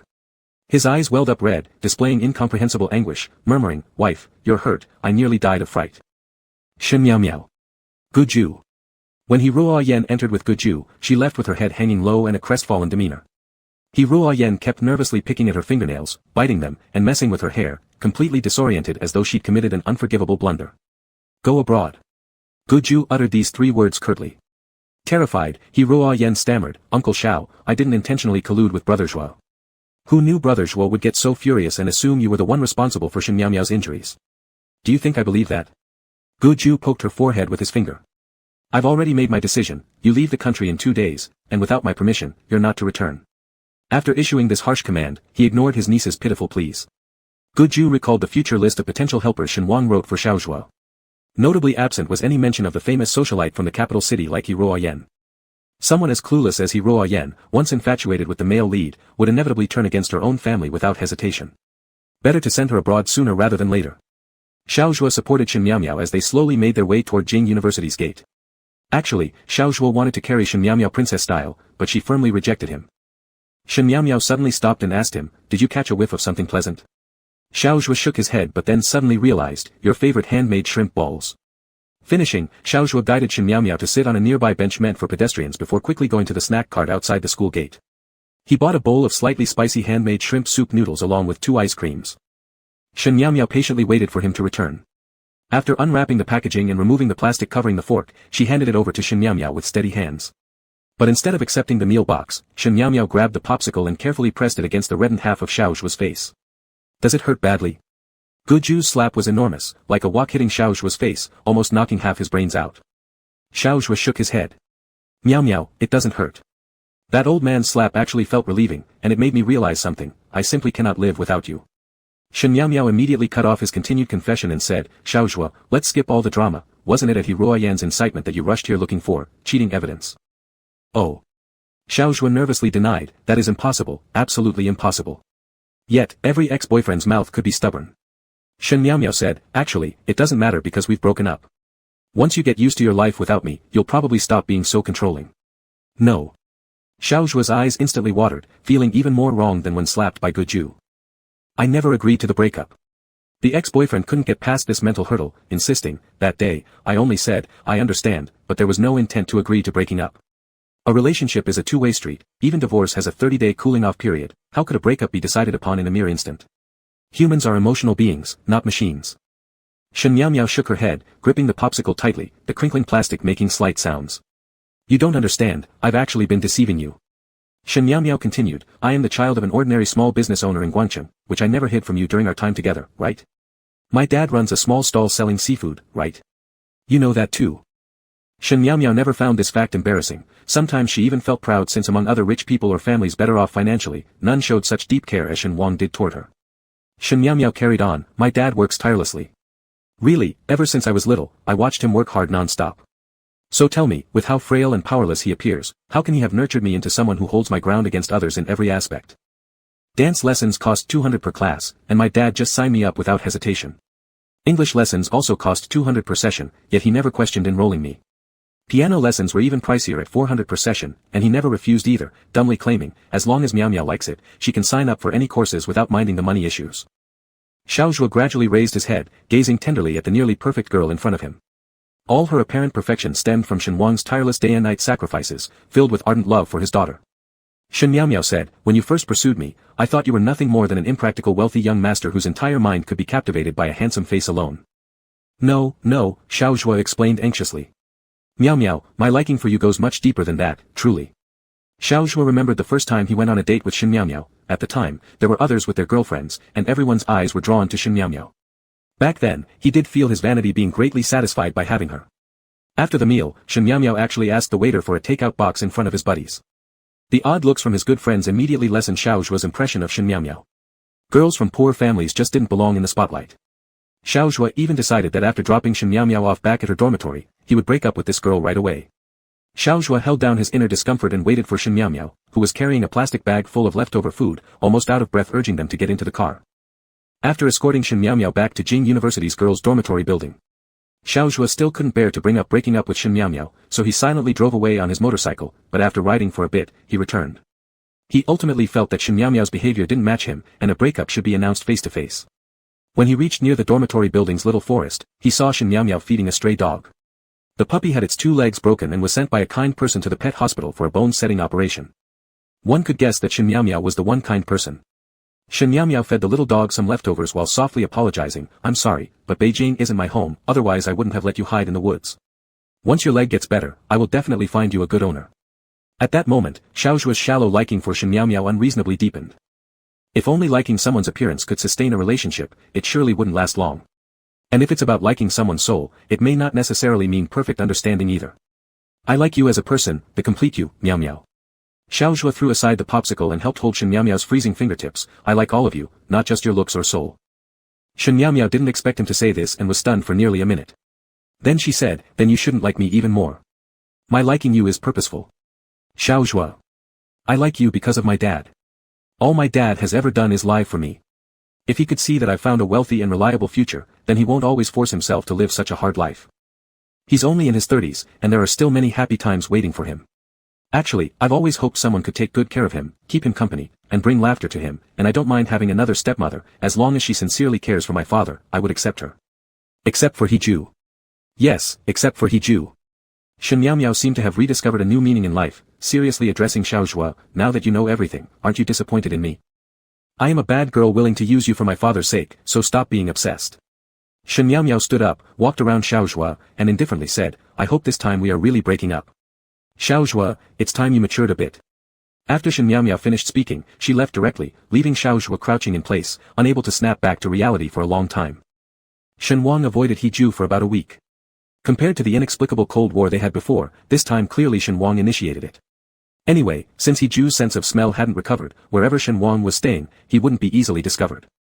Shen Wang thought truthfully, lying under the grape arbor, where he was most hidden inside He Manor, since various fruits and vegetables were planted on the top floor, how could anyone possibly find him? Just as he was congratulating himself on his cleverness.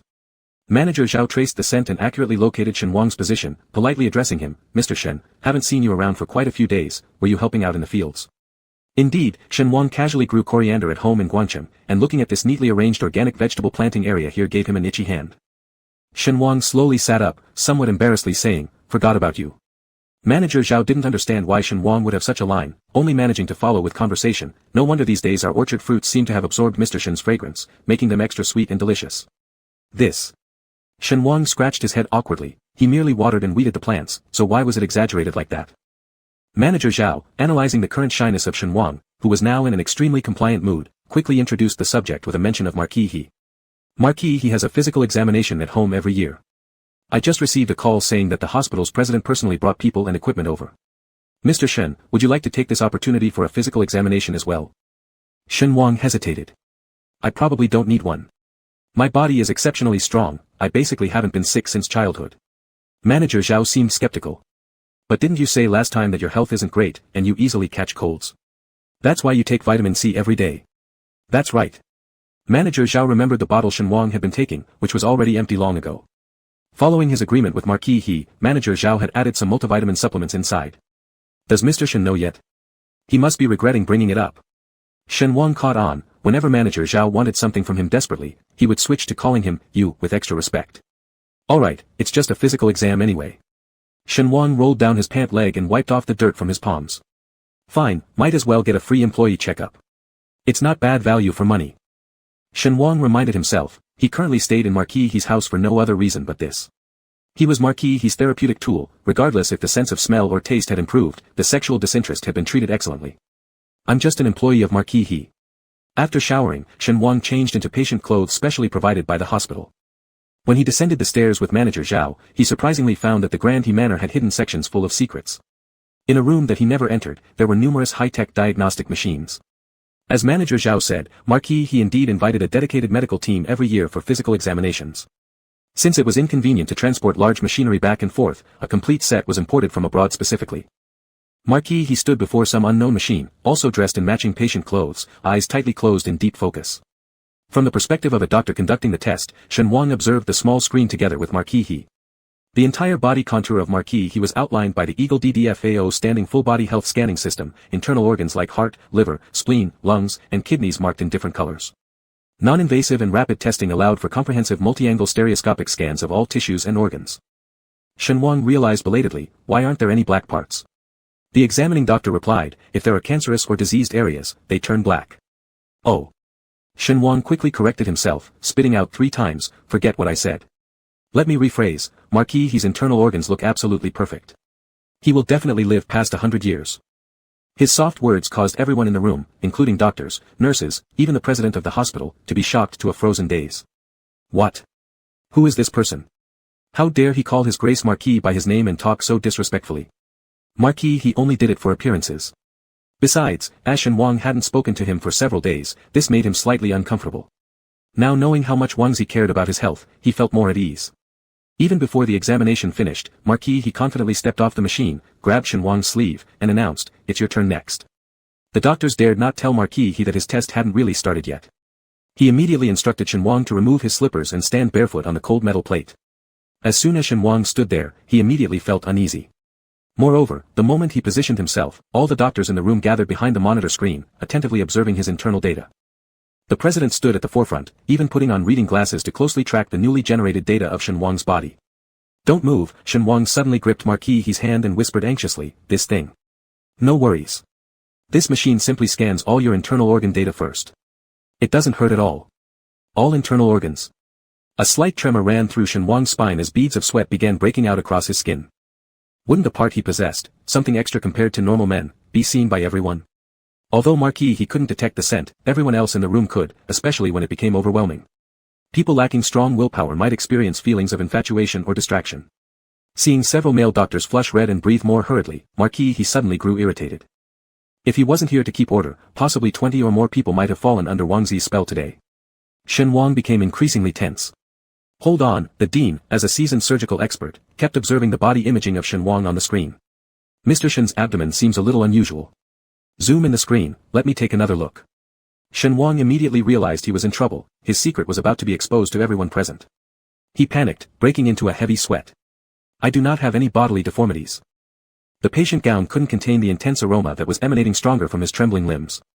The scent was so superior that it made the doctors extremely distracted and aroused, their eyes gradually revealing an insurmountable desire. "All right, that's enough." Marquis he could no longer tolerate it, lifting Shen Wang into his arms instantly and said to the Dian, "That's all for today. Next time, we'll have some female doctors come over." It was like issuing an order of dismissal, hurriedly driving away all those captivated by Shen Wang's aroma. Shen Wang, clutching his stomach, was quickly carried out of the room by Marquis he, where they encountered Manager Zhao waiting outside. Marquis he simply said, "Escort our guests out." Manager Zhao, upon hearing this, and certainly smelling the overwhelming fragrance that had spilled everywhere, immediately understood what had happened. Marquis he carried Shen Wang into the nearest room. Shen Wang's anxiety manifested in constant trembling, sweating, and nonsensical muttering. He said, "I'm done for. I'll be taken to a research lab for human experimentation." Marquis he couldn't help but smile while stroking his damp hair softly. How could that be? You just happen to possess a more concentrated fragrance compared to ordinary people. There's nothing wrong with you. It's a gift from heaven, a talent others envy but can't take away from you. Moreover, as long as I am here, unless someone steps over my dead body, no one will take you away from my side. Actually, maintaining a Cold War was really uncomfortable. Marquis he had been sleeping alone quietly for over 30 years, developing many peculiar preferences, disliking both too soft or too hard beds, not liking overly bright or dim indoor lighting. Even though he couldn't smell anything, he still needed to use a sleep-inducing incense for a period of time, not ignoring his nose entirely just because it wasn't working perfectly. Shen Wang had only lain beside him for a few days. Now, Marquis he felt as if he were drinking poison to quench his thirst. Whenever Shen Wang wasn't in his embrace, restless tossing throughout the night and headaches would quickly seize him. Speaking of which, how many more years did he, now a man in his 30s, have left? He had lived most of his life like a monk, devoid of desires for anything or anyone. Now, he solely wanted someone by his side. Is that such an excessive request? Shen Wang slowly regained some composure. In truth, he tended to get nervous very easily. It was rumored that a woman's uterus was actually quite small, and the malformed thing inside him, according to the doctor who performed the cesarean section, hardly had any proper shape. Perhaps when Shen Miao was born, it had already been removed. Shen Wang suddenly snapped back to reality, realizing that he was being held by Marquis he. Not only that, in order to prevent himself from slipping off, he had also wrapped his legs around Marquis he's waist. This was their first face-to-face encounter. It was a completely different feeling, a distinct sense of presence and compatibility. Marquis he noticed that the other party seemed to have recovered their wits and was preparing to flee, so he hastily apologized, "I'm sorry." Shen Wang thought he must have heard wrong, astonished and speechless. Who is this? Where am I? Am I hallucinating? Marquis he pinched his ear gently, "You heard correctly, I know." In his entire life, he had never once apologized to anyone or anything. Never. So this single apology was well timed. Shen Wang suddenly felt his face burning hot. How strange, you're saying you're sorry. Marquis he hummed in agreement, using his nose tip to keep rubbing against Shen Wang's, displaying rare considerateness and patience. And full of tenderness. I've carefully thought through everything you've said. Helplessly, after spending sleepless nights, apart from business matters, all he could think about was Shen Wang. I have never been intimate with anyone before, and you are my first and last, Wang Zi. I will learn well, but studying alone is slow, so I'd bother you to learn together with me. No. Shen Wang couldn't remember at all what he had promised to learn with Marquis He. Suddenly, he remembered. Oh no. Oh God, he had only lost his mind that day. How could he have blurted out random nonsense while angry? Shen Wang felt like a dormant volcano, suddenly awakened due to intense tectonic movements. The molten lava began to rise from his toes, spreading over his chest, neck, and finally reaching his shrunken cerebellum. I. He really couldn't repeat any of the words he had said. Marquis He faintly smiled, feeling that the so-called bewitching smile in novels was truly quite improper. No matter how many years passed, even if life transformed Shen Wang into a form he no longer recognized. But Wang Zi is still Wang Zi. I happen to be holding you right now. How about, we start learning from top to bottom? What do you think, Wang Zi? Chapter 38, Further Examination Required. Mr. Zhao, the steward, first escorted all the doctors and nurses out of the room. Looking around and finding no one, he wondered where the young master had gone with Mr. Shen, as they couldn't have just vanished into thin air, or evaporated from the world. He searched through every bedroom, stairwells, and storage rooms, even checking the servants' quarters outside the mansion. Alas! Mr. Zhao contemplated how adept these two were at hiding. He estimated it would take some time to find them. Perhaps it was better to arrange for dinner earlier instead. By mealtime, there was still no sign of the two. As the head of this household, Mr. Zhao immediately became flustered. He had served the young master for many years, and except for the 3 days a decade ago when the young master was drugged, He always returned home to sleep in his clean bed whenever he wasn't on a business trip. Now, it seemed like something went wrong. Was the young master kidnapped again, just like that time in junior high? Mr. Zhao was utterly panic-stricken, but being a seasoned veteran who could maintain composure, he kept directing the servants with a calm face while internally panicking. The house affairs were managed impeccably under his direction. It wasn't until 3 o'clock in the morning when Mr. Zhao woke up in a cold sweat from a nightmare. In the nightmare, the young master was drenched in blood, barely alive, and rescued from a dungeon by the slimmest of chances. If they had been any slower, the young master might have lost his life. Replaying the nightmare in his mind, Mr. Zhao could no longer remain calm. He called the private bodyguard secretly managing Shen Wang's surveillance, hoping to locate Shen Wang's coordinates. The captain hesitated greatly, saying, "Lord, he decreed that during personal hours, there must be no random tracking of the target individual." Mr. Zhao erupted angrily, "That's normal situations. I'm practically hopping around like an ant on a hot pot right now. How can you make me, an old man, suffer until dawn?" Reporting the disappearance after 24 hours will likely mean both Lord He and Mr. Shen encounter danger. The supervisor had never heard Mr. Zhao lose his temper before, feeling quite fearful inside. However, knowing not to outright break societal norms too bluntly, the best course is to keep things subtle, so he said, "They're still within the compound, sir. Don't overworry yourself. You should sleep more, it's bad for your health to stay awake all night. Little bastards." Mr. Zhao nearly forgot his well-practiced manners. "I haven't turned 60 yet. My body is better than yours." After scolding them, he felt increasingly uneasy. He had already thoroughly searched the entire house, so how come he couldn't find these two living patriarchs? Were they playing hide-and-seek? Mr. Zhao put on his robe, leaving his bedroom quietly while the house remained silent, lit only by the dim hues of the night sky. It was best if he personally found them. Perhaps because daytime allowed easier concealment of tracks, at night even a bit of light revealed their trail. In the end, Mr. Zhao discovered Shen Wang inside the laundry room on the first floor, merely glimpsing him through a crack in the door. Shen Wang lay sprawled limply in a cabinet filled with bedding, amidst neatly stacked clean duck-down comforters. But at this moment, everything looked rather messy. Shen Wang appeared deeply buried in a dampened pile of soft quilts, his arms sticking out with plenty of finger-shaped bruises, resembling plum blossoms blooming amid a snow-covered tree. His breathing was delicate, and he seemed semi-conscious. From afar, he wasn't easy to notice. His dark hair was wet and disheveled, and his eyes were tied with a red silk scarf usually used to dry clothes in the laundry room. It was evident he had cried profusely, as watermarks stained the red around his tearful eye sockets. Choosing the laundry room was certainly unexpected, especially since it stored various imported cleaning supplies. Despite the chaos of perfumes filling the air, none could suppress the strong scent radiating from Shen Wang's skin and body. With just a pull of the cabinet's door, they were extremely hard to be noticed by others. Oh dear. Mr. Zhao, who was no stranger to marriage and child-rearing, immediately blushed, turning quickly to retreat far away. How careless, losing his bearings completely. What if the young master found out? Worried thoughts abounded. Just as Mr. Zhao exclaimed, "Amit Ba Buddha," he spotted Lord He approaching, carrying a tray of food and water, seemingly lost in thought.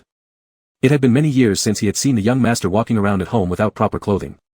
Lord He had an excellent physique, built through constant discipline and workouts in the gym. His muscles were taut, smooth, and sharply defined. Yet they bore countless old and frightening scars, left by knives, cigarette burns, whips, or blunt instruments. It was as though a masterpiece created by the gods had been ruthlessly torn and crumpled to pieces. At this moment, He Ju was silent, cold, and radiated an aura of aggression all over his body, yet he was also undeniably sensual, robust, and exuded a dense wave of masculinity that seemed impossible to ignore. From the grotesque scars covering his body down to the most severe ones, burning, horrifying, ugly, they still commanded attention despite their disfigurement. He stood tall enough to overshadow all others. Perhaps He-ju was truly preoccupied with something so consuming that even someone as sharp as him didn't notice Zhao, the steward, crouching behind a potted plant, carrying food and water, and heading toward the laundry room. How could Mr. Zhao continue to stay around like that? Blushing furiously, he slipped away like an embarrassed old rat who had mistakenly entered the wrong territory. He-ju seemed possessed these last couple of days, lost in some inexplicable daze. It wasn't clear how he functioned during work hours, but whenever Shen Wang sat beside him, lay next to him, or they ate together at the same table, He-ju would always stare into space, gazing at Shen Wang with contemplation and deep concern. Shen Wang had already finished 2 bowls of rice when he noticed He-ju holding a bowl, absent-mindedly poking at the grains of rice with his chopsticks, showing no intention of eating. Based on the principle that employees should please their bosses, Shen Wang picked up a piece of scallion sea cucumber and placed it into He-ju's bowl. Eat. Why aren't you eating? Do I have a recipe written on my face? He-ju's silence was baffling, projecting a sense of icy unfamiliarity, almost terrifying. He really felt like just another boss calculating work hours and paying wages. Beside them, Zhao quickly reminded, Mr. Shen, you've made a mistake, you need to use serving chopsticks to pick food for young master. As he tried to replace the piece of sea cucumber in He-ju's bowl with serving utensils, He-ju immediately stopped him and said, it's fine, I only eat what Shen Wang picks for me. Hearing this, Shen Wang became slightly happier and dropped chicken strips, broccoli, and steak slices into He-ju's bowl. Do you want some soup? He asked. He-ju eyed him strangely before shaking his head. Zhao interjected, Mr. Shen, one should leave 3/10 of space in the stomach while filling it 7/10 full with food, otherwise your stomach will feel uncomfortable soon. Shen Wang replied, I'm full, and then grabbed both sides of the chicken broth pot, pouring a large bowl of fragrant ginseng chicken soup into his empty bowl. I'll just drink a little soup to wash down the food. Actually, his appetite had always been quite big. Being a manual laborer, how could he go out to compete for business without being fully fed? Zhao helplessly smiled, deciding not to comment further. He-ju frowned slightly, appearing increasingly thoughtful. After finishing his meal and wiping his mouth clean with a napkin, Shen Wang cheerfully said, Mr. He, I'd like to take a few days off from you. I promised earlier, I haven't talked to my daughter via video call for a long time. So. It's fine. Finally, He-ju withdrew his lingering gaze from Shen Wang. What? That easy? Shen Wang couldn't believe it, I won't even come back to sleep at night. You only need to ensure you'll come back, He-ju responded coolly, glancing at the gold bracelet on Shen Wang's wrist, anyway, you know, wherever you go, you can't escape me. Oh. Because he'd soon meet Shen Miao, Shen Wang disregarded He-ju's subtle hint and happily went upstairs to pack his things. Time wasted is never regained. 5 minutes later, Shen Wang came downstairs dragging his suitcase, waving goodbye to Zhao, I'm leaving. Zhao went to ask He-ju. He-ju continued to hold his cold bowl, saying, he's just pretending in front of Shen Miao. He won't really leave me. Relieved, Zhao turned his attention to He-ju, asking worriedly, young master, you've shown no interest in tea or meals lately. It seems like you're facing some serious issue. That observation was absolutely correct. He-ju had led a smooth and fortunate life for half a century, sitting high in authority, never truly troubled by any difficulty. Zhao cautiously probed, are you afraid Mr. Shen will one day see the scars on your body? He will never know. He-ju said firmly, and I won't let him find out. What? Zhao started to say. He-ju had already lost interest in eating, especially now that Shen Wang planned to leave for 2 carefree nights and days, certainly nothing compared to his own loss of appetite. He-ju instructed, connect me with the Dean. Naturally, the Dean referred to Director Zhang, who was generously hired by Uncle 3 of the He family. Mr. Zhao quickly dialed Director Zhang's phone.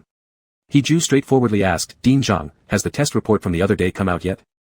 Dean Zhang was reviewing the test report when he heard He-ju's voice and responded, your body is extremely healthy, you can absolutely surpass 99% of males your age nationwide.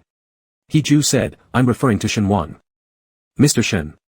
Dean Zhang continued, well, Mr. Shen's situation may not be as straightforward. His resistance on that day was indeed unexpected, so we might need to specially arrange another examination for him. He-ju said, all right, try to expedite it.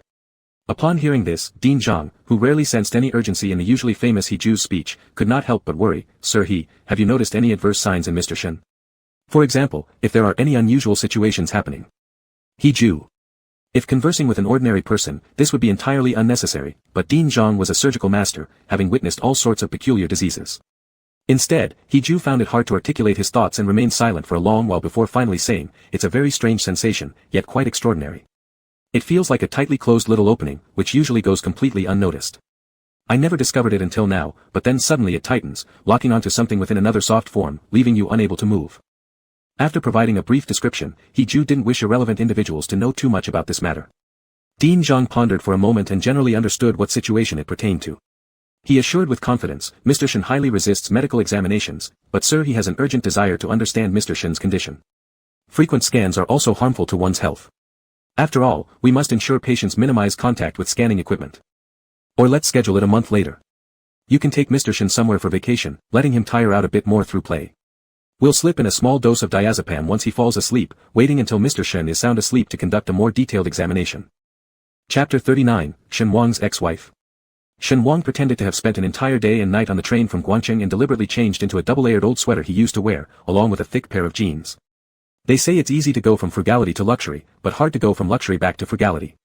Perhaps because he was accustomed to dressing lightly at the He mansion, he suddenly felt overheated when stepping outside in 2 layers, sweating profusely all over his body. The capital city was undoubtedly stiflingly hot, but compared to the daily sweltering heat of Guangcheng that made one feel like they had just been fished out of water, it still lacked something. Shen Wang could only rely on sticking several layers of tissue paper under his armpits to absorb the sweat. When he finally arrived at the entrance of Beijing University by car, he first found a bus stop to secretly discard the tissues.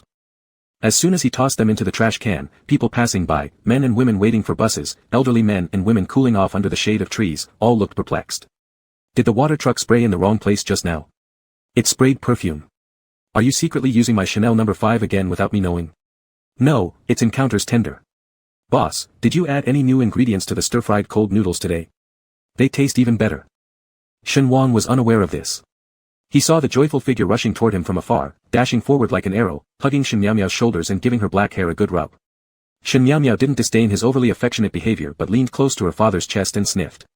Dad, do you smell like you've been leaking perfume? It is said that a daughter is the lover her father had in a past life. Shen Wang laughed and said, who would I rush so hard to see besides you? I chased buses and trains with sweaty heads. He then asked, where is Xia Xian? Where are the other girls in your dormitory? Didn't you call them all up? Dad wants to treat you all to a nice meal. Shen Miao said, don't worry. They are all eager to see you, especially Xia Xian. Humph. Intentions unknown towards my handsome dad. Shen Miao first helped Shen Wang check into a nearby school hotel. Shen Wang needed to take a shower first, otherwise, their father-daughter duo wouldn't be able to move an inch today. While Shen Wang was showering, Shen Miao looked at her father's old travel shoes, the faded denim jeans worn down at the knees, and the deformed old sweater washed repeatedly. Her nose started tingling uncontrollably. She shouted towards the bathroom, Dad, I'll go out for a bit. Wait for me when you're done showering. I'll be right back. After finishing his shower, Shen Wang continuously rubbed his damp hair with a disposable towel. As soon as the door opened, Shen Miao had already returned carrying quite a few things. Shen Miao handed him newly bought sun protective clothing, jeans, and short sleeves. You're already a 10,000 yuan household now. Don't make yourself too miserable.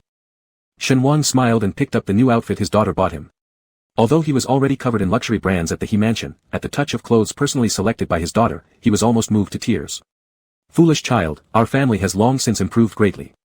Your dad here has earned a few 10,000 yuan just by taking advantage of the recent rise in seafood prices. I wear these old clothes simply because they are comfortable and habitual. I will change into the new clothes before Xia Xian and the others come. I won't let my little princess lose face. Shen Miao helped him put on the new sun protection suit. Nonsense, am I the type of person who would despise my own dad?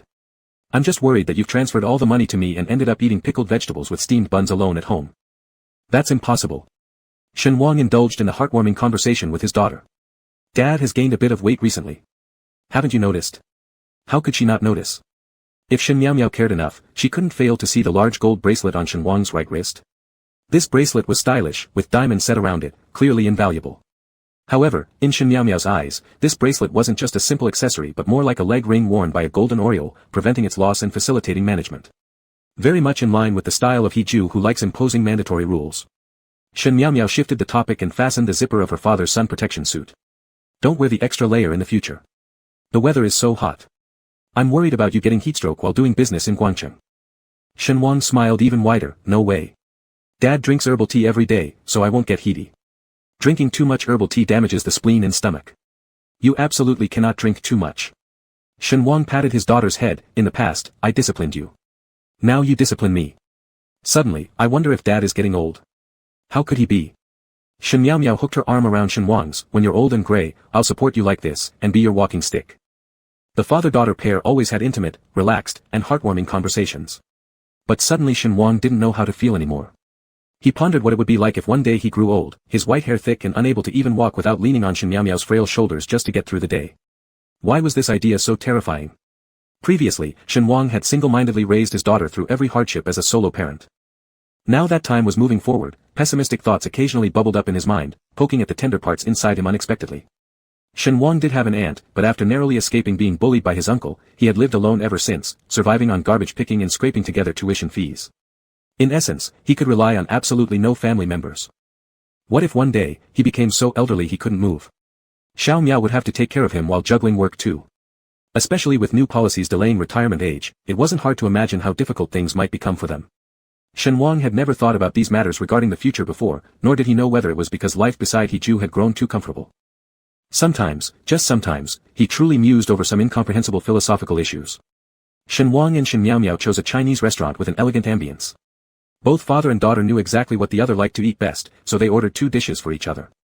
Shen Miao said, "I like all the same things Dad does, so just the 2 of us, 4 dishes would be such a waste."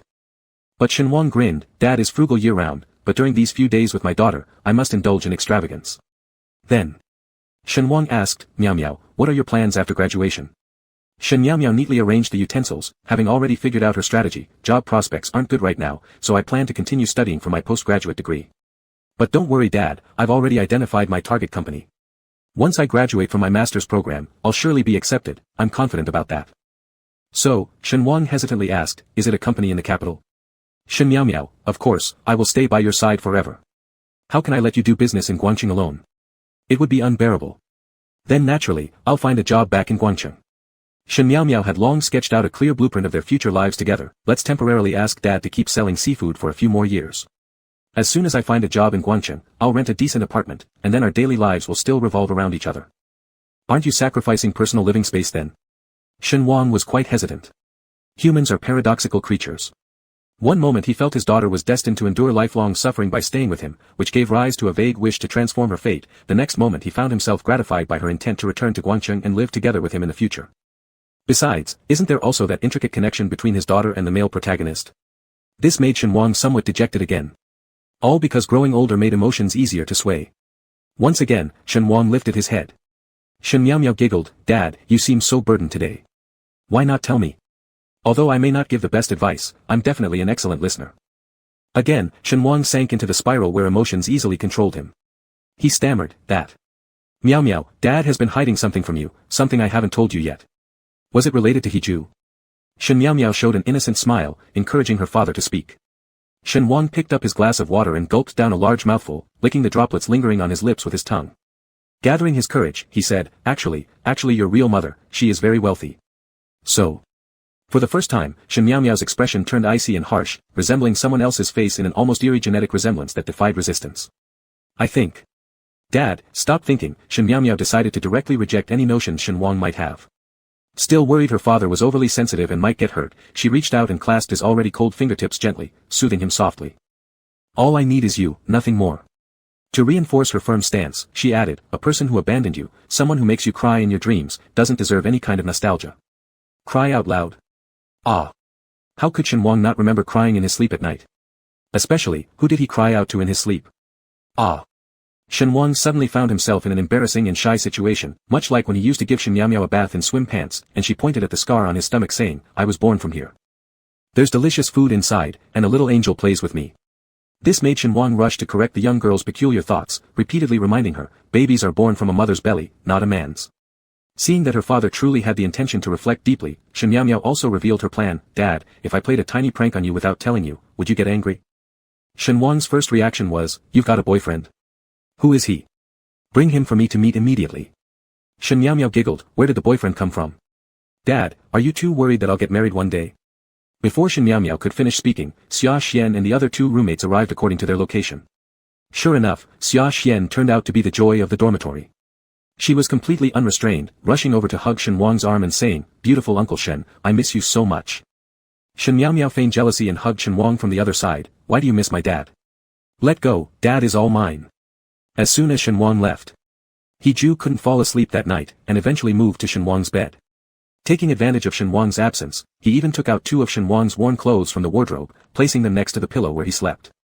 Halfway through the night, he still felt it wasn't enough, so he dug out all of Shen Wang's worn clothes, piling them up on the bed and carving out a place where he could lie down, resembling an animal sleeping in its nest.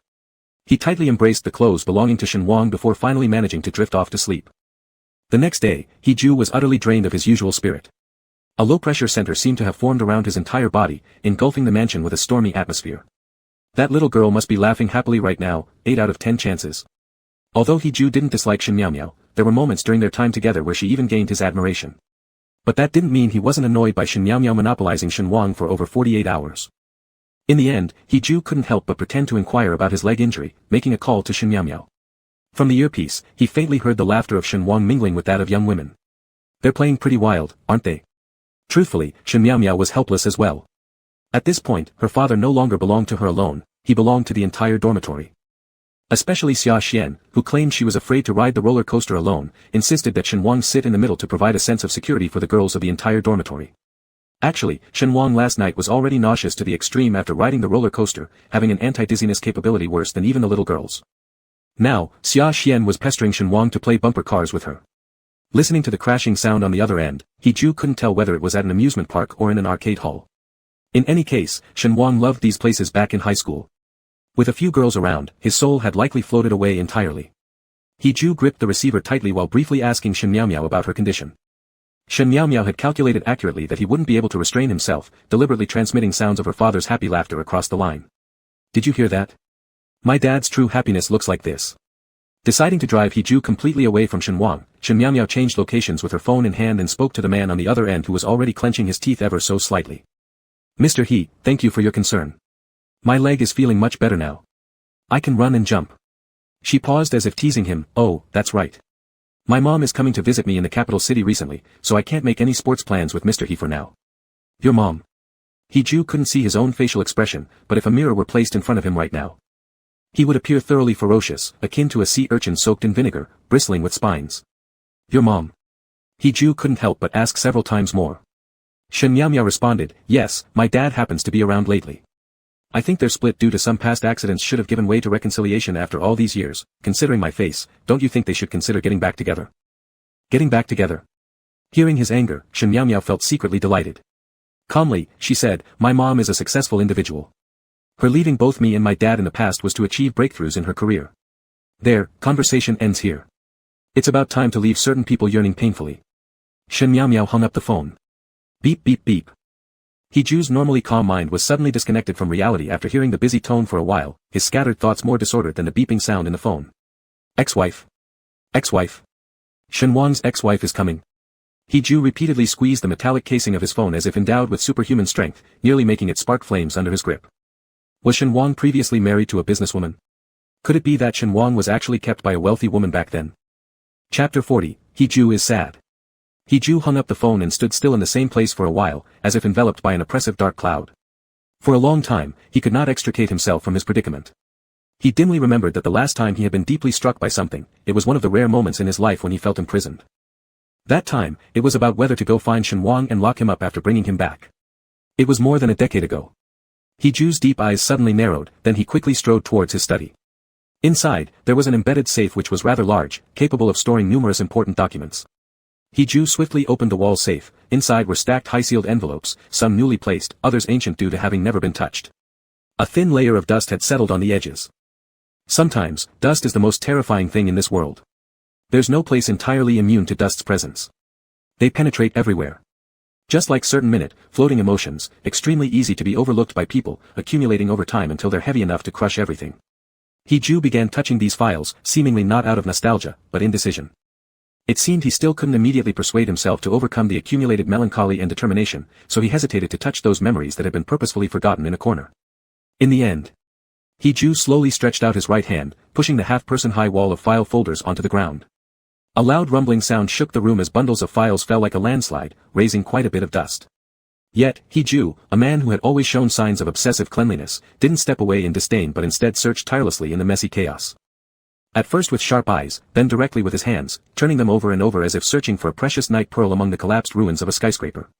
Unfortunately, his pearl had never been exposed to sunlight, closed off in a dark environment for too long, seemingly having lost its ability to shine, even fading being the best it could manage. Finally, he found a labeled bag with dates spanning from November 20XX to April 20XX. He restrained the inner turmoil, but couldn't suppress the cacophony in his mind. Look at it, look at it. You should have taken a glance at it over a decade ago. He ripped open the sealed strip between the file bags. A thick stack of faded photographs slipped out from the file bag, each photo recording a pitiful figure. Shen Wang. Shen Wang at 18 years old. His birthday falls in May, a month rushing towards blossoms, a month of lush growth and bird songs, where summer wakes up anew. But starting from a day in August, he ran away. In my life, he was like a small star not shining brightly, yet trying hard to radiate before swiftly passing by and disappearing into silence. He carefully flipped through these photos, his expression gradually becoming serious, anger swirling across his brows like dark clouds roaring in the wind. Shen Wang sat in a dilapidated bus station, bustling with moving figures around him, yet only he, tiny, curled up his frail body, quietly waiting for something. He quickly went through the other photos. Shen Wang appeared in an unfamiliar environment. As a northerner, he must have thought to run all the way to the southernmost Guangqing city to live, completely different in both eating habits and lifestyle rhythms. The photos showed Shen Wang probably reverting to old habits, his slender back covered by a thick cardboard, holding a string of plastic drink bottles tied with ropes. He's eyes instantly misted slightly. These pictures captured everyday trivialities of Shen Wang's life over these few months. The detective assigned did an excellent job, capturing every heart-wrenching scene with stunning clarity. Shen Wang couldn't fight against small gangsters, dragging the cardboard and fleeing wildly. Shen Wang squatted beside a park and quietly ate an inexpensive boxed meal, still being driven away. Shen Wang sobbing dirty in the corner. Shen Wang wearing extremely loose clothes, standing before a cold sink, his red, frost-bitten hand struggling in icy water, washing greasy dishes earnestly. Whether or not it was some kind of illusion, Shen Wang's face looked slightly swollen, with his hair a little long, partially covering his lips turned blue from cold. He as if avoiding something, skipped the middle sections and directly pulled out the final photograph. It should have been around March or April the following year. Shen Wang was dressed thicker, his shabby high-necked cotton-padded jacket almost burying his entire face, which was more swollen. Shen Wang in the photo seemed to have gained weight, and no matter how much the thick jacket tried to hide it, the change in his figure was apparent, heavy and clumsy while sweeping the streets, resembling a plump, round balloon. Could it be that during this time, Wang Zi already had a tumor? He's sense of guilt surged suddenly, transforming into scorching molten lead that slowly filled every inch of his body. Every nerve felt weighed down with unbearable pain. If only. If only back then he had bothered to take a good look at these photos, even just one. He would have certainly discarded all his pride, run to Guangcheng, and brought Wang Zi back home. But how did Wang Zi manage to gather funds for treatment after getting the tumor? Cancer treatment is not cheap. He couldn't wait to tear open the file bag from April to August. Strangely enough, Shen Wang vanished as if hiding somewhere out of sight for these months. The photographs were basically non-existent.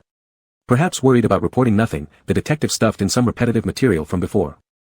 He instantly became furiously enraged. That damn guy must have thought he wouldn't personally review them and thus intentionally tried to swindle him for money. He even planned to dig up this detective again and give him a stern warning. What if Shen Wang encountered some accident during these months? What if Shen Wang died, succumbing to the disease, what would he do? He struck himself in the jaw with a punch.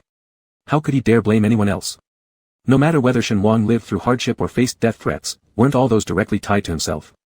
He resented his own stupidity, worrying the detective might succeed in deceiving him this time and continue falsifying reports just to cheat for money in subsequent files. Opening several consecutive monthly file bags. Thankfully, the photos from September till the following March were reconnected again. Shen Wang's complexion in the photos was visibly terrible, described as sallow yellow wouldn't be an exaggeration. Especially, his body appeared like it had been drained within a few months. That same large jacket now hung loose on his frame, seeming like it could be blown away by any passing breeze. Once again, He's heart was painfully clenched. These photos meticulously documenting Shen Wang's daily life were the cruelest of knives. They carved into Shen Wang's life but also slaughtered everything about himself. Sensing something deeper, He instinctively brought the photo closer to inspect more carefully. There was something inside Shen Wang's padded jacket. A tiny, pale, bony little hand peeked out from his collar, its delicate fingers clearly visible. It was a baby's hand. Shen Miao Miao. He felt as though his heart was being tightly squeezed, cutting off his oxygen supply. The surrounding air disappeared in an instant, leaving him alone amidst the dusty file bags, suffering painfully and breathless. How could this be? He grabbed the photo of Shen Wang leaving in August and frantically compared it with the one taken in October the following year. Shen Miao Miao had just appeared out of nowhere. Why? Why did Shen Miao Miao appear? Shen Wang's photos had always shown him alone, without a woman in sight. Why did Shen Miao Miao appear? He's mind raced furiously until it nearly burned itself out, stunned as he'd never been before, along with overwhelming anguish that nearly drowned him. He took deep breaths, earnestly repenting, wildly pounding on his chest. He wanted to cry, laugh, slap himself hard, and even hug Shen Wang tightly. Shen Miao Miao. Why did Shen Miao Miao appear? Even if he were an absolute idiot, at this moment, a crazed, worldview-shattering thought was close to ripping apart He Ju's soul. Shen Wang said he was going home, but Shen Miao Miao tugged at him, begging him not to go home and to stay with her longer. Amused, Shen Wang pinched his daughter's soft, fair cheek and laughed, "You're almost 20 years old now, yet you're still clinging to your father." In reality, if Shen Miao Miao didn't pay attention to him, he'd probably worry so much that he'd lose sleep. Shen Miao Miao replied, "Dad, since you've come to the capital city, there happens to be an old friend coming here too. I think if you see her, you might decide not to leave." Shen Wang curiously asked, "Who?" Shen Miao Miao snatched Shen Wang's phone and decisively turned it off for him, saying, "She has a 6 o'clock flight tonight. I'll go with you to pick her up. You'll know then." Shen Wang looked at her mysteriously, but he didn't mind. After all, being away from He Ju felt quite good. Since they had already left home, there was no difference between 1 or 2 or 3 days. Besides, having his daughter around made him feel better. Shen Wang was full of curiosity, enduring the wait until 6 in the evening, then went with his daughter to the airport in the capital city. Among the hurried crowd, Shen Miao Miao reacted quicker than him, spotting the person they were waiting for first. She waved and called out, "Dr. Su, we're here." As soon as Shen Wang heard this familiar title, he followed her voice and saw Dr. Su waving back at them. Shen Wang immediately became more excited than Shen Miao Miao, stepping forward to shake Dr. Su's hand and asked, "Why are you in the capital?" Dr. Su laughed and said, "Look at what you're saying. Only you can come to see your beautiful daughter, but I can't."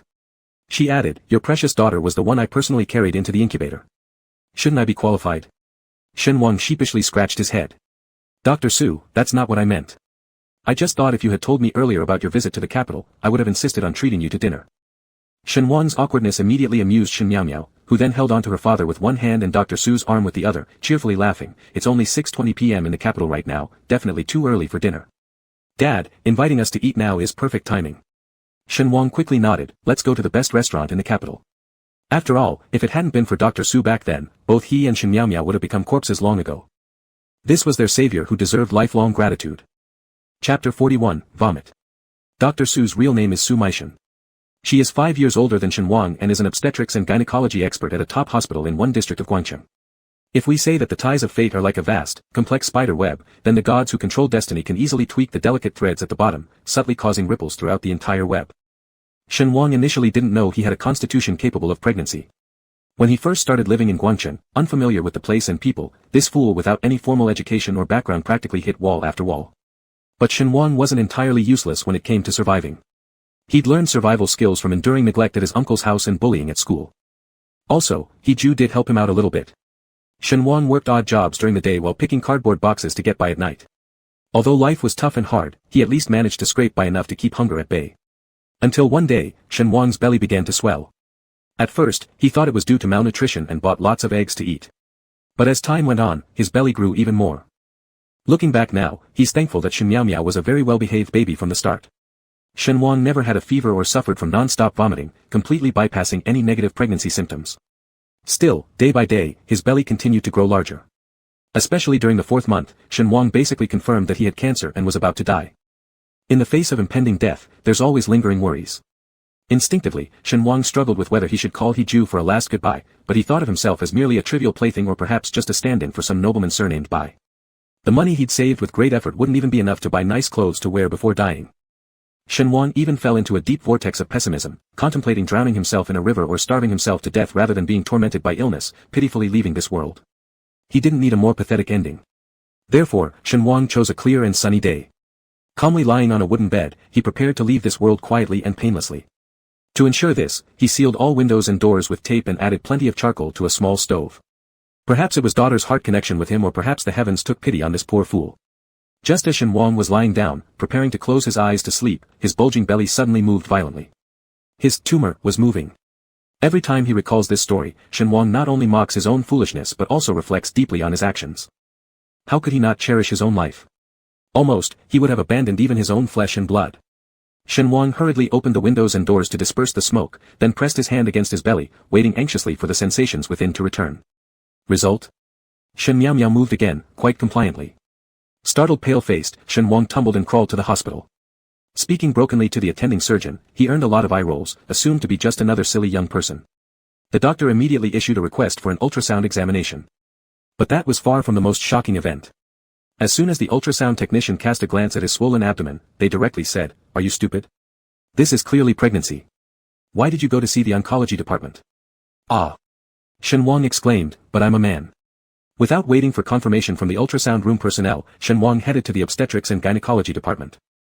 Beautiful despite his humble circumstances, Shen Wang's appearance remained presentable, half of his face covered by the collar of his shirt, long hair uncut, making it easy for others to confuse him as a poorly dressed young girl rather than realizing his true gender. The doctor examining Shen Wang at that moment was Su Meishan. With her knowledge of traditional Chinese medicine diagnosis, she simply took his pulse and made a direct judgment, fetal heartbeat stable. Already 4 months. Ah. Shen Wang's face turned pale, addressing Dr. Su, "But I'm a man." Dr. Su Meishan glanced once more at the electronic registration slip, finally looking meaningfully at Shen Wang, asking, "Are you what's known as intersex, like having both male organs and female ones?" Shen Wang had already decided not to delve deeper into discussion. For too long, he had been shocked and distressed by the fact that something inside him for 4 months was growing so fast, even nearly driving him to attempt suicide. However, this belly. If it really was pregnant, it must be He Ju's child. At this point, Shen Wang no longer nurtured unrealistic dreams. He didn't imagine a day when He Ju, wielding the power of his mighty family, would come personally to Guangqing to find him. At the beginning, he had such thoughts for a few months. Now, these notions have become fainter, and he even harbors some resentment towards the other's mercilessness. How could He Ju not be merciless? He has played with me. Shen Wang asked Dr. Su, "How much money will it cost to give birth to this child?" Dr. Su replied, "Your situation is very special since it might be the first case nationwide, or even worldwide. It will probably require a lot of money, no less than 100,000 yuan. Shen Wang then asked, "Then how much would it cost to terminate the pregnancy?"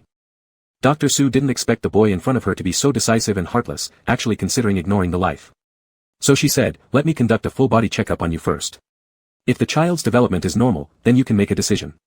Shen Wang stood up numbly, "I don't want any more checks. I don't have the money or medical insurance. Compared to 100,000 yuan, it'd be faster to terminate the pregnancy."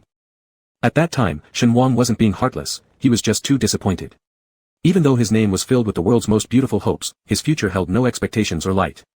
He felt like an insect crawling on the ground, crushed into the soil by someone, never able to return to the surface again. He could only cling to survival in the mud and filth. Who was that person? Shen Wang couldn't directly say that this person surnamed He because there were already too many people who had hurt him in this lifetime. But the pain bestowed upon him by He Ju was truly unbearable. He couldn't take it anymore. He wanted to sever all ties with He Ju, including this child. Shen Wang went to a black market clinic where an abortion cost only 3,000 yuan. It was really cheap. For just a cheap price, he could easily cut off all connections with He Ju. The black market clinic told him they could accept payment now. Shen Wang searched through all his pockets but found he didn't even have 3,000 yuan. Such a small amount of money, yet for someone as impoverished as him, it felt like the final straw that broke the camel's back. Shen Wang said, "Then I'll come next month." The black market clinic outright announced, "By next month, the surgery will cost 10,000 yuan. Don't you look at your own belly? By then, it will be completely matured like a watermelon, so we need to charge extra.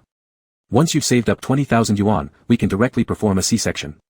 It was actually cheaper than a public hospital. Shen Wang returned disheartened, continuously kicking pebbles underfoot. The shocks he endured today were truly too numerous.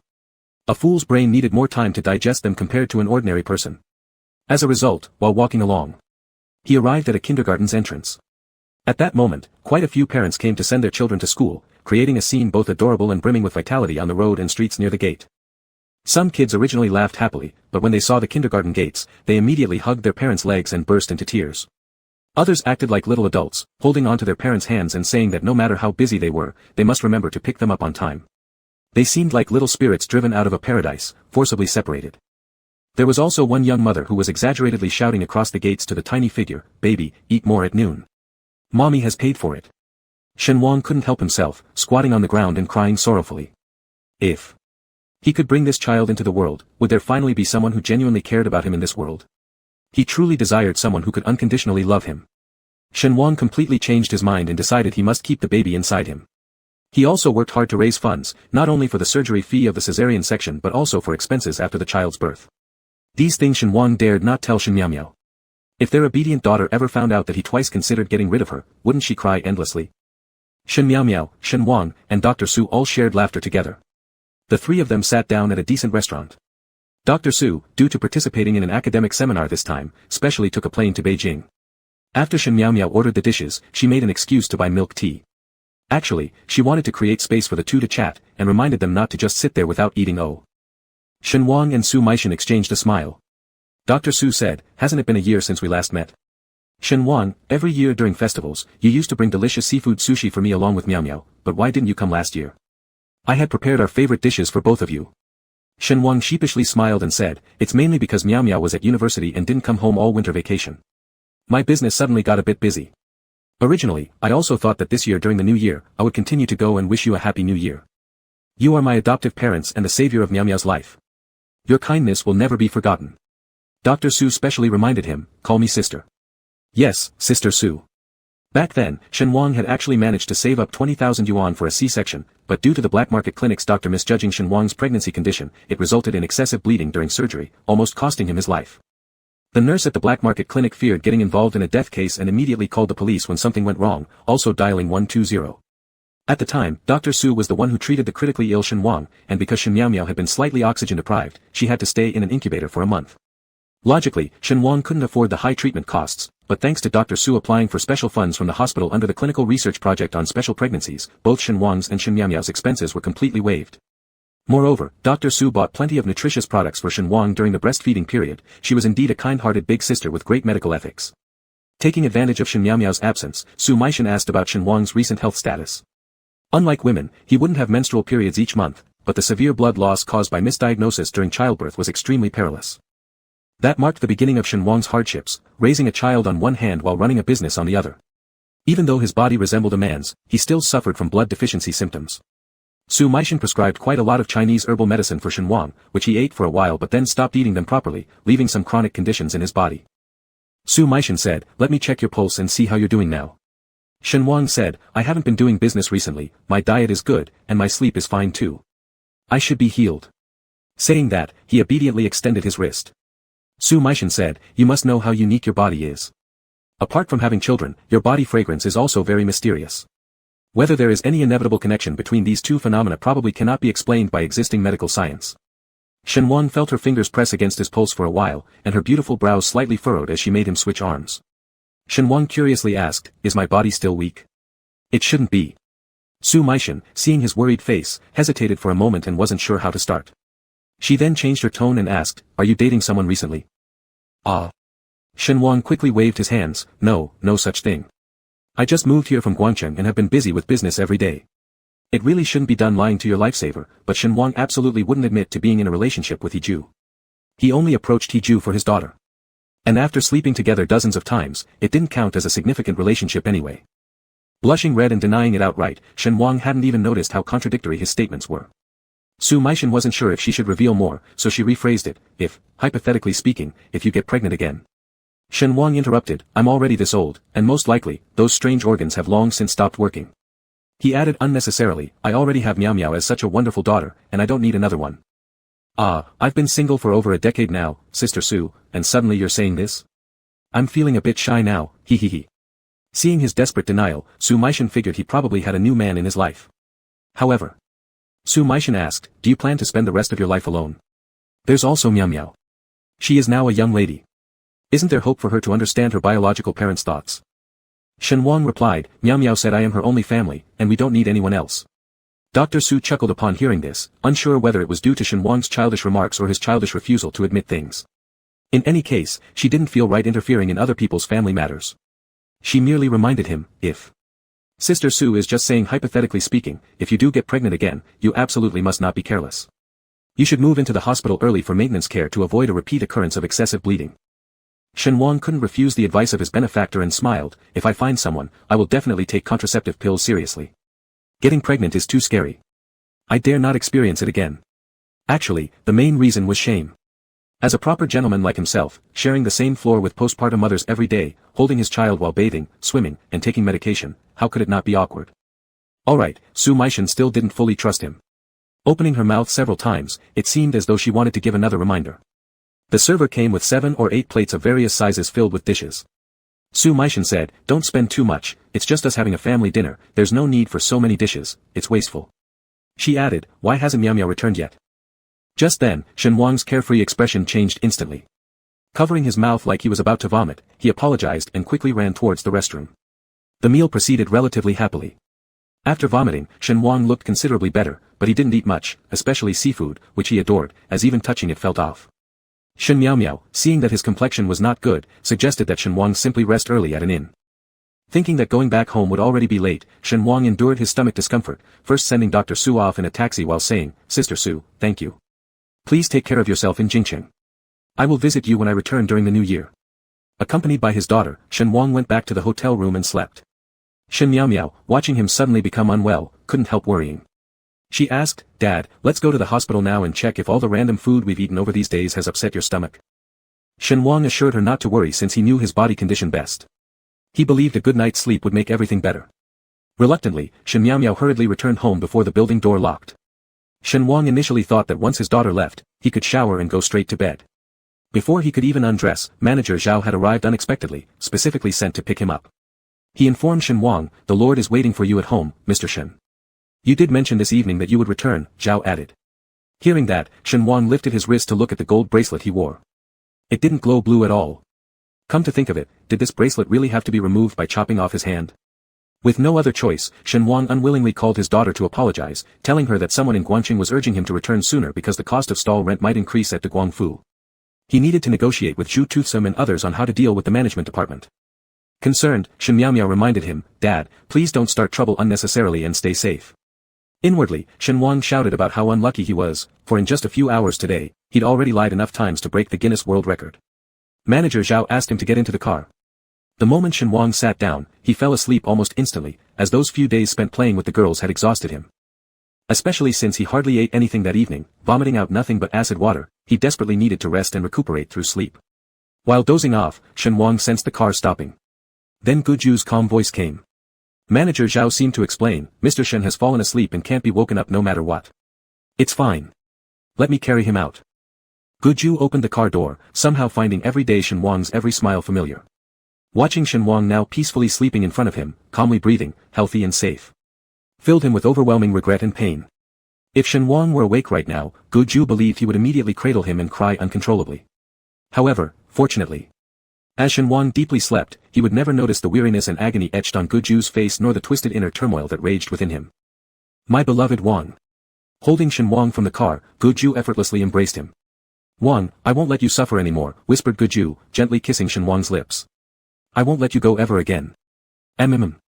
Guju's heartfelt confession was cut short when Shen Wang suddenly grabbed his face, wriggling free from his embrace, clearly disgruntled. "Don't get so close to me. Your shampoo smell is... Ugh." Shen Wang dry-heaved loudly, covering his mouth before running away swiftly. Chapter 42, Life's Big Events. Shen Miao received a message from her dad. For a moment, the little girl felt quite wronged because she knew that her father wasn't really returning to Guangcheng. He was being taken away again by that detestable old man. Shen Miao rarely felt disheartened. She originally thought that Shen Wang and Su Meishan's affection for each other was deep.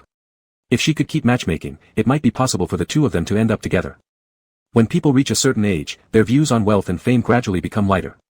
Only the relationships that truly care for one another, are considerate, understanding, and share common topics, which support each other, can lead to a lifelong bond. Shen Miao's impression of Hiju originated from Shen Wang's nightmares. When she was a child, sleeping, she would always hear her father cry out a person's name in his sleep. Hiju. Hiju. So Shen Miao instinctively disliked this man's name, leading her to instinctively try to get rid of him the first time they met. What should she do to make her dad detest that pretentious man? Shen Miao was deep in thought when her phone suddenly rang.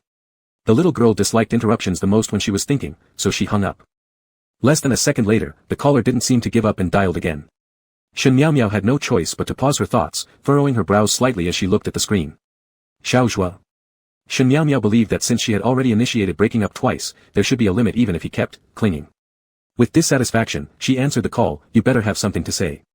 Xiaozhua hesitated on the other end. "I want to see you one last time." "What?" Shen Miao, possibly distracted by her dad's situation, couldn't help but become a little nervous. "Say what needs to be said clearly, don't do anything rash." Xiaozhua hesitated again, then chuckled softly. "You still care about me, don't rush to deny it. Just let me indulge myself with happiness for a few seconds.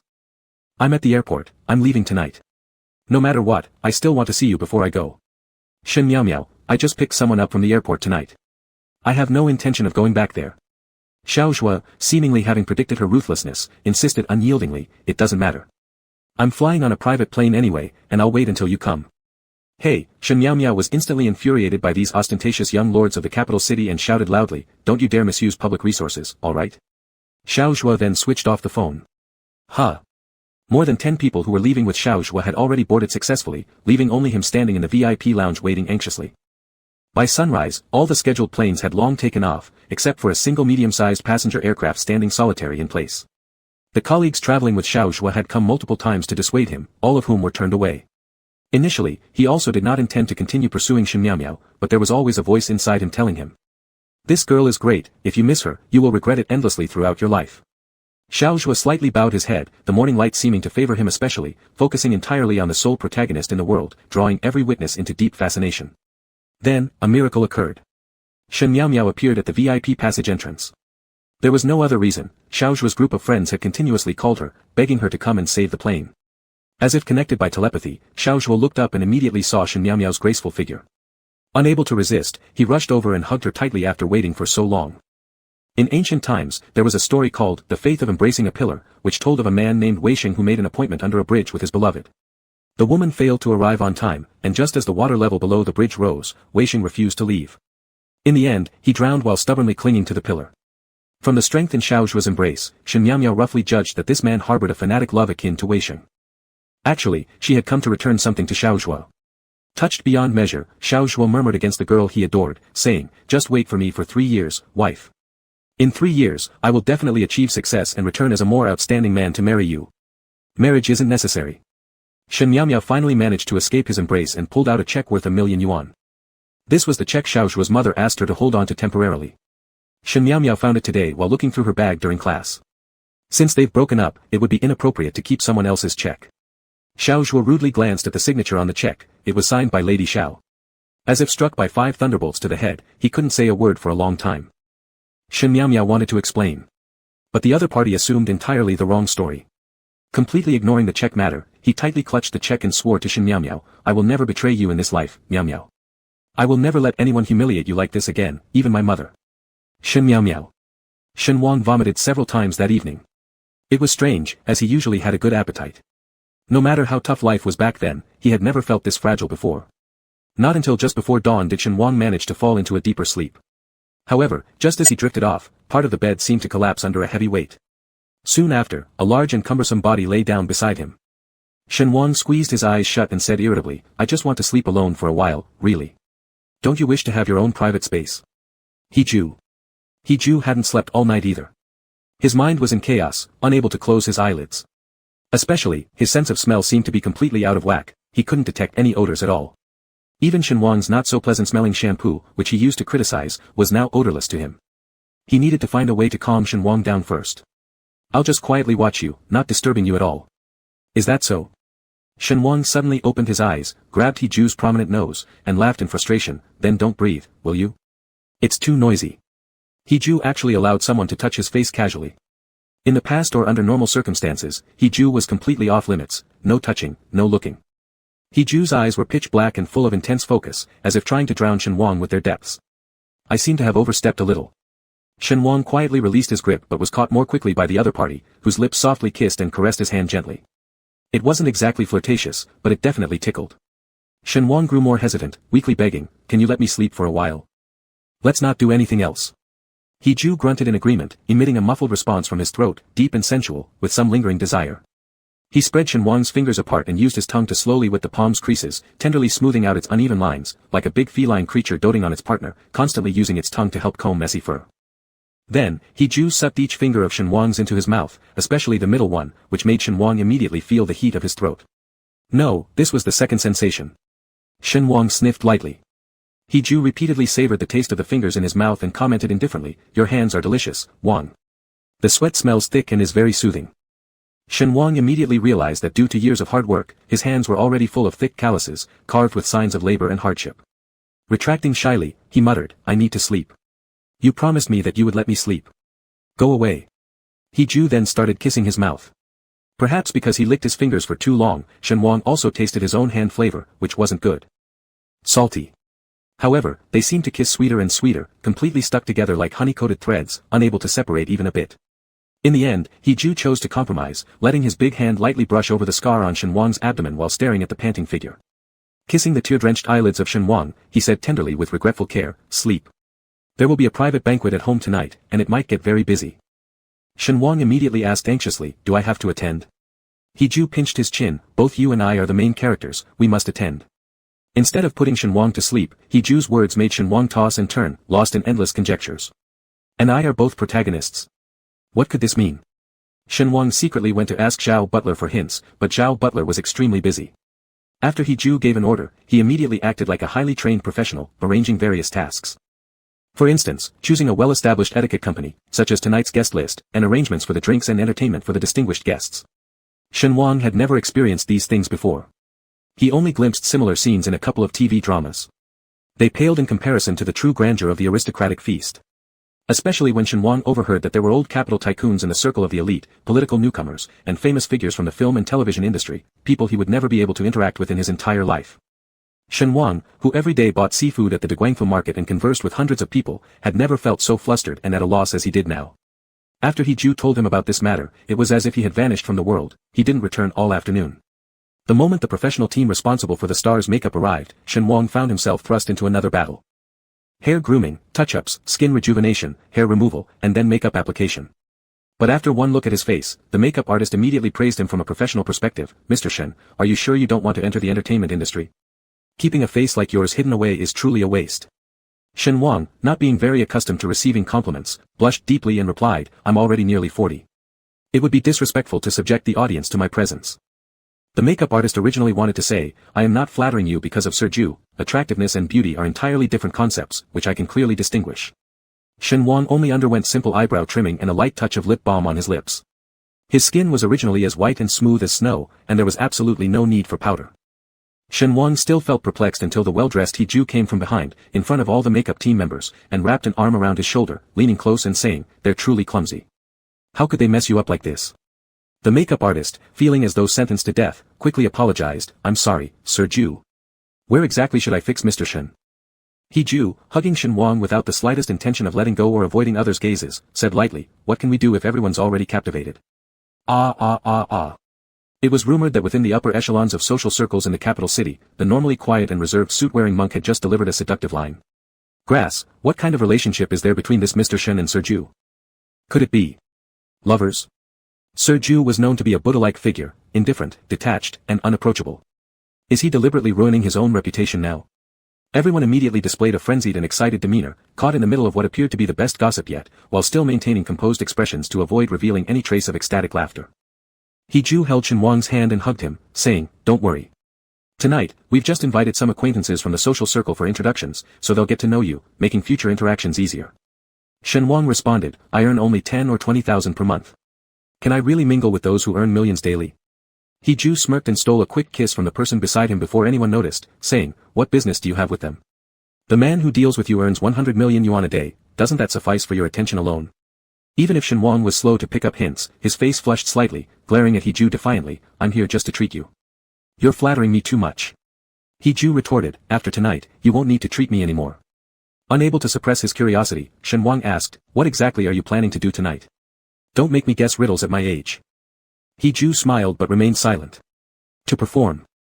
A life-changing event that must include your participation. Chapter 43, Sharing Adversity.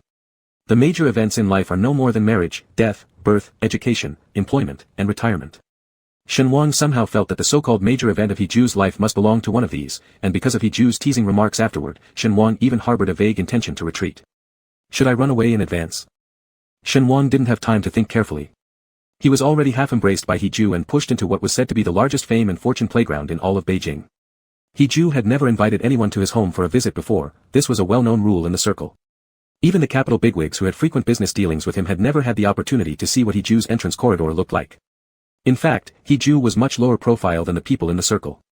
His living environment wasn't luxurious to the point of refreshing everyone's three views. Even so, all the honored guests who came tonight could not help but call He Ju, Juai, Lord Ju, the moment they saw him. He Ju embraced Shen Wang, slightly nodding to the people he passed by, emitting an air of authority without anger, making even Shen Wang, who was embraced by him, feel cold all over. Shen Wang remembered that He Ju himself had once analyzed it, the reason why everyone in the whole mansion bowed down to him at the age of 30-something boiled down to 2 points. The first was his extremely outstanding investment ability, which could be called the benchmark of the money-making industry. The second was his cruelty in easily destroying a family. Before, the Bai family, which was more powerful than the He family, had long since become broken and scattered, its group collapsed, offspring exiled overseas, all due to offending him. Killing chickens to scare monkeys. After all the guests greeted He Ju, their second glance immediately became deeply captivated by the exquisite Shen Wang. There was no way around it. Shen Wang was just too beautiful. The fox-like eyes with a slight upward tilt were not alluring only but also carried a hint of innocence, softened into two pools like glass beads, delicate eyebrows framing his face, and perfect features, making the power elites accustomed to seeing all sorts of beauties suddenly light up, thinking that Lord Ju lived up to his name in finding such an extraordinary companion. He Ju both wanted them to see Shen Wang and didn't want them to see Shen Wang, suppressing their curiosity only with his innate dignity, coldly introducing, "This is Mr. Shen." People immediately eagerly nodded respectfully to Shen Wang. "Mr. Shen." Mr. Zhao, the housekeeper, called Shen Wang Mr. every day, but the people calling him Mr. Shen now were all people who lived among clouds before. Even if He Ju did not introduce the identities of these people. Shen Wang wasn't someone who never used a phone or watched TV. That person was a government official, another was seen once on the financial channel. And there's more. The person less than a meter away, smiling kindly towards him right now, isn't that newly crowned film emperor admired by countless young men and women. These high and mighty people now all respected him as Mr. Shen. Shen Wang's psychological endurance was clearly about to reach its limit. He Ju led Shen Wang leisurely through the glasses clinking crowd. People who once secretly pursued He Ju, after seeing the dazzling Shen Wang, immediately felt intense jealousy.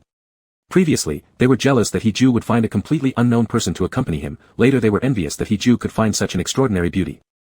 Shen Wang lightly sweated, causing the faint fragrance of the perfume the makeup artist sprayed for him to be dissipated and revealing the mature male scent instead. Shen Wang blushed slightly, looking a little nervous, quietly following beside He Ju, summed up simply, there was participation, but not actively enough.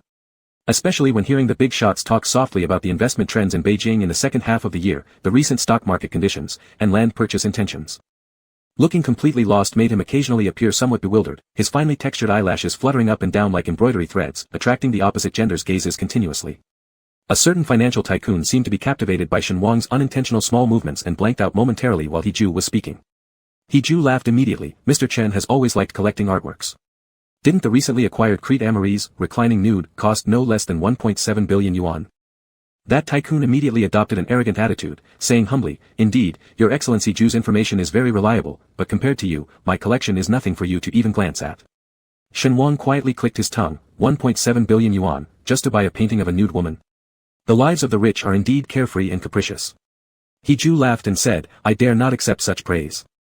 I don't have an ounce of artistic talent on me, and I am plagued with a rather annoying germophobia, especially towards paintings that have been handled by several people. Truly, I am sorry." The underlying implication was that this painting has changed hands countless times before reaching you, and it should not be presented before my eyes to sully them. The face of the tycoon immediately turned sour. However, despite He Ju's well-known benevolent demeanor, he certainly didn't shy away from being cutting when necessary. He Ju then led Shen Wang to the drinks counter nearby and softly asked if he would like something to drink. Immediately afterward, two other prominent figures came over to greet them. One of them picked up a paper cupcake for Shen Wang and greeted him with a bright smile, saying, "Mr. Shen looks quite unfamiliar, surely someone we've never seen in the capital's social circles. May I ask where you're from?" He Ju appeared to be encouraging Shen Wang to communicate more with others as he inclined his head to request a blueberry wine from the bartender to complement the paper cupcake Shen Wang held in both hands. Shen Wang replied, "Indeed, I come from Guangcheng." He did not know who the person chatting with him was, but judging from their appearance, they were certainly either wealthy or influential. Guangcheng. The two men looked at each other and smiled. "I've been to Guangcheng several times, the sea breeze and sunlight there are very strong, so most locals have cracked and darkened skin. Yet, Mr. Shen has been nurtured so delicately, one would think he returned from studying abroad." Shen Wang actually laughed at this compliment. No wonder people love hearing praises. Moreover, feeling twice as elated being praised in front of He Ju. If these people knew that Shen Wang often wore waterproof aprons, stood by a fishy chopping board, and skillfully gutted a fish in one cut, they might pinch their noses in disgust. He Ju retrieved his glass of wine and handed it to Shen Wang, cutting off this trivial conversation with just one sentence, "Mr. Shen is inherently elegant, but going forward, I will take full responsibility for nurturing him." This dropped a bombshell, leading He Ju to bring Shen Wang over to the fountain side. No sooner had the two left when murmurs erupted in the crowd behind them. What? Lord Ju is getting married. To this Mr. Shen. Everyone in the capital circle knows that if it's just a casual affair, that's called being with. But Lord Ju saying he will nurture Mr. Shen implies marrying him and bringing him home. No wonder Lord Ju suddenly summoned everyone, originally intending to introduce his future wife-to-be. For someone of He Ju's status, whether or not to hold a wedding ceremony is secondary. Some super-rich couples quietly get married on private islands, unknown to ordinary people, just as one could never calculate the exact wealth of a billionaire. Now seeing this Mr. Shen paired with Lord Ju, next time he might already inherit half of He Ju's fortune. It was truly a shocking piece of news. Regardless of how the elites whispered among themselves. He Ju had already taken Shen Wang away from the center of the storm, standing before the musical fountain. Gentle breezes swirled around the droplets of water, bringing rare coolness and freshness to the summer night. He Ju broke the top half of the cupcake and flipped it to sandwich the cream flowers with the bottom half, creating a cream cake burger. Here, eat it this way, and your mouth won't get dirty. With this single instruction, vividly reminiscent of teenage school proms decades ago. He Ju also handed him a glass of sugar-free sparkling water, his words filled entirely with considerate reminders. Here, have this, it won't cause cavities. In just the blink of an eye, Shen Wang felt He Ju transformed from his youthful self into the mature man now standing before him. Besides the obvious sense of maturity, everything else seemed unchanged. But everything had changed. Shen Wang took the cake and bit into it. Frankly speaking, he was starving now, feeling that one cake wouldn't be enough. So he savagely bit into it several times, not resembling someone familiar with high society but merely an ordinary person who would die without food. He Ju faintly smiled while watching him wolf down the cake, handing him the blueberry wine as though foreseeing his hunger and subsequent choking. Shen Wang thanked him. He Ju suddenly reached out, ruffling his hair by the temple, his tone mild. Slow down, Wang Zhai. You've always eaten too hastily, just like back then. Of course, he feared hunger after all. Shen Wang chewed through the cream and mumbled, I want more, go get me a few more. He issued commands without any sense of hesitation. However, He Ju did not feel the least bit offended. He liked having Shen Wang by his side as someone unique. He liked when Shen Wang dared to be disrespectful to him because it was all allowed by him. He Ju didn't bother with the cake but instead touched a few strands of hair near Shen Wang's ear, teasingly circling around the lobe as if deliberately provoking him. He Ju said, no one in this world has ever been able to command me. Shen Wang opened his mouth slightly, ah. Indeed, how could he order He Ju to do anything for him? This man wouldn't even fetch a condom when they were intimate, how could he expect him to obey such orders? He Ju continued, but if you become my wife, then you can. Shen Wang, what? Order me around. Shen Wang, wife. Unbeknownst to him, He Ju had secretly held a diamond ring on his fingertips. Seeing Shen Wang in a complete daze, innocently asking questions like a confused child, He Ju leaned down and kissed him, smearing some cream onto his own thin lips. The sweetness carried the taste of his beloved Wang Zhai. I mean, let's get married, he whispered softly. The ring, purchased that very afternoon, was now securely on Shen Wang's right ring finger, gentle yet unyielding like his caress. Shen Wang's brain overheated, and his words came out stuttered. I'm just your employee who treats you. How so sudden? It wasn't that he wasn't prepared, it was just that he hadn't done any preparation at all. He Ju watched him as if he had been frozen there for half an hour and naturally embraced the little fool. Wang Zhai, don't you love me? I want to take care of you and stay with you forever. Other than marriage, there is no better way, right? He Ju's decision wasn't spontaneous. As a venture capitalist, every investment required swift and decisive action, leaving no room for excessive hesitation. Moreover, he would do whatever it took to keep his rivals guessing and block their retreat. He must first control everything about Shen Wang before addressing anything else. The look in He Ju's eyes was dim yet filled with gleeful brightness. After we get married, your daughter will be my daughter too. I'll take good care of both of you, making you two envied by everyone. Wang Zhai, didn't you notice? The looks those high-ranking officials gave you were filled with jealousy. After we get married, you won't have to run your own business anymore. You can enjoy a life of quality while everyone admires you from afar. Recalling each greedy glance cast at Shen Wang during the banquet, He Ju's jealousy was truly ignited. He wasn't exactly a pious Buddhist. Holding prayer beads was merely a means to suppress the violent urges within him. I will make everyone else only dare to look at you like stars from afar, absolutely forbidden to touch even a single strand of your hair. For all the profound expressions He Ju displayed, perhaps Shen Wang only focused on the most crucial line. What? Are you suggesting Miao Miao should also become your daughter? But. Shen Wang contradicted untimely, Miao Miao is my child, not yours. He Ju chuckled through suppressed anger, pinching Shen Wang's cheeks. Your child will be my child after our marriage. Then Miao Miao will officially be my daughter. To be honest, don't you think Miao Miao is smart and clever, quite similar to me? Like you. My daughter is like you. Marriage? Marriage between him and me. Love? Do you love me? All along, is it just because you love me? Shen Wang sighed faintly, alright, I'll marry you, He Ju. Yet his eyes showed no light, nothing akin to He Ju's joy. Raising his right hand to display the ring, so, tonight was your proposal to me? Unable to resist, He Ju kissed him again, does that mean you've agreed? Shen Wang nodded repeatedly, intensely, his gaze wavering constantly. His lips, bitten slightly until they bled, oozed drops of redness. He spoke with forced restraint, I feel a little tired and would like to rest for a while. You continue to entertain the guests since we've already stepped away for some time. It wouldn't be polite to neglect them. Hee-ju fondled his hair gently, then I'll come find you later. Indeed, this was a special day marking the lifetime commitment between us. Shenhuang rose on his tiptoes and passionately returned the kiss. Don't drink too much alcohol. I'll wait for you, alright? Hee-ju pressed another kiss. So you've agreed? Shenhuang nodded fervently, emphasizing several times. After the two parted ways, Shenhuang didn't return to the bedroom immediately. Instead, he walked to the other side of the fountain and sat down in a daze. So none of the guests saw him. He had no mood either, to socialize with anyone except Hee-ju. Until two wealthy matrons approached, probably because the atmosphere at the banquet was too lively, they came out for some fresh air. One matron asked, by the way, why didn't we see the loving couple from Xiao Group today? I remember my husband mentioned that Lord Ju recently particularly favored Xiao Group.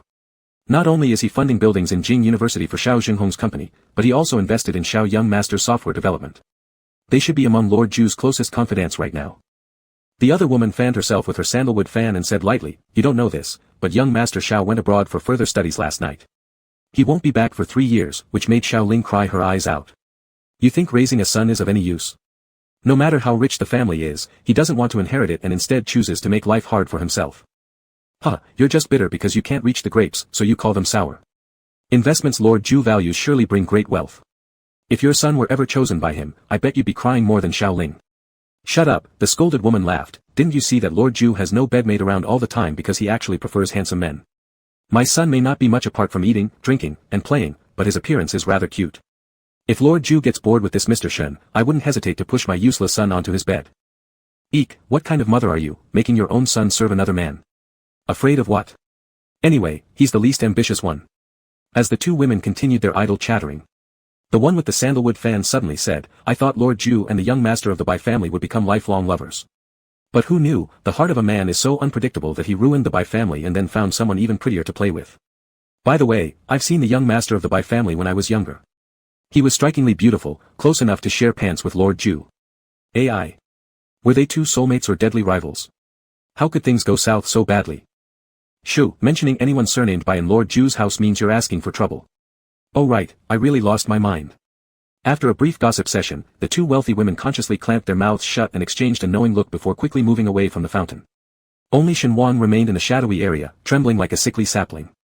For a long while, Shenhuang patted the dust off his clothes and began searching elsewhere. He found Zhao, the busy as a bee steward, and softly inquired, excuse me, I shouldn't bother you during your busiest time. But I haven't been able to sleep lately. Is there a mild sleeping pill available at home? I need something to help me rest. Mr. Zhao naturally understood and quickly brought out a bottle for Shenhuang. He said, this is the medicine specially bought from abroad for young master, taking only one will ensure Mr. Shen you sleep through until tomorrow morning. Holding the pills, Shenhuang raised his hand to scratch his temple. The hair gel seemed excessively applied, but in fact, it was his habitual nervousness disguise. Naturally, Mr. Zhao noticed the ring on his finger and couldn't help but smile happily. He congratulated him, saying, congratulations to you and young master, Mr. Shen.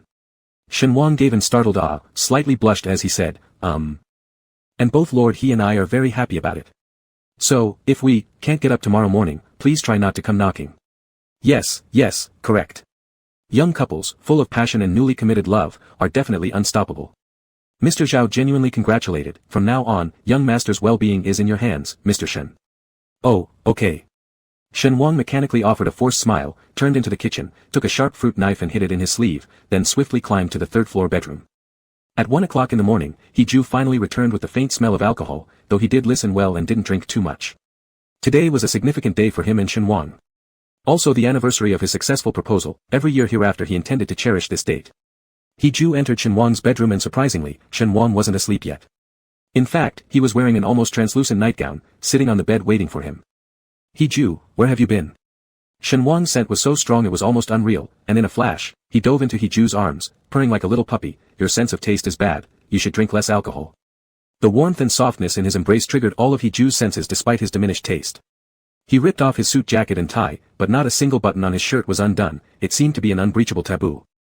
The proposal had gone wonderfully. Having a wife probably felt fresh, and Hee-ju picked up the delicate body, preparing to toss him onto the bed for a thorough tasting. Shenhuang suddenly said, not so fast. I want to drink some water first. Hee-ju could only lay there waiting, his wine-addled eyes gazing hazily as Shenhuang walked to the bedside with his white body, holding a cup of water, then returned to him. He took the initiative to kiss Heju's lips, transferring the water in his mouth bit by bit into Heju's mouth. Heju asked, "Is this water sweet?" Shenwan flipped over and straddled his abdomen, reaching out to unbutton his collar. Heju already reflexively grabbed his mischievous hand, giving a strongly suggestive answer, "No. Between the two of us, only you can undress." Shenwan spat at him and fetched another sip of water to share in another passionate kiss. Heju, rubbing Shenwan's waist, asked, "Where did you learn this?" Then asked again, "Last time you told me to look up things online, were you actually amusing yourself by watching that kind of stuff?" Shenwan blushed furiously, his face red as if dripping blood as he protested, "You slander me. I didn't do anything lewd." Heju let out a low chuckle, lifting Shenwan's right hand where a shining ring adorned his snow-white finger, truly a breathtaking sight. Suddenly Heju's vision blurred, dazzled either by the dazzling light or the dizziness brought on by the alcohol, dragging his once clear mind forcefully down into the depths of darkness. "Wang Zhai, why do I suddenly feel dizzy?" Heju caressed the man sitting on him, catching sight of Shenwan's unfamiliar smile. That pure, beautiful child revealed a dangerous smile akin to a fox spirit stealing lives, luring people into their very marrow. Shenwan tilted his head slightly and spoke, "More than a decade ago, the alcohol I gave you had something wrong with it, but I was innocent. I truly had no idea there was something in it. But..." Shenwan patted Heju's cheeks, saying, "However, the water you drank now has sleeping pills, placed by my own hands." "Why, Wang Zhai?" Heju was utterly shocked, but before his brain could digest Shenwan's meaning, he fell entirely into a suffocating darkness.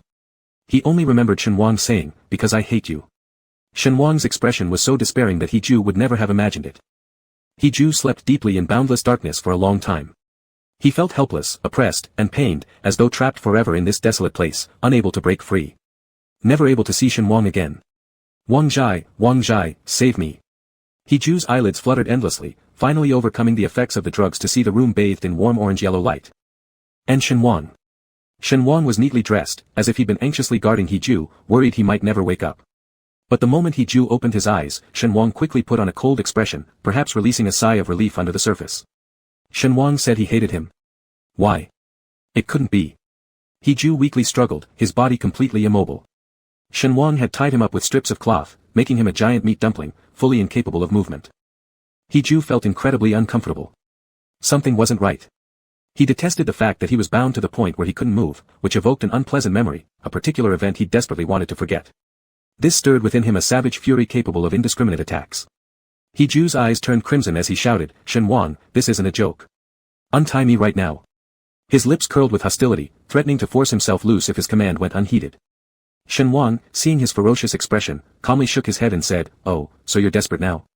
If I say I refuse to untie you, will you tear me apart?" It was as if Heju knew Shenwan, yet didn't recognize him at all. He restrained his violent rage, forcing himself to speak softly, "Wang Zhai, I'll repeat this one more time.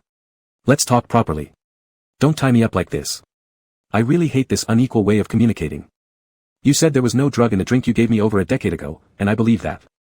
But there were sleeping pills in the water you fed me last night, right? And I won't hold it against you. First, let me go. Whatever you have to say, we can sit down and talk about it seriously." Shenwan replied, "I don't want to talk to you about anything, and I don't need your forgiveness for my actions. The only reason I waited for you to wake up is because I feel some things should be made clear. I'm leaving, Heju. I won't marry you, and I never thought there would be any future between us. Over a decade ago, I ran away secretly.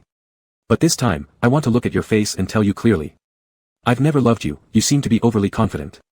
Heju stopped struggling, his straight gaze shot at the other side, "Say that again, Wang Zhai. Are you leaving now? Leaving me?" "Yes." Shenwan wasn't cowardly, but instead dared to face his anger, including the other's skeptical eyes. All these made him feel relaxed, feel cheerful. Heju still couldn't believe it. After a long pause he said, "Why? Don't you care about Shen Miao and Xiaozhuo's matter anymore? Do you just leave your daughter entangled with the male lead until death?" "No, that's not what he said." "Shenwan, actually, isn't Shen Miao your child?" "Shut up." Shenwan reacted as if his vital spot had been scorched by a branding iron. "What nonsense are you saying? Has the sleeping pill messed up your brain?" "It seems so." Heju coldly said, "So, Shen Miao is not the child you had with some random woman. She is actually my child, right?" You shut up, you crazy person, shut up." Shenwan raised his hand high, intending to slap the idiot in front of him on the mouth, but the diamond on his right hand stung his eyes. He couldn't bring himself to do it. "You're making nonsense out of everything." Heju completely turned the situation around. Even though he was tightly bound all over, his breath, his eyes, the irresistible power radiating from his entire body confirmed one thing. He guessed right. So he must deceive Shen Wang into marrying him before revealing this fact to Shen Wang.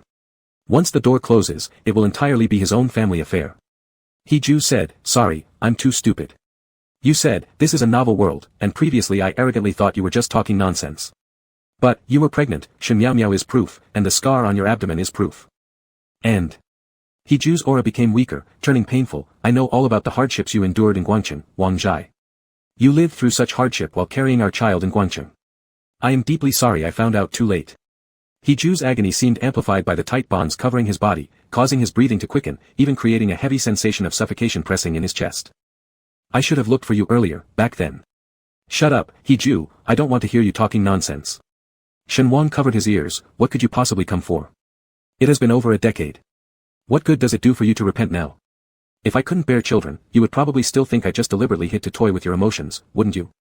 For over a decade, really. Who has the time to spend over a decade playing a desperate game of love with you? Shen Wang shook his head repeatedly. I don't need an apology. You haven't grasped the essence of the problem. I can indeed bear children, but that doesn't mean I can only bear yours. If I spread my legs wide enough, Miao Miao could easily be someone else's child. Shen Wang rubbed his eye socket. It was wet, he had shed tears. Damn it, he had prepared for a long psychological battle. He would never cry weakly in front of He Ju again. I'm sorry, Miao Miao, Daddy shouldn't have called you a bastard child to hurt that disgusting man. I shouldn't have degraded myself to wound He Ju either.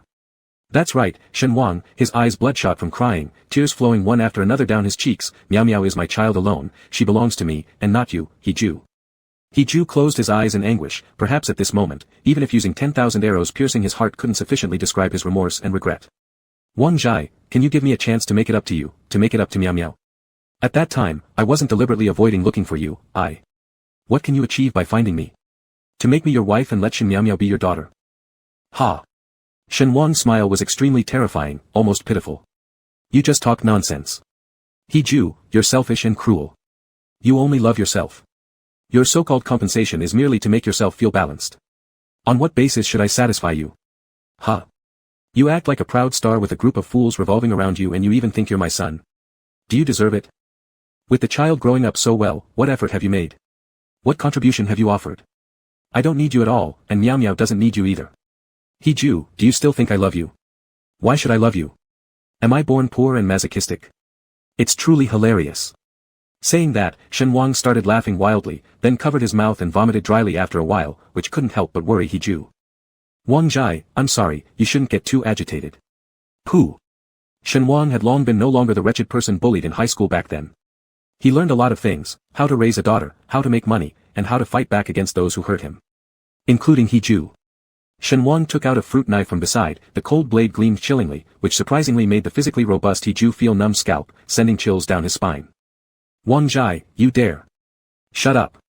Shen Wang treated He Ju as if he were a half-dead fish on a cutting board, thrusting the knife tip at He Ju's lips. You are the biggest fool in this world.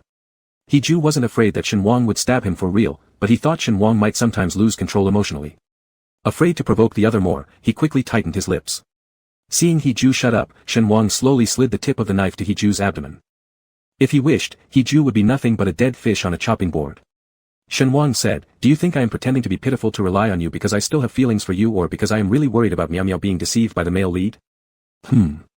My daughter isn't as foolish as you. If I explain everything clearly to her, Miao Miao will definitely not entangle herself further with that bastard. In fact, compared to dealing with the so-called male lead, I rather want you to taste some hardship. Do you remember the day when I was at the port? Do you think I deliberately took off my clothes out of despair? Shen Wang raised his wrist. This bracelet cannot hide any secrets. It lights up when you monitor me. In fact, if the detective hadn't told him, Shen Wang wouldn't have thought that much. When I saw the bracelet light up, I pretended to take off my coat. If I didn't feign sadness, would you really put all your heart into helping me drive Xiao Zhua, the scoundrel male lead away?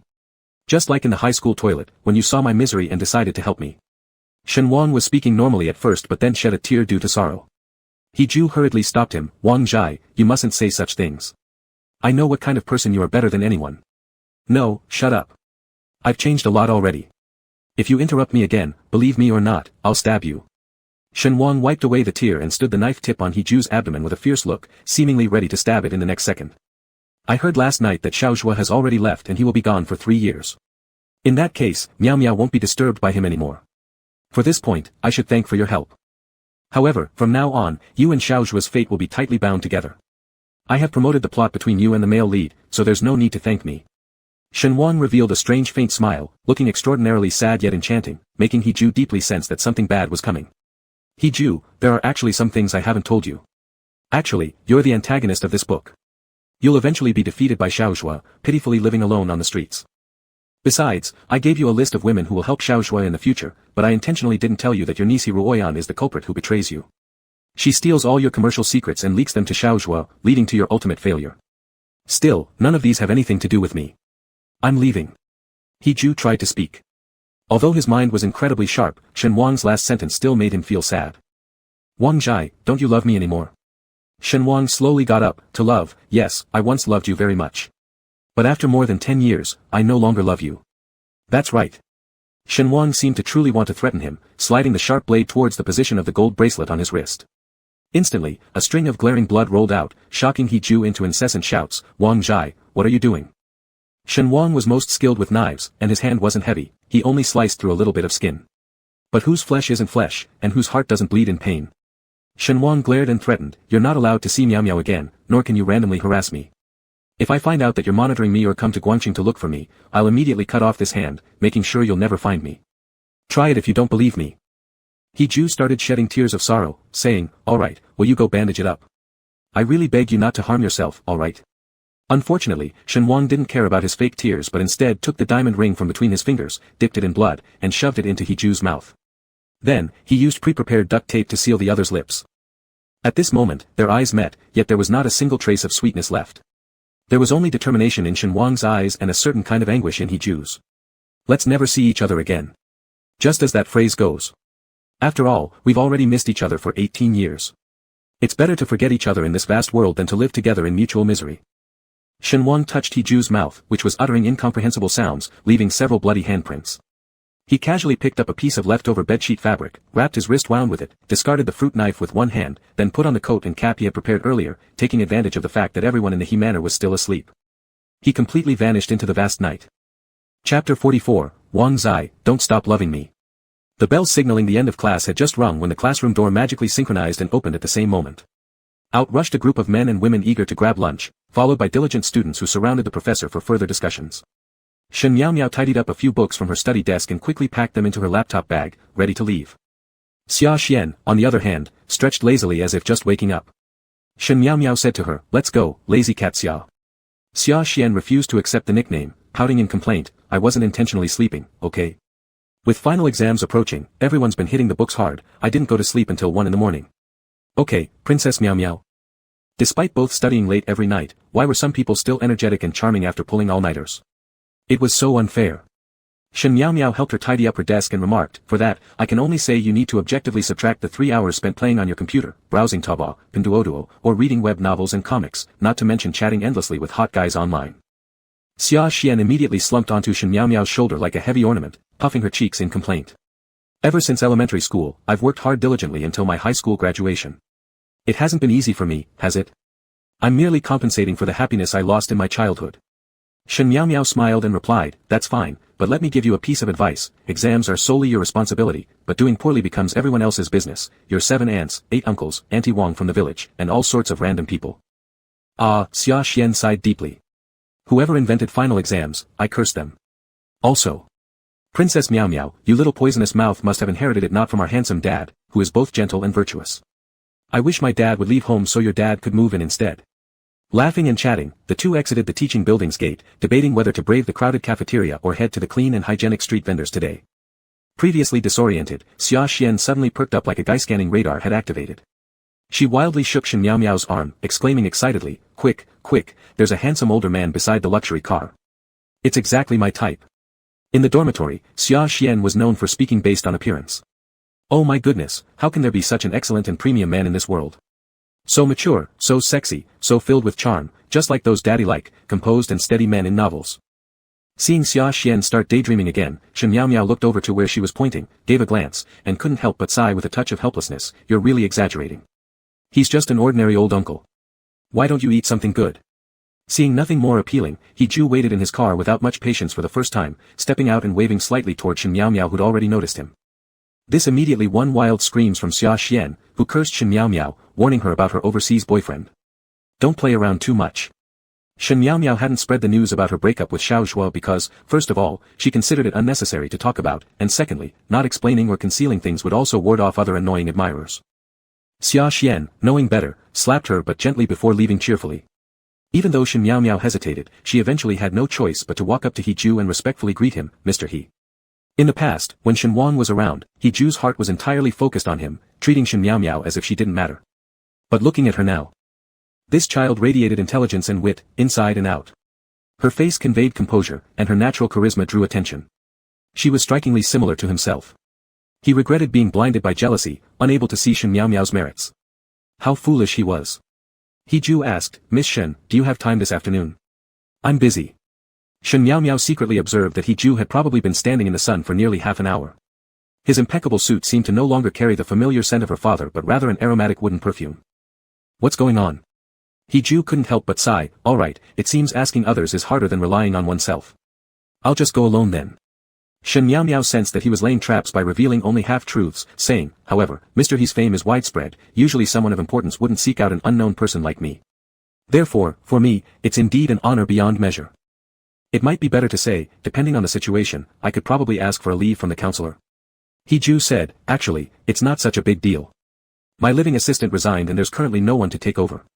But this afternoon, I have a very important engagement that requires my presence, so I need someone smart and perceptive, someone who is well-liked, to come along. He seemed a little strange somehow, Shen Miao calculated in her mind. He hadn't praised her before, if anything, he had acted as if he wanted to get rid of her. He Ju said, it can be paid work. Shen Miao was prepared to see what tricks the old fox had up his sleeve, mainly to create some disruption between him and her dad, so she agreed cheerfully, alright, anyway I'm tired from studying. I'll go with Mr. He to give you a hand. Once they had agreed, He Ju opened the door immediately, then let's set off now. Shen Miao wasn't the kind to drag her feet either, so she got into the car smoothly, musing that the old man had even personally opened the car door for her, which was unheard of and unprecedented. As the ancient saying goes, when someone suddenly becomes too nice without reason, they're either scheming or stealing.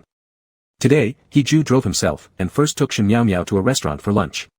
Shen Miao didn't hesitate to order dishes she liked regularly. He Ju paused briefly and then ordered nearly the same things. Shen Miao said, Your Grace, you should reorder something you like. He Ju replied, these are precisely what I enjoy. What He Ju said was true. He had no need to cater to Shen Miao. It was just that he realized now they shared strikingly similar tastes and preferences when it came to food. Truly ironic. Only after their child has left did he start to care about his daughter. He was truly a spectacular failure of a father. Shen Miao ate quietly, sneaking glances at He Ju. Although he was dressed brightly, he subtly exuded an imperceptible weariness. There were faint shadows under his eyes, indicating poor sleep quality. A man only sleeps badly due to two things, work. He Ju's work wouldn't make him fatigued. The other thing is emotion. Still, Shen Miao firmly believed that the old man had no deep feelings for her dad, because from childhood onwards, she had never seen this man's face. Could it be, they had an argument? If so, that was great. Shen Miao felt instantly more relaxed and indulged in extra meat portions compared to usual. He Ju observed every move Shen Miao made, painting a mental portrait. People were truly astonishing creatures.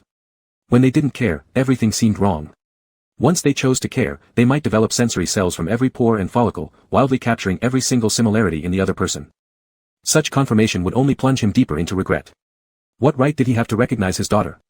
After enjoying lunch, He Ju drove Shen Miao to a jewelry store, where the entire luxury boutique was already closed down, awaiting his Grace's arrival. Shen Miao asked, Your Grace, are you planning to buy some gifts? He Ju said, why do you suddenly call me Your Grace? Didn't we agree earlier to call me Mr. He? Shen Miao said, since I'm getting paid, you're a major benefactor. It would be unwise for me to appear too close. He Ju said, you should still call me Mr. He. There was nothing in this world he didn't want to hear more than those two calling him with such a distant title.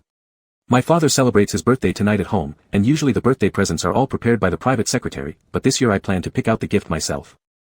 Was it because the pitifully scarce concept of family affection had been rekindled? Shen Miao secretly mocked but couldn't show it too evidently. She said, then I think buying any piece of jewelry seems to lack sincerity. Isn't jewelry good? He Ju asked her, jewelry symbolizes power and status, longevity and eternity, an undying love that will never fade, and also carries value for collection. Why isn't it good? Shen Miao looked down at the display counters showing dozens, even hundreds, of jewel samples, pocket watches encrusted with emeralds, diamond rings directly sourced from South African original mines, and ivory-carved guanine statues. They took various forms, all extravagantly valuable. Shen Miao Miao said, perhaps it's because they are all too cold, lacking the genuine warmth of human emotion, failing to reflect the warmth of your father-son bond. Immersed in her reasoning, He Ju listened silently. Shen Miao Miao was surrounded by the glittering trappings of ostentation yet remained completely unaffected. Noble, calm, with her own thoughts, and never easily swayed by anyone. He Ju said pensively, I once did possess a treasure, a true masterpiece of humanity, but back then in a flush of youth with pride inflated higher than life itself, I ended up losing it. I now deeply desire to make amends, but I fear causing even deeper harm, hesitating to the point where I hate myself for it. In that case, just stop searching. Shen Miao Miao stood amidst the shimmering light and spoke nonchalantly, since it's already become a regret, there's absolutely no need to remedy it. People should learn to look forward, like when the moon is gone, the sun still rises as usual. He Ju. Witnessing the so-called lord actually speechless himself was quite a sight. Shen Miao Miao quietly gave herself a thumbs up in her mind. She shifted the topic, saying, I know what to give your father now. It will surely be something with familial warmth. Trust me. With gifts in tow, He Ju and Shen Miao Miao made their way towards the residence of Lord He. Lord He had 4 sons in total, having He Ju at over 40, he was now an octogenarian. But living comfortably without daily worries, he was well preserved, looking youthful with white hair and kind features, a gentle old gentleman. He Ju's unexpected visit surprised him greatly. When He Ju was younger, it was the peak of his business successes, leading to a rather generational gap between them, favoring He Ju more like a doting grandfather to grandson than father to son. Especially since He Ju was his most accomplished heir, the pride and joy, loved almost to the point of losing his mind. When word spread that He Ju arrived for a home visit, Wen Xinyue, the third daughter-in-law and mother of He Ruoyan, immediately prepared to leave. The old lord he asked, what? Do you not even want to see your little brother-in-law anymore? Wen Xinyue replied with a mix of and anger, this little brother-in-law has gone too far this time, sending my Ruoyan all the way to the United States. My Ruoyan has always admired him so much, yet who would have thought this uncle could turn around and act so cold-heartedly? He Ruoyan was among the dozens of grandchildren in the He family the only princess, literally known as the crown princess of the He clan. Regardless of the third son's family, every member of the He family spoiled her beyond measure. Naturally, Grandpa He was no exception.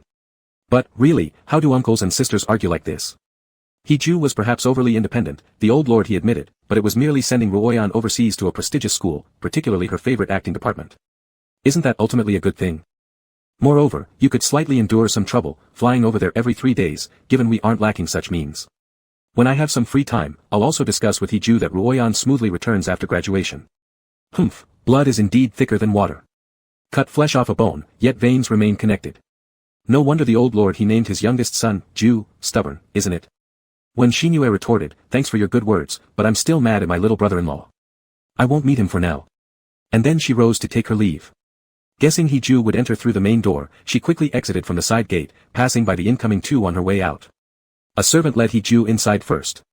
His keen eyes scanned the coffee table set with 2 lotus-patterned teacups. He immediately figured out who had been visiting. Instructing the servant, he said, she's already left. Clean it up.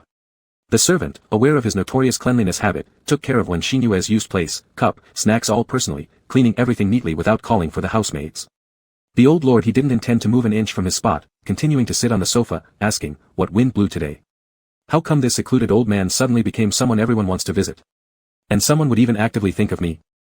He Ju chuckled faintly, saying, your elderly self lives like a deity, those deities are originally born in celestial mountains, abhorring any mundane disturbance. Choosing the farthest seat, he seated himself. Ho! Wretched boy!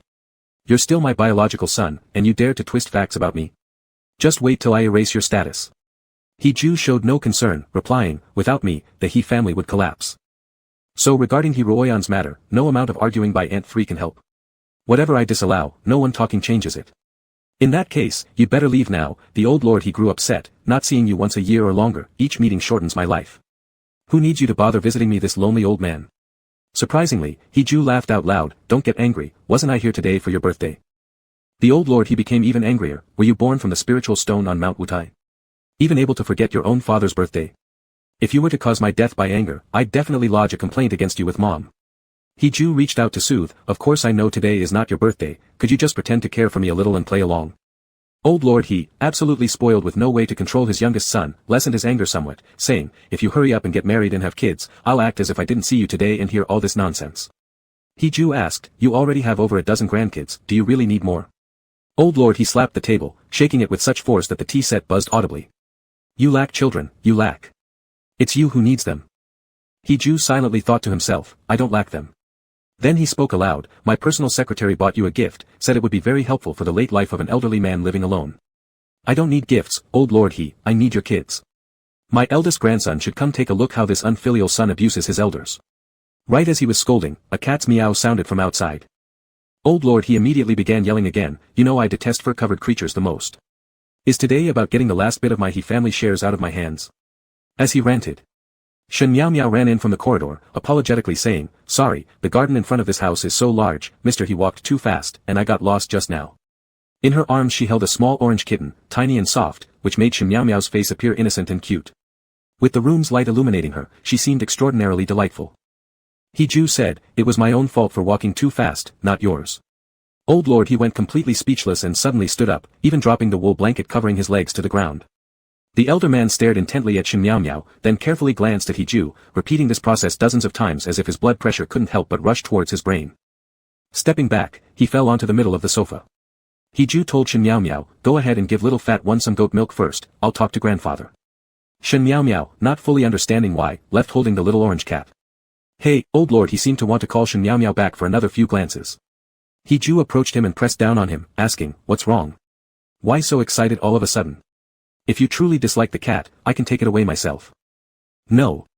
Old lord he took a sip of tea, seemingly lost in a haze, that kid is your life assistant. Hired temporarily, what's the matter? He Ju helped smooth his breathing, if it's unpleasant, I'll fire her immediately. Tisk. Old lord he swatted his hand away, almost angry now, do you find this amusing? Haven't you noticed this child resembles someone greatly? He Ju pretended ignorance, resembles who? She's quite beautiful though. Old lord he rolled his eyes in frustration, she resembles you. The moment I saw that kid run in, it was exactly the same expression you used to have coming home after school when you saw me.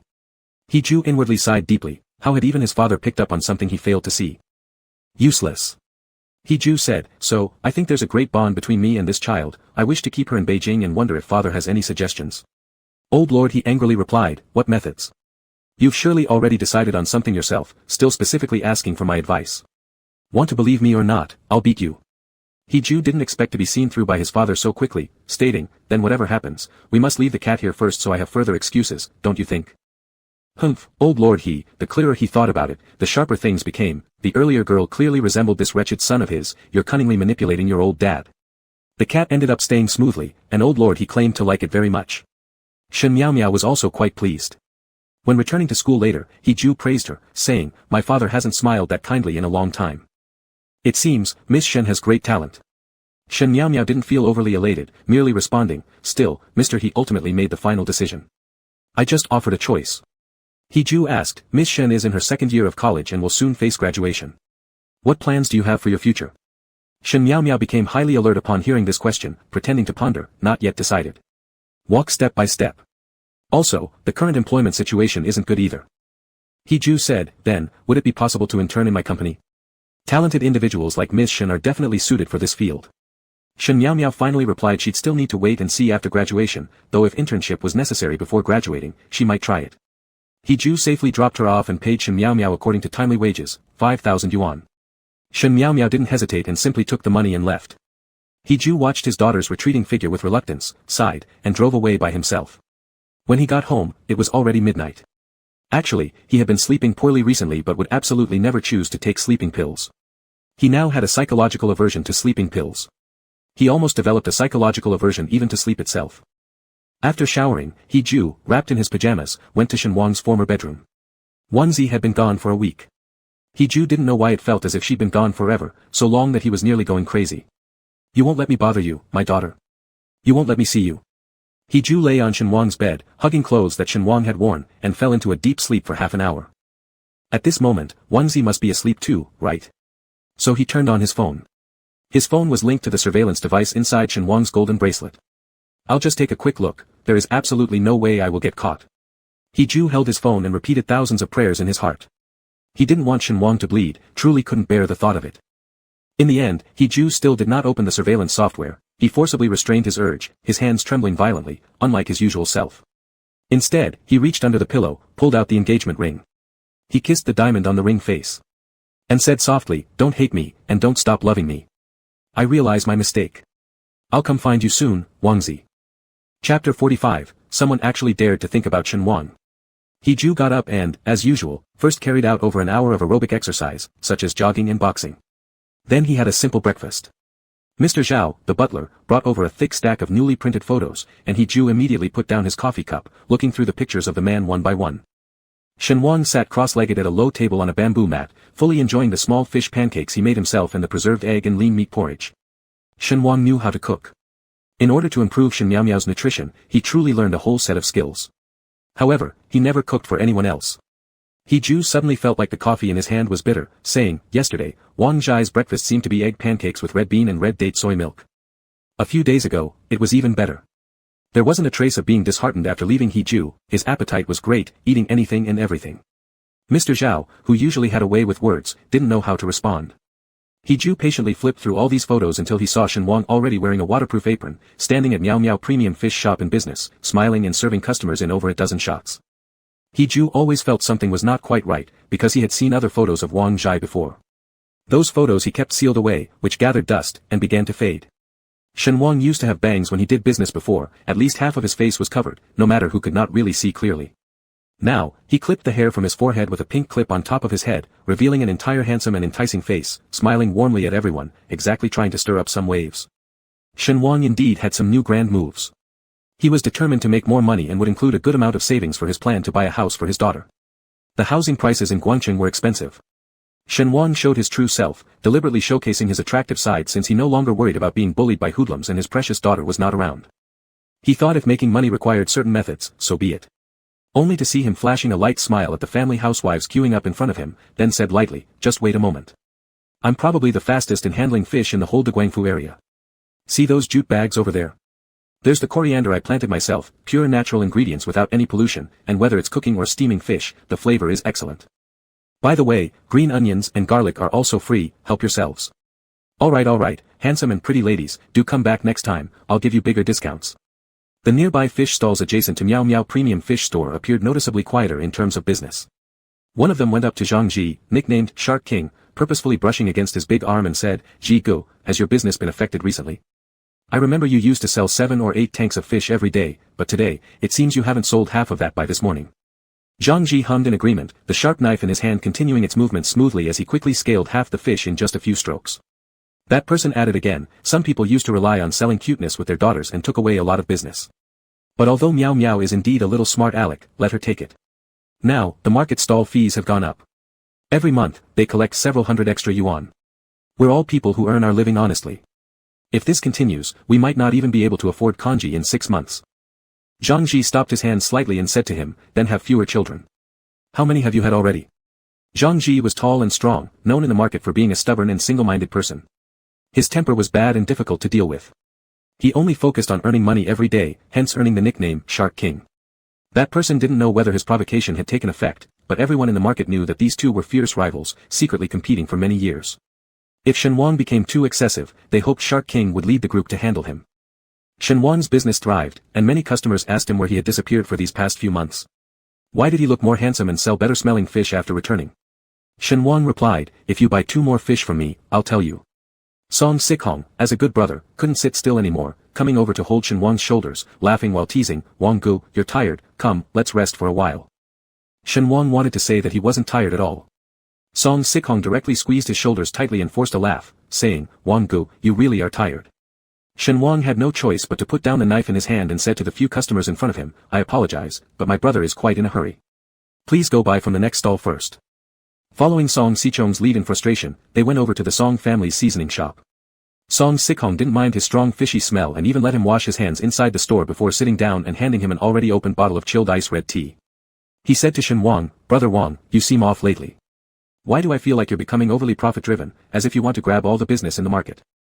After gulping down 2 mouthfuls of the drink, Shen Wang shockingly did not laugh but seriously asked, what? Are the few stalls around me upset? Did they send you here to calm me down? Actually, as a good brother to Shen Wang, neither Song Sikhong nor Baoye Zhu had ever seen his face, completely unaware that Shen Wang was so enticing. Now he was simply the super idol of Guangfu. Song Sikhong, Brother Wang, don't you remember just half a month ago when you were urging me to help you sell off your stall? How come you suddenly came back to continue your old job? Is there some difficulty in your life? In fact, Shen Wang didn't know how to answer, but kept twisting the plastic bottle in his hand, I kind of want to switch careers. Song Sikong clearly did not expect such thoughts from him and asked, is it because we haven't negotiated lower fees for the market stalls? It's not that, Shen Wang thought seriously for a long time, I just want to change my lifestyle. It feels like if I keep living like this in Deguangfu, my life would be boxed up by a layer of iron plates and plastic film, endlessly dazed and muddled killing fish and selling them, a boring life that I could see through to its end. I want to make a change, to earn more money with my own hands, and also give Miao Miao a future worth looking forward to through my efforts. Sai, though his daughter's current bad marriage prospect had been sabotaged by him, he wasn't a dictator, Miao Miao would eventually get married. At that time, he also needed to prepare worthy dowry to grandly marry off his daughter and avoid being looked down upon easily. Song Sikong didn't expect that after staying in the capital for some time, Shen Wang could have so many profound insights, so he couldn't help but offer a few suggestions. But do you have the capital to start another venture? And have you decided what business you plan to do? Shen Wang really did research well, I'm going to open a restaurant. Speaking of funds, he wasn't poor either, and with over a decade of experience grabbing fresh fish every day at the dock, he accumulated a network of connections that could allow him to get supplies at the most favorable prices. Shen Wang added, I can also source seasonings from your place and pre-order cooked meats from Bao Yezhu's house. Even though I mentioned leaving Deguangfu, actually a lot of stuff can still be sourced from here. Seeing that Shen Wang didn't look like he was joking, Song Sikong knew it wasn't wise to pour cold water on someone full of hope, so he changed the topic slightly, saying, but opening a restaurant isn't something you can achieve just by talking. You need to choose a location carefully, hire skilled chefs, and above all, have you thought about what type of restaurant you wish to open? Shen Wang laughed and got up, tossing the empty drink bottle into the trash bin and inviting them, tonight, I invite you and Bao Yezhu to come over to my house for dinner. Taste first before deciding anything. That night, Shen Wang sat at home with his two best friends, quickly cooking 5 or 6 dishes all by himself and specially bringing out his exclusive secret recipe seafood medley, inviting the two to taste it. Shen Wang did not know exactly what seasoning he had thrown into the pot, but each dish smelled unusually delicious. For people who normally ate all sorts of cold salads and stews as fast food lunch boxes in Deguangfu, this meal was simply a marvel. Bao Yezhu almost licked the soup clean from the bottom of the plate, repeatedly praising, Brother Wang, you're too sneaky, hiding your skills like this. All these years you pretended to eat box lunches with us, touch your stomach, every bit of fat on it isn't supplied by my best braised pig hooves. Shen Wang actually touched his belly. Standing all day previously, he hadn't felt any extra flab, but now, sitting cross-legged, it felt unexpectedly soft with a little extra fat. Could it be, because of eating too well at Heju's place, leading to slight fattening? So when Song Sikong and Bao Yezhu encouraged him to drink some beer, Shen Wang firmly refused. At his age, he needed to watch his figure and absolutely mustn't develop a beer belly. Shen Wang generously opened nearly a dozen bottles of beer for the both of them. Finally drunk, Bao Yezhu belched and hugged Shen Wang, his face gleaming mischievously as he said, Brother Wang, why didn't you comb your hair like this on my wedding day? If I had known you were such a good cook, and on top of that, you're so handsome, always smelling nice sometimes, I wouldn't have become brothers with you. I would have married you as my wife. Shen Wang knew he was joking, so he didn't push him away. Instead, he grabbed the other's ear, mimicking Gao Zuelan scolding Zhu Beiji, you devil, talking to me like this is fine, but if you dare say this in front of your wife even once. The two were pretending to be affectionate when a sudden flash of clarity crossed Song Sichong's bewildered eyes, making him entirely lucid. He shouted at Shen Wang, flashlight. Bao Yezhu muttered, maybe it's lightning. It flashes white every night around here without any rain. Song Sikong had already wobbled up and prepared to step on the table to rush out the courtyard door, shouting all the while, damn it, I just saw a shadow crouching on the wall head earlier. After hearing this, Shen Wang also felt uneasy inside. His yard was remote and cheap, it was originally bought in the most secluded area for hiding his special body fragrance. From a safety perspective, it wasn't actually very secure, which is why he personally went to pick his daughter up from school every time after dismissal. Now Miao Miao wasn't at home, leaving him alone and more unrestrained. He always thought of himself as a big man, no one could possibly have such perverted intentions toward an odorous male, right? Shen Wang followed the staggering Song Sikong outside. One of them was drunk, the other was physically impaired in motion, completely unable to chase down any fleeing figure. Song Sikong hadn't vomited yet, but Shen Wang couldn't run anymore. He supported himself against the wall with one hand and began retching sour water. Song Sikong steadied the churning intoxication within, supporting Shen Wang's back and continuously patting it, saying, I think you should slow down on opening the restaurant and move house first. Shen Wang wiped his mouth, signaling that it wasn't a big deal at all. Does anyone really stalk a stinky guy like me? Song Sikong snapped, do you think you're ugly? Smell yourself again. Speaking of which, how could he suddenly start detecting an incredibly pleasant scent coming from his good friend? Shen Wang should be all over fishy smells. The next day, a photo of Shen Wang seemingly being intimate with a buck-toothed man fell straight into Heju's hands. Manager Zhao dared not utter a word, quietly waiting for Lord Zhu to erupt in fury. Heju stood up and kicked away the antique tea table before him. A whole set of luxurious tea utensils and silverware crashed to the ground in pieces, creating a mess everywhere. Ju's expression had already turned quite ugly, all the threatening words Shen Wang had previously said to him vanishing completely from memory. Uncle Zhao, I must go to Guangqing immediately. Please expedite the arrangements. Chapter 46, Malnourished. Over the next 2 days, Shen Wang's 2 good buddies started using a strategy of repeatedly reminding him to move as soon as possible. Shen Wang was entirely preoccupied with opening a store. At this point, every extra cent spent was like committing a crime. He didn't care about any so-called peeping toms. In fact, his tough talk was all just for show. If there really was a chance of being watched, he'd actually be quite afraid to walk back home in the dark by himself. Shen Wang made a huge investment in purchasing a women's anti-wolf alarm, costing 19.9 yuan. The reason he bought an anti-wolf tool for women was that very few men purchase such items. Besides, there were news reports where someone used a self-defense stick to severely injure someone who tried to harm them, but in the end, they still had to pay for the medical expenses themselves. It was utterly unreasonable and unfair. So, just scaring people away with an alarm sound would suffice. After a hard day's work, Shen Wang clipped the cartoon-style alarm onto his waistband and pulled down the roller shutter of Miao Miao Fine Fish Shop on tiptoe. The Zhu family with buck teeth was also closing their store.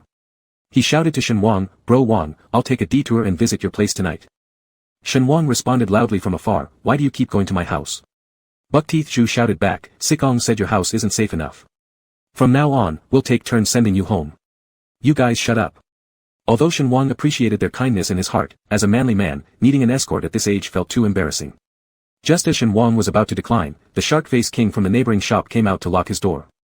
Shen Wang was interrupted by the sound of Zhang Ji closing the door. When he looked over, Zhang Ji seemed struck by lightning, his gaze wavered nervously, and his cheeks flushed red under the shadows. Shen Wang paid no attention to him, merely glancing briefly, and replied to his good friend, go home and have dinner with your sister-in-law. The kids are waiting for you, don't worry about me. With that, Shen Wang hid the key to the store in a pot beside the roller shutter, shoved his hands into his pockets, and went home alone.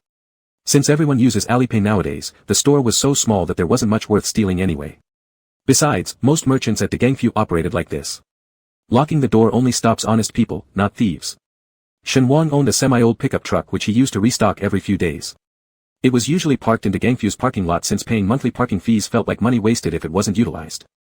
As his daughter wasn't home, he strolled back leisurely, munching on some street food along the way. By the time he got close to home, his stomach was already full. Dinner wouldn't need to be too elaborate, especially since summer was quietly slipping away and the winds of autumn were starting to make their appearance.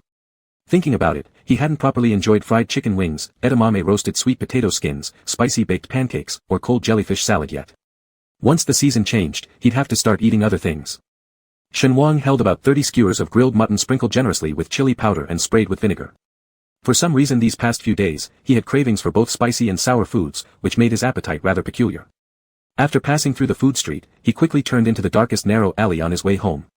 The house Shen Wang lived in was surrounded by nobody except crumbling ruins and tall plants like Tianjing or Zabaiko everywhere he looked. As he walked, Shen Wang gradually noticed that the footsteps beneath his feet no longer seemed like they were his own. Especially in the desolate night, the cool wind sent shivers down his spine. Even though Shen Wang still liked wearing double layers of thermal underwear, his body hairs still stood on end.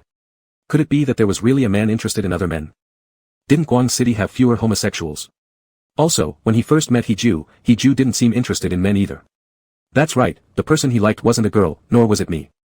Shen Wang hadn't thought about this man even once for more than 10 days, as if adapting extremely well to life without He Ju around. It was just like how, at the moment he needed the other person most, they were far away. Shen Wang stopped in his tracks and called out behind him experimentally, hey, sharpen your dog eyes. I'm a man and you won't find a single coin on me. Get lost quick, or I'm calling the police. Look, I'm dialing 110 right now. After shouting that, he faintly sensed the person following him turn and run away. Huh. So, there really was someone following him. The next day, Shen Wang told Song Sikong about the incident, and Song Sikong couldn't help but blame him, do you have to stir up trouble before you'll listen to advice? Is that it? I remember you used to be very compliant. How did you turn into a stubborn old man after one trip to the capital? Old man. Shen Wang said, I only admit that I won't meddle with strange people, but this old man business, I absolutely deny that. After saying that, as if he was angry, he pouted and went back to his stall. Aging is fair for everyone, though self-deprecating jokes are acceptable, others mentioning age is a no-go. Shen Wang sulkily picked up his knife to butcher fish, wondering if he really was an unruly old guy in his brother's eyes. Ah, no way. Shen Wang was greatly offended, not noticing the changes in the market. A group of tall men dressed in black suit entered from the door, each holding a completely black umbrella, like a forceful current of monochrome darkness, splitting through the bustling crowd towards Miao Miao Fine Fish Shop. Someone was shielded by the umbrellas, their shiny leather shoes carefully stepping over the uneven cement path, cautious of unknowingly dirtying their shoes, yet also seeming in a hurry, full of contradictions. What's going on? Are they shooting a TV drama? This is my first time seeing such a scene. So much all-black attire, are they here to collect loans? I think they're collecting protection fees. Shen Wang finished cleaning a carp, rinsed it with clean water, placed it in a plastic bag, and handed it to the housewife buying the fish, saying, "Beautiful lady, your fish, total 17.8 yuan, will round down those 0.8 yuan change." All right. The housewife, who had been blushing, took her fish and looked straight at the handsome fish shop owner. Suddenly, a black-clad figure roughly grabbed the housewife's shoulders and shoved her away swiftly, shouting, "No money collection necessary, just leave." Shen Wang had already taken out his QR code. Stunned for a moment, he shouted, "This is outrageous. It's just 17 yuan, hey. Sun Wang."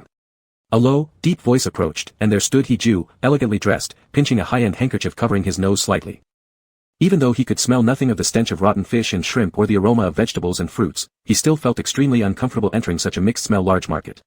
His Ju's bodyguards quickly surrounded Miao Miao Fine Fish Shop, the dark rain umbrellas forming a tight, impenetrable protective shield, isolating disordered and unfamiliar gazes. Shen Wang.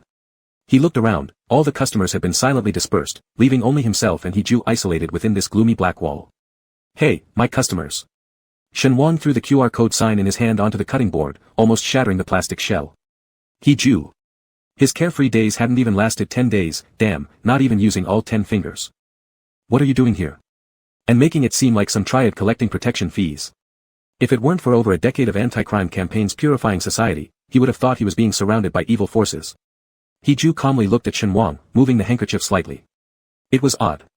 He clearly felt his sense of smell had totally failed recently, his emotions at rock bottom, but when he saw Shen Wang lively and fresh behind the chopping board, looking both furious and embarrassed, surprisingly cute.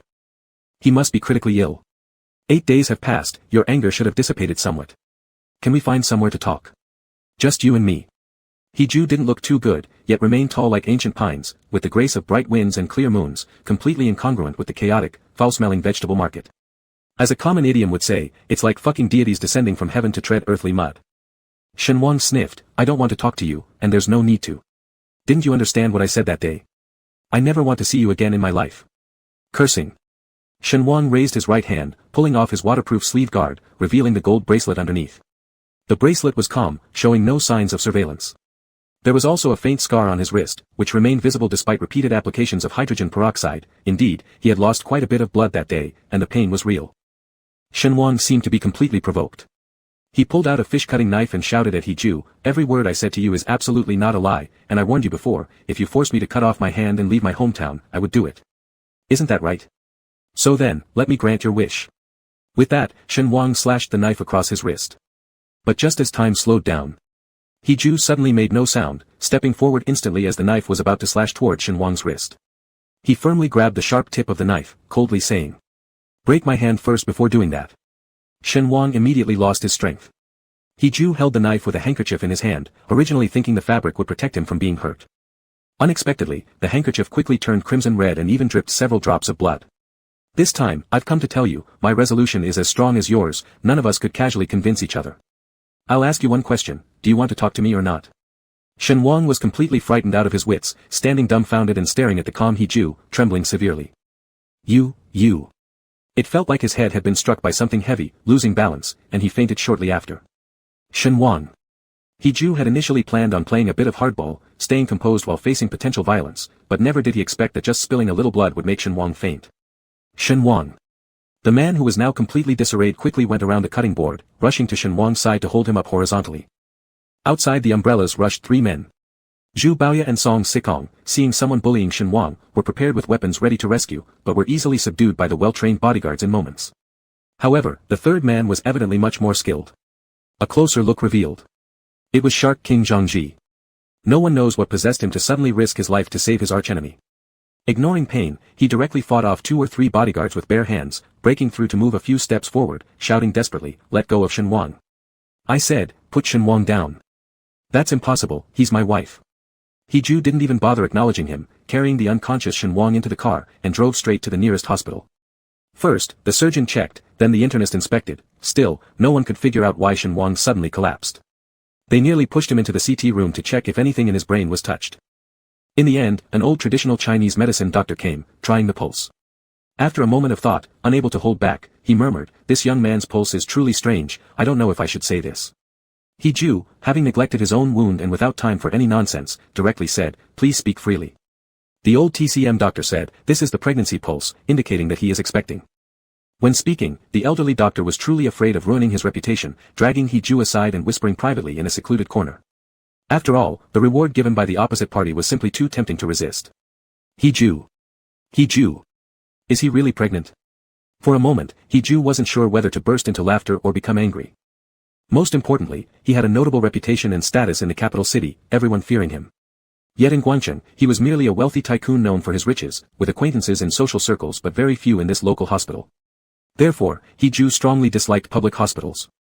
Considering Shen Wang's pregnancy, a private hospital would be much better suited to handling such sensitive information. All in all, this news must not leak out. He Ju calmly pretended, "You might have diagnosed incorrectly. He's a man, it's impossible for him to be pregnant. Let's admit him to a better ward first and observe for a couple of days." After lying unconscious for an unknown amount of time, Shen Wang slowly awakened. Upon opening his eyes, he found himself tightly gripped by a large hand, wrapped in bandages, clearly injured. He Ju, such a germaphobe, actually fell asleep leaning against the bed rail, not caring at all about whether the hospital's virus count exceeded limits. Shen Wang tried to pull his hand away, but failed. He Ju's injured fingers were stuck to his, both bleeding parts snugly adhering together without any gaps. Shen Wang could only rub his eyes. Before fainting, he was indeed shocked by He Ju's blood, but it shouldn't have made him faint entirely. At this moment, a nurse entered to take his temperature. Shen Wang quietly asked, "Excuse me, what's wrong with me?" The nurse, looking at He Ju's resting position, seemed a bit nervous and said, "It's a minor issue, your recent malnutrition caused it." Was it truly malnutrition? Shen Wang certainly believed the nurse's words, and he subtly pointed at He Ju, asking quietly. As for him, with his hand bandaged like that, has it become useless? The nurse. What exactly should she say? There hadn't been any advance information given either. He Ju suddenly opened his eyes and spoke faintly, then, "Do you hope there's nothing wrong with my hand or not?" Chapter 47, Hurry up and rub it for me. He Ju's expression when looking at someone was very serious, like a deep vortex, extremely easy to attract people in. Shen Wang thought the other party must be overacting.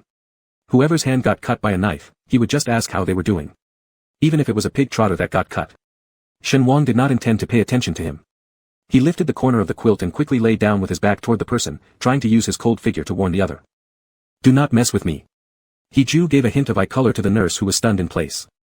That little nurse enjoyed watching the handsome guys flirt and quarrel so much that she almost forgot herself.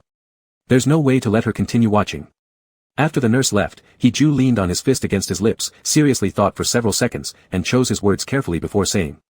"Wang Zhai, between you and me, is there really no room for negotiation anymore?" Shen Wang avoided his burning and deep gaze, replied with his but facing him, "First, please stop calling me Wang Zhai. He Ju, have you not seen how old I am? I used to be innocent and naive, but it does not mean I will always want to be your foolish Wang Zhai. Please put me on an equal footing with you, only then can we communicate better. Moreover, even without me, you still have Bai Zhai, Han Zhai, and Shu Zhai. Why bother, an outdated matter? Secondly, He Ju, you haven't looked for me for over 10 years. Why do you suddenly need me now?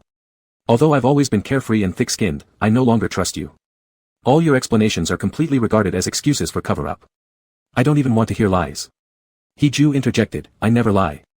The reason I didn't find you is because."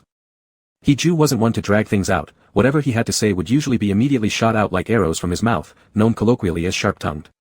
But right now, he clearly had something on his mind yet couldn't utter a single word. In fact, there was a reason, and the largest part of the reason was Wang Zhai. "Alright, if you dislike my high school nickname for you, then I respect that." Shen Wang.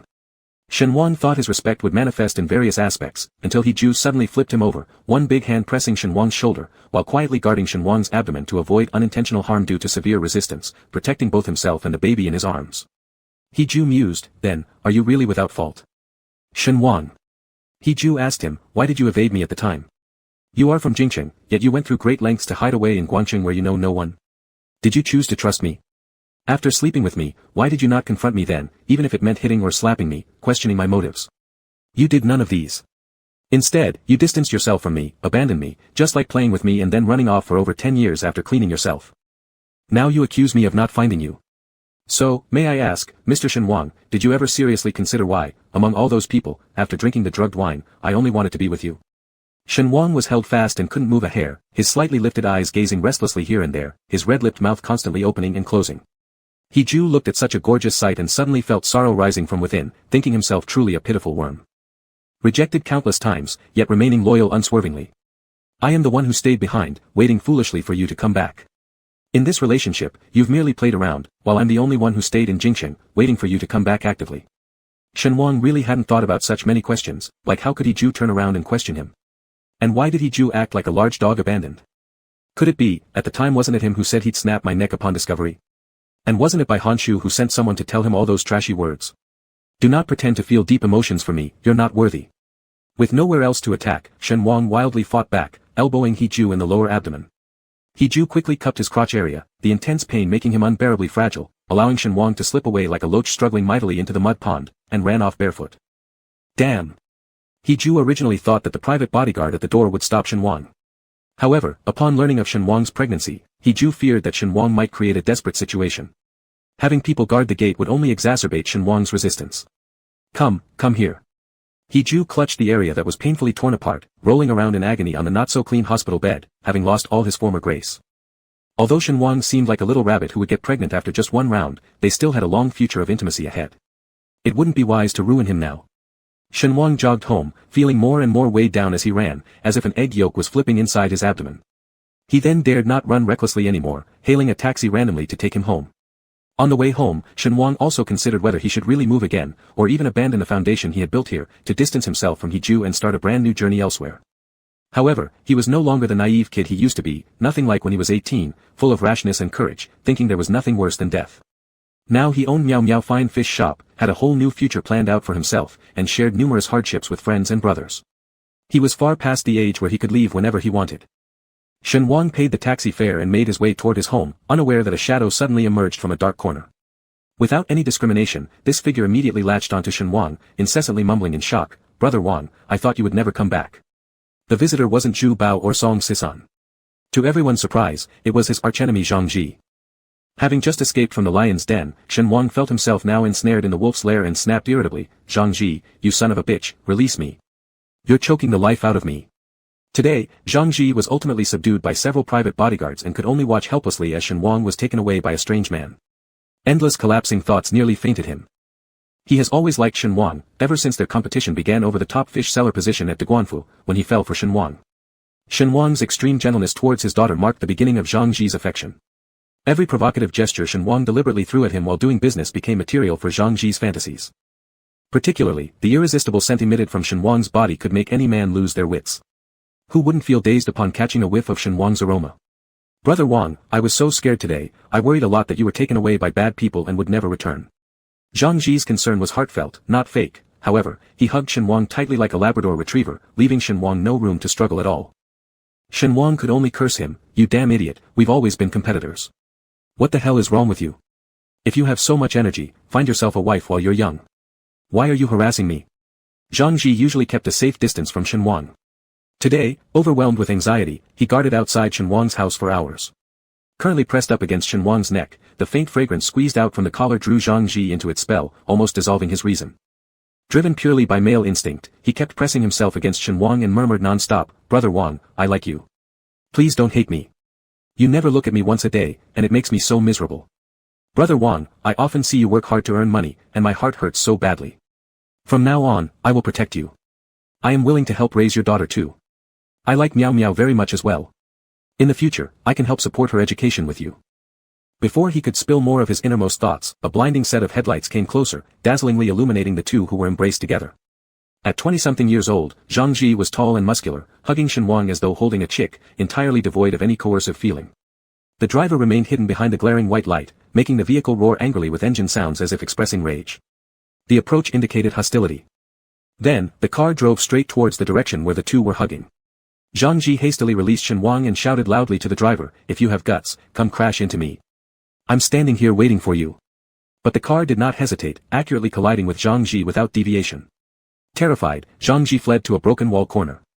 Subsequently, the car slowed down, applied emergency brakes, and perfectly trapped the brawny big-headed fool who knew not the value of life within the gap, unable to budge an inch. In a moment, He Ju descended from the main driver's cabin with an extremely cruel face. From Zhang Ji's perspective, all he could see was a cold and ruthless face concealed in the shadows of darkness and unrest, akin to a Yama emerging from the depths of hell, specializing in claiming lives. He Ju slightly pointed in his direction, indicating that one more move would result in death. He Ju had an excellent memory. Among the 3 troublemakers at Daguanfa Market today was this foolishly bold young man right before him. However, he generally did not nitpick with those who lacked any competitiveness. Turning toward Shen Wang, who was at a loss, He Ju asked a question in front of Zhang Ji, who was anxious as fire. Do you think I am the villain in this story? Are you sure? Shen Wang, under normal circumstances, would definitely call him a complete lunatic. This guy actually wanted to run over both me and Zhang Ji with his car just now. Wait a second. He seemed to only want to teach Zhang Ji a lesson, didn't he? No, why am I even analyzing his motive? Next. He Ju said, isn't the so-called antagonist supposed to force love and lock their target away? Shen Wang could barely keep up with his train of thought. He Ju had already scooped Shen Wang into his arms horizontally, kicking the dilapidated house door open with his foot while warning the person in his embrace, I still feel some pain right now. If you don't want me to truly kill that idiot outside the door, you'd better listen to me quietly. Shen Wang was carried into the house as He Ju briefly glanced around the living environment. The part captured in photos already looked pretty shabby, but unexpectedly, the interior decoration of the house was even simpler, almost destitute. You and your daughter live in this house. For more than 10 years. Even though there was a component of blaming Shen Wang for abandoning him and running away, He Ju was infuriated by the sight of the current impoverished scene. Can I first force you to change your living environment? Not really. He Ju was trying his best to suppress his anger. Knowing his years of cultivation, it wouldn't allow him to act like an ordinary jealous man making ridiculous and boring moves. Still, he had beaten people for Shen Wang, gotten angry for Shen Wang, planned to run someone over, demolish houses, and force Shen Wang to live a good life with Miao Miao. If this kind of affection were so urgent yet pure, sincere yet long-lasting, He Ju couldn't help but wonder, why on earth Shen Wang understood absolutely none of it. How could someone be so stupid from childhood until adulthood? Finally entering his own house, Shen Wang regained some consciousness upon seeing the familiar room and said, He Ju, you have no right to force me. Who do you think you are? How do I not have the right? I'm the father of your child, and that is my biggest qualification for being here. Shen Wang was furious, how dare you bring up being Miao Miao's father? In her eyes, you're less than a stranger. She doesn't even know I'm the one who bore her. If our daughter won't acknowledge me, and you keep running away again and again, fine. He Ju was struck deeply by these words and couldn't help but feel sorrowfully, then you'd better start rubbing me. You've caused me a lot of pain too. I'm human, Shen Wang.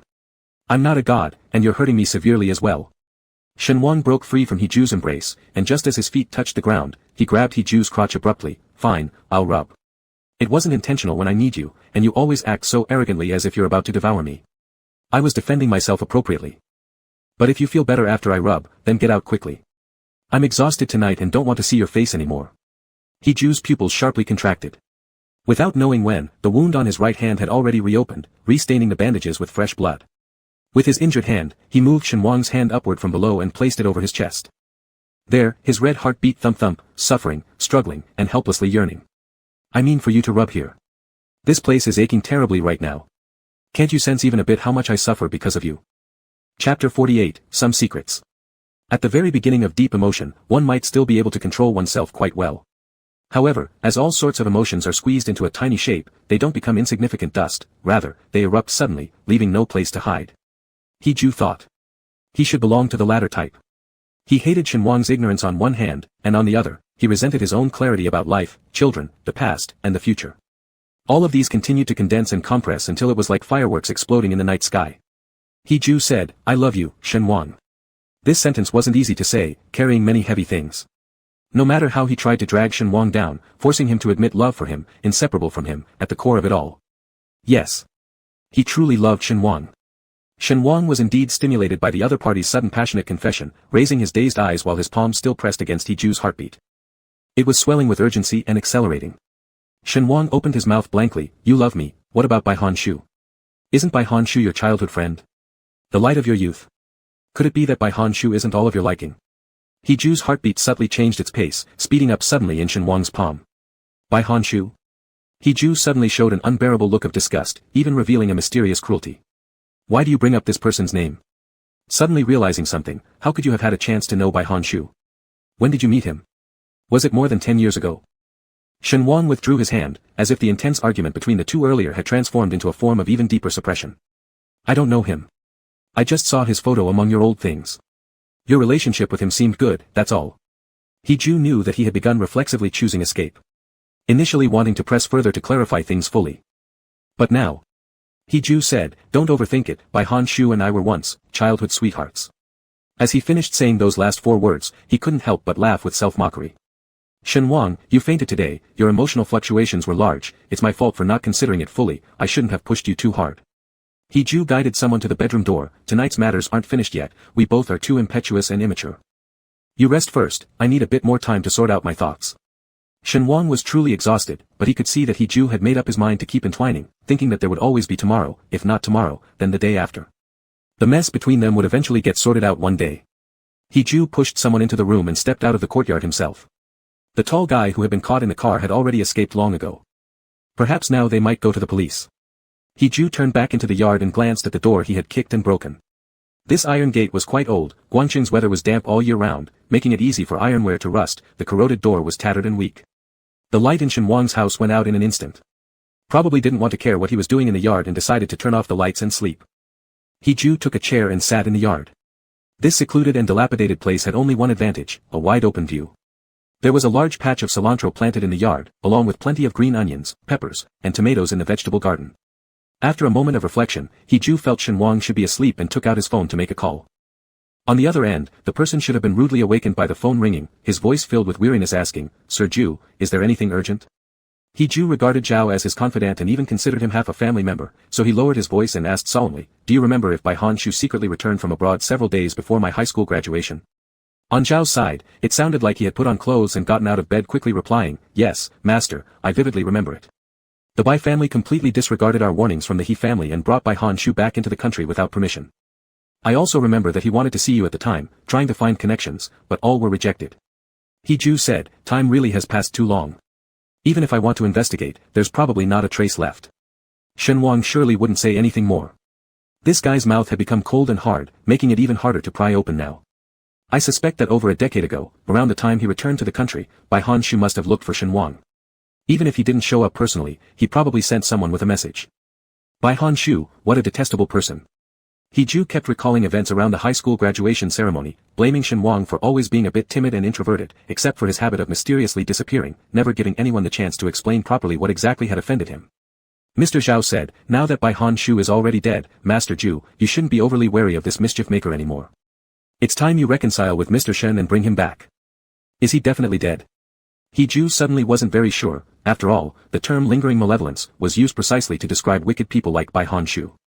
He never smoked and had a deep-seated hatred for smoking, but this night was absolutely one of sleepless nights. He sat in the yard all night long. Shen Wang woke up in the morning to find He sitting in the yard as if propped up by his long legs, looking just like a sculpture, unmoving and not at his best. It was indeed quite frightening at 4 o'clock in the morning. Shen Wang had already finished washing up and was preparing to go to the port to purchase goods when he was startled by someone sitting straight at the gate, even more serious looking than the stone lions guarding the door. Shen Wang gave Heju's leather shoes a kick as he passed by, coldly as if speaking to a stranger, if you're tired, go inside and sleep. My bedding is changed and washed every 3 days, so it's clean. Heju's eyes moved slightly, apparently lost in thought all night. His hands were woodenly crossed over his chest as he asked, why are you up so early? Where are you going? Definitely not running away. Don't worry, I don't have the energy to run wildly this time. Shen Wang said, yesterday, you ruined dozens of my deals with dozens of people. Today, I must try to make more money to compensate for the losses. Heju got up, moving the stool blocking the iron gate. Apart from a few wrinkles, his shirt and suit pants looked as neat as if they'd just been taken out of the steamer. That's right, he wasn't physically laboring type after all. There was only evidence of good upbringing and a life of comfort all over him. Shen Wang pointed at a few bloodstains on the cuffs of his shirt, these may not come out cleanly. Why don't you take it off now and spray some stain remover on it? If you rub it later at noon, perhaps it could get clean. Heju gave it an indifferent glance, this outfit isn't valuable anyway. I'll wear it and then throw it away. The evil capitalist. Shen Wang curled his lips slightly and waved his hand, then moved aside. I'm about to start my day. Heju seemed to regret, pulling him back and asking, alright, wash this for me. But currently, this is my only set of clothes. If I take it off, there won't be any left. Okay. Shen Wang led Heju back into the house, opened the wardrobe, and flipped through his own short-sleeve shirts. He grabbed one and tossed it to Heju, saying, you can just barely fit into this. My size differs from yours by several numbers. When Shen Wang turned around, Heju should have been restless due to lack of sleep. In fact, after Shen Wang left, Heju hadn't slept well for a long time. Even an iron will would feel somewhat dazed. Therefore, He Ju forgot his usual taboo, undressing his shirt right in front of Shen Wang before Shen Wang could turn away. Shen Wang saw the numerous scars across He Ju's upper body. Those dense knife wounds were shocking, and there were a few more located near vital areas, along with various burn marks. Shen Wang was instantly stunned by these broken and battered marks, too shocked to draw a deep breath. He Ju quickly slipped into the too tight and too small short sleeves. His shoulders bulged out awkwardly, half of his stomach showing outside the bottom hem. From beneath, a few prominent and shocking scars poked through. Shen Wang, what time will you return tonight? He Ju pulled down the short sleeves, I want to talk to you seriously. It took Shen Wang a while to respond with an, oh. He had never seen such a real state of He Ju's body before. He Ju had never allowed him to touch any part casually, including at the beginning when their intimate moment started, always starting from behind. Shen Wang said, go sleep, I'll try to come back as early as possible. There was an impulse in his hands to pull up the other's clothes, but he forced himself to resist by pulling out work gloves from his pocket and clenching his teeth. He Ju deliberately let him see these injuries. Probably, after reflecting all night, he finally decided to do this. Shen Wang deeply felt that if he went forward and grabbed the seemingly shrunken short sleeve, He Ju would tell him many things. However, Shen Wang did not do that. He Ju might have figured out how to proceed with his words, but it didn't mean he had completely sorted everything out. Shen Wang's thoughts were simple. Even though he had struggled for over a decade, from the perspective of emotions, he was still less intelligent than a fool. What if He Ju revealed some unbearable truths? Then Shen Wang quickly went to the station to catch a bus heading to the port for goods. The bosses in charge of cargo loading glanced at each other upon seeing Shen Wang. A few were acquaintances from Guangfu Market, and they seemed particularly surprised when they saw Shen Wang. They asked him indirectly if someone was pressuring him to pay back high-interest loans. Shen Wang said, I borrowed 2 million yuan as a loan, and now I urgently need 10,000 to return it first. Boss Wang, you just sold a batch of groupers recently, right? I remember. Boss Wang teased back immediately, judging by the huge crowd that stormed into Guangfu Market yesterday looking for you, you're clearly borrowing more than just 2 million. It must be at least 10 million. As the bus arrived, people crowded toward it. Shen Wang hesitated with his feet feeling as heavy as lead. After a short pause, he stepped back behind the safety line. Boss Wang shouted, what's wrong with you? The bus is here. Aren't you going to buy supplies? Shen Wang shook his head and turned to run back. Who on earth could have caused so many scars on He Ju's body? Shen Wang couldn't figure it out, but he desperately wanted to know. What if all these injuries were closely related to his departure? Shen Wang didn't dare to think about it even for a moment, because any doubt would mean he might concede something important to He Ju. Should he ask for the truth or not? Yes or no? Shen Wang's mind was in complete disarray, yet his steps grew firmer. By the time he hurried back home, there were more than a dozen luxurious cars parked in front of his house. An elderly man who looked quite tired was pacing back and forth at the door, as if pondering whether to rush into the courtyard. Shen Wang recognized him immediately and called out, Manager Zhao. Manager Zhao had been waiting for quite a while. In fact, since receiving He Ju's phone call last night, he'd sensed something was off with Master He.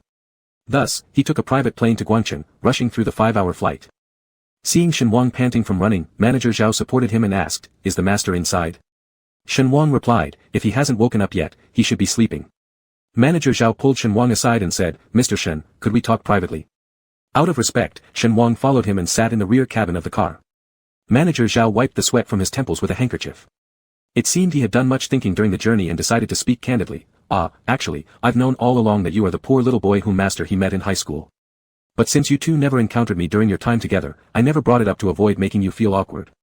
Mr. Shen, Manager Zhao continued, on my way here, I've thought long and hard about why you left Master He, and I feel it necessary to discuss this matter with you first. Although Lord He and I appear to be master and servant on the surface, I personally took care of him from a young age, so we are very close relatives indeed. He was stubborn since childhood and rarely exposed his inner feelings. To train him as the future heir to the family, the He clan specifically moved him out of the main residence, placing him alone in an external residence, the present He manor, to cultivate his ability to live independently. Moreover, he wasn't allowed to be overly intimate with his siblings. Shen Wang listened patiently, occasionally twisting his gloves nervously. Manager Zhao laughed lightly, I originally planned to organize my thoughts carefully before speaking to you, focusing only on key points, but with such urgency, my words have lost some order. Next, I will mention another person, someone you should know, Bai Han Shu, the youngest and most favored son of the Bai family. This young master grew up alongside our Master He, which is certainly true. The adults arranged it purposefully, aiming to build a strong network of connections and hoping the two boys would develop a solid friendship in childhood that would grow into a powerful alliance in the future. Our Master He has always preferred solitude, being aloof and reserved in dealing with others, whereas Bai Han Shu was notably lively and lovable. As a result, Bai Han Shu often addressed our master as brother, and eventually, Master He truly began to treat him like a younger brother. Until the year they graduated from 6th grade, encouraged by their families, the two masters decided to spend their summer vacation in France, accompanied by only a few bodyguards assigned to protect them. However, disaster struck at this critical moment. These two young masters were kidnapped by unknown individuals in the local area. Back then in the capital, people from both families were practically driven mad.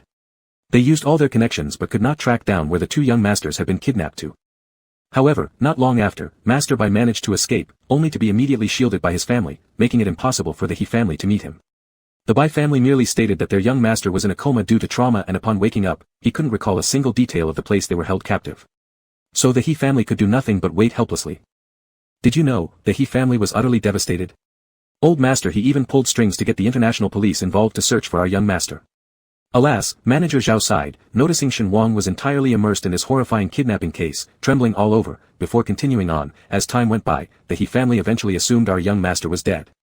It wasn't until our young master was found bloodied in an abandoned mine shaft, with both legs shattered and subjected to unspeakable torture almost costing him his life. Shen Wang gritted his teeth, his eyes swirling not only with fear but also brimming tears. So, does Master He hate the Bai family's young master? Yes, our young master despises Bai Han Shu with all his heart. After being rescued, it took our young master 3 whole years to somewhat adjust back to normal life. He became averse to crowded places and socializing with others. His basic trust in people was completely shattered, and parts of his sense of taste and smell were lost as well. That's why, during high school, he transferred from an elite academy to an ordinary public high school, where he met you. At this point, Manager Zhao reached out and grasped Shen Wang's hand firmly, his tone growing solemn. How could our young master ever fancy that bastard from the Bai family?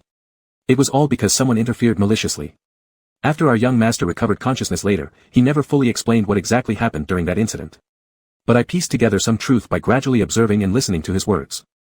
At the time when both young masters were captured, our young master probably discovered the sole chance for survival and gave that opportunity to Bai Han Shu, that bastard.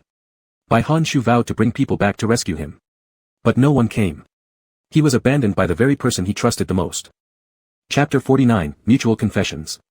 At this point, whether intentionally or accidentally, Manager Zhao paused momentarily. This brief pause had already heightened Shen Wang's emotional anticipation to a great extent. He never expected that He Ju had gone through such a terrifying experience. He had thought that he was merely Bai Han Shu's substitute. However, Shen Wang's suspicion wasn't entirely unfounded. Indeed, someone had once confronted him severely in the past. But the last words of that person remained especially vivid in Shen Wang's memory. He had said, He Ju has an extremely strong sense of vengeance, particularly concerned with whether others remain loyal to him. If someone betrays him once, he will retaliate hundreds of times until the other person is completely unable to stand firm in society. As memories shifted, the desolate sight of the Bai family's dilapidated residence gradually disintegrating in the wind appeared clearly before his eyes. It seemed that in certain matters, He Ju was indeed obstinate to the point of being extreme. Shen Wang interrupted Manager Zhao's following words and said, He Ju probably just fell asleep. Let me check inside for you. Subsequently, he got out of the car and entered the house to see if He Ju was sleeping. To his surprise, the ever-critical nobleman was hiding under the blanket, covering his head. Before going to sleep, he had already turned Shen Wang's wardrobe upside down, bundling all of the few clothes into a ball of fabric and hugging them into the quilt, breathing in the remaining scent on the clothes repeatedly. He Ju always slept lightly, but at this moment, hugging his clothes made him sleep soundly. Unable to help himself, Shen Wang pulled the edge of the quilt covering his face slightly downward, revealing He Ju's entire sleeping face. A handsome but troubled face.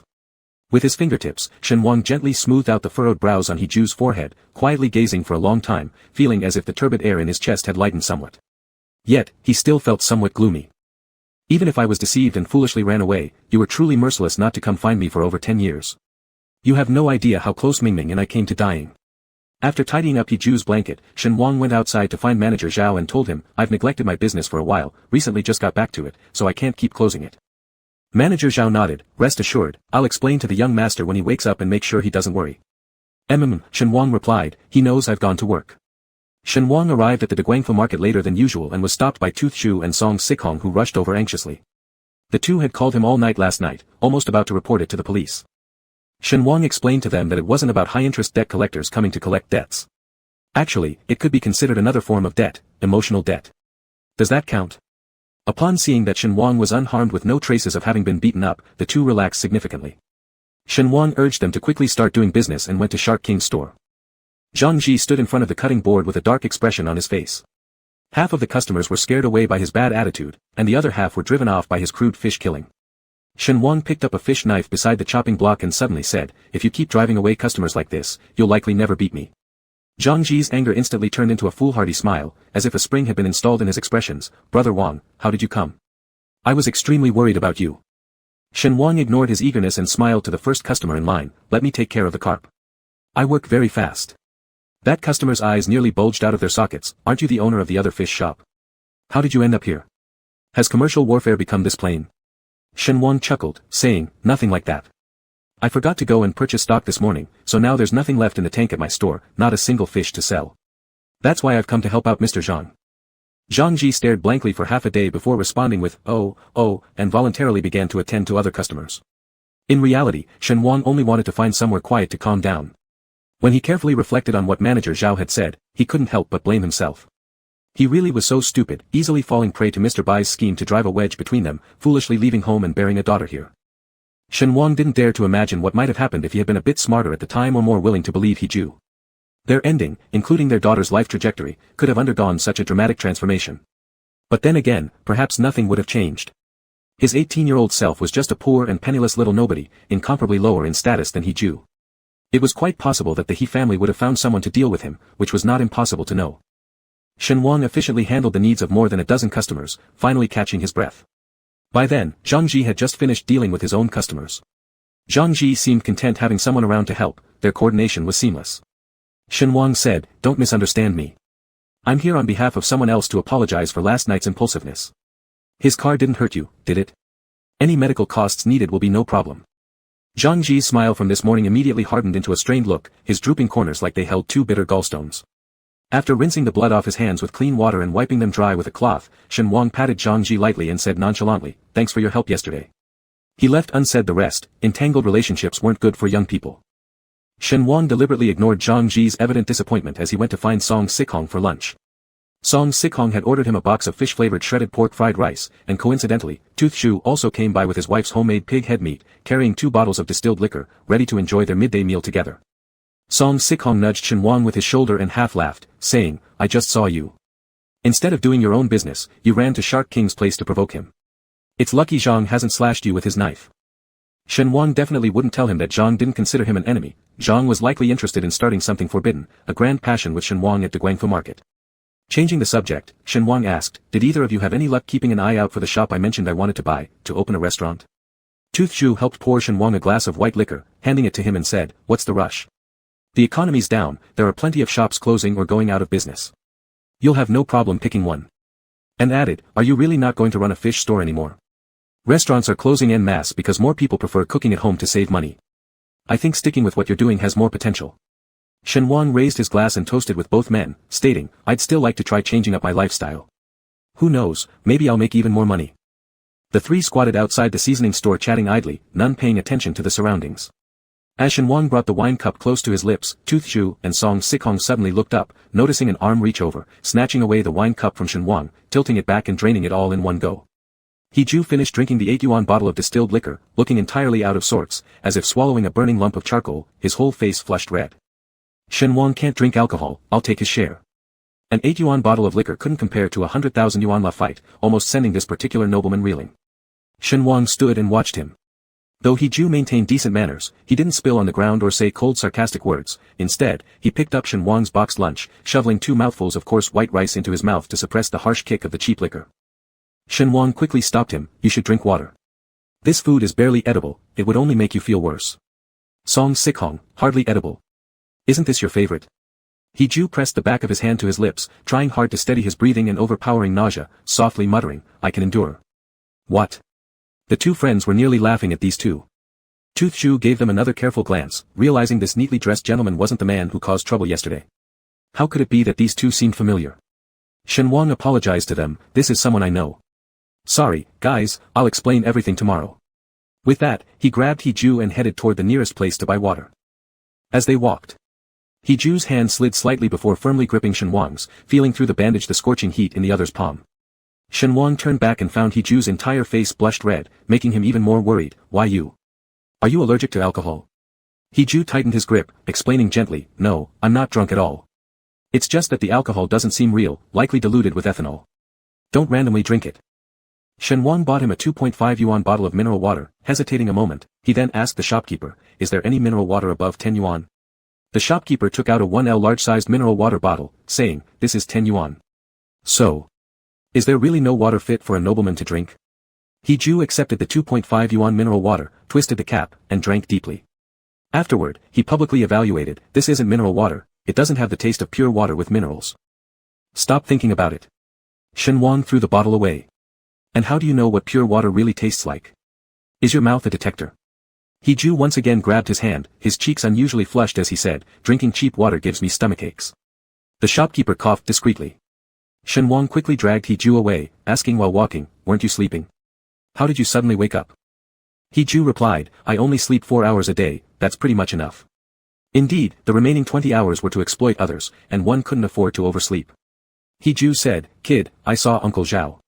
Shen Wang asked, "Why do you call me kid again?" He turned to look at He Ju carefully. He Ju's face was extraordinarily red. Goodness gracious, he truly had a wealthy man's complexion, drinking wine worth hundreds of thousands wouldn't affect him this way.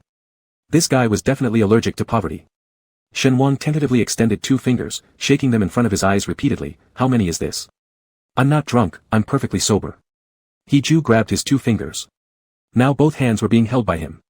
He Ju said, "Uncle Zhao told me that he mentioned Bai Hanshu's matter to you, so I'm worried that you might overthink it again, and I've come to find you." "I haven't been overthinking." Shen Wang tried to free himself from He Ju's grip but found it futile. The other's strength was naturally greater than his own, and now after drinking cheap alcohol, he was completely unresponsive to reason. He Ju said, "At the time, those people actually wanted to kidnap Bai Hanshu. After being kidnapped with him, he..." Shen Wang interrupted, "Shu, lower your voice. What if passers-by hear that you're a famously rich tycoon? We might get kidnapped ourselves." He Ju smiled, "This is within the country, very safe." Nevertheless, he continued holding Shen Wang's right hand, leading him to a shaded area outside the market. The tree shadows danced on his reddened cheeks, making the usually cold man appear more soft and innocent. If He Ju wasn't drunk, he must be allergic, Shen Wang kept affirming inside his heart. Otherwise, why would this man, known for his stubborn pride, start pouring his heart out? So, all it took was an 8 yuan liquor. He Ju tenderly ran his fingers through Shen Wang's hair and said lightly, "Bai Hanshu deceived me. He said that as long as I helped him escape, someone would soon come to pick me up. He was weaker than me, and I regarded him as a younger brother." Somehow, Shen Wang saw a flicker of sadness in the otherwise stone-cold sculpture before him. He Ju said, "The Bai family has always seemed to get along well with the He family, but in reality, they greatly fear our growing strength. I am the designated heir of the He family. If anything happened to me during the kidnapping case, it would indirectly attack the He family, leading to the worst-case scenario of Jinwei's stock prices plummeting, allowing the Bai family to purchase shares and ultimately eliminate the He family from the capital." Shen Wang felt that he was spilling secrets hidden deep within his heart without reservation, fearing that once the intoxication passed, regret would set in for saying too much.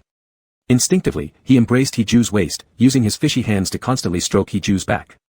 There were many visible scars of past years, and many invisible ones as well, forging the hateful man standing before him and continually twisting his beliefs. "Don't talk anymore, I understand." "You don't understand." He Ju let go slightly, his entire person leaning against Shen Wang's shoulder as he spoke with complaints. "It was you who abandoned me first. I waited for you to come back on your own accord. My dignity told me that you can't let me go." "No, that's not right." He Ju continued, "The Bai family people weren't good sorts. It took me 7 years to completely uproot them. During that period, I was a ruthless, blood-covered machine, but I absolutely couldn't have any weaknesses. I had to eliminate every Bai family member who could potentially harm you." "That isn't correct either.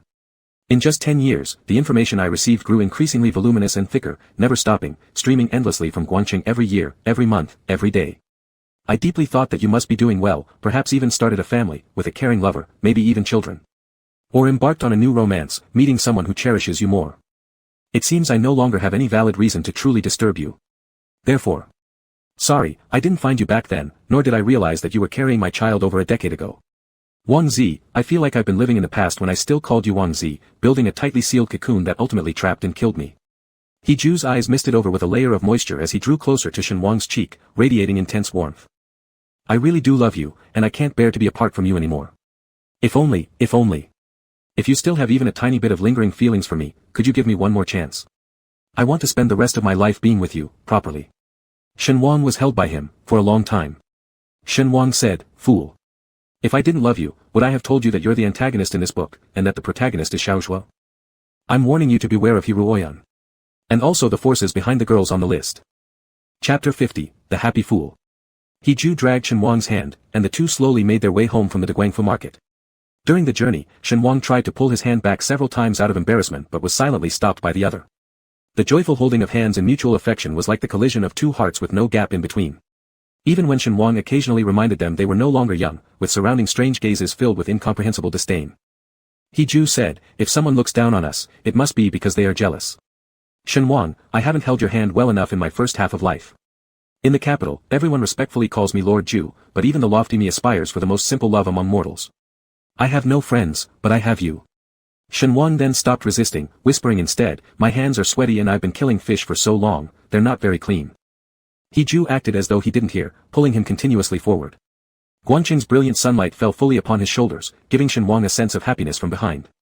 In dreams too, he had secretly dreamed of this, He taking his hand voluntarily, pulling him out from unfathomable darkness bit by bit into the lush springtime, then summer, autumn fading, winter coming.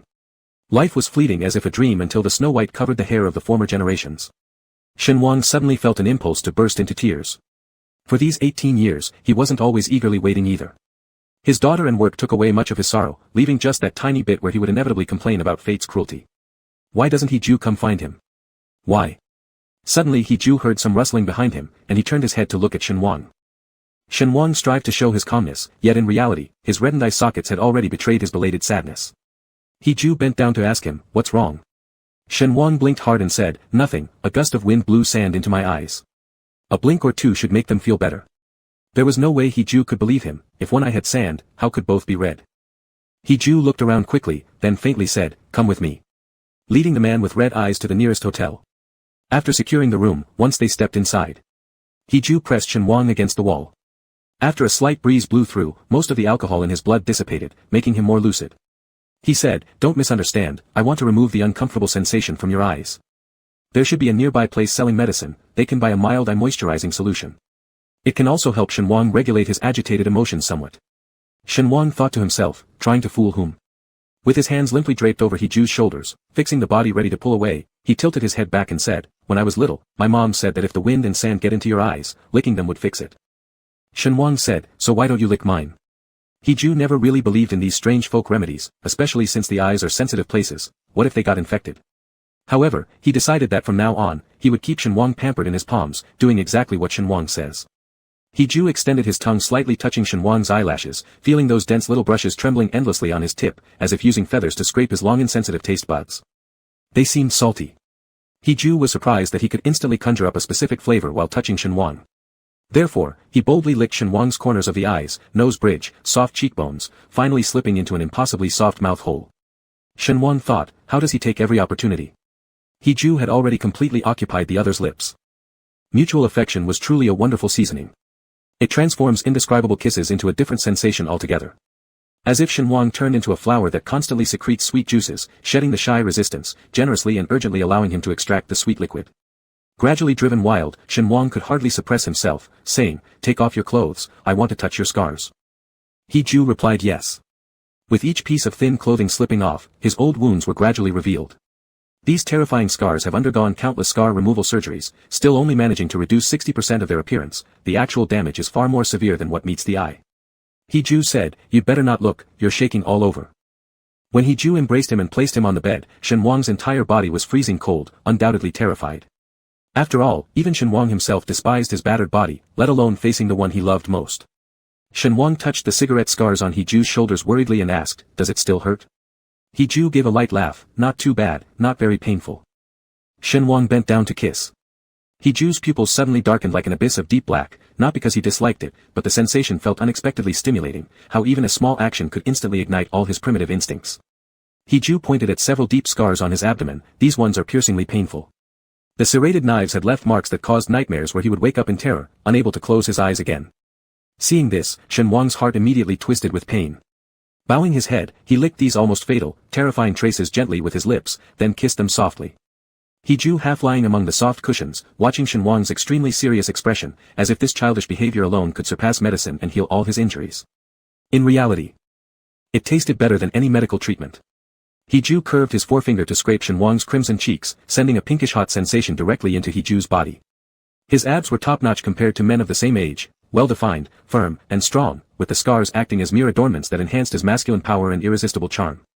Heju clearly felt that his painful memories were no longer shameful, they had become treasures to make his wife pity him more. Turning Shenhuang over, he kissed the corner of Shenhuang's lips. I also want to see where you gave birth to Miao Miao. Shenhuang pushed back, trying to refuse. But when He-Ju gained advantage, he would relentlessly press forward, whispering close to Shenhuang's ear, you said it yourself, we must be fair. Shenhuang couldn't resist his dominance and responded, but you can't call me a monster. He-Ju slowly revealed the most precious area, a place he had caressed countless times before, yet none compared to seeing it firsthand. How can I think of you as a monster? It's where my treasure gave birth to another treasure. Overwhelmed with emotion, He-Ju began kissing. Shenhuang wasn't as calm as He-Ju, he pulled the other's thick black hair, shaking his head repeatedly. How could it not feel strange, a man giving birth? Shenhuang's voice rose from low to high, I don't even dare tell our daughter that she was actually born from me. He-Ju suddenly stopped all movements, pulling Shenhuang into his arms and soothing him tenderly, if you say this, I will get angry. Miao Miao loves you, and I love you too. We won't find you strange, we'll only feel this is heaven-sent luck. He-Ju paused for a moment, seemingly recalling something even more important, then covered Shenhuang with the blanket while getting out of bed. Shenhuang grabbed him in alarm, asking nervously, what's wrong with you? Why did you stop? He-Ju patted him, I'm going to a nearby pharmacy. I'll be back soon. Then he dressed and went out. Is he buying an umbrella? Shenhuang turned his head to see the convenience box on the hotel nightstand filled with various supplies. There were probably 7 or 8 boxes full. Strange. All these things are already here, why did he run off to the pharmacy? Could it be he thought there weren't enough? Drowsy with waiting, Shenhuang roughly fell asleep, waking up after about 10 minutes as He-Ju returned carrying a plastic bag full of medicines. From inside, he took out a whole pack of paper cups, tore it open, and retrieved one, coming over to Shenhuang, do you need to pee? Without hesitation, He-Ju prepared to catch the urine right there. Shenhuang stared at him as though he didn't recognize him anymore, shaking his head furiously, what are you doing? You're planning something perverted, aren't you? He-Ju soothed him, I promise I have a use for it. If not, you can go to the bathroom and remember, don't flush it down. Shenhuang, reluctantly holding the paper cup, spent 2 embarrassed minutes inside, then returned red-faced, hiding under the blanket. Angrily warning him, I warn you, do not do anything perverted. He-Ju smiled and ruffled the head peeking out, staying silent. Picking up the plastic bag again, he walked into the bathroom, taking out every pregnancy test stick available on the market, aligning them neatly on the floor, and carefully filling each test stick's groove with the content from Shenhuang's paper cup. They waited quietly for a minute to pass. Almost all the pregnancy test sticks displayed 2 red vertical lines. After He-Ju cleaned everything up, he carefully washed his hands with hand soap. Shenhuang had already gotten dressed and was sitting on the sofa waiting for him. Shenhuang asked, did you wash your hands? He-Ju nodded and indicated that he had used hand soap. Then he walked over to Shenhuang, looking at him with a gaze that was serious yet filled with warmth and affection. Mr. Shen. He suddenly addressed Shenhuang formally, catching him off guard. He-Ju smiled and said, congratulations to both you and me, we're about to be dads again. Huh. Shenhuang was initially confused, but He-Ju gave him a big hug as if their assets had doubled. Mr. Shen, congratulations. You're pregnant again. He-Ju suggested they rest a bit longer, but Shenhuang insisted on going home. He-Ju thought Shenhuang was upset and his joy quickly turned into unease. Could it be that Wang Zai didn't want another child? That wasn't impossible. After all, Shenhuang had always been resistant to his ability to bear children. Besides, they already had an adult child. He-Ju's anxiety transformed into disappointment, and as he held Shenhuang's hand, he said, if you really dislike or reject the idea, I respect your decision. Actually, there was no need for He-Ju to guess, Shenhuang naturally felt even more confused. How could he be pregnant again? He was already in his 30s, and if he became pregnant again, wouldn't people mock him? Shenhuang remembered the near-death experience of childbirth, but when he saw He-Ju's dejected expression, he couldn't bring himself to be cruel. Still hesitating, he asked, if the child born at this age isn't intelligent, what will happen? He-Ju laughed and hugged him, saying, then let them be the richest and happiest little idiot in the world. Chapter 51, Secret Emotions. After He-Ju finished speaking, Shenhuang didn't display much emotion. Instead, he fell into deep thought, just as one would after learning that they are carrying a new life inside of them. It was quiet and still. Nothing like the excitement or joy seen in TV dramas when couples in love discover their pregnancy test showing a positive result. There was none of that. He-Ju carefully considered and decided not to pressure Shenhuang too much. Though children are gifts from heaven, they also bring a certain amount of challenges and pressures. Shenhuang remained lost in thought until he noticed that He-Ju's hand had turned slightly cold, which made him look at him with concern. Don't worry too much. I mean, in the past it was just me dealing with pregnancy, and I seemed quite fearless. But now we're facing this as 3 people, so I suddenly feel more cautious. That made sense. They already had an adorable grown-up daughter, and their daughter didn't know she was born from a male parent, let alone that one of her fathers was the famous duke of the capital city. For He-Ju, he hadn't fully gained Shenhuang's complete trust yet, nor received his daughter's forgiveness and recognition. They also hadn't yet worked together to better spoil their daughter and make up for what was missing. In summary, the timing for a second child didn't seem right. Hee-ju was quickly influenced by Shen Wang's emotions and began to seriously ponder how he could achieve a win-win situation. However, Shen Wang seemed to have discovered something new, his dark emotions vanishing instantly as he urged Hee-ju on by saying, "Alright, let's part ways here today." "What? Part ways?" Following Shen Wang's gaze, Hee-ju saw a tall, graceful girl standing outside the rundown gate of the courtyard, bending down to peek through the rust-covered iron door. "Meow meow. My daughter is back." Before Hee-ju even had a chance to blink, Shen Wang excitedly pushed him to hide behind a crumbling wall. Hee-ju asked, "What do you mean? You don't want me to meet your daughter?" Shen Wang looked troubled. "Meow meow doesn't know you yet. I'm afraid she might have difficulty accepting your existence all at once." Hee-ju sighed silently, "Daughter has met me secretly several times without you knowing." Shen Wang clasped his hands together earnestly, like praying. "She's my only precious daughter, Hee-ju. Let's find the right opportunity to reveal our secret, alright?" Seeing the sweat on Shen Wang's forehead, Hee-ju felt a pang of sympathy and replied, "Alright, don't rush." Before he could finish his sentence, Shen Wang darted home like lightning, shouting toward Shen Miao Miao, "My princess is back." Shen Miao Miao hadn't expected her father to appear from behind, she'd simply noticed a lot of intersecting tire marks on the ground, feeling curious as to why there were so many visitors given how remote their home was. Could it possibly be Hee-ju nearby? Shen Miao Miao rushed over and gave Shen Wang a big hug, smiling brightly. "It's summer break, and I wanted to surprise you by coming home secretly." Shen Wang quickly took her suitcase and embraced her back, saying, "I saw you last month in the capital, but you're already back this month. That's wonderful. What would you like to eat tonight? Dad will cook for you." The father and daughter walked happily into the courtyard, closing the iron gate behind them, trapping the boundless father-daughter affection within. Occasionally, laughter echoed through the air. The person left cooling his heels in a dim corner kept craning his neck to peer through, his tasteless tongue seeming attacked by an acidic and intense sensation. Was he jealous of Shen Wang? Shen Wang should rightly receive all his daughter's love, leaving no place for him to intrude.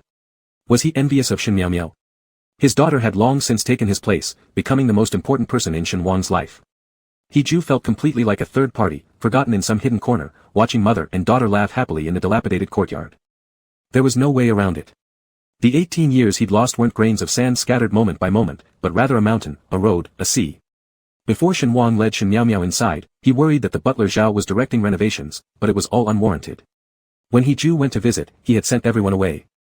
Every day, Shen Wang would tidy up his daughter's bedroom, wiping off the fine dust, changing the mosquito net, and opening the window for ventilation.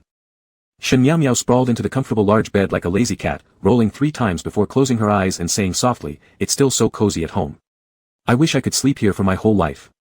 Shen Wang sat tenderly on the edge of the bed. Immediately, Shen Miao Miao rested her head on his thigh, rubbing her soft and fair cheek affectionately as she cooed, "Dad's smell is the most comforting in the entire world. I love you, Dad." Father and daughter snuggled close together in warm intimacy while Shen Wang repeatedly stroked his daughter's thick black hair.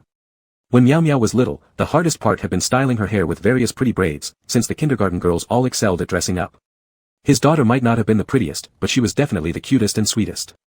As he touched and caressed, Shen Miao Miao's head remained snug against his abdomen, which caused Shen Wang to inadvertently brush against the little seed growing inside of him when he reached for her. Realizing this, his fingers trembled uncontrollably as a sudden wave of guilt overwhelmed him. "I swore that I would only ever love Miao Miao alone forever." Seeming to sense his melancholy in an instant, Shen Miao Miao turned her head and questioned, "Dad, what's wrong with you?" Shen Wang quickly dispersed all the dark shadows from his heart and smiled gently as he said, "Princess Miao Miao must take a bath after sitting on the train for so long. Then Dad will cook your favorite dishes tonight. We'll gather at dinner time." After arranging everything for his daughter, Shen Wang went out specially to buy groceries, only to find Hee-ju no longer waiting where they had parted earlier. Shen Wang felt a bit hollow, muttering to himself about how resolute this person was, coming and going in such haste. From far across the courtyard wall came Shen Miao Miao's voice shouting, "Dad, I super want to eat grapes." "Alright. Mission guaranteed." Shen Wang responded cheerfully. He returned happily with the groceries only to find Hee-ju reappearing near the entrance, waving for him to come closer. For reasons unknown, Shen Wang felt especially anxious and rushed over to cover Hee-ju's mouth, whispering, "Why haven't you left yet?" Hee-ju chuckled lightly twice, "Are you scared so easily?" Shen Wang's face instantly reddened, though he firmly believed it was due to carrying too many things in his hands. Hee-ju pointed out, "I walked around and looked at your house's fence just now. It seems you've raised its height yourself." Shen Wang originally chose a remote residence to conceal his body scent issue. As his daughter grew more graceful, he began worrying that someone unscrupulous might target Shen Miao Miao. So whenever he found time, he added another half-meter to the fence height and even embedded broken wine bottle shards along the top. But Hee-ju remarked, "Still, the iron gate to your house, I opened it with just one kick." I'm not sure if I should commend your awareness of safety or criticize your lack thereof. But no worries, he continued, as long as you and your daughter stay there for one day, I'll assign people to maintain security 24/7. He held Shenhuang's hand, gently soothing him, the daughter is also mine. You must gradually trust me, understand? Shenhuang adjusted the plastic bags in his hand. After being away for a short while, He returned carrying a whole bag of imported fruits. He didn't select overly expensive varieties but rather opted for items priced moderately high. Shenhuang suspected that He had not only overheard what his daughter wanted to eat but also parked his car somewhere discreet. He handed over the fruit, saying, I respect you and won't disturb your sweet moments with your daughter for now. Shenhuang hastily interrupted, that's not true. You misunderstood, it's because Miao Miao didn't come back during winter break, and I want to spend more quality time alone with her. Even as Shenhuang hesitated while speaking these words, he added, however, once the right timing comes, I will certainly let Miao Miao meet and recognize you as her father. I just worry. Thinking about having already understood He's intentions, realizing He hadn't done anything to betray him, Shenhuang thought he should slowly learn to open his heart wider, that Miao Miao may not be able to accept my ability to give birth, you know. If our daughter ends up disapproving, I might really. He leaned down and kissed him softly to prevent any talk of death slipping from his mouth carelessly. Understood. He kissed his earlobe and neck again, you go back inside quickly, your daughter must be hungry by now. Shenhuang asked, or maybe you should return to the capital city first. Your work is so busy, staying with me all the time will delay your business. He slowly replied, wherever you are, my work isn't urgent anymore. Shenhuang's ears turned red all the way down to his roots, and a sudden strong aroma enveloped He. Unable to resist the allure, the two indulged in another short passionate kiss. Shenhuang whispered softly, Miao Miao has made plans to go shopping with her little girlfriends tomorrow, which will last about 4 or 5 hours. Can you come and pick me up to go to the hospital? He immediately held his breath as he asked carefully, 4 or 5 hours. What are we going to do at the hospital? An abortion, perhaps. Just a simple prenatal checkup first. I have connections here, so nothing unexpected will happen. Oh. He's heart had been through countless battles, yet it was repeatedly tormented by one issue alone. The dilemma surrounding the retention or termination of Shenhuang's second child. They were currently at an important turning point where tensions might heighten. Every decision they made had to be handled with utmost care and prudence. However, He was resolute about one thing, whether or not the second child stayed, there was no way he would ever let go of Shenhuang and Miao Miao again. He nodded, all right, this time, I'll follow your lead. Shenhuang entered the door carrying 4 or 5 bags of items when Shen Miao Miao popped out from under the flower trellis in the yard and hurried forward to help him carry them. On the way, Shen Miao Miao asked curiously, Dad, why did I just seem to hear voices outside talking? Was that you? Caught off guard, Shenhuang replied guiltily, no, it wasn't me. Oh, said Shen Miao Miao nonchalantly, while holding some delicious food, I noticed a stray dog following me. So, I squatted down, picked up a brick, and pretended to hit it. Shen Miao Miao then inquired, did you chase the stray dog away? Shenhuang nodded, yes, I scared it off. Chapter 52, He owes you nothing. The information Shenhuang provided was very accurate, or else Shen Miao Miao would be a punctual child who abides by time religiously. She said she'd leave at 9 o'clock in the morning, so she tidied up early and promptly left with joy as soon as the time arrived. He parked the car behind the house. The little girl definitely wouldn't go to that direction without a reason, but Shen Miao Miao's slender and agile figure ran over like a clever kitten. It instantly caught He's full attention, almost fixing his gaze on his daughter. Completely ignoring all the surrounding commotion. At this moment, he only felt happiness peak. Who would have thought that He, glorious all his life, would discover a beautiful and cute daughter at his most brilliant moment? This discovery was like a radiant medal that could be worn on the heart for life. Then, someone lightly tapped on his car window. He reluctantly retracted his eyes, seeing a beauty wearing sunglasses standing beside him, asking him to open the door. If He hadn't recognized Shenhuang's voice, he probably wouldn't bother to respond. Shenhuang was actually wearing a skirt. He was too astonished, nearly forgetting how to unlock the car door. After fumbling for a while, he finally opened it and said, Shenhuang. Shenhuang certainly appeared even less natural than He. Holding the hem of the pleated skirt, as if shy to be seen, he got into the Maybach. He still couldn't believe his eyes and asked again, Shenhuang. Shenhuang was wearing a plain dress, which looked somewhat old-fashioned. At the neck, he wore an appropriate silk scarf to cover the Adam's apple. His 2 arms and calves were exposed outside, glowing white, as if carefully washed to remove any fragrance, otherwise, such an outfit would release an even stronger scent. Shenhuang didn't want to dress like this, including the dress which he bought after becoming pregnant with Shen Miao Miao to conceal their secret during summer outings. When He repeated the same question twice, it annoyed Shenhuang even further. Mainly because of immense embarrassment. Well, would I, a living man, run to the hospital for prenatal checkups without being stared at like a freak? He immediately understood why there had been slight gaps in the data about Shenhuang from the pregnancy until the birth of their daughter. Shen Wang, when cross-dressing for checkups, managed to fool even private detectives who failed to recognize the beauty before them. Indeed, Shen Wang's appearance was androgynous. Dressed as a woman, there was no sense of incongruity. Except for the flat chest, everything else was fitting, truly flawless. He-Ju reached out to hug him but was stopped by Shen Wang, pulling back to create a distance where conversation was clearly not desired. He-Ju didn't dare bother Shen Wang anymore, yet his peripheral vision was entirely fixed on him throughout the journey, observing dozens or hundreds of times. The sunglasses Shen Wang wore were borrowed from Shen Miao Miao. They hid his slightly slanted eyebrows, making his facial contours softer. Shen Miao Miao's side profile exactly combined these advantages of Shen Wang, inheriting his skin which was pale enough to make others envious. He-Ju dared not say he remained completely calm sitting inside the car next to Shen Wang in women's clothing. Men are always filled with passion, especially those in their 30s.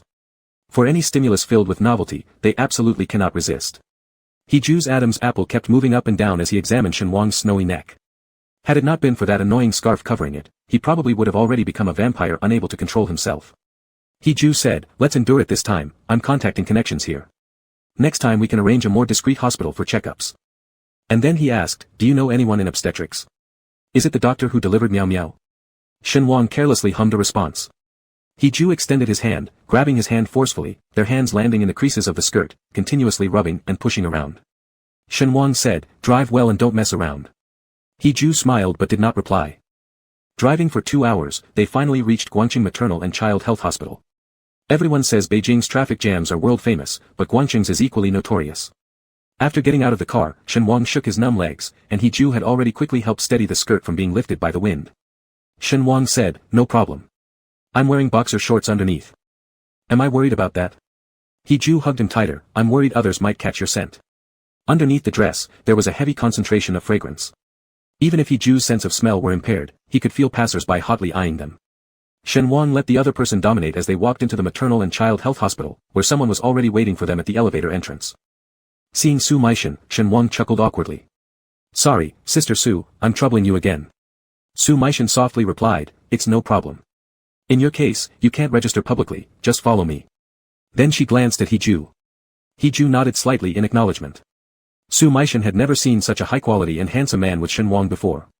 As a doctor who'd seen various situations, she should have been unfazed by anything.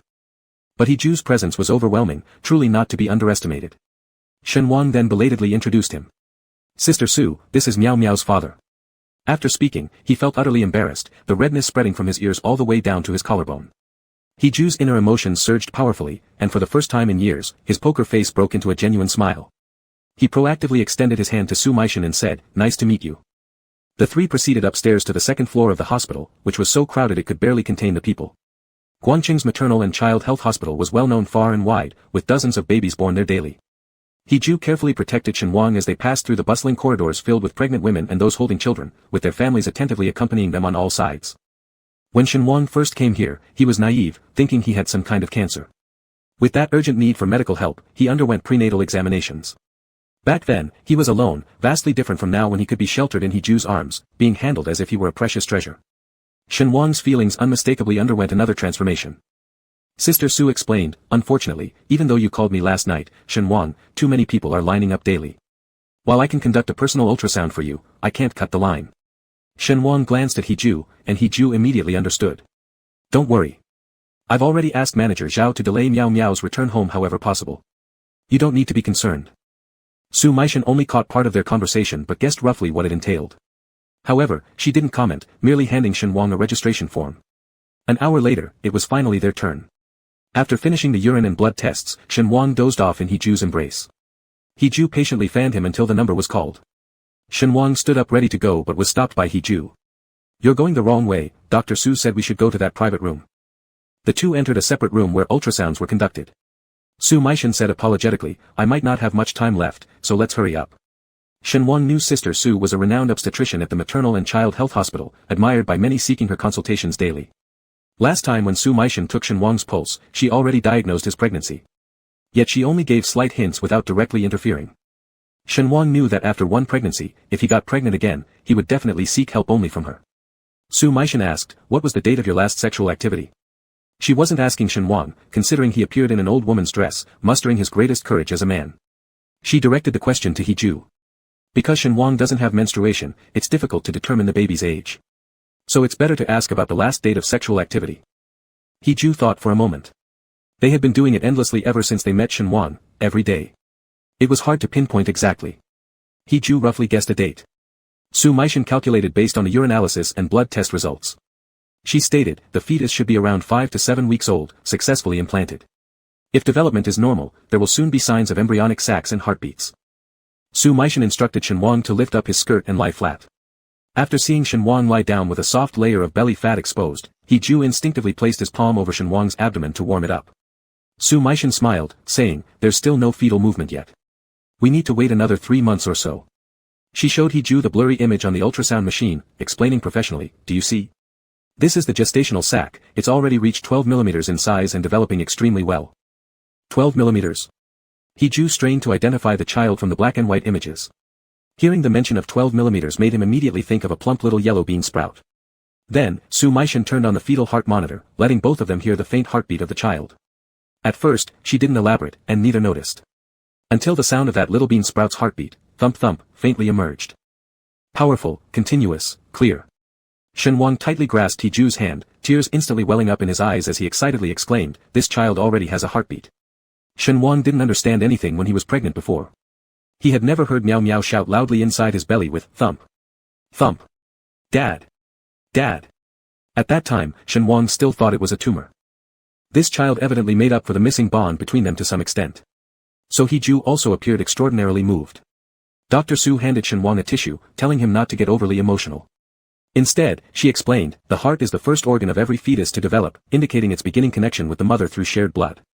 It can sense your emotions, so the feelings of a pregnant woman have a positive impact on fetal development.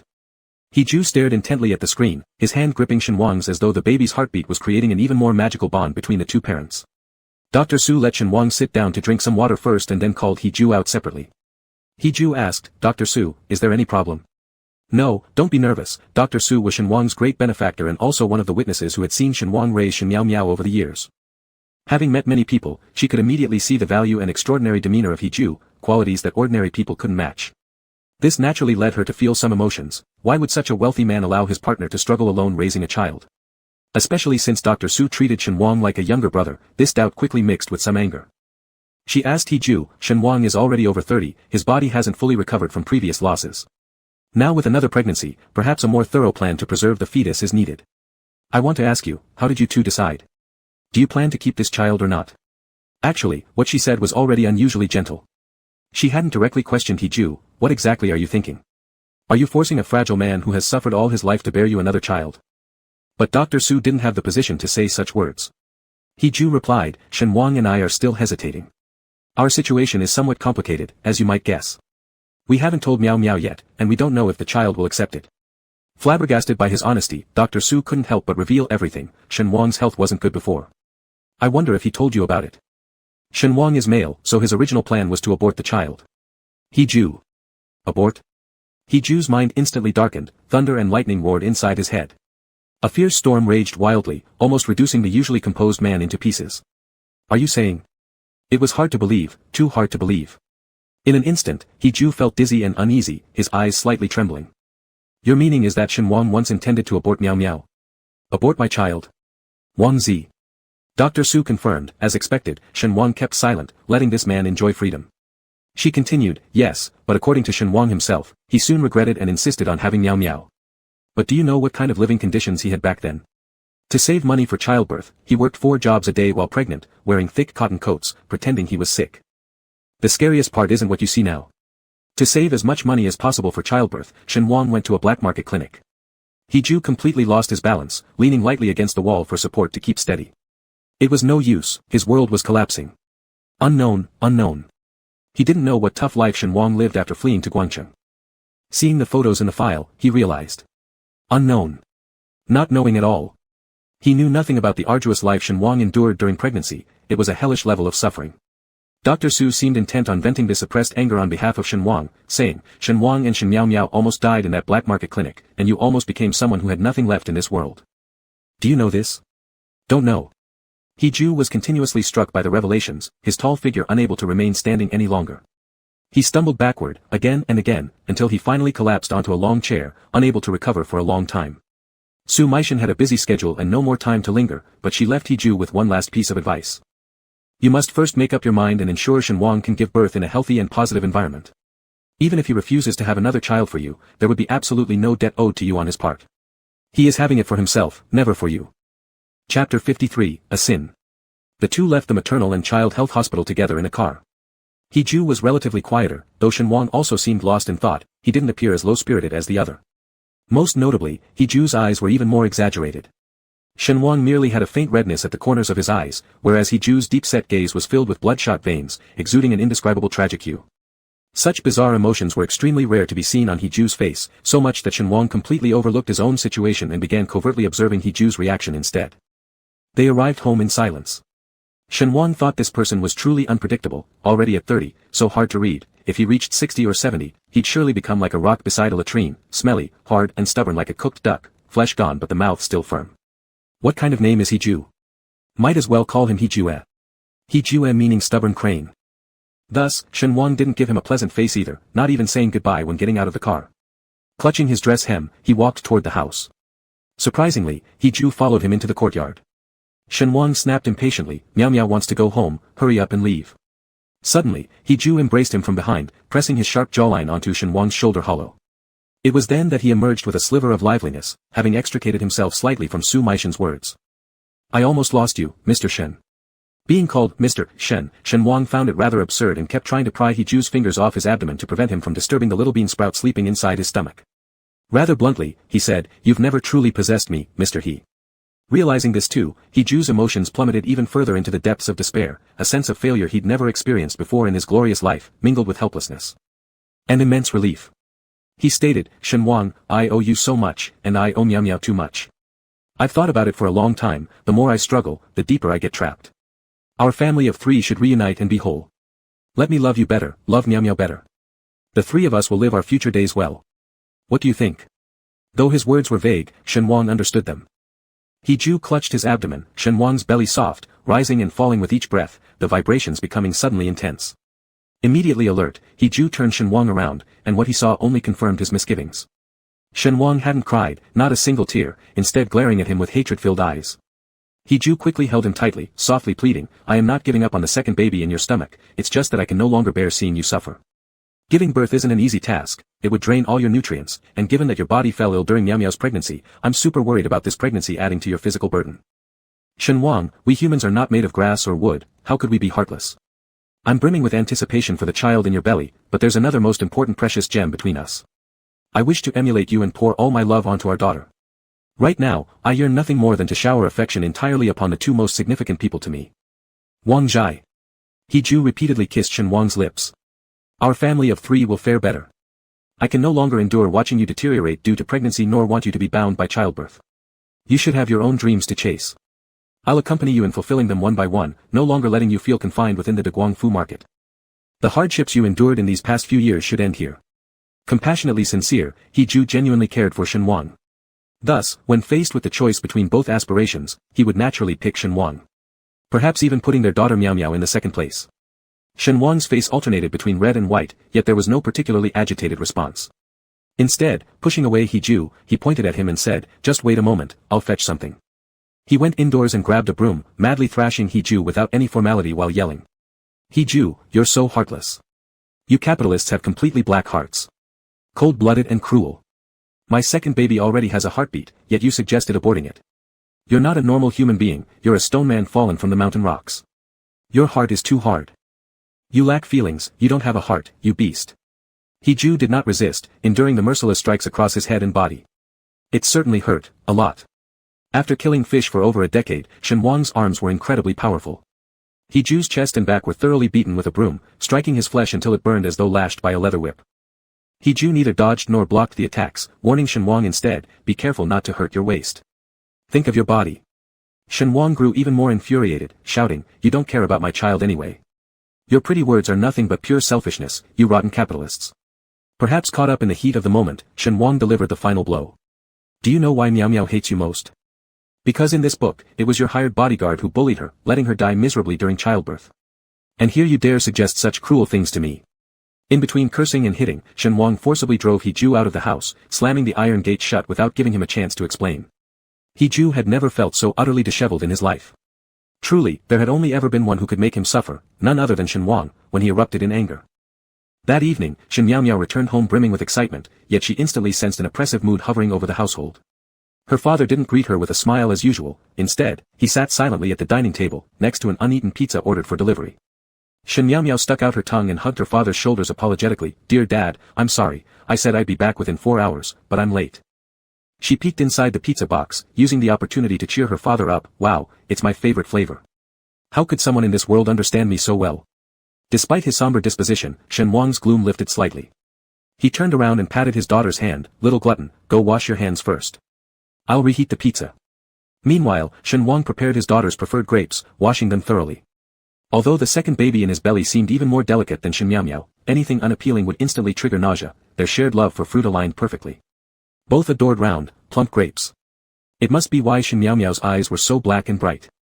Shen Wang indulged himself with several grape servings, their juicy sweetness was delightful. Still, mindful of pregnancy concerns, he didn't overeat, remembering that consuming too much might increase blood sugar levels. He peeled half a plate of grapes for his daughter before finally asking how today had been so enjoyable that she lost track of time returning home. Shen Miao exclaimed, "I had super good luck today." Turns out, she'd met up with some close girlfriends from high school for summer playdates as planned. They started off shopping at the mall, then continued their adventure at the amusement park where they took photos and explored various attractions. Coincidentally, they stumbled upon a system-wide computer lottery at the amusement park. Winning visitors received full free access without waiting in line, a VIP experience similar to a premium pass. There were over 50 attractions, and truthfully, Shen Miao hadn't played on many of them before college. Shen Wang definitely brought her there, but she always refrained from spending her father's hard-earned money on amusement parks, finding excuses each time since she was young. After the amusement park escapade, there was even an exclusive private concert by a famous singer, hosting just 50 spectators. All her girlfriends were obsessed with this triple-threat celebrity, fully immersed in a concert experience, listening closely to his angelic voice while engaging in intimate interactions. Shen Wang immediately deduced what He must have done to delay her return home time.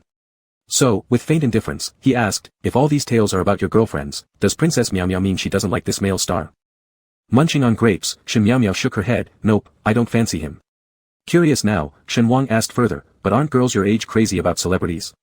"I'm an exception," Shen Miao explained. "I can't say others chasing stars is wrong, from my perspective though, idolizing someone consumes too much emotion easily. Celebrities are packaged personas, they're nothing like how they appear in real life. I prefer authenticity over facades. And besides..." Shen Miao fed her father the sweetest grape, saying softly, "Not a single star looks better than my dad. Watching them is nowhere near watching you." Shen Wang chuckled despite himself, his sour mood instantly mended thanks to her innocent words. Around 11 o'clock, Shen Miao went to bed. Shen Wang had already lit mosquito repellent for her room. "Miao says, Dad has a magical scent, mosquitoes never bite me, it's as if they all deter away," she remarked. Shen Wang tapped her side and pulled the mosquito net tightly for his daughter, quietly exiting the room afterward. It promised to be a sleepless night ahead. Shen Wang sat under the trellis, stargazing for half an hour. The baby inside him couldn't help feeling sleepy, so Shen Wang decided to sleep too, despite his own weariness. But suddenly, a figure appeared atop the courtyard wall. Afraid of startling Shen Wang, the person whispered softly, "Shen Wang." How could Shen Wang not hear someone calling his name? Reflexively grabbing a broom from inside, he approached close enough to identify who it was and pointed at He, asking sarcastically, "Still not beaten enough today?" He had bombarded Shen Wang with countless messages during the night, ignored completely, and now here he was, torn by anguish, his heart shredded like oil seeping out uncontrollably. Unable to sit still or bear the risks any longer, he'd shown up looking as both disheveled and absurd as ever. Initially, Shen Wang had planned another brutal attack, but under the dim courtyard light, he noticed a purple bruise on He's cheek. There's an unwritten rule, never hit someone in the face, this must have been accidental. Especially when He's right arm hung wrapped in bandages, he had just returned from the hospital. This reminded Shen Wang of how many bad guys he'd thrashed with his dog-striking stick technique. But He wasn't innocent either, in fact, he was the biggest villain of them all. Shen Wang threw the broom aside, glancing coldly at He perched on the wall. "Hurry up and spit it out, I'm going to bed." Using his movable left hand, He pressed against his throbbing temple, struggling to suppress the chaos within his heart and the deep pain eating away at him. "Am I really the one indirectly responsible for killing our daughter? Shen Wang, this matter can absolutely not have even the slightest error. If it's truly me, then I will immediately sacrifice my life to pay off what I owe Miao." Shen Wang paid no attention to his pathetic offer and retorted, "That's why I deliberately let you disrupt the relationship between Miao and Xiaozhua. Even if you're guilty, take it out on Xiaozhua. As far as I'm concerned, I've already taken my revenge, there's nothing more to discuss with you." But He continued his desperate explanation. "What kind of trashy novel is this world anyway? No matter how bigoted and reckless I might be, how could I possibly harm my own flesh and blood? Don't I fear karma too? You've got karma alright, you're just waiting for your time. Shen Wang said, on the night I arrived in Beijing, I had a dream where the bodyguards you sent caused trouble for Miao Miao in a dilapidated house. She was about to give birth, yet your goons relentlessly tormented her, saying master he didn't approve of the male lead being with Miss Heroyen. They demanded she reveal the male protagonist's hiding place. It would have been better not bringing this up. Tears now streamed freely down Shen Wang's cheeks as he pointed at He Ju accusingly. After destroying my daughter, are you planning to ruin the child inside me too, Mr. He? There is no crueler existence in this world than you. Between us, we may as well stop pretending. There's no karmic connection, nothing forcing us to stay entangled. Wait. He Ju seemed extremely anxious. Don't jump to conclusions so quickly. You mentioned in your dream that you realized our world was some sappy drama novel. And the plot you dreamed of has yet to happen. How can you use the storylines from a novel to convict me of a capital crime? I swear I won't do anything like that to our children. Wait. He Ju added, what did you say? Master He. Every single person in Beijing respects me as Ju sir, no one dares address me so casually. As he spoke, He Ju pulled out his phone and dialed a call to He Ruoyan's father, his tone freezing like ice, devoid of any human emotion. Mr. He III, in the future, feel free to walk on your golden road. There will be no further contact between our families. Shen Wang stood speechless for a moment.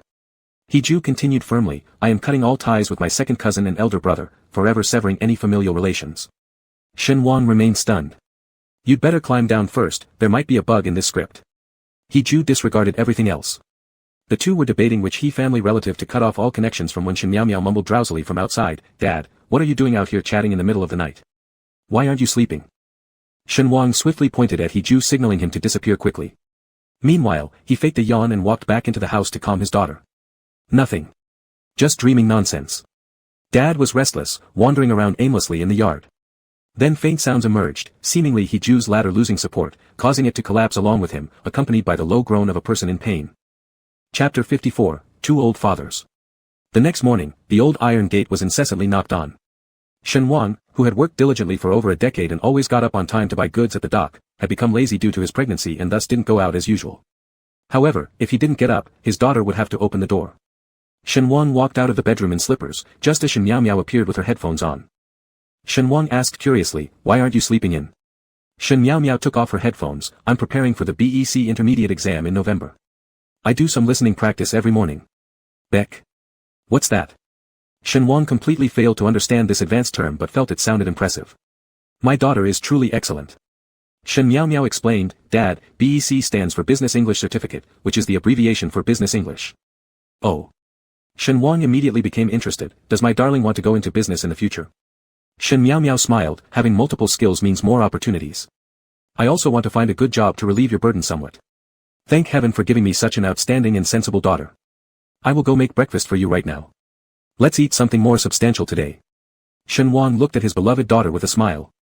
Shen Miao Miao said, Dad, the person knocking at the door probably has an almost broken hand by now. Oh. Shen Wang frowned again. It was annoying, who was disturbing his precious daughter's study early in the morning. He grumbled as he went to open the door. Who stood outside the iron gate turned out to be He Ju with his right arm suspended in a sling. He Ju was dressed extraordinarily formally today, with an expensive deep blue suit tailored tightly around his tall frame, radiating an air of aristocratic luxury. His hair was styled impeccably with mousse, making him look less like someone who would knock on their broken gate and more like a model ready to step onto the runway. Shen Wang, whose hair was already a mess from sleep and looked rather lethargic, looked up at this elegantly dressed man and said, Sir, are you perhaps at the wrong house? He Ju then leaned forward towards his face and, without warning, kissed him, Don't pretend you don't know me. Then, He Ju strutted inside without hesitation. Shen Wang was scared witless, following He Ju and warning him quietly, What are you doing? Where are you going? Get out. He Ju had already entered the house and looked straight at Shen Miao Miao without any hesitation. Shen Miao Miao, Mr. He. He Ju said, Ms. Shen, I wonder if you're available. I'd like to discuss something important with you. Shen Miao Miao looked at him boldly and confidently, not like someone who enjoyed fooling around. She couldn't help but ask, I still know my own place. How dare I let Mr. He come talk to me about negotiations? Shen Wang had been pulling at the back of He Ju's suit, but when Shen Miao Miao's gaze came over, he raised both hands and declared, I don't know him. He Ju laughed in annoyance. Shen Wang crossed his arms and glared at the two of them, when did you two start recognizing each other behind my back? He Ju. Yes. In front of Shen Miao's investigative eyes, He Ju abruptly wrapped his arms around Shen Wang's waist and affectionately yet politely said, "I wish for Ms. Shen's agreement regarding the marriage between me and your father." Shen Wang fiercely stepped on He Ju's leather shoes with his slippers and grumbled through his teeth full of complaints, "What nonsense are you talking about? Who wants to marry you? Don't cause any more trouble. Leave quickly." Shen Miao remained remarkably calm, which she clearly inherited from He Ju's exceptional genes, remaining unmoved even when provoked. She coldly asked, "To my knowledge, Mr. He is from a well-known wealthy family in the capital city.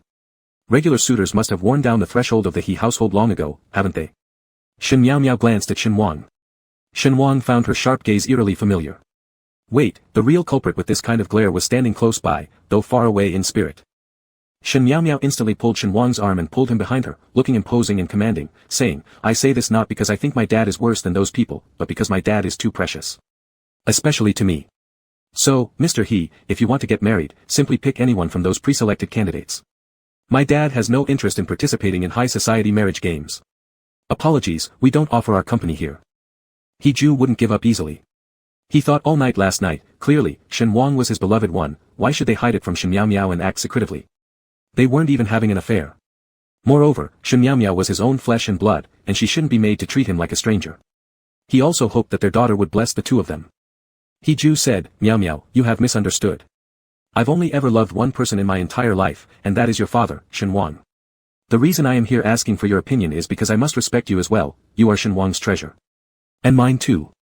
Shen Miao gave a faint laugh and asked Shen Wang, "Dad, this person seems rather strange. He actually claims that he loves you. When did it start? Was it just now? Yesterday? Or a long time ago?" If we're talking about a long time ago, during all those years he enjoyed luxury in the capital city with great influence, did he ever remember you even a little bit? Did he ever send someone to look for you? Over these past dozen or so years, has he ever actively asked how you've been living? Has he cared about how difficult your life has been? Although he didn't mean to get worked up at first, her youth showed through somewhat naively. She couldn't help but sniffed slightly, "I disagree with you pursuing my dad again. That's my decision." Shen Wang couldn't bear to see his daughter upset, even though Shen Miao was stronger than most girls, any slight emotional fluctuation from her would amplify hundreds or thousands of times and transmit to Shen Wang. Shen Wang admitted that he sometimes lacked resolve, but his eyes quickly reddened, and his stomach began to ache a bit, perhaps the little bean inside him wasn't very happy either. He Ju couldn't erase all these grievances under Bai Han's name, nor could he ignore the wrongdoings he had committed himself. "Yes, what you said is correct, these are indeed my biggest mistakes, and I admit them. However, I've already accumulated many errors in the first half of my life. If I can't correct these errors in the remaining half, then I don't deserve to stand before you and speak such laughable oaths." He Ju grabbed Shen Wang's hand, his gaze filled with sincere emotion. "I absolutely do not wish to compensate your dad, I want to earnestly spend the rest of our lives together." Feeling that his daughter did not trust him, He Ju prepared to further clarify his stance. But wait. He Ju seemed to catch a hidden clue from Shen Miao's words. "That's incorrect. Why can you accurately state that I failed your dad over a decade ago?" He Ju's sharp gaze pierced into Shen Miao, "You're no longer a child. You definitely don't talk nonsense when you open your mouth, you." Shen Wang, the slowest to understand among the three, turned to look at Shen Miao as well. Shen Miao's face instantly turned bright red, her cheeks slightly puffed up in anger. Not long after, they turned pale, looking very abnormal and unnatural. "All right." Shen Miao suddenly shouted, "Fine, I won't pretend anymore." She pointed a delicate finger at He Ju, "I've known who you are all along, Mr. He." At first glance, there seemed nothing unusual with this sentence. However, upon deeper reflection, the amount of hidden information was astonishing. As the slowest of the three, Shen Wang finally understood what Shen Miao was saying just a second later. How could this be? Shen Wang hugged his belly, shaking his head in disbelief. He knew his daughter was smarter than ordinary children, but he had seemingly forgotten that women's sixth sense was also an acute and sharp tool. Miao, how? Shen Wang grasped Shen Miao's hand, "Could you possibly know that I'm a monster capable of giving birth? How could I not know?" Shen Miao turned and tightly held her father's icy fingertips, "The scar on your abdomen, my birth certificate, the name, you cried out in your dreams, and the fact that you've never considered reconstituting a family, and you don't fancy women." There were too many details to uncover. Shen Miao continued, "Dad, you and I have always lived together. I am the person in this world who knows you best and who is closest to you. I was born from Dad's stomach. When I was little, I used to say that Dad's tummy had tasty treats and toys. I've known all about this since I was little. It can't be hidden, it can't be concealed, it simply can't be covered up." Shen Wang's heart initially experienced a strong wave of suffocation, fearing that once the secret was exposed, it would lead to his immediate condemnation in the heart of his daughter. Dad is a monster. A monster who can become pregnant and give birth. This overwhelming fear felt like being tightly bound by ropes, harshly constricting his throat. Shen Wang became dizzy, seeing stars, and experiencing vertigo while gradually suffocating. He Ju truly couldn't afford to lose Shen Miao. Even though he had now lost He Ju's noble title and position, it meant nothing. However, in his daughter's heart, he had to remain the most reliable, indomitable figure. When Shen Wang revealed a secret hidden for years, what awaited him was not condemnation but complete liberation. This sudden feeling of looseness, lightness, and freedom surged into his heart, making his emotions experience an extreme roller coaster, rising sharply before plummeting dangerously. It felt as if he'd been dealt a fatal blow. Shen Wang turned his overwhelming sorrow into joy, his vision clouded with a thick mist of confusion. As he reached out to tightly grab his daughter's little hand, he completely fainted from sheer exhaustion. After an unknown amount of time passed, the heavy stone that had been pressing down on Shen Wang's heart for over a decade finally began to lift bit by bit, allowing him to breathe fresh air again. Gradually, beams of light seeped through the dark clouds covering his vision.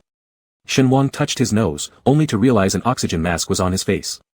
His dizziness still overwhelmed him as he opened his mouth, calling weakly, meow meow, meow meow. He Ju grabbed his hand immediately to prevent him from removing the oxygen device carelessly and whispered an explanation softly, "It's because you haven't rested well recently, plus the stress of your pregnancy and poor nutrition." Shen Wang shook his head. He Ju added, "Our daughter is fine. She didn't get too emotional. Right now, she's outside. I'll go call her in." Shen Wang nodded and then said, "All this is your fault." He Ju adjusted the blanket covering Shen Wang gently, admitting quietly, "Yes, it's all my fault. If Miao Miao dislikes me, that's reasonable. No matter how many years pass, I will try to make amends. But we can't hide this from our child forever. The longer we conceal it, the crueler it becomes for her. This role of the villain, it'll fully be mine to take on. Don't worry about it." He Ju touched Shen Wang's face tenderly and gently caressed his abdomen, asking him to rest more. Once the nutrients were infused, they could go home together. After arranging Shen Wang's comfort, He Ju left the room to look for Shen Miao Miao. Shen Miao Miao had just finished questioning Su Meishan about her father's condition. A touch of anger and coldness lingered on her young face as she awaited the appearance of the person responsible for everything. As they say, speak of the devil. He Ju scratched the top of his hair nervously, slightly composed himself, and walked up to Shen Miao Miao, assuring her, "Your dad is okay, don't worry too much." Shen Miao Miao scoffed lightly. Before, she played along pretending to be an obedient daughter, going back and forth with polite banter. But now, since their charade had been exposed, there was no need to keep up appearances anymore, not when pure, unfiltered disdain coursed through her veins. Her arms crossed over her chest, and her tone became lofty and interrogating. "Do you even have any physiological knowledge?" "What?" He Ju clearly sensed the insult coming from her words, but it was their own daughter after all, so he endured it temporarily. Their family situation was on the brink of collapse and needed love and patience to mend. Living so many years, it seemed he didn't have many hobbies anyway. Shen Miao Miao grew angrier the more she thought about it, but paradoxically, the more anger boiled within her, the calmer she grew. "You too, when you did that, you didn't use protection at all, did you?" How baffling these brainless men were. Of course, her father was an absolute exception. "Was it deliberate?" Shen Miao Miao asked sharply. "Did you know Dad could give birth and intentionally create a bond to trap him?" "How despicable." He Ju interrupted sternly, "I had no idea Shen Wang could give birth. Besides, wasn't it highly inappropriate for their biological daughter to discuss intimate moments between two fathers in such detail?" Hearing this, Shen Miao Miao became even more incredulous, almost shouting, "How could you not know? This kind of thing is so obvious. Can't you figure it out by just wiggling your toes a bit?" Seriously. Chapter 55, Erbao is watching from inside the belly. He Ju was genuinely amused by his anger. There was no thought of being mad at Shen Miao Miao, just a rather disdainful response. "If I had felt a few years ago that your dad could give birth, you would have been trained by now into a truly gentle lady cat." "What? Cat?" Shen Miao Miao was truly about to turn against the man in front of her. What kind of shameless old man was this? How dare he think he could one day use her father's name to suppress her? Does he deserve it? Shen Miao Miao coldly laughed, "I'm afraid you won't really have such an opportunity, Mr. He." He Ju also nodded coldly in agreement, "I've always liked challenges, Miss Shen." Humph. After the two's gazes met like weapons colliding, Shen Miao Miao suddenly started running. Just before He Ju reacted, the girl darted into the ward faster than lightning and locked the door behind her. Shen Wang was awakened by the sound of the closing door, blinked at his daughter, suddenly feeling a bit shy, which is rare for adults, but also due to his daughter's redemption, felt immensely happy. People are indeed complex beings full of contradictions. Shen Miao Miao first checked the fodder drip on the back of his hand to prevent the needle from piercing the flesh further, then asked if her father still felt dizzy. Shen Wang was embarrassed by so many points, like the fact that people at his age rarely consider the idea of having more children, or that as a 6-foot man, he could even give birth.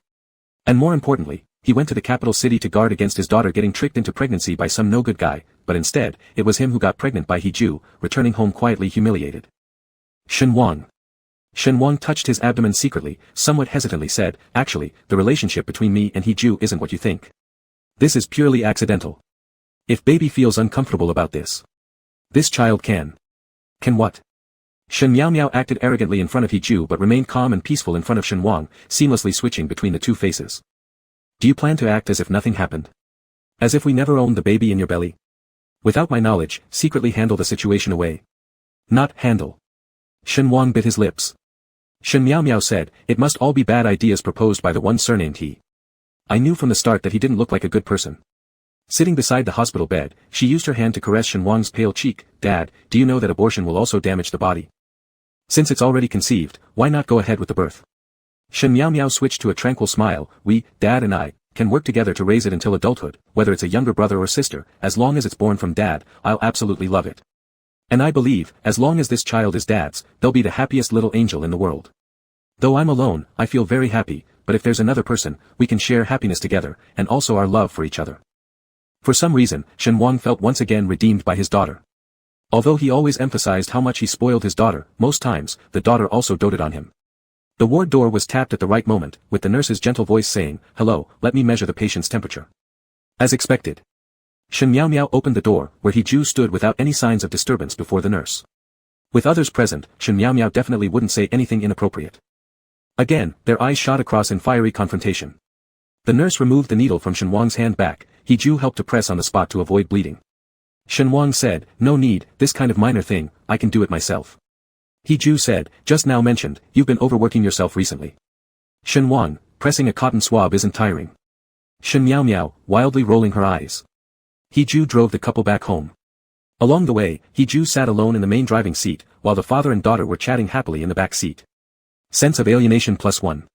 Shen Miao Miao smiled as if deliberately to irritate him. Dad and I decided to raise the baby together. Hiju kept quiet and did not reply. Shen Miao Miao continued, but I am still in school, I don't have much time to take care of Dad thoroughly. Moreover, his condition requires producing a healthy baby, beyond just nutrition. Medical support is necessary too, so I can rest assured. Yes, President Shen. No. All of this was utterly different from what Hiju had worried about. Hiju's assumption about Shen Miao Miao, upon knowing he is the biological father, she would go crazy and shout. When finding out that her two fathers have created a new life together, she would roar furiously. Knowing their love has survived 18 years of hardships and reignited, she would destroy everything and become an expert in cutting ties. However, the actual Shen Miao is calm and composed. There's even a hint of slyness before unleashing some big tricks. But in seeing Shenhuang hospitalized, Shen Miao cleverly decided to step back. Of course, only for Shenhuang. Shen Miao said, I've decided that I will take turns with Mr. He to look after Dad. Are decisions already being made? I'm on summer vacation, so I'll take care of Dad for a month first. Once I return to Jing University, it will be Mr. He's turn. I calculated the dates. After winter break, Dad's due date will be around February. Interestingly, all three of our birthdays fall in spring, which is really nice.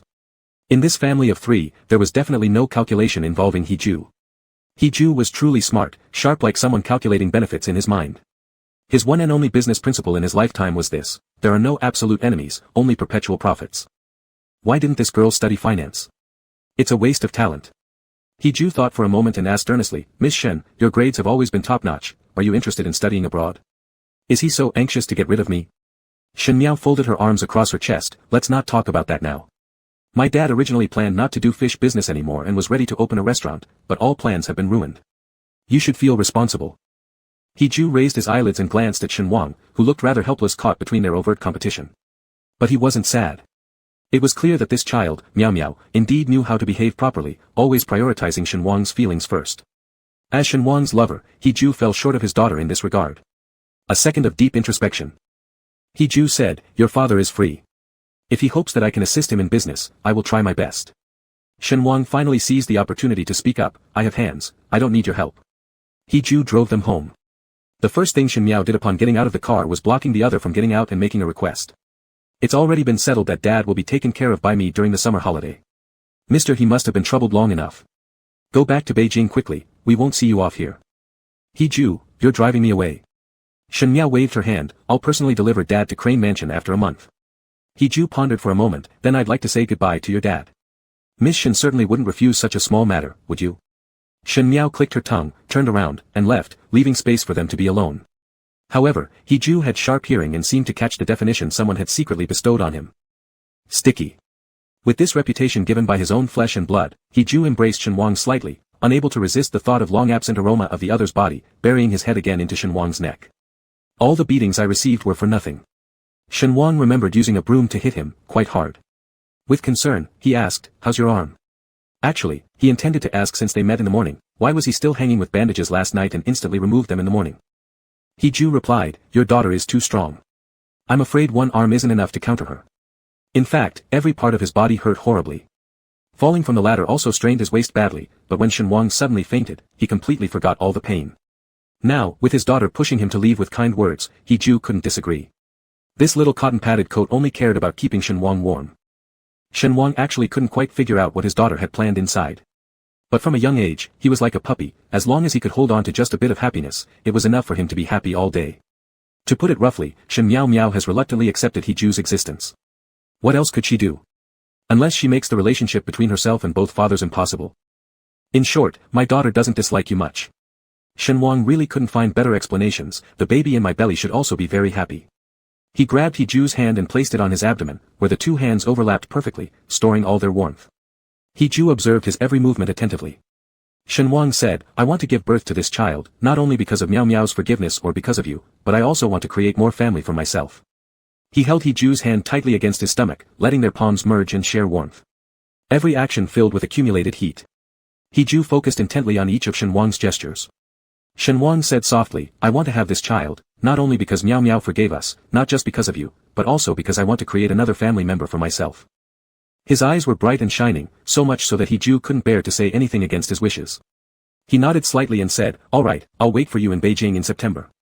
Shen Miao Miao had already seen everything after entering the house, tightly gripping one corner of the curtain with a single hand, venting all her pent-up anger on the fabric in her grasp. Facing that shameless person hugging her dad, she challenged from afar, when I graduate smoothly, just wait and see what's coming for you. The next day when Shen Wang woke up, Shen Miao Miao had already cooked fragrant porridge and pancakes, laid them neatly on beautiful porcelain plates, and even warmed up milk specifically for her dad. Shen Wang was overjoyed but still suggested kindly, don't bother taking such good care of me. Aren't you supposed to study every morning? I can prepare my own breakfast. Despite saying this, Shen Wang happily enjoyed an abundant breakfast with his daughter. Shen Wang then said, you don't need to worry about lunch. We'll eat out at noon and invite your Uncle Zhu and Uncle Song along. Shen Miao Miao replied, okay, I'll accompany you to help at the fish shop this morning. Actually, Shen Wang didn't want her to come, it wasn't a good place, dirty and disorganized. When business got busy, there was no time to even sit down. But, this was the environment where he and Shen Miao Miao survived together. He remembered when he first started slaughtering fish, how Shen Miao Miao was placed inside a padded bucket beside him. Shen Wang had to smile while accepting various criticisms from customers and take care of the little girl in the bucket all at once, never letting his eyes off his child for fear someone might abduct her. Later, when Shen Miao Miao grew a bit older, Shen Wang bought her a pair of small rain boots, letting her help with some simple tasks in the fish store's pungent and unpleasant environment. Shen Miao Miao, growing up to be a lively and cute girl, even helped attract more business for Shen Wang and came up with ideas to drive away those who caused trouble intentionally. Since childhood, Shen Miao Miao had become accustomed to both the pleasant smell of her father and the strong odor of blood mingled within the surroundings. Shen Wang and Shen Miao Miao walked together to the Degangfu market. Shen Wang stopped at the entrance, suddenly unwilling to move forward. Shen Miao Miao asked, what's wrong, Dad? Are you feeling unwell? She had looked up pregnancy information online. For people like her father in early pregnancy stages, coupled with frequent nausea, disrupted sleep schedules, and uncontrollable emotions, they needed patient guidance. Shen Wang said, I feel as if I've been living through an extremely long dream. It was a dark and long, pitiful and helpless, smelly and arduous dream. Turning around, he touched his daughter's head gently. Shen Miao Miao had excellent hair, dark, smooth, and glossy. In the morning light, it scattered a golden glow. My salvation, my hope, my entire life thus far. Shen Miao Miao felt happy when her dad suddenly petted her head and hugged Shen Wang's arm, saying, let's go in. As she spoke, her dear friends Bao Yezhu, Bucktooth Zhu, and Song Si Tsong cheerfully came out searching for them. Bucktooth Zhu immediately noticed Shen Miao Miao and exclaimed, oh sweetie, when did you come back? Life in the big city really suits you, you've become even more beautiful. Shen Miao Miao smiled and called out sweetly, Uncle Zhu, Uncle Song. Hearing this made the two old friends incredibly pleased. Song Si Tsong was quite worried about Shen Wang, asking, what's going on with you recently? Are you not feeling well? The fish shop keeps opening and closing, which will ruin even the best business. Shen Wang hesitated to say, I haven't been feeling well recently. I plan to work another month before resting for some time. The two friends immediately questioned further about what was wrong. Shen Miao stepped into cover for her dad, saying, mainly because I am studying alone in Beijing, and dad is constantly thinking about me, overwhelmed by worries. After temporarily closing the shop, he plans to go to Beijing and spend some time with me. Bucktooth Zhu seemed able to understand this childish behavior. Sounds exactly like something your dad would do as a daddy's girl addict. Shen Wang blushed instantly, also feeling somewhat guilty for lying to his best friends. But in 2 months, his belly wouldn't stay hidden any longer, and his good buddies might worry even more, assuming perhaps he had developed a tumor in his stomach. Song Si Tsong was ultimately more steady and rational, stating, anyway, since you've long planned to open a restaurant, it might be good to lease the current shop out earlier. Suddenly recalling something important, he added, also, this happens to be a perfect timing to lease out your shop. It seems that yesterday, a major businessman acquired Degangfu and plans to lower the rent to the lowest level across the city. This is expected to happen within the next couple of days, and people are already fighting to rent stalls inside the market. What? The rent being reduced to the lowest citywide? Wouldn't that lead to a loss? Before Shen Wang could process it fully, Shen Miao already knew who had done this favor. But she refused to say anything, huffing instead. September came as expected. Shen Miao couldn't help but gaze at the calendar with a touch of melancholy, sorrowfully thinking, starting school is probably a nightmare that every student finds hard to bear. Smiling, Shen Wang pinched her earlobe and teased, does even an academic star have moments when they don't want to study? It's mainly because I don't want to leave dad behind. Though Shen Miao was quite cheerful during the flight, as soon as the two disembarked, they spotted an anxious figure waiting for them at the arrival gate from far away. The princess's smile disappeared instantly. He Ju embraced Shen Wang without caring about his appearance. If only Shen Miao hadn't been glaring fiercely at him, He Ju might have also hugged the daughter. After 1 month apart, Shen Wang appeared slightly rounder, indicating that living alone with the daughter really made a difference, even vomiting had decreased. What's poking me? Asked He Ju, cradling Shen Wang in his arms. Blushing, Shen Wang quietly replied, it's the belly. When He Ju attempted to touch it, Shen Miao swiftly grabbed his wrist, calmly warning, Mr. He, you should be mindful of your image in public places. Cough, cough, cough. He Ju said, let's go home first. Everything has been arranged. Naturally, Shen Miao held onto her dad's arm, creating distance between the two lovers while walking slightly ahead of He Ju. He Ju had already seen through the young girl's subtle thoughts. No, he should say, the moment Shen Miao deliberately spent over a month looking after Shen Wang, He Ju understood everything. That's why the girl insisted on taking care of her father alone. By the time the belly started to show, Shen Wang wouldn't be in a condition where indecent things could still happen. Now there was no chance whatsoever. There was another baby watching closely. Thinking about how children were just children, especially since Xiao Zhuo never seriously discussed love with her, she was still naive. How could she possibly truly understand men? Chapter 56, You Shouldn't Love Him Too Much Either. The famous duke of the entire capital continued to play the role of a driver, sacrificing himself temporarily for the future harmony of the family, deeply touching heaven and earth. Around the He mansion, quite a few new flowers and trees were added. The small garden to the north was transformed into a scenic spot with a bridge over flowing water. The road was repaved to ensure cleanliness and tidiness.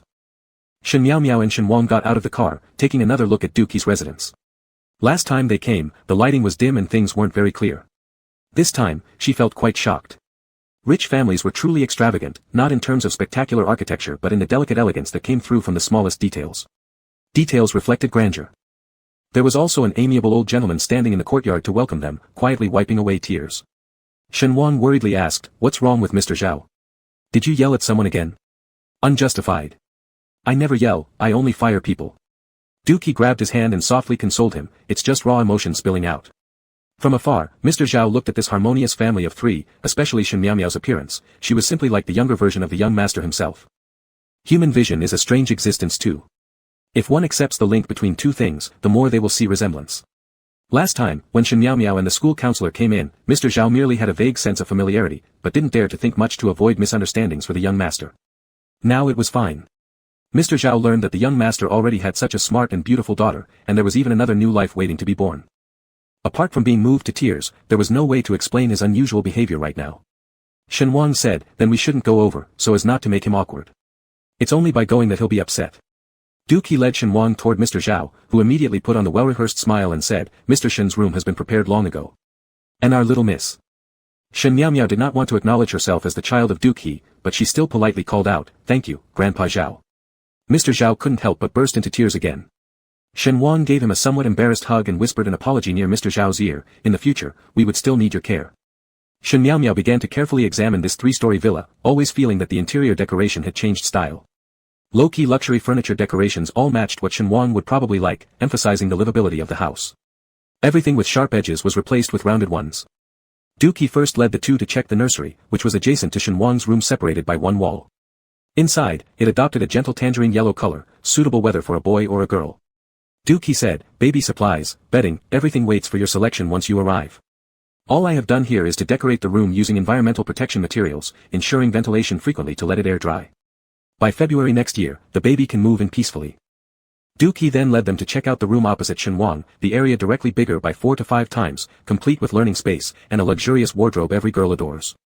The bed is princess style with bedding made entirely of goose down, soft like clouds. No question about it, this room belongs to whom? Shen Miao pouted slightly, I stay in the dormitory. Dookie said, you can't live in the dormitory forever.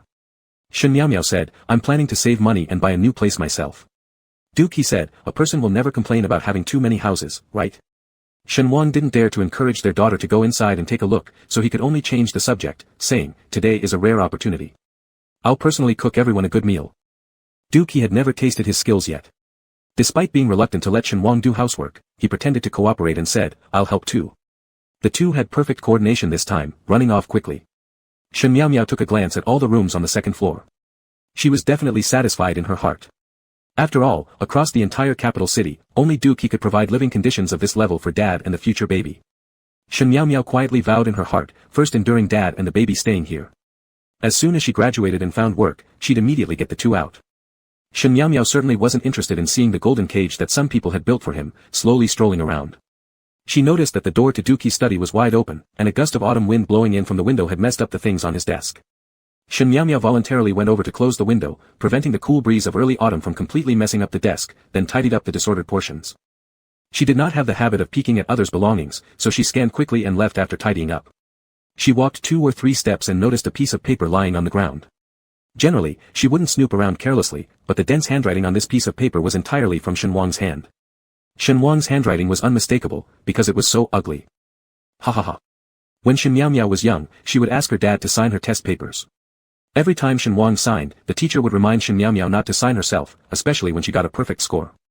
Recognizing her father's handwriting, Shen Miao instinctively glanced a few more times. It read. Lukong Ltz, Yu Langwen, Yu Shuiying. Huachi Bank, Luo Zichen, Luo Shiyu. Photovoltaic Pharmaceutical Company, Wang Wenhao, Wang Tingting. Longtai Power Grid Company, Ltd, Pengyu, Pengmeijiao.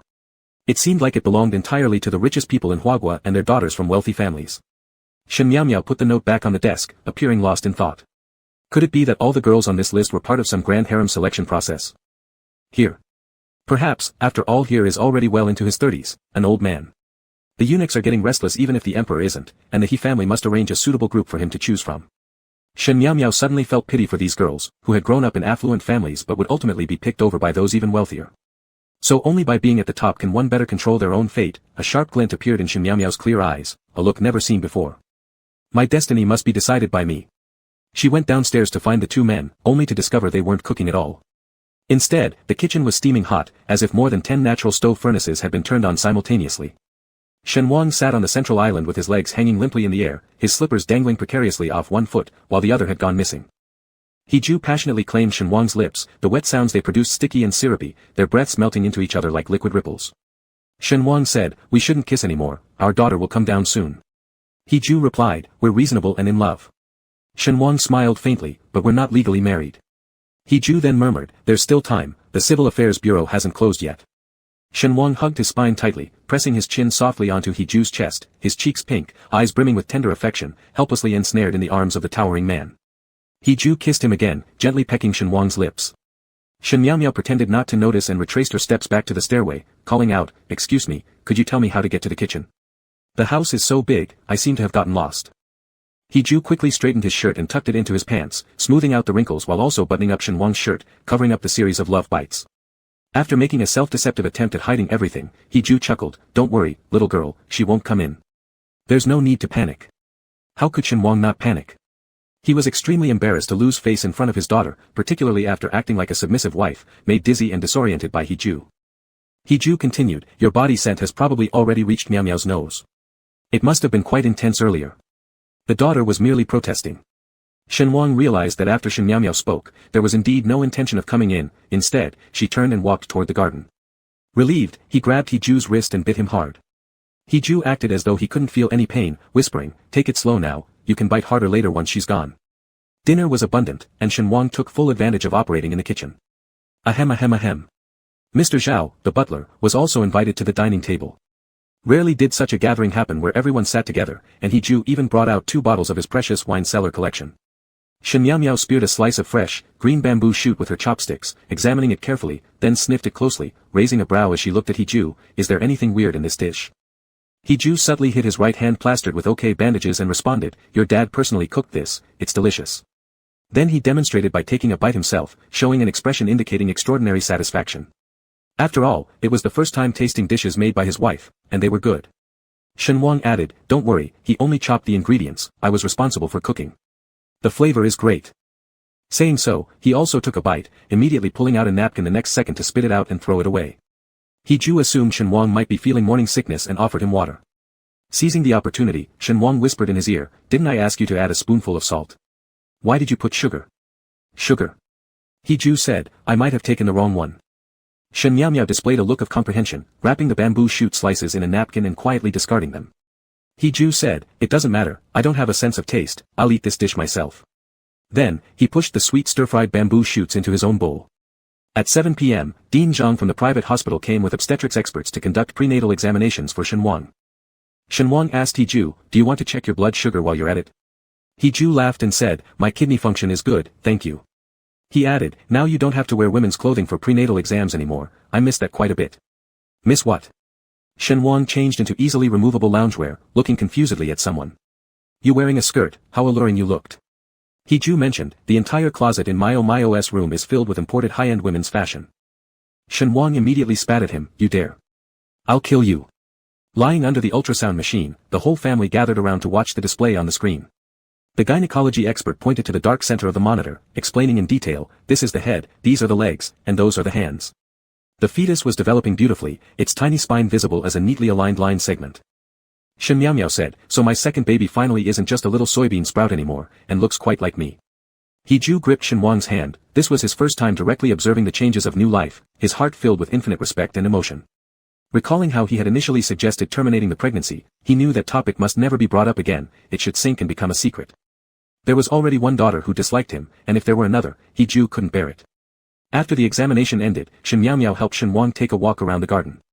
Dian finally seized the opportunity, stating to He-Ju, "Not a single word has leaked to the third young master, especially about Mr. Shen's current condition, all staff signed confidentiality agreements." The third young master was He-Ju's elder brother, He-Ci, the owner of this private hospital, where He-Ju also held shares. "The third young master still cares deeply about you, Your Excellency," Dian continued, "he regrets his actions every day." "What does the third brother know?" He-Ju said, "All right, I've understood." Once the medical team left, Shen Miao didn't wish to stay at the He mansion and insisted on returning to her dormitory for rest. Shen Wang sent her off at the gate, concerned that the dormitory would have accumulated much dust after a holiday. Shen Miao smiled and said, "Rest assured, Xia Xian has already cleaned everything for me." She added, "I will visit you and the second baby periodically. Enjoy He-Ju's company while you're here, don't hold back." Upon hearing her daughter call He-Ju by his first name, Shen Wang worried that their relationship might grow even frostier. Shen Miao suddenly hugged Shen Wang, somewhatly saying, "Dad, don't love him too much either. Care more for yourself, eat well, sleep well, don't cry anymore, and don't faint again." Shen Wang misunderstood her meaning but still embraced her daughter to console her, saying, "Dear, I love you the most." Chapter 57, The Second Kitten. Not even half an hour after Shen Miao left, He-Ju indicated that the servants at home could go rest. Before Shen Wang returned, all the servants in the house had signed confidentiality agreements. However, more than half of them were transferred to take care of He-Ju's other properties, leaving only a few people behind, keeping everything within a manageable scope. Once Manager Zhao led the staff away, He-Ju approached and asked, "How do you plan to sleep tonight?" "What does he mean by, how?" Shen Wang planned to find something to shift his attention but discovered the dining table was already cleaned up by the servants, the floor polished to a shine, and the house dust-free. Annoyingly, even the plants had been watered. Shen Wang could only say, "He-Ju, what about your prayer beads? Why haven't I seen you with them lately? You should chant the purification mantra more often when you have time." He-Ju hummed, then directly lifted Shen Wang up, saying, "You're planning to bathe with me first and then sleep together. Good choice." Shen Wang shouted, "Every word you said is different from what I meant." "Then there's no need for further discussion. Hiju placed him in the center of the bathtub, then stepped in himself. With one hand, he casually turned on the water supply, leaning down to lock lips with Shenhuang. Shenhuang gradually felt his body being washed by warm water, from his toes to his waist muscles, then to the butterfly bones arching from tension, and finally his neck raised high. The water level rose higher and higher, lifting him completely. Shenhuang quivered and said, Hiju, why don't you take off your clothes too? The response came, as you wish. Hiju held on to Shenhuang, who was curled up beside him. Together they submerged in a bathtub filled with foam, as warm water continuously flowed into the bath through an inlet, the suitable temperature and wide embrace making him feel tingling inside. Shenhuang carefully traced the old scars on Hiju's chest with his fingers. He used to be terrified of these wounds, but now he just wanted to help Hiju soothe them. Shenhuang's features were strikingly beautiful, his lips slightly swollen from too much kissing, his hair damp and clinging to the sides of his face like a sea sprite emerging from the ocean, subtly enticing the precarious self-control of a mature man. Hiju asked, how did you bathe at home with Miao Miao? Shenhuang lazily stretched his legs, it's sultry in Guangcheng. Sweating occurs easily with just slight movement, so a quick shower under the spray would suffice. Just as Shenhuang began to wonder why Hiju was asking about such trivial matters. Hiju slowly revealed his intentions, saying, then let me give you a thorough cleaning today, my dear. Then his mouth began constantly rubbing along Shenhuang's neck. Shenhuang had no choice but to cling tightly to his shoulders to avoid slipping into the bathtub and choking on water. Funny thing is, Shenhuang's birthplace is in the north, where he's naturally a bad swimmer, and even after shifting to Guangcheng for business, there was no time to learn swimming. People are inherently filled with reverence towards water. Since Hiju was so blatant about bullying him, he could only use his hands to find balance. Then he extended his right hand, tightly clawing at the edge of the bathtub, the pink nails slipping constantly over the porcelain. Hiju poked at his heart area, looking at the red tips covered with white foam and asking, if we don't clean this properly every day, won't our second child dislike it too? Shenhuang whispered softly, I can't feed children, I'm incapable. Actually, he was lying. What Shen Miao Miao ate growing up, he knows better than anyone. Hiju conscientiously cleaned for quite some time. Before finishing, he bit Shenhuang's earlobe lightly, saying, my sense of taste seems to be recovering. Why does it taste sweet? Impossible. Let me try again. It wasn't until more than an hour later that Shenhuang was wrapped and carried out of the water. Hiju ordered the servants to prepare a goose feather mat beforehand. Once Shenhuang's limp limbs rested on it, they sunk into its cloud-like softness, revealing a seductive figure. Hiju also climbed over, giving a kiss to his slightly protruding abdomen, pressing his lips close to the pale skin, and murmuring, the little baby inside, do you want to meet your dad immediately? Shenhuang almost dreaded him. Trembling arms hooked around him, and he softly told a grinning someone, be serious. Babies already have hearing. Don't corrupt it. That's impossible, I'm very careful. Hiju kissed Shenhuang's belly again, and in the next second, the two of them intertwined like two slippery white snakes to the point where they were hard to separate. Just as Hiju was about to get intimate with the baby, a small round bump suddenly appeared in the center of Shenhuang's abdomen. Shenhuang raised his voice and exclaimed, don't move around. Hiju immediately lifted his hands, it wasn't me, it's our second baby. Shenhuang quickly tilted his body slightly. The bulging part of his belly moved all of a sudden, just like a fish holding a lotus blossom that disappeared in the blink of an eye. Suddenly, it jumped again inside Shenhuang's stomach, this time with a very clear fetal movement, definitely not an illusion caused by their eyes. Shenhuang immediately recalled how Shen Miao Miao's fetal movements were also around the same month, early fetal movements usually being a good sign, indicating that the fetus might be developing well inside the womb. Shenhuang had also heard from older folks that if you're carrying a girl, the fetal movements start earlier because girls are naturally more delicate. Shenhuang gently touched second baby with soft hands, trying to soothe its discontent, saying softly, don't be mad at daddy, he just wants to see you earlier.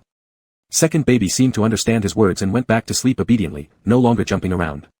Shenhuang turned his hand toward Hiju, also touching him and said, you just behave yourself, after the baby is born, I'll take good care of you, okay? Hiju leaned into his arms, a little unhappy and said, in this house, only my wife is willing to be nice to me. Shenhuang chuckled, the children will get familiar with you eventually, just like you've only been a dad for a few days, how could you possibly be as good as me right away? Hiju laughed similarly, there's only one thing I can't catch up to you in, no matter what. It's so frustrating. The next day, Hiju returned from outside carrying a brand new wooden crib, transported entirely by himself without any help from others. Shenhuang was quite surprised, didn't we say that we'd let me and Miao Miao choose the baby supplies? Hiju's reason was, this crib is made from special wood, purely handmade.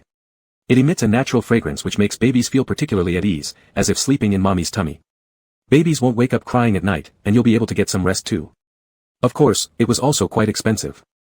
The wood was reportedly a special tree species from a South Pacific island, much favored by the local native islanders. Shenhuang thought he was spending money recklessly. Even so, he still helped Hiju assemble the crib. It was small but cost more than 100,000 yuan. Shenhuang, actually, you don't need to buy such an expensive crib. Kids grow so fast, in the blink of an eye, they'll need a bigger bed to sleep in. He believed it was worth it. Shenhuang added, my body scent is actually very soothing for babies. When Miao Miao was young, she never had trouble sleeping. Every day I was exhausted from work, but as long as I held her while sleeping, Miao Miao would always sleep soundly. He said, no wonder when you hold me to sleep, I also sleep very soundly. Shenhuang, if you keep competing for affection with the kids, it'll be hard to gain their trust. He replied, then I'll just have my wife. By Sunday, Shen Miao Miao found time to visit Shenhuang. He had already prepared the car, saying they would go to the temple together to seek a good name for second baby. Actually, it was an excuse to take both of them out for a drive, nurturing the missing bond between father and daughter. Shenhuang, taking advantage of Shen Miao Miao's distraction, deliberately moved closer to He and provocatively asked, didn't you say you only wanted me? He slapped his butt lightly, unexpectedly feeling pretty good, adults don't make choices, I want everything. Manager Zhao was responsible for driving, Shenhuang sat in the back seat in the middle, sandwiched between He and Shen Miao Miao. He chatted with his daughter for a dozen sentences and had to respond to He a few times. He didn't interject much, he quietly listened to Shen Miao Miao talk about school and childhood events, gradually accumulating missed moments with his daughter. Shen Miao Miao said, I'm entering my third year in university, and next year I'll need to intern at the company. My counselor has contacted several foreign enterprises for me, and I think I need to carefully consider them. He cleared his throat, Jingwei is a decent company, you can consider it. Shen Miao Miao said, I majored in Chinese language and literature, so it's impossible for me to directly join the company's core department. I just want to learn steadily in the internship company, acquire skills that I can use later on, improve my professional skills, and at the same time, learn how to communicate effectively with others in the workplace. I think you're smart and quick-witted, there's no need to learn those things, it's a waste of time. Shen Miao Miao said, Mr. He might have graduated and directly risen to a successful position of power, but my rhythm is about how I can adapt to the new environment faster than others and create my own unique value. Shen Miao Miao. He underscore. Shenhuang groaned. Both He and Shen Miao Miao immediately asked him, what's wrong? Are you feeling unwell anywhere? Shenhuang smiled at both of them and said, nothing serious. Second baby just kicked me. Very strong. He couldn't help but laugh and gently stroked his belly. Such a little mischief, might even be more unruly than the elder sister when he's born. Shen Miao Miao also seemed particularly delighted. She hugged Shenhuang's shoulders and affectionately rubbed against her dad saying, being mischievous is good. It means active thinking, not rigid, lethargic, or dull-minded, and stubbornly sticking to one's own way. Upon reaching Guanyan Temple, the most famous temple in Beijing, the temple gate was grand and majestic. From afar, one could already see the incense swirling up high, almost touching the clouds. Passers-by all came with devout belief, moving like fish through water. He consoled Shenhuang saying, the nearby scenery is quite nice, Mr. Zhao will take you for a stroll around. The incense smell from the temple contains musk which is harsh on the nose, unsuitable for your condition now. Shenhuang didn't believe this too much, yet He was a giant in the business world, it wasn't easy to doubt him. Especially those prayer beads that subdue his violent temperament, were also proof of spiritual purification. Together with Shen Miao Miao, He entered Guanyan Temple. Along the way, he told many strange and unusual stories that had happened between the temples as well as the long history of this temple that had endured centuries of disasters while still standing firmly. This time, Shen Miao Miao did not taunt him with sharp words but listened attentively. Although He wasn't a qualified father, his courage and experience indeed made him a rare guide or mentor in life. Shen Miao Miao listened with fascination as He pointed out several directions and clearly explained which Buddha statues offered protection for specific things, believing that if one was devout enough, then the blessings would follow. Shen Miao Miao prayed for a peace charm for Shenhuang and also one for second baby. The two charms were put into an exquisite small brocade pouch, simply hung around the neck, not cumbersome at all. Shen Miao Miao suddenly heard tourists talking about Master Hong'an conducting a religious ceremony today. Master Hong'an was an enlightened monk who rarely performed ceremonies, so people gathered eagerly to watch. Unfortunately, this private ceremony wasn't open to the public, everyone came excitedly and left disappointedly. It was rumored that this ceremony had been reserved far in advance. Ordinary businessmen couldn't possibly invite Master Hong'an himself to preside over it. A secluded corner of the temple soon resounded with loud sounds, chanting, spell recitation, dancing, and music playing together non-stop. The deep and resonant bell sound occasionally pierced through everything. Smoke rolled from the red walls and green tiles, quickly covering half the sky within moments. More people were drawn by this grand spectacle, peeking through the cracks in the doors. Shen Miao Miao hadn't seen He for quite a while. With the information spread among the crowd, she somehow felt that the person able to seek the master for the ceremony must be her wealthy nemesis. Shen Miao Miao was wittier. When all were peeping through the vermilion gates, she went around to the remote side wall instead, climbing it to catch quick glimpses. The temple was shrouded in mist and smoke everywhere, both irritating and noisy. He bare-chested, knelt on a prayer mat, palms joined in devoutness. He tightly held the emerald prayer beads they'd seen before, muttering softly. Master Hong'an held a bottle of holy water and willow branch, sprinkling water on Hiju while quietly reciting the Great Compassion mantra. Shen Miao Miao vaguely saw Hiju's uneven scars, feeling somewhat uneasy inside. Due to limited arm strength, she quickly gave up spying and patted off the floating dust from her hands and pants, deciding to wander around some more on her own. This ceremony took a long time, about an hour. Shen Miao Miao waited patiently outside the door until Hiju finally tidied up and was respectfully escorted out by the young monks of the temple. Shen Miao Miao thought Hiju seemed a bit different, as though cleansed by the ritual. His steps were light, his demeanor serene and peaceful, even exuding an air of tranquility and freshness.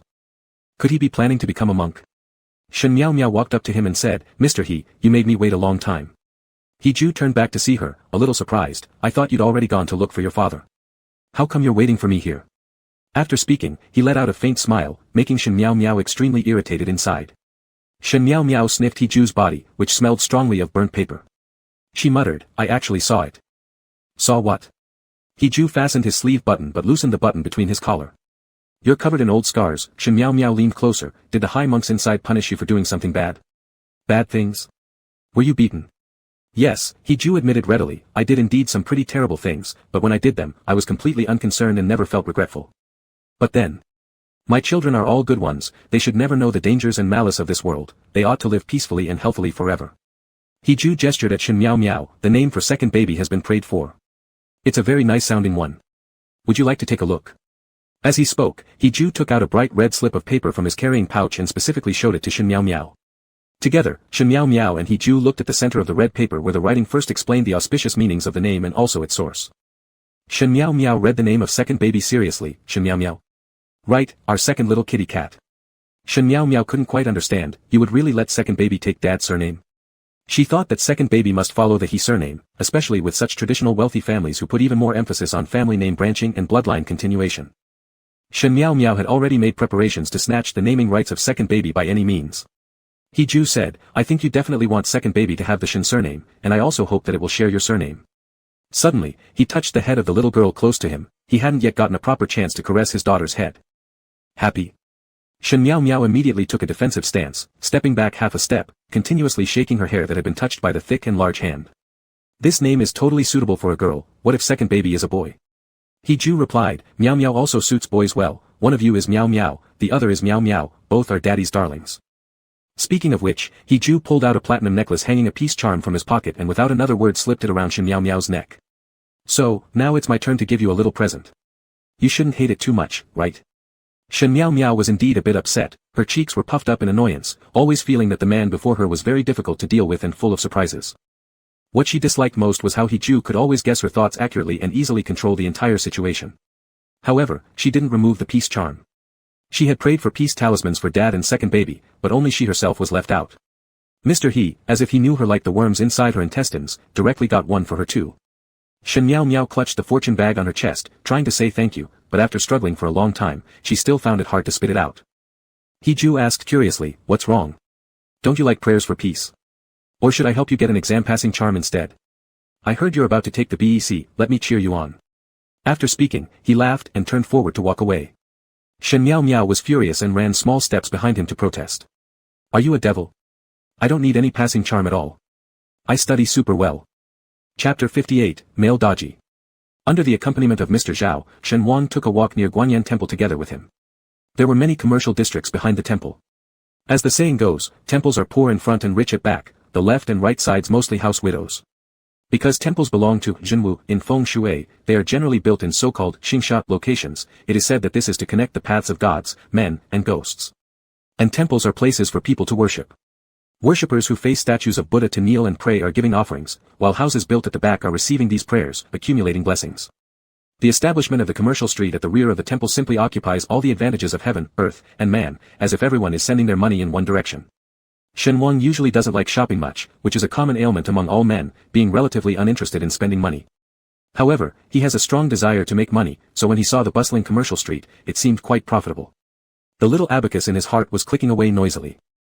Right now, because he was pregnant, he had to rely on Hiju's care. Once the second baby was born, he also planned to continue developing his business. All the shops in Guangqing had already been leased out, and future businesses could be established here in the capital city. Of course, the old buddies from Guangqing must not lose contact. If possible, he wanted to bring everyone along to get rich. Shen Wang asked Mr. Zhao to inquire about the storefronts around here, roughly how much rent would be needed to secure one. Mr. Zhao didn't need to inquire at all, directly telling him that a rent of 500,000 to 800,000 yuan could secure a storefront of about 100 square meters. Mr. Zhao knew such matters best since He Ju's real estate properties were mostly managed by him.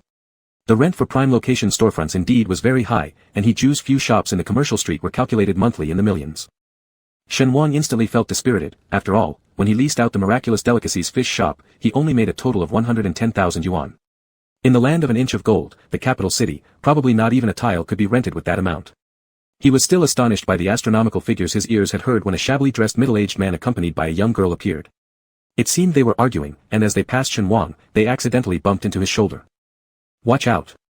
Mr. Zhao quickly steadied Shen Wang, while Shen Wang showed concern and said, "I'm fine, Uncle Zhao, you be careful too.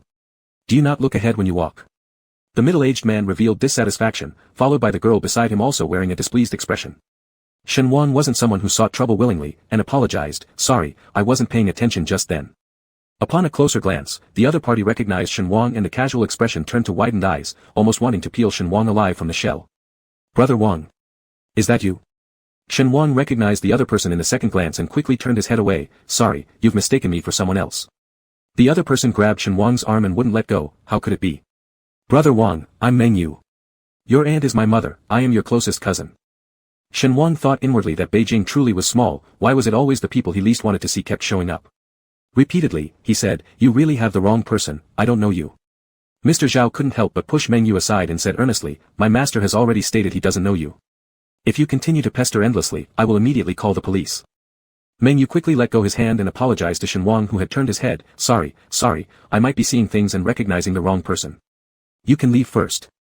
Shen Wang wanted nothing more than never to see him again and walked away fast. His pleasant mood of the entire day completely vanished. After Meng Yu turned around, his daughter Meng Xiaoyu closely followed her father, unable to resist asking curiously, "Who's that? Do you know him?" "I know, I'd recognize him even if he were turned to ashes." As Meng Yu recalled the bits and pieces of the past, his hatred toward Shen Wang increased with contempt. All because of Shen Wang, his parents developed a rift, ultimately choosing divorce. And precisely due to Shen Wang's existence, he and his child have lived a life worse than pigs or dogs. The despicable person actually seems to be doing quite well. Meng Yu became increasingly angry as he thought about it, pulled out his phone, searched through it non-stop, and eventually found a number he'd kept for a long time, yet never opened. Once the busy tone connected, he issued a warning to the lazy voice inside, "Do you know who I saw today? That trash Shen Wang. He's living pretty well now, going out with a dedicated bodyguard." The lazy voice on the other end of the phone suddenly changed, saying, "Shen Wang. I'm not very familiar with this name anymore." Spitting inwardly, Meng Yu cursed, "That's the guy you used me to pass false information to years ago. You said there was a childhood sweetheart named Bai Hanshu in He Ju's life, so he was made into a substitute. Bai Hanshu, you must know him, right?" Initially, the person on the other side sounded as if they were a bored lion. However, upon hearing Bai Hanshu's name, they abruptly raised their voice and loudly shouted into the phone, "What gives you the right to mention Bai Hanshu's name? Did He Ju not arrange for someone to disfigure your mouth?" It wasn't just about that, it angered him further. Meng Yu retorted, "Anyway, I have no intention of having anything to do with you again. But Shen Wang has returned to the capital city. Back then, He Ju cherished him the most. If you want revenge for Bai Hanshu, looking for him will surely solve the issue. TSK." The person on the other end replied, "Bai Hanshu has been dead for nearly 10 years, and He Ju is now a tyrant in the capital city. Even if I wanted to take revenge, I would be no match for him."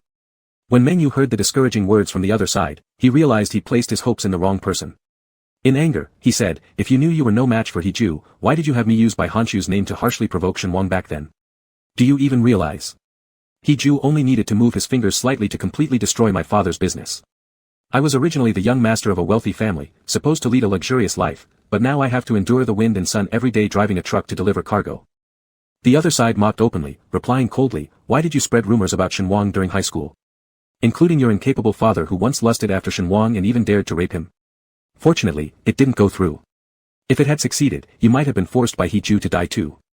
Meng Yu's face turned red and purple alternately like a color palette, finally shouting, "Isn't it because you clearly remember who Shen Wang is?" Beep beep beep. The call had already been disconnected entirely, leaving Meng Yu powerless to turn his situation around, roaring helplessly. On the other side, the man effortlessly pressed a few buttons, forever blocking the debt collector's number. Then, he stood up, adjusted his immaculate white doctor's coat, slipped his hands into his pockets, and left the room with long, straight strides. The corridor of the house was long and dark, resembling an endless tunnel deep beyond sight. Occasionally passing by glass or metal could reflect an extremely handsome face. Mature, steady, exuding the quality of a successful elite, yet also dangerous, low-key, with eyes as deep and piercing as hidden blades. He opened a tightly closed door deep within the room, revealing pale lighting inside, presenting a stark contrast to the dimness outside. Inside the spacious room, the air seemed empty and hollow, like the lair of devils, scattered with various medical devices. Low-frequency bioelectricity flickered across screens, monitoring vital signs 24 hours a day. Lying on the central bed was a withered, pale body, with sunken eyes and collapsed cheeks, resembling a skeleton tightly wrapped in human skin. Precious life seemed on the brink of extinction, yet was forcefully suspended by a mere strand of hair, neither rising nor falling, awaiting the final breath. The man stood next to the bed, gazing at the frail life on the bed seriously yet cruelly. Without the assistance of surrounding medical equipment, the life on the bed would immediately stop. The man said, "By Honshu, you can't die yet, understand? At least, you must die in Hiju's hands, not mine." It was unknown whether it was an illusion, but Bai Honshu, who had become a vegetable, seemed to receive some sort of neural stimulation, producing unexpected fluctuations causing slight changes in the life detection machine. Hardly noticeable. The man inserted his hands into the pockets of his white medical coat, clenching them into rock-hard fists, with pure black eyes showing no compassion, only harboring restrained and suppressed hatred. Meanwhile, Hiju held a book titled, Getting Smarter Every Day, Good Stories for Prenatal Teaching, reading with a low, magnetic voice toward Shen Wang's cozy nest with emotion. Shen Wang felt his warm breath gradually splashing onto his belly, cool and ticklish. Helplessly, he suggested, "We've read quite a few stories today. Second baby should be asleep soon." Closing the book, Hiju asked him, "Do you want me to apply some oil to your stomach? To avoid getting stretch marks when your belly grows too big in 2 months?" Shen Wang replied, "Probably not necessary. When I carried Meow Meow, my stomach didn't leave any marks. Back then, your nutrition was poor, and you were just busy making a living. Meow Meow almost died at birth and had to stay in the incubator for a month." When Shen Wang thought back to the hardship and despair of that time now, the feelings of fanned pain seemed to have lessened significantly. Fortunately, he managed to create a bright future with his perseverance and hard work, otherwise, where would Hiju be today? Hiju immediately realized the severity of the issue and said solemnly, "I've already learned everything from Dr. Su. I know about your abortion at an illegal clinic, and how you gave birth to Meow Meow there, risking both your lives. I know it all now." Seeing the heavy expression on Hiju's face, Shen Wang could no longer suppress the repressed pain. It felt like Hiju was being dragged into an abyss, pulling him toward destruction. Shen Wang held Hiju's downcast cheeks gently. "Don't immerse yourself in self-harm. While you made mistakes, so did I. We've taken many detours, but we're finally able to reunite as a family. Don't let yourself get trapped in negativity." Speaking of negative emotions, Shen Wang remembered encountering Meng Yu earlier today. Just thinking about all the bad things Meng Yu had done to him, Shen Wang wished nothing more than to retaliate immediately. But his life up until this point had been far bitterer than simply eating wormwood for years. These events were irreversible facts. All he wanted now was to spend the rest of his life with Hiju, their children, focusing only on what the future might bring. Only the future can truly be controlled by us. Kind-hearted people always deserve happiness, while vile ones should suffer eternal torment. All I want now is to find a store to take over and earn money seriously, living naturally. And grow old together with you. Hiju. What? Hiju embraced him. Why has the topic of redemption suddenly strayed? Mr. Shen. Shen Wang, feeling warm in his embrace, smiled and said, "Because I desire a happy life even more. People must learn to look forward, shouldn't they?" Hiju remembered what their daughter had once said. Originally Shen Wang intended to open a restaurant. Actually, he didn't need to do anything, he could afford to open hundreds of restaurants nationwide just by talking. But he knew that little Wang was no longer the small, helpless victim who used to cry for protection. Like himself, he worked with all his strength to pursue his dream life. Hiju said, "If you intend to start a business, how much capital do you currently have?" "I happen to have some experience in investment and risk control, so I can help predict and mitigate potential risks." It was nearly devil-level humor. Who doesn't know that Hiju controls a powerful venture capital fund that's virtually unbeatable in its field? Only Shen Wang cared little about the specifics of his work. Shen Wang took out all his savings and showed them to Hiju. This part came from selling the shop, that part accumulated over several years, plus the special home purchase fund reserved for Meow Meow. This last portion, though, couldn't be touched under any circumstances. Hiju looked at the total amount and fell deep in thought. Shen Wang asked, "What do you mean? Were you laughing just now?" Hiju looked completely innocent. "I wasn't laughing, and why would I laugh at you? My lips just itched a bit, so I scratched them, but absolutely not laughing." "Really?" Shen Wang grew angrier. "Are you mocking my earnings? These certainly won't compare to your monthly expenses, but I earned every penny through working long hours day and night. This is my hard-earned wealth." Hiju looked even more innocent and said, "I don't have any intention of showing contempt. Moreover, all this money comes from your hard work. I respect these funds wholeheartedly. Using just a few 100,000 yuan to rent a decent storefront in the capital city is practically harder than digging out the eyes of the stone lion guarding People's Square. And isn't he Ju's daily expenditure way more than just a little bit? I can make your money grow. No thanks, Shen Wang gathered all the passbooks and bank cards into his arms. It's late now, and I and second baby need to sleep. Go back to your room, will you? He Ju's face turned full of shock. Not at all. What I meant was that I can invest your money into short-term futures, which could multiply it by more than 10 times within half a year. By then, you'll be able to smoothly rent a shop. Shen Wang responded, good night. Pointing his finger at the bedroom door, he indicated He Ju should leave. He Ju refused to budge. But if I don't hug you at night, I simply can't sleep. And Meow Meow also needs me. She has to sleep with her daddy. Shen Wang's belly rumbled slightly, as if second baby was supporting him in expelling He Ju. He Ju was almost in tears, holding his own pillow with one arm as he walked out of Shen Wang's bedroom, saying firmly, I have facial paralysis, I truly didn't laugh. It took He Ju 3 days to appease Shen Wang, whose mood changed faster than June weather, clear in the morning, stormy in the evening. It was all due to hormonal fluctuations. He was a man, albeit with a uterus that could bear life, but his estrogen levels were quite low, especially since he wasn't young anymore. Women of this age giving birth is often likened to passing through the gates of death, let alone Shen Wang's current condition. Dr. Zhang from the private hospital suggested inviting a team of foreign experts specializing in male reproduction to come and ensure Shen Wang and the second baby's safety. He Ju readily agreed and entrusted Dr. Zhang with the arrangements. According to He Ju's original plan, he intended to live his entire life alone and donate part of his estate when the time came, while also gifting portions to his brother's children. Now, with 2 legitimate heirs, He Ju's heart once adrift became locked solidly on Shen Wang. There will be no more babies after this, having 2 treasures leaves him without regrets. From now on, they must use protection to avoid putting Wang again through hardship. He Ju carefully apologized, fortunately only behaving humbly at home. In social settings, everyone would surely be astonished. He Ju hugged Shen Wang as they ate fruit at home. Shen Wang's belly grew heavier. The doctor had warned about keeping an eye on the father's blood sugar levels, so He Ju specially imported organic fruits from abroad, feeding them to Shen Wang piece by piece. Suddenly, manager Zhao rushed in, reporting urgently, young master, something serious has happened. Lord, he is leading the older masters toward us, looking extremely upset. It seems like some significant matter. He Ju calmly handed Shen Wang a wet tissue and said, tell the bodyguards to send more people to intercept and persuade them back. They can't be stopped. Grandfather is furious, and what you're doing might only fan the flames. You'd better think of another way. He Ju and Shen Wang exchanged glances before instructing manager Zhao, you take care of escorting Shen Wang to the study for a moment while I see what exactly is troubling my father today.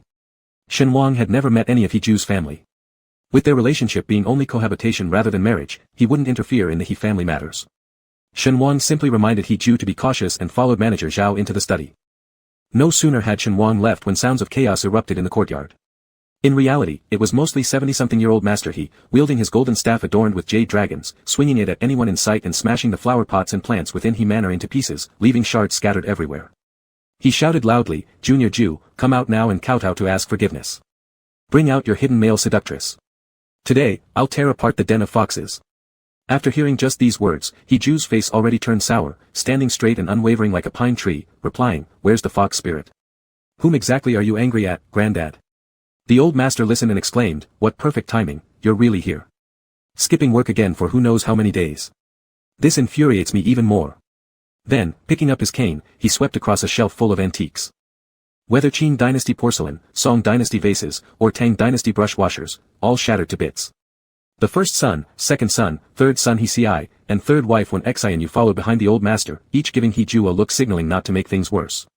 He Ju kept his hands in his pockets, uncaring, saying, these little knickknacks are worth at least over 100 million. Is that so? The old master turned around, sweeping all the ceramics off another shelf. He Ju remained calm under pressure, saying, all right, just send me a check later. What kind of check, you living wastrel? After destroying assets worth hundreds of millions, the old master still didn't seem to vent enough anger, challenging He Ju, these items are valuable and available, I'll buy you new ones tomorrow, but He Ju, you are trying to dismantle my home. Disgraceful child. At this, the third son He Ci felt most compelled to speak up, stepping beside the old man and saying, Dad, don't be mad at our youngest brother. He's merely been deceived, which caused him to cut ties with us. This us included, the eldest son He Wan, the second son He Qian, and the expelled treasure of the He family, He Ruoyan. When Xianu, holding a chubby orange cat in her arms, couldn't help but chime in, young uncle was fine originally. Suddenly, he called to cut ties with our entire family. Humph. Old master He turned around and warned her, hold my cat properly, or you'll be sorry. When Xianu immediately quieted down, holding the plump orange cat, Pong Don, steady.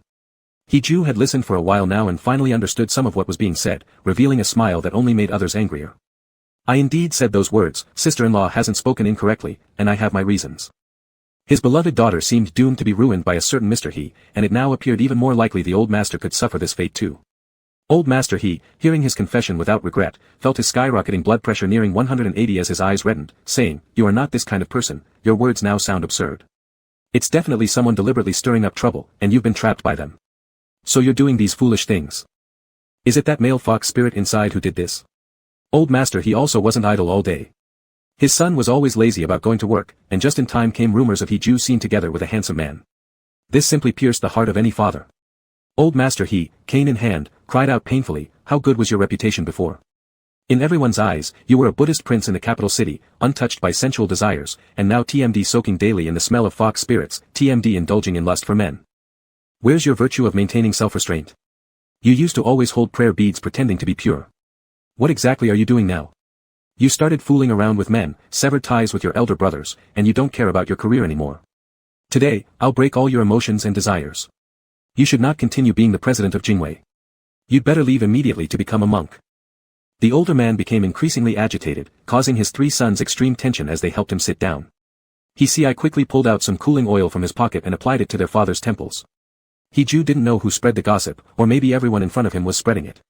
In any case, he didn't care, sitting leisurely on the opposite sofa and speaking, "The company has developed to this point, even if I don't go, all the people inside are my close confidants, talents I've nurtured at great effort and cost. If they can't maintain normal operations, then they might as well roll out." What he said was true, he had already cultivated a large group of excellent people capable of helping him defend his position. For someone of his status, if he still entered and exited the company building regularly every day, the outside world would probably already be speculating that Jingwei was poorly managed and facing bankruptcy. Old Master He making an issue out of this made no sense, as He Ju was truly the one who expanded Jingwei to dozens of times its original size, making significant contributions. The family members waiting for dividends had no right to speak. Older brother He Wen, experienced, seeing the youngest brother showing no fear, couldn't help but step forward, saying, "Fourth brother, you know, Dad isn't afraid that you'll bankrupt Jingwei. Dad is actually concerned about our family's harmony. Our mother passed away early. Do you understand how I feel about you as your eldest brother? How can you say you won't interact anymore and just stop?" Touching upon this sore spot, He Qian and He Ci had plenty to say and raised objections one after another. "He Qian, when you were born, it was me who changed your diapers every day. Wherever I went to play, I took you along, worried that you were too cold and wouldn't make friends. Yes," He Ci continued, "big brother and second brother are both outstanding talents. Aren't they all graduates of overseas finance universities? Why was Jingwei ultimately handed over to you? Isn't it because we all spoiled you? Especially. In the year you got into trouble, how many physical therapies did I accompany you through to save your legs? And you little ungrateful thing, you call me in the middle of the night to say you'll never interact again. Have you thought about my feelings?" Third brother He Ci was almost crying out of, Wuju, telling his wife when xin you carefully, and our Yen Yen, who was sent abroad by him. This kid's heart is too black. With the conversation continuing in this manner. Old Master He also couldn't help but feel sad, saying, "Today we came here with 2 purposes. First, you need to apologize to your 3 elder brothers, including your 3rd sister-in-law. Secondly, break off your relationship with the male seductress immediately, and properly act as the Buddhist prince of the capital city. Don't stay cooped up at home all day. Go out and find a proper marriage alliance candidate, give birth to an heir soon. Look at you, you're almost 40 years old. How much longer will your sperm remain active? When I was your age, I had already given birth to 4 sons. You really make us worry endlessly. Wicked child." When xin you quickly moved to old He's side with the plump orange cat, tugging on his sleeve and saying, Dad, can't you get young uncle to agree about letting Yen Yen come back? How could you forget this matter?" He Ju said, "Dad is right, I should not have acted out of spite. So, I apologize here to the 3 elder brothers and sister-in-law." He didn't bother getting up to bow deeply but remained seated in the middle of the sofa, casually resolving the issue. Eldest brother He, "All right then, I haven't really held a grudge." Second brother He, "Just don't say such divisive things again in the future." Third brother He, "You're able to jump around healthy because of me. If you keep talking nonsense, Dad will just break your legs again." When xin you, "I won't apologize, I want Yen Yen." The old man's anger had dissipated by half, but he fiercely slammed his cane against the ground. "You all forgive him too easily. It's not my fault for spoiling him, it's clearly all of you who are the real culprits."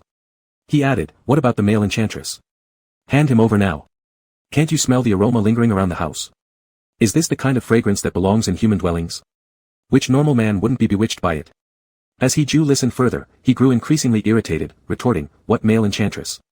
Shen Wang is the one I plan to marry, the most important person to me." And realizing how unsuitable it was trying to explain these matters with so many family members around, he continued. "To the elder brothers and sisters-in-law, let's set this aside. Dad, would you accompany me to the study? After we go inside, your concerns will be resolved." Chapter 59, Everyone's Happy. Mr. He originally did not intend to listen to He, especially in front of all his sons. He could not appear too compliant. However, He had already set off and gestured toward him, "Just take a look, and you'll understand." Mr. He gave a heavy cough, picked up his cane, and said, "Then I'll believe you this once. If you dare to deceive even an old man like me, I will certainly mete out family discipline today." The father and son climbed upstairs. Manager Zhao was standing guard at the study door. Without special permission from young master, nobody was allowed to enter here casually. Mr. He's nose was quite sharp. The closer he went upstairs, the clearer he could smell an indescribably fragrant aroma. In his youth, Mr. He was quite a flirtatious figure who had encountered many ostentatiously perfumed men and women, thinking they were charming, but in reality, they often caused headaches with their overwhelming scents. Now, this scent was purely sweet without any impurities, exuding warmth as if it was softly embracing smooth skin, and radiating a clean, refreshing fragrance that invigorated the spirit. Mr. He immediately developed a fleeting desire to retreat, wondering if his son had been bewitched by a male fox spirit to the point where he was now attempting to involve his own father. As soon as He opened the study door and called inside, "My father wants to meet you and the child, don't be nervous." His words were tender to the core, implying a tone that suggested, "Leave everything to me." At the moment Mr. He heard the word child, his caution and suspicion disappeared instantly, replaced by a burgeoning cloud of surprise about to explode. He then saw Shen Wang emerge slowly with a shy expression, quickly being embraced by He who declared in a rather defensive manner, "This is Shen Wang, the important man I want to spend my life with." He then introduced Erbao grandly, "This is the golden grandson you have long awaited. He is 5 months old now and will formally meet you after 4 more months. There was also the person I specially took to your place and asked you to try to keep in the capital, Shen Miao." A proud look gradually appeared on He face, regardless of how Shen Wang secretly signaled for him to stop talking. He still raised his voice and proclaimed, "That's the daughter I had with Shen Wang. She is already 20 years old." Mr. He had never seen such chaos in his entire life. The most famous global stock market crash, financial subprime crisis, and a certain country's nuclear power plant leakage were far removed from him, yet Shen Wang was clearly an adult male, right? This man's belly was obviously swollen like he was carrying a pot. His youngest son had actually been sleeping with someone 20 years ago and had a pretty little girl, who would be his granddaughter. And there was another one still in the womb. Mr. He's old CPU inside his brain was practically burning out. He was feeling dizzy, boiling with intense oil-like agitation, and if any irrational spark touched him, it might have completely destroyed him. Shen Wang whispered quietly, "He you are suddenly telling so much to an elderly person unprepared for it. Did you consider the elder's physical condition?" Manager Zhao rushed forward to support the swaying person, but Mr. He brushed him away and abruptly said to He "Come with me to the study for a moment." Seeing the grave expression on Mr. He's face, which didn't look happy, He thought it was understandable since the first 3 sons had already given him half a dozen grandsons. Having more children from his house wasn't particularly rare. As long as he cherished them himself, that would suffice. Mr. He leaned on his cane and cautiously entered the study first. He followed inside. As soon as the door closed, Mr. He suddenly burst into shouting, "You beast!" Unfortunately, the soundproofing effect of the study was too good, sealing off all the remaining sounds, whether it was an intense argument or a confrontation with weapons.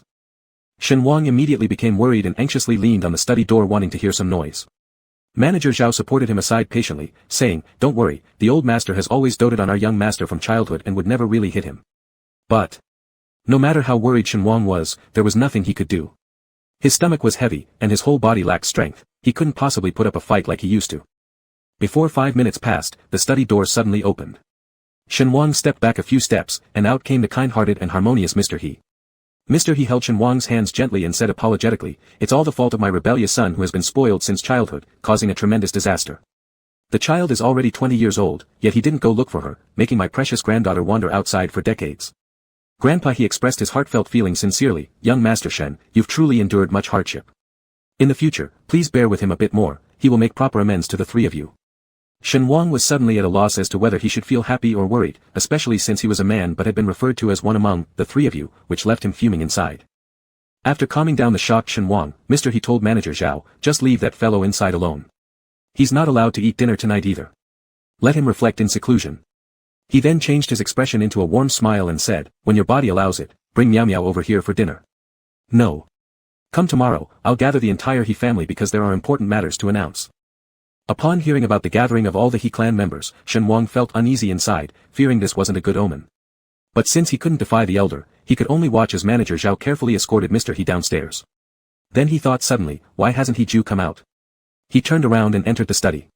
There, He Ju was kneeling on the ground, pale-faced, with beads of cold sweat wetting his jet-black hair. The jade-embedded golden cane was lying on the floor, its middle part actually bent. Shen Wang rushed to help He Ju up, but he was stopped. Struggling to stand using the study table, He Ju said, I'm fine. Dad didn't hit me too hard. Shen Wang, naturally concerned for him, lifted his shirt back but found no obvious marks. He went to pull off He Ju's suit pants but was stopped. He Ju said, I'm fine. He knows how badly injured I already am, so he was careful when hitting me, only delivering one strike. I lost my balance myself. Listening to him speak nonchalantly, Shen Wang grew increasingly uneasy and said, we still should have President Zhang come over for a checkup. The cane had been bent after all. Leaning on Shen Wang to straighten himself, He Ju still couldn't place his full weight on the other person and carefully sought for a support point. His face turned flushed red due to past severe pain. My dad was angry that I always acted arrogantly, ignoring the situation after the events unfolded. I did nothing to find you nor brought Miao Miao home sooner to acknowledge her roots, letting both of you suffer abroad. So he took it out on me. From Mr. He's words, Shen Wang had guessed a little.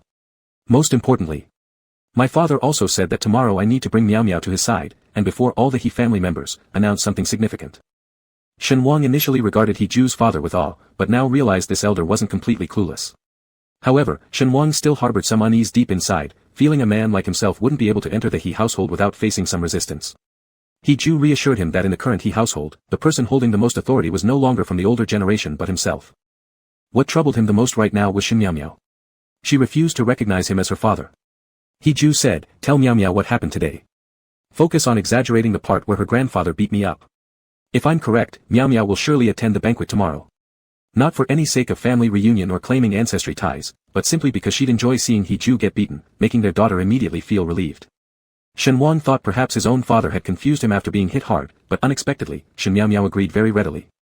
The young girl arrived the next day with 2 boxes of bruise medicine, silently smiling upon seeing He Ju and just handed them to Shen Wang saying, aren't you able to walk? He Ju sighed inwardly, laughing bitterly. Could it be said that his daughter didn't care about him? She even remembered to buy bruise medicine and visit him. But could it also be said she sided with him emotionally? Indeed, Shen Miao Miao smiled radiantly like a flower blooming at this moment, showing that she kept a distance, ready to walk away from him anytime. The family drove to Grandpa He's residence. As soon as Shen Miao Miao got out of the car, she saw many people lined up at the door. Grandpa He, hugging a chubby orange cat, stood ahead of his well-dressed grandchildren, looking youthful despite his gray hair, kind-hearted and loving. Seeing his overly dramatic performance from afar, He Ju gave a slight cough covering his lips with his hand. Shen Wang immediately asked if his wound hurt. Turning his face to exchange a smile, He Ju replied, if you always cared about me like this, actually playing the villain wouldn't be so lonely, at most we'd end bankrupt and live on the streets. Shen Wang gently pulled on his earlobe and blew a breath, saying, you and I are like 2 grasshoppers on the same string now. If you're playing the villain, then what am I? This time Shen Miao Miao didn't sit between the two of them, not because she didn't want to be close to her dad, but she worried that Shen Wang was getting heavier, making it uncomfortable for him if they were squeezed together. A smart girl doesn't fight with a boy. Especially when that person had never lacked boldness. So, Shen Miao Miao was the first one out of the car, as clever girls always gained favor wherever they went. Dressed in a simple yet elegant white dress, Shen Miao Miao exuded an aura of perfection without being overly pretentious. She greeted Grandpa He politely, Mr. He, it's been a while. Then she poked the chubby orange cat's head gently, fat egg, you're living such a happy life with such a kind and amiable owner. Mr. He had never liked these cats or dogs throughout his life, finding them noisy and troublesome with all their shedding fur. But Fat Egg was different, it was a present from his granddaughter. Mr. He handed the cat to Shen Miao Miao and smiled, it would be great if you could help this old man hold the treasure for a bit. Grand Duke He held Shen Wang, helping him get out of the car slowly. Mr. He gave his son a glare but greeted Shen Wang warmly, young Master Shen has arrived. The 3 brothers of the He family, including their wives and children, and other distinguished members of the He clan, all stared blankly. They especially noticed Shen Wang's round belly, carefully cradled by their duke who normally acted aloof. Everyone immediately showed an understanding expression. As if the concept of a man giving birth wasn't that big of a deal, even the idea that the future wife of the duke was a man fell within the realm of acceptability. What excited everyone most was that the duke would finally have a successor. The entire family followed behind, watching Shen Miao Miao holding Fat Egg and being called by Mr. He to sit beside her. Naturally, Duke He and Shen Wang took the main seats. The rest of the people sat around the round table with their own thoughts. When Xinyue looked at Shen Miao Miao, then at Duke He, and repeatedly examined Shen Wang. She whispered to her husband, what's going on today? Did you figure it out? Mr. He had already been warned by Mr. He, so he replied clearly, it's simple. These are the two children of my youngest brother, officially being recognized by Grandpa today. They are returning to claim their heritage. Wen Xinyue. This Shen Miao Miao. She is the daughter of your little uncle. Then. Wen Xinyue remembered how her daughter often talked about her rival, Shen Miao Miao. Turns out she was actually Duke's biological daughter. No wonder Wen Xinyue felt, upon seeing Shen Miao Miao for the first time, that this child resembled the Duke so much, but she hadn't thought deeply about it at all. Taking advantage of no one noticing her, Wen Xinyue grabbed her phone off the dining table and quietly moved to a secluded corner. Checking the time, she inferred it would be morning in the US, where Gu Ruoyan should just be waking up. Hastily, she called her daughter. When Gu Ruoyan, still sleepy, scolded her, asking what was the matter that woke her up so early.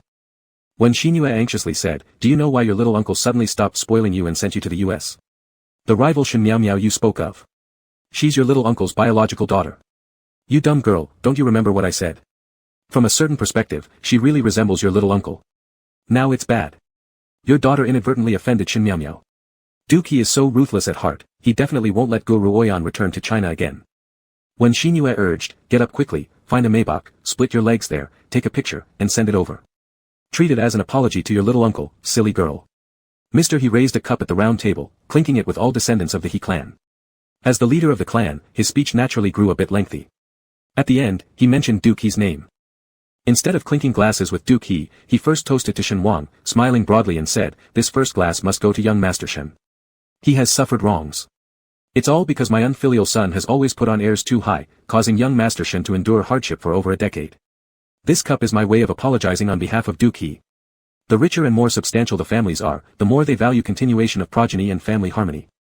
Especially since the He family business developed to its current scale, following only one ancestral adage passed down, family harmony ensures everything flourishes. Each of the He family children is doing business in different fields. Even though He Ju occupies the core enterprise, his brothers have never felt jealousy, all thanks to Grandpa He's adherence to the ancestral teachings. Especially when He Ju was kidnapped years ago and nearly lost his life, not a single person in the He family gave up on saving him easily. Now, let alone Shen Miao Miao, she has become an indispensable member of the He family. Shen Wang could not drink alcohol, but he still respectfully clinked a glass of juice with Grandpa He. The second person Grandpa He faced was Shen Miao Miao, smiling as he said, "Just now, Miao Miao called me Mr. He, which sounds somewhat distant. I wonder if Miao Miao would do me this small favor and give me a new position." Shen Miao Miao had more or less guessed why she came to the He family today. Since He Ju is part of the He family and none of the other members have provoked her, Shen Miao Miao readily stood up, holding her wine glass while sweetly calling the elder man, Grandpa. That one title moved Grandpa He to tears, repeatedly saying, "My darling granddaughter, my precious jewel." A stern gaze then swept across all the He clan members at the table as he loudly declared, "This is my second beloved granddaughter from He Chi, just like Yan Yan, she is the apple of the He family's eye. But Miao Miao has suffered too much over the years, so my demand now is that you must spoil Miao Miao thoroughly. Every single person in this family must do the same. Whoever fails to do so is going against me." Everyone else quickly nodded their agreement. Afterward, Grandpa He specifically turned his gaze toward He Ju and said, "Little Shen's baby inside her belly is also someone we need to lavish with affection. We'll wait until the child is born before making further decisions. You are Miao Miao's biological father, yet these past 14 years, you haven't done much for either her or little Shen. I'm now deciding on your behalf. You, the president of Jingwei Corporation, can directly reserve that position for Miao Miao. Our darling Miao Miao doesn't need to intern at any other company after graduation. Start looking for a new successor now." The rest of them continued nodding in agreement. Chapter 60, 2 more weeks. Latitude and Longitude Venture Capital is the core enterprise of He Group. No matter how many other subsidiaries were later expanded, this one remains the most important part, and even more so, the backbone that supports the He Group. Shen Miao Miao is only a third-year university student, who did not receive an elite education from childhood, nor has she ever been guided in any aspect of venture capital, and her major is completely unrelated. To have He Ju cultivate her as an heir would likely be somewhat challenging. Grandpa He saw that He Ju did not immediately agree, and he instantly became somewhat unhappy, saying, "What's the matter? Are you reluctant?" He Ju replied, "The power in my hands was passed on to me by you. I will definitely have no problem passing this honor to the next generation. Only." Grandpa He ignored his hesitation and directly embraced Shen Miao Miao, saying, "Little Four has already agreed. I believe all of you elder brothers and sisters-in-law should have no objections, right? The He family has always been coordinated by Grandpa He. Without him, He Ju would be the most authoritative and prestigious one, and certainly no one would dare to say a word against these two people." This was just a small interlude. The time spent with the whole family was always joyful and filled with warmth, especially for Shen Wang. Since childhood, he had endured hardships, and being accepted by such a large group of people from the He family, welcomed to become a member of the family, allowed to root and sprout under the forest canopy, sharing the nourishment and receiving due protection, using a single word to describe it, they were united through thick and thin. Shen Wang felt contented, but he was also a little worried about the relationship between He Ju and his daughter. He thought their personalities were too similar, neither was willing to easily give in or make the first step to retreat, creating an atmosphere of tension. Therefore, as soon as the dinner gathering ended, he went to find Miao Miao, intending to talk to his daughter first. However, He Ju had already taken Shen Miao Miao away, leaving him unable to mediate in time. He Ju drove out a Ferrari from Grandpa He's garage. This car was certainly not meant for elderly people, it was something he bought but temporarily stored in the garage. He Ju tilted his head slightly toward Shen Miao Miao, asking, "Do you have the guts to race around with me once?" Shen Miao Miao wasn't entirely pleased with his behavior at the banquet, secretly attributing to her father a famous nickname, Scrooge. In the middle of the night like this, Shen Miao Miao crossed her arms, "Mister, he isn't young either. Can he see the road clearly when walking at night?" "Alright then." He Ju revved the engine, zooming off dozens of meters within a blink of an eye, leaving a mouthful of exhaust fumes for Shen Miao Miao. Shen Miao Miao steamed with anger, sneezing several times consecutively as the Ferrari made a turn far ahead and surprisingly appeared again from behind them. He Ju opened the car window with nonchalance, tapping his fingers on the steering wheel provocatively, saying, "This car is a custom-made globally and does not have a reverse gear." In other words, there would be no second chance. Shen Miao Miao boldly pulled open the door, got inside, tightened her seatbelt securely, and loudly announced, "I dislike your car, it's so ugly. That gay purple color is way too tacky." He Ju chuckled, "I'm not gay, it's just that I happen to love your dad." Without even mentioning, "Brace yourself," he hit the gas pedal, propelling the car to 200 miles per hour in seconds, galloping as swiftly as a stallion across 1,000 miles. Near Grandpa He's house, there was an abandoned section of road with a highway loop nearby. Initially, the purchase of land around the mansion served as real estate investment. Unexpectedly, this winding old road became He Ju's playground. Shen Miao Miao had never experienced what it felt like to travel at 300 miles per hour before. It seemed that landscape ceased to be focal points, stretched into long black shiny lines, everything blurred past like roaring wind. Her 5 senses and 6 faculties focused solely on the rhythm of her heartbeats and the flow of blood vessels, along with a growing sensation beneath her feet that she might take flight. After a few minutes, He Ju abruptly slammed on the brakes, executing a perfect drift slide to stop the sports car at the end of the road. Not far away was a steep cliff, extremely perilous. As the tires screeched and gravel ground under the wheels, Shen Miao Miao's heart leapt in a parabolic arc in midair, colliding with her ribs and rebounding back within her chest cavity. Woohoo! The young girl felt that if she sat a few more minutes, she would surely vomit until she spun dizzily.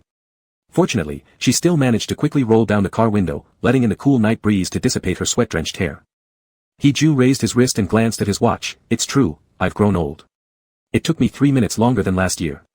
In reality, the main thing is that the car's top speed was 350 miles per hour. Still, since his beloved daughter was sitting in the car, he eased off the gas pedal a little when pressing it down. Shen Miao Miao seemed to intentionally poke at his sore spot and directly praised him. "Mister, he still has some tricks up his sleeve, the old blade hasn't dulled yet." He Ju chuckled with mock annoyance. "I'm only in my 30s, not yet 40, don't always lump me together with people in their 50s or 60s. Shen Miao Miao didn't care whether he liked it or not, leaning on the car window to look outside. He Ju seriously observed his daughter's silhouette, catching a glimpse of her exposed white neck by chance, where a platinum chain sparkled under the natural light, like a shimmering silver line. He Ju didn't smoke, but at this moment, he felt like taking a puff. "You called Grandpa so quickly today, I wonder when I'll hear you call me Dad." Shen Miao Miao knew he was definitely going to give a long lecture next, so she said indifferently, "I've only had one dad since I was little, and I only call him Dad." He Ju wasn't the kind of person who would abandon at the first sign of difficulty. The previous sentence was just an offhand question. Anyway, since his daughter wouldn't call him Dad now, he could wait several more decades. It was bound to happen eventually. He just wanted to tease his daughter and make her talk, otherwise, if she stayed silent and ignored him, they wouldn't be able to continue the conversation. He Ju said, "What do you plan to do about latitude and longitude venture capital?" Indeed, how could the old fox possibly be dense? Shen Miao Miao turned toward him, her bright eyes glinting mischievously as she asked, "Mr. He, are you afraid of me?" He Ju touched his lips, smiling broadly. "Why did you come to that conclusion?" "Of course you're afraid of me," Shen Miao Miao analyzed reasonably. "I'm young, smart, and willing to endure hardship. If one day I successfully take over latitude and longitude venture capital, you're scared that I'll turn on you completely and kick you out." This was no joke. Shen Miao Miao thought carefully, and figured that if she found a job after graduating, she'd at most be able to provide the most basic living security for her dad and second treasure. But if she got latitude and longitude venture capital, she could accomplish more, and easily control He Ju within her grasp. That's right, she indeed didn't trust He Ju entirely. The man was too powerful and too clever. He might now claim to love her father and love second treasure, but his love was lofty, and would eventually drift to a place her father couldn't reach. Shen Miaomiao also understood Shen Wang well. Her father appeared diligent, solid, and unwavering, but he could also easily fall into feelings of inferiority and pessimism, stuck in a whirlpool of self-doubt. Shen Miaomiao admitted that this sudden swelling ambition was exactly what it was. If the opportunity were offered willingly by heaven, only cowards would choose to retreat. She looked at He Ju with an unpure gaze, a direct challenge, refusing to admit defeat. After all, a person's destiny is in their own hands, isn't it? He Ju was very familiar with the brightness flashing in her eyes. That's right, when Grandpa he said he wanted to pass latitude and longitude venture capital to him, the naked ambition exposed in He Ju's eyes was probably even more blatant than his daughter's. He Ju said, I'm not petty, and this point I must make clear to you. When Grandpa suddenly named you as the successor, I'm naturally glad. I just want to create more opportunities to spend time with my biological daughter. I merely need to ask your thoughts first, if you're willing to shoulder a heavy responsibility instead of chasing the glittering gems within the crown. Meow meow, if you wish to wear the crown, you must bear its weight. Today, I just want to know, are you sure this is something you want to do yourself, rather than something imposed on you by Grandpa or me?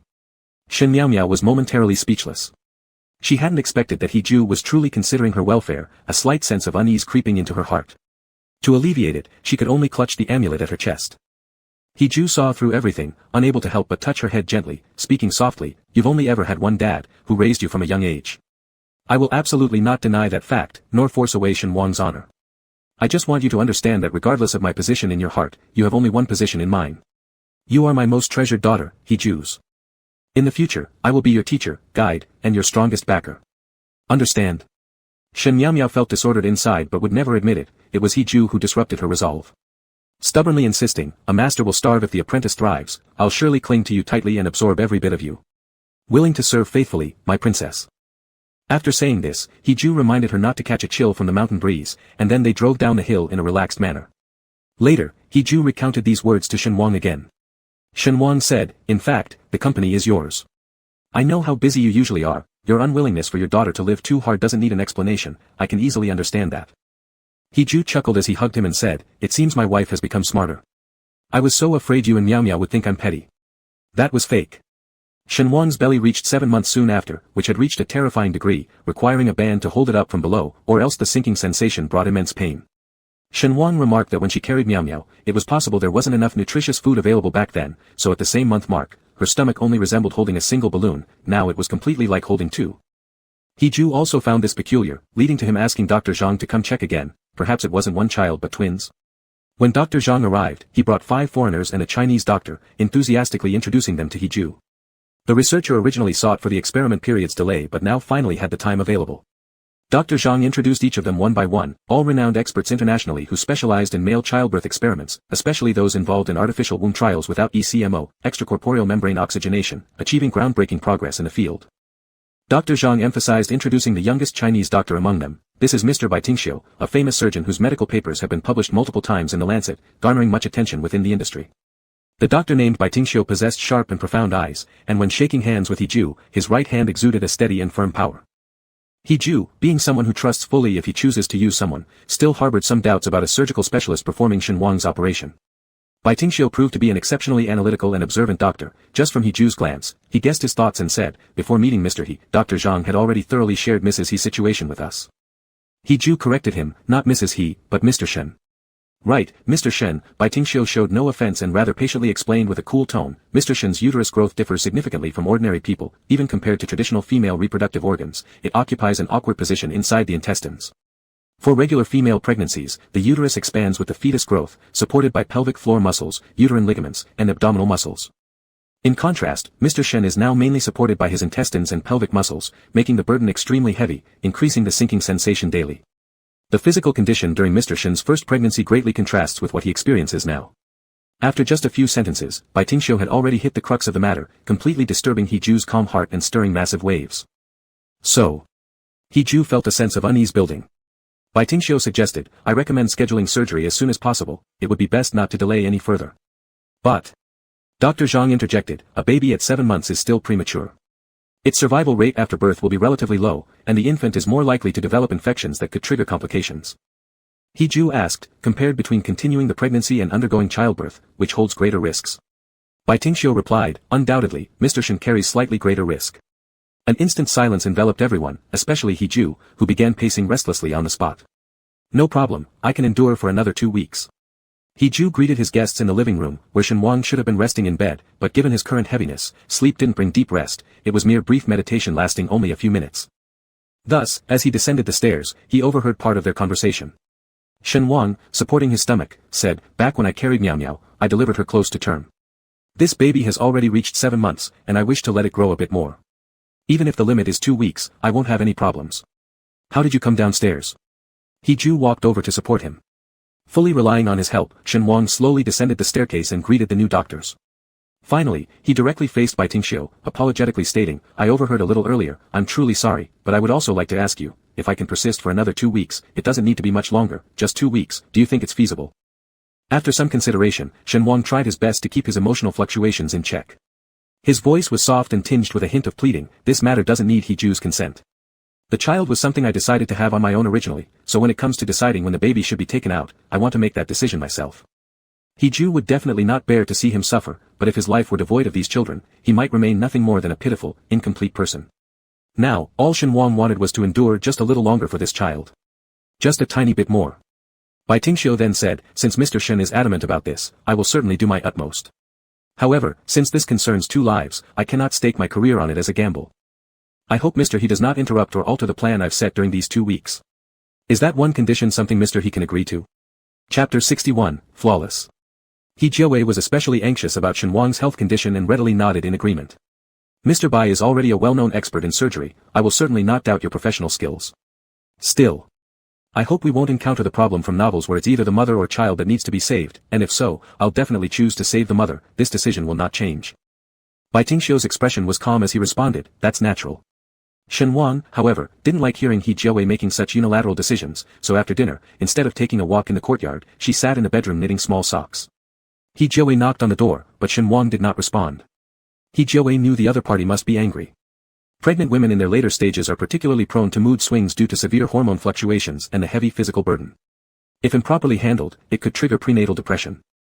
So he didn't barge in but went to Shen Miao Miao's nursery room first, fetched a soft toy dog, and whispered something into its ear. Then, he slipped the toy dog through the door crack, waiting for a serious verdict. Less than 3 minutes later, Shenhuang finally cracked a slight smile, opening the door. She had a big belly supported by bandages, and she was holding the soft toy dog.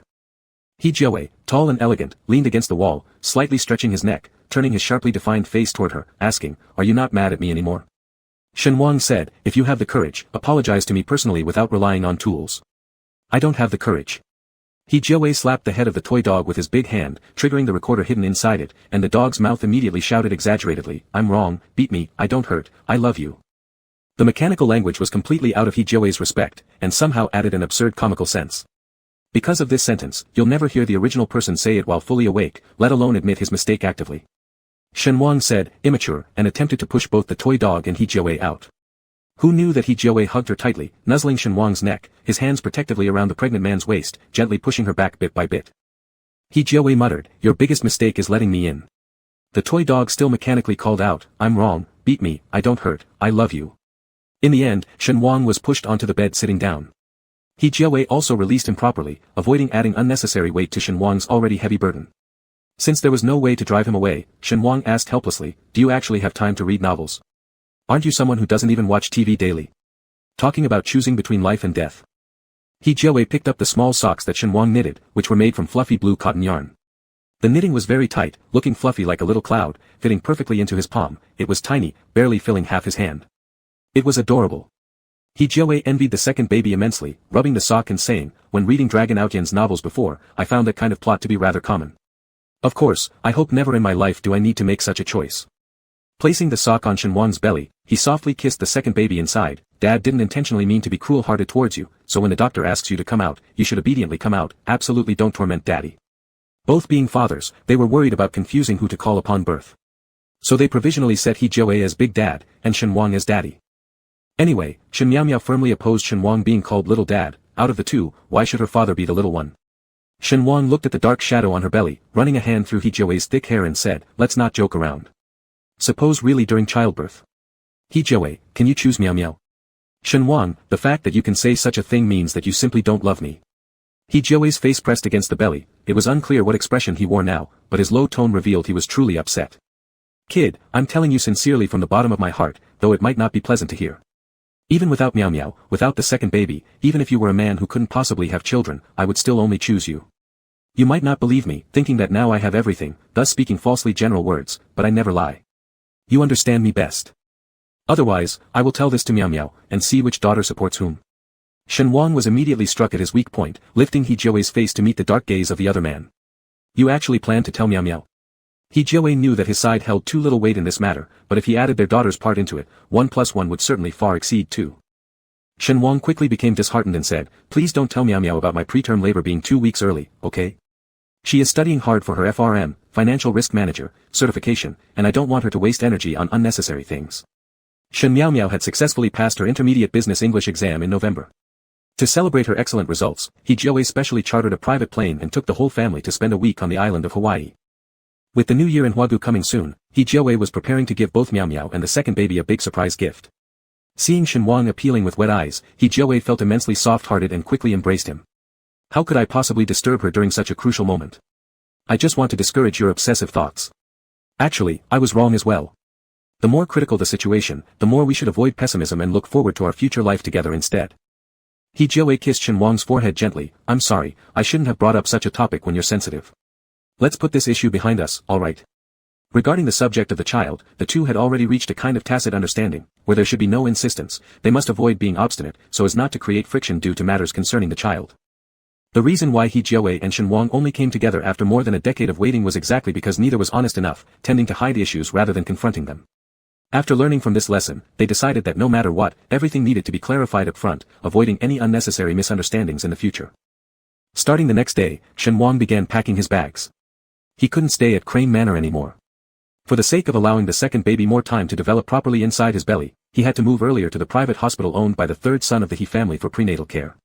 In short, he would need to remain peacefully lying on the delivery bed for 2 full weeks, unable to walk around carrying his pregnant belly and adding strain to his body.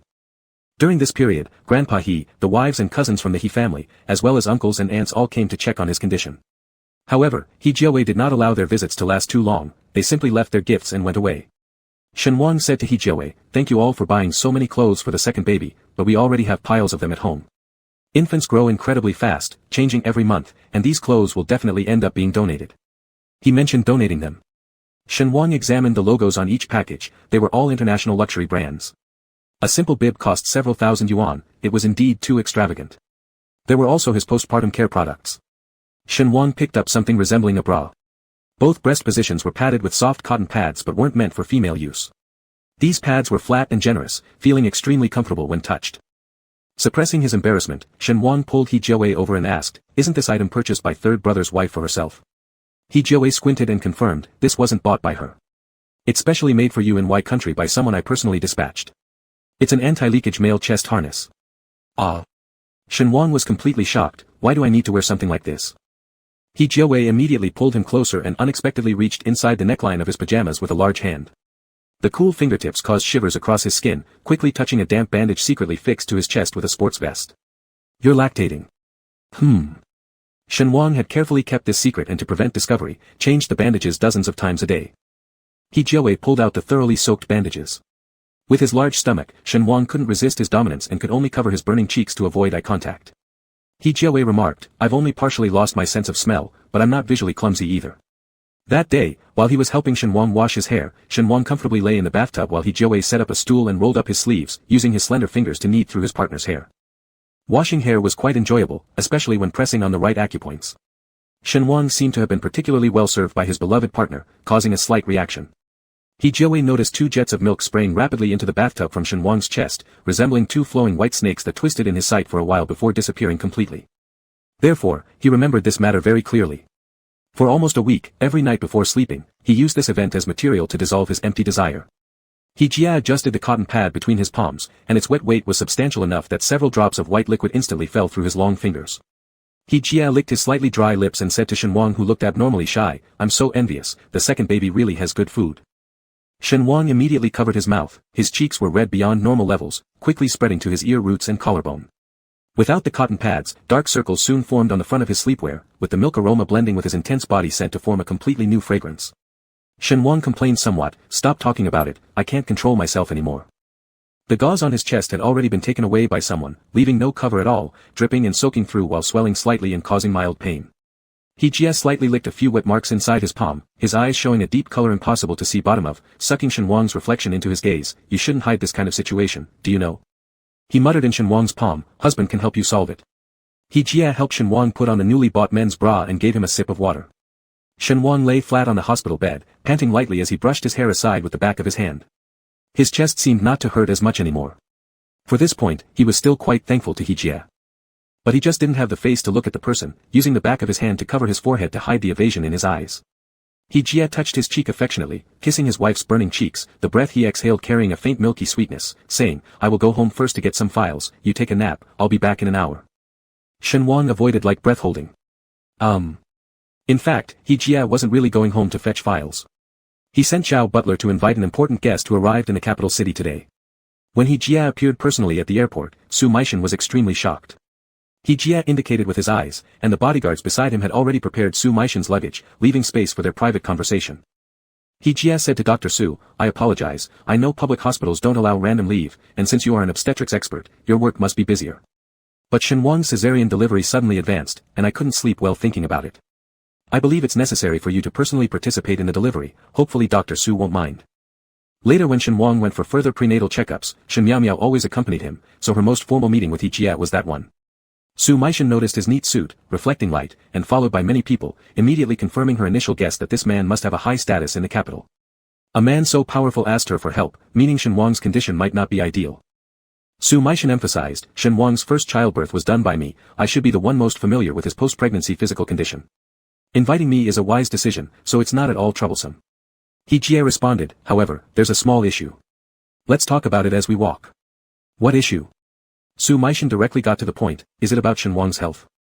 No. He Jia sat down with Su Meishan in the Rolls-Royce, his hands clasped together resting on his knees, revealing unusual worry and anxiety. Even though he stated firmly that in the question of prioritizing big or small, he would unhesitatingly prioritize the big. Shen Wang would definitely hate him afterwards because Shen Wang valued the child too much, even over his own life. He Jia didn't hesitate, first explaining Bai Tingxiu's plan to Su Meishan, but he must ensure everything goes perfectly. So, I am preparing to arrange 2 surgeries simultaneously, handled first by Bai Tingxiu. He is an expert in surgery, so there should be no major issues. Moreover, I've reached a consensus with him, we cannot question his treatment plan or arbitrarily change his decisions. But that's not acceptable, I can't tolerate only having one choice. As you know, Dr. Su, we venture capitalists are naturally cautious. We can never put all eggs in one basket. So, Dr. Su needs to make a slight sacrifice, what you need to do is to please be patient with me waiting. In case anything goes wrong on Dr. Bai's side, whether it's the adult or the child, I hope there will be trustworthy people present from both sides. Bringing up such a topic was undoubtedly extremely. But He Jia revealed a side of vulnerability to Su Meishan that she had never seen before, I cannot lose Shen Wang, and I cannot lose the child, but I cannot lose Shen Wang. Chapter 62, My Wife is Gone. Su Meishan had not held a good impression of him before, her words weren't always pleasant, but they were sincere enough. Now, seeing that He Ju was genuinely repentant and did indeed value Shen Wang, she smiled politely and said, Mr. He, you don't need to be formal with me. You can treat me as Shen Wang's family, which is also fine. The first thing Shen Wang saw upon opening his eyes was not He Ju, he was alone in the hospital bed, his stomach so big and heavy it almost prevented him from turning over. Shen Wang could only use his large hand to caress the second baby inside, quietly talking to it, Daddy wants to drink some water, help Daddy try. Come on. Shen Wang hugged his heavy belly, using his strength to flip himself over, but he acted with extreme caution since these last few days of lying flat for rest put quite a burden on his spine. Just as Shen Wang was about to touch the ground with the mug to fetch water, the door to the ward opened, and Bai Tingxiu walked in. Bai Tingxiu naturally exuded a cool and aloof demeanor, especially after putting on a white coat, making him appear even more indifferent. If it wasn't for his normal breathing and ability to communicate with others, he would seem like a sophisticated machine, devoid of any human emotions. So doctors can also be considered legitimate butchers. Bai Tingxiu said, if you want water, just press the button beside your bed, and someone will come to pour you some, Mr. Shen. In other words, he was telling him not to move around too much and to lie down as much as possible. Shen Wang always listened to the doctor's advice, especially after foolishly going to a back alley clinic to give birth and nearly losing his life. He was saved by Su Meishan, and since then, he has held a deep admiration for sacred doctors. Shen Wang smiled sheepishly and said, sorry, Dr. Bai, I feel like I'm about to suffocate from lying down, so I want to move a little. Next, Bai Tingxiu did something that shocked him speechless. He personally poured him a glass of warm water and handed it to Shen Wang, saying, just endure it for the final 3 days, and both you and the child will be relieved. Shen Wang took a sip of water and spun the mug in his hands a few more times. Bai Tingxiu asked, Mr. Shen seems very uneasy, is there something on your mind? A doctor's eyes are naturally sharp, like scalpels that can dissect through all worldly facades straight to the source of the problem. Shen Wang lowered his voice and said, can I postpone it for another 2 weeks? No, Bai Tingxiu pulled over a soft chair and sat coldly in front of Shen Wang, you just said yourself that your stomach is so heavy you can't breathe properly. Your spine, internal organs, pelvis, everything is now being compressed by the fetus. If you want to live past 60 years old, you shouldn't push yourself further. Ah. Shen Wang was startled by this statement and changed his facial expression, is it really that exaggerated? If I don't deliver the second baby? I'm just giving an example. Bai Tingxiu paid no attention to his word choices, which could easily leave psychological scars on patients. There are no perfect surgeries in the world. I'm simply presenting the optimal solution under the greatest probability of safety for both Mr. Shen and the child. Shen Wang didn't want to hear any more and stopped his hand mid-motion, asking, is this the first delivery operation you're handling, Mr. Bai? This fact leaked clearly from every aspect of his speech and behavior. Yes, Mr. Shen is being operated on by me personally, and what's more, I am male. Shen Wang really wanted to say, do you talk to all your patients this straightforward? However, Bai Tingxiu suddenly fell silent, as if pondering deeply about something. After a long pause, he said, Mr. Shen seems to be quite an extraordinary person. Shen Wang. Not only can you conceive and bear children, but you can also emit a very strange fragrance.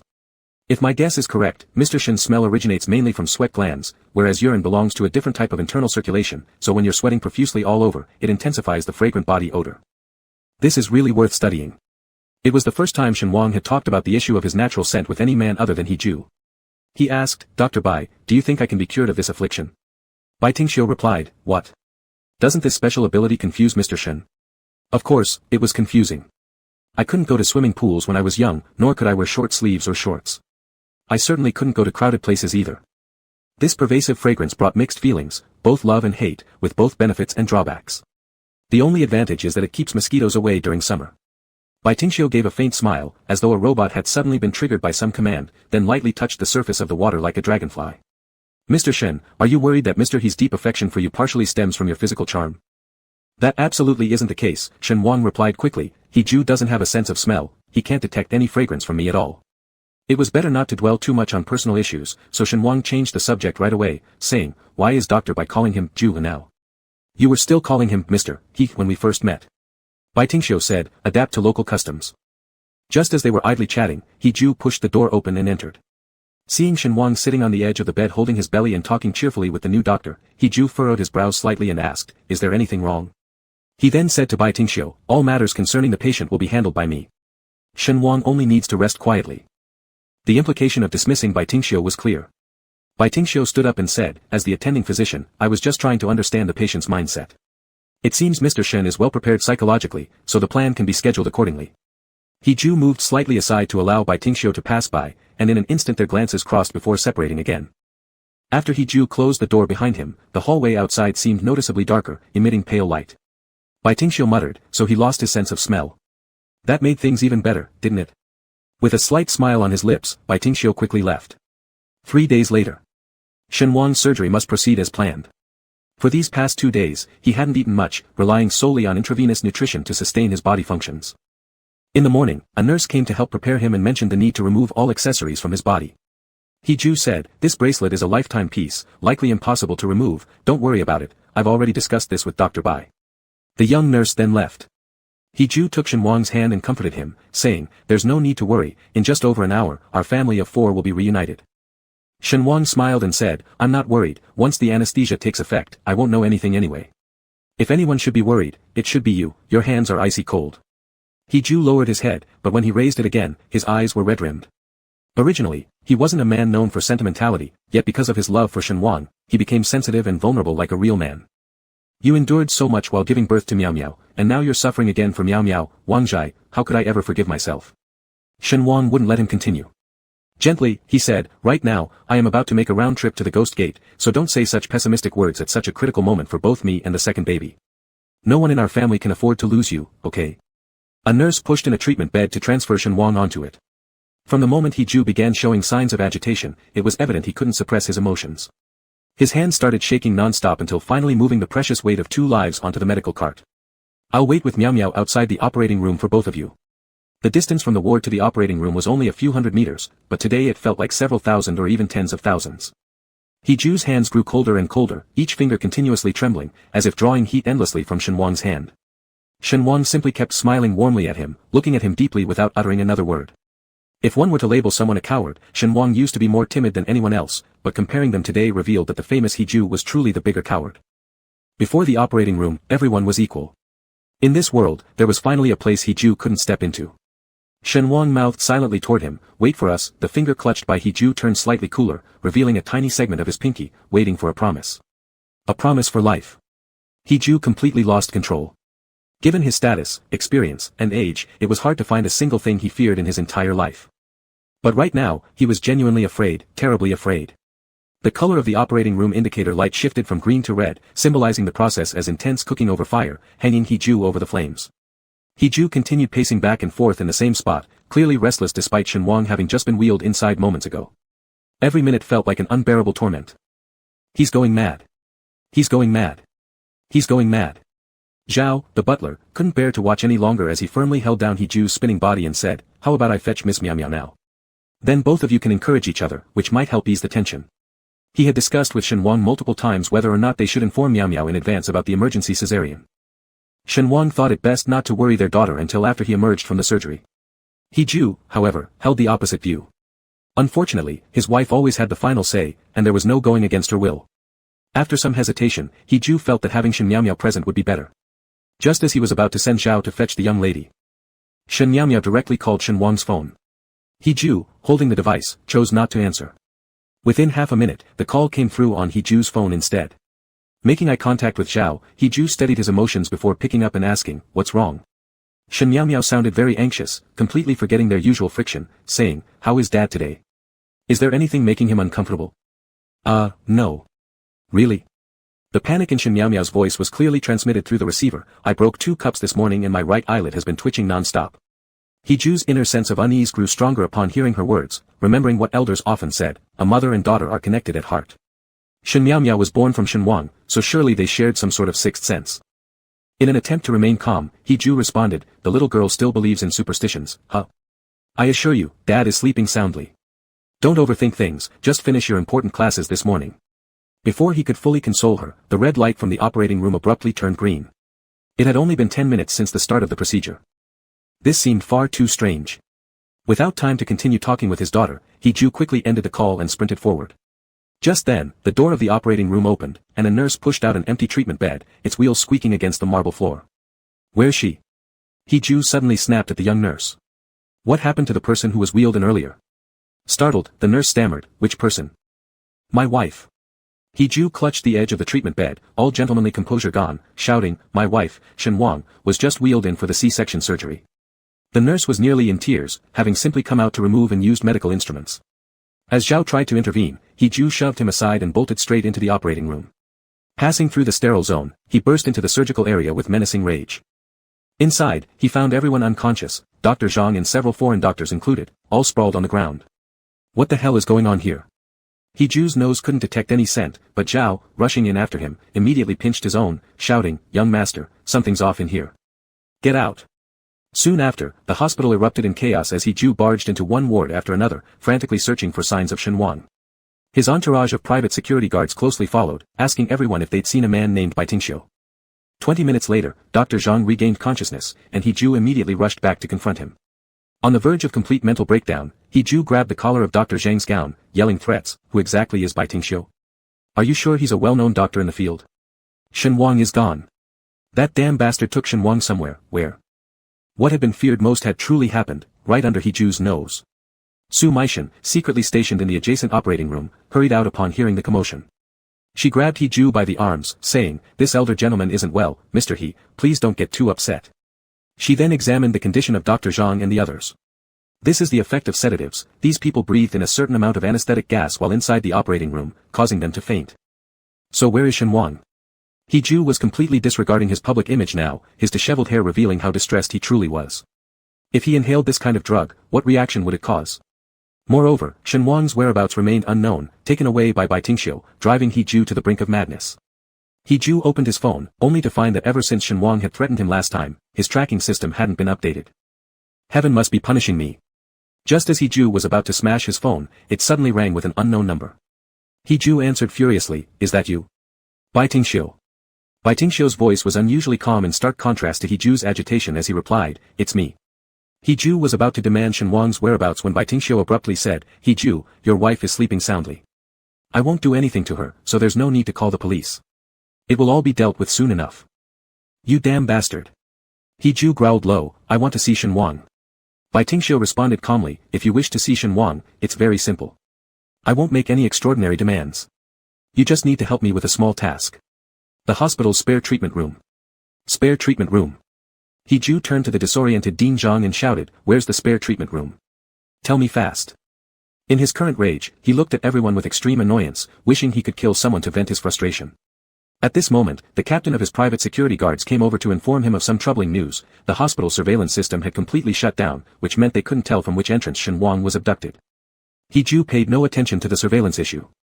Covering the mouthpiece, he said to the captain, "The bracelet." Shen Wang's bracelet contained a highly sophisticated positioning system, capable of quickly locating her. However, they needed to go back to the He Manor to update the system. The security captain instantly understood and hurried off. Nevertheless, Bai Tingxiu shouldn't learn about the bracelet easily. If discovered, Shen Wang's safety would be compromised.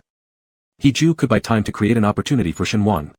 Meanwhile, Zhao, the butler, accompanied He-ju under the guidance of hospital doctors to first stabilize the situation at the spare medical room. The spare medical room was located on the basement floor, where light rarely reached, making the atmosphere chilling and eerie. Walking through the bone-chilling environment, He-ju gradually calmed his restlessness despite hearing only the loud sound of leather shoes stomping on the cold floor echoing around. Then Bai Tingxiu said, "Your wife has awakened. Would you like to say a few words?" He-ju immediately shouted into the phone, "Shen Wang. Shen Wang. Are you feeling any discomfort?" Shen Wang had inhaled only a small amount of sedative. Upon waking up, his head hurt badly and he felt a strong urge to vomit. Upon slightly opening his eyes, he realized he wasn't lying on the operating table but instead on a broken straw mat. The surrounding mud walls leaned crookedly with holes sprawling across them, seemingly ready to collapse with even a slight vibration. Beside him crouched Bai Tingxiu, who today wasn't dressed in his usual white coat but rather casual attire. "Where is this?" Bai Tingxiu took back the phone and told He-ju inside, "Did you hear everything clearly? Now, please open the door directly in front of you. One of your old friends is waiting for you inside." Certain that no surveillance device was installed on him, He-ju kicked open the door of the spare treatment room. The room was rarely used, typically set aside for medical emergencies. In the center of the room lay a bed, and atop it stretched a skeleton of a person. Though referred to as a skeleton, it still had signs of life. From the nearby life detector and respirator, one could deduce that this skeletal frame barely retained instinctive breathing capabilities. However, whether or not this constituted being alive in the truest sense remained uncertain to someone unfamiliar with medicine, like He-ju. Bai Tingxiu said, "There's a camera next to him. Please turn it on now." He-ju cautiously approached the bed and tapped on the camera, a move which simultaneously allowed him to see the real face of the skeleton close-up. Even though the body emitted a nauseating smell due to decay and the skin hung loosely over the weak bones, He-ju immediately identified the person on the bed. Bai Honshu. Chapter 63, All's Well. All the readings on the various life detection monitors were at their lowest levels. Bai Honshu was indeed like a living dead person, silent and motionless. He should be in a state of brain death, maintained by the reinforcement of various advanced instruments that keep a certain heartbeat. He-ju's alertness was very high.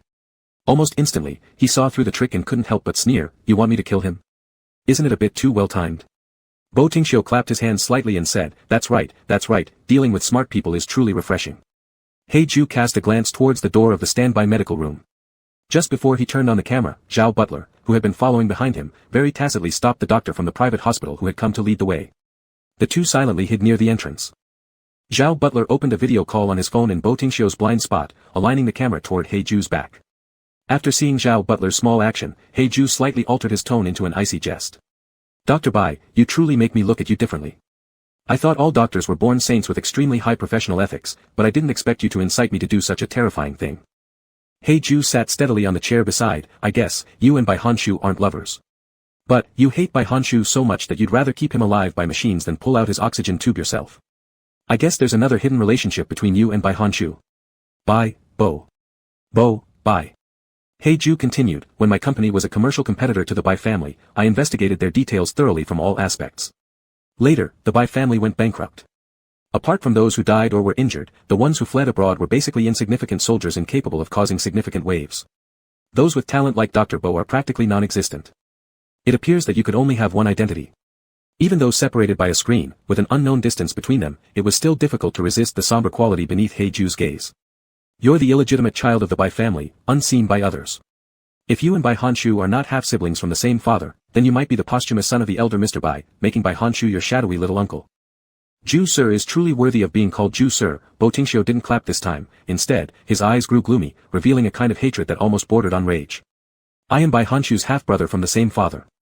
No, more accurately, I'm the stray dog that the Bai family discarded outside, without any status or position. Even when my mother died of cancer, I was still just the bastard they shoved out. At this moment, Hei-Ju finally pieced together some matters. For example, why Bo Tingxiu couldn't personally kill Bai Honshu. It definitely wasn't because he still wanted to continue as a doctor. Doctors are strictly regulated not to arbitrarily remove patients' oxygen tubes. It would constitute a criminal act. Bo Tingxiu simply hated the Bai family, hated his father, hated Bai Honshu who enjoyed the favor of the Bai family. But he wouldn't soil his own hands, he still wanted his revenge to be satisfying. So he wanted me to dirty my hands for him, letting him take great satisfaction. Hei-Ju shifted slightly in his seat, adopting a calm posture and remarked, is this strategy of Dr. Bo's not a bit unethical? Am I capable of operating beyond the law? Bo Tingxiu retorted, Hei-Ju, stop pretending to be righteous. How ruthless you are inside, don't you know yourself? How did the Bai family fall? How did Bai Honshu end up driven to jump off a cliff into the sea? You certainly knew when it happened, yet did you choose to let him go? Hei-Ju listened silently for a moment and replied, in the world of commerce, survival has its own rules. Every day countless enterprises register, and countless others declare bankruptcy. I've always been a law-abiding businessman, and even the law hasn't judged me as guilty. Now you're trying to force me like this, isn't that incitement to commit a crime? Bo Tingxiu glanced at his watch and felt that Hei-Ju seemed to be stalling for time, unlike how a normal conversation should unfold. He said, right now, I've got something to bargain with. Can't you tell who the real dealer is at this poker table? The video could serve as evidence, but there were also strict conditions constraining it. Simply relying on the covert conversation the two just had, it probably wouldn't yield much legal benefit. Hei-Ju also lifted his wrist to check the watch. It had been some time since the captain of the private bodyguard team left. If Shen Wang's location was updated, they would likely be able to immediately perform the positioning. Hei-Ju stood up and said, I'm sorry, but I can't agree with that decision. Apologies. Ha ha ha. Bo Tingxiu wasn't surprised at all and instead stepped away from the video call for a moment. Unaware of Bo Tingxiu's presence, Hei-Ju grew instantly panicked, as he relied entirely on years of experience through storms to maintain a composed demeanor in dealing with situations. But Shen Wang is in the hands of the other side. Shen Wang was no longer so dizzy. In a vague state, he overheard part of the conversation and tried to support himself while crawling up. However, Bo Tingxiu stared coldly at every one of his movements. Shen Wang, I won't lay violent hands on you or do anything morally wrong. We should settle our most pressing issue soon because look how big your belly is. It's not appropriate for a child to be born on a straw mat. Beast. Beast. Bo Tingxiu bent down, but I need you to help me teach Hei-Ju a lesson, otherwise, he doesn't understand what fear really is. Saying this, he tore off a piece of cloth from Shen Wang's patient gown. Shen Wang immediately screamed, what are you doing? Are you crazy? This scream had a tremendous effect. It reached Hei-Ju's ears, transforming into a completely different sensation. Horror, suffocation, and ever-rising fear clouded his mind like being deprived of breathable oxygen, causing Hei-Ju to burst out shouting, Bo Tingxiu. I'll satisfy your request, just don't mess around with Shen Wang. Otherwise, I'll kill you afterward. Bo Tingxiu gripped the piece of cloth in his hand and flicked it before the screen, hurry, young Master Ju, act if you will. Hei-Ju approached Bai Honshu's respirator straightaway without hesitation, placing his finger on the switch. He glanced at Bai Honshu once more. A semi-dead ghost. Die already. No. Hei-Ju. You dare cause trouble. Behind Bo Tingxiu, a shaky figure staggered to its feet. It was Shen Wang, who had used the brief opportunity when Bo Tingxiu thought he couldn't stand up, to grab onto Bo Tingxiu's neck and squeeze until the man barely exhaled any air. Bo Tingxiu immediately struggled fiercely, but Shen Wang chose to attack from behind to better protect his belly, so Bo Tingxiu could only harm him mainly on the waist and arms. Shen Wang gritted his teeth and shouted, I've killed fish for decades in Deguangfu. You, with your neurotic perversion, aren't even my match. And indeed, this statement was true. His grip on Bo Tingxiu's arms radiated immense strength. Shen Wang silently reminded himself. The person I'm holding is just a fish. It's merely a fish.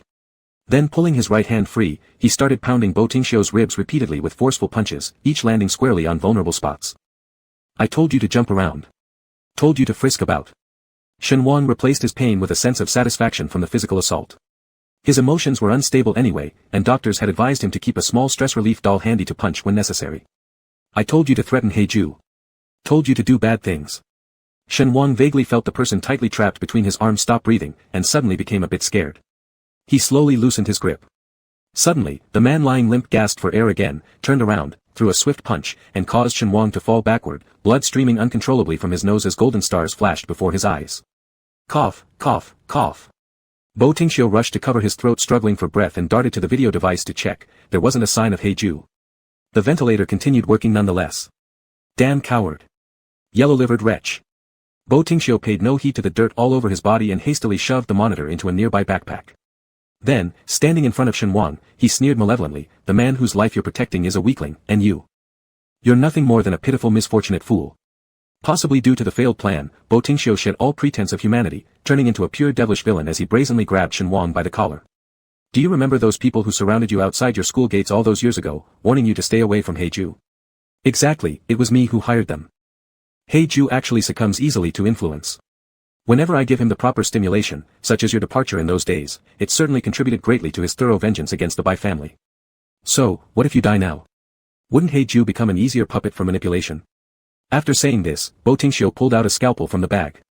Shen Wang felt that the other side had completely gone mad, and desperately grabbed his hand, shouting, "What are you planning to do? This is a society governed by law, you dare not do it."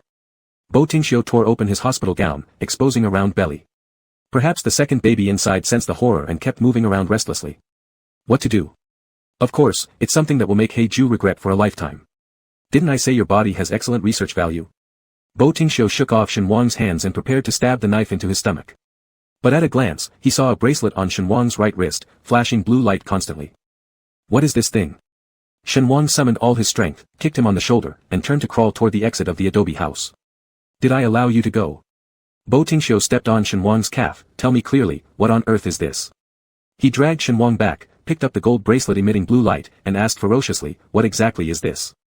Before Shen Wang could respond, a spring-loaded bullet shot straight through the window and hit Bo Tingxiu in the chest, releasing powerful electricity that convulsed the maniacal villain until foam came out of his mouth, then flipped his eyes and fainted.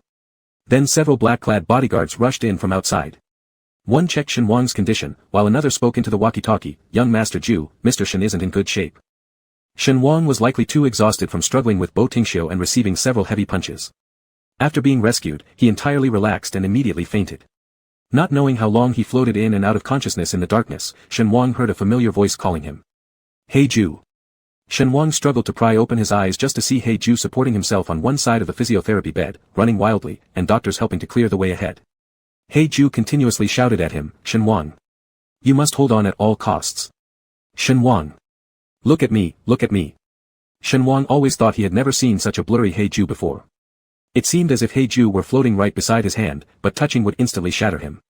Shen Wang said, "Heiju." Heiju focused hard on observing every detail, including his lip movements. Heiju said, "It'll be fine soon. We're about to send you into the operating room, don't be afraid." Even though the one who was really scared was him. Shen Wang said, "I'm not afraid either, Heiju." His pain gradually drifted away from his body, making Shen Wang's voice faint and soft. "I think I went back to the house where Miao Miao would die. The unfinished soil house, leaking air all around, with rustling straw on the roof that could block no coldness at all. Lying on the broken straw mat felt like risking life at any moment. If this world is truly a book, if I can't give birth to our second child, and if I die, then Miao Miao wouldn't have to experience this anymore. Fair enough if her biological father took her place. Shen Wang, you must stop talking nonsense, I implore you." Heiju's usually unmoistened eyes were now filled with flood waves of sorrow. "You shouldn't let your mind wander. Miao Miao doesn't need you to replace her. I've promised to protect our entire family well. Wang Zi, don't ever give up on me again." Su Meishan and others had waited for quite some time outside the operating room. Seeing Shen Wang's stretcher arriving, they instructed Dr. Zhang to block them. The operation room light turned red again. Heiju was held firmly by Dr. Zhang and a few people, unable to move even a bit. Mr. Zhao said to him, young master, please pull yourself together. Our He family has always been blessed and fortunate. Surely Mr. Shen and our second baby will overcome this misfortune. Overcome this misfortune. Overcome this misfortune. Heiju told everyone, let me get up. Hearing his voice cold like ice, Mr. Zhao knew the young master was going through an indescribable agony magnified thousands of times. He instructed those restraining him, gentlemen, kindly help support the young master up. Heiju, utterly heartbroken, waved off anyone getting close. Like a completely frozen sculpture, he slowly and stiffly transferred to sit on the hospital bench. People often say, without suffering, there is no turning to Buddha. Heiju placed his palms together, repeatedly murmuring, my Buddha shows mercy, my Buddha shows mercy. Not too far away, Shen Miao Miao received a call from Mr. Zhao the butler, leaving her studying teacher in a hurry and rushing over anxiously. As soon as she saw He Ju from afar, she flared up, shouting furiously, "You, Mr. He. What did you do to my dad? Explain yourself clearly." The little girl rushed forward intending to fight him but was held around the waist by Mr. Zhao, who said, "Miss, don't be mad at young master. Mr. Shen is like this, but young master isn't feeling much better either. If you push him further, he'll go crazy. I don't care. I just want my dad to be fine." Shen Miao Miao, usually so strong, squatted down on the ground hugging her head and crying. The entire long corridor was filled with an extremely heavy and oppressive atmosphere. Until half an hour later.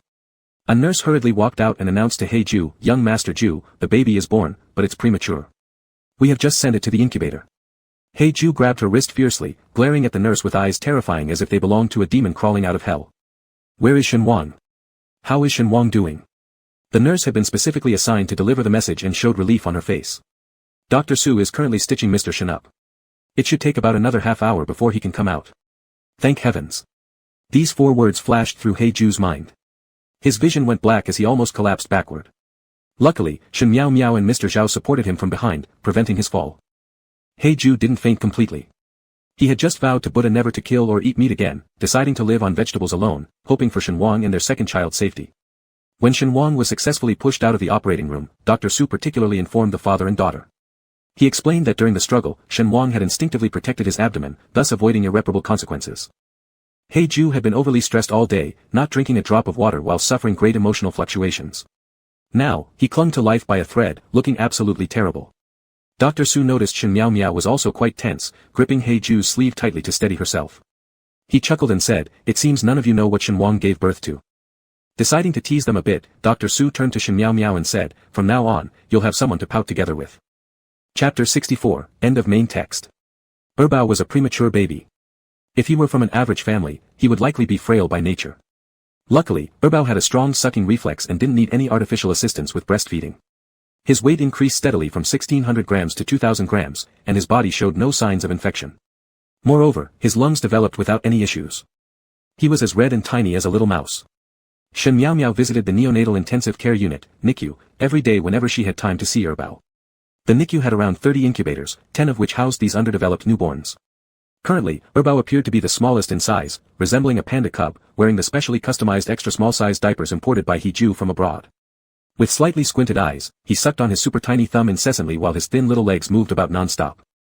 Shen Miao Miao took out the toy she bought for Erbao, a Q-version figurine specially designed after her own facial features. She smiled at the baby in the incubator, saying, "Stinky Miao Miao, you've been lying here for 2 weeks already.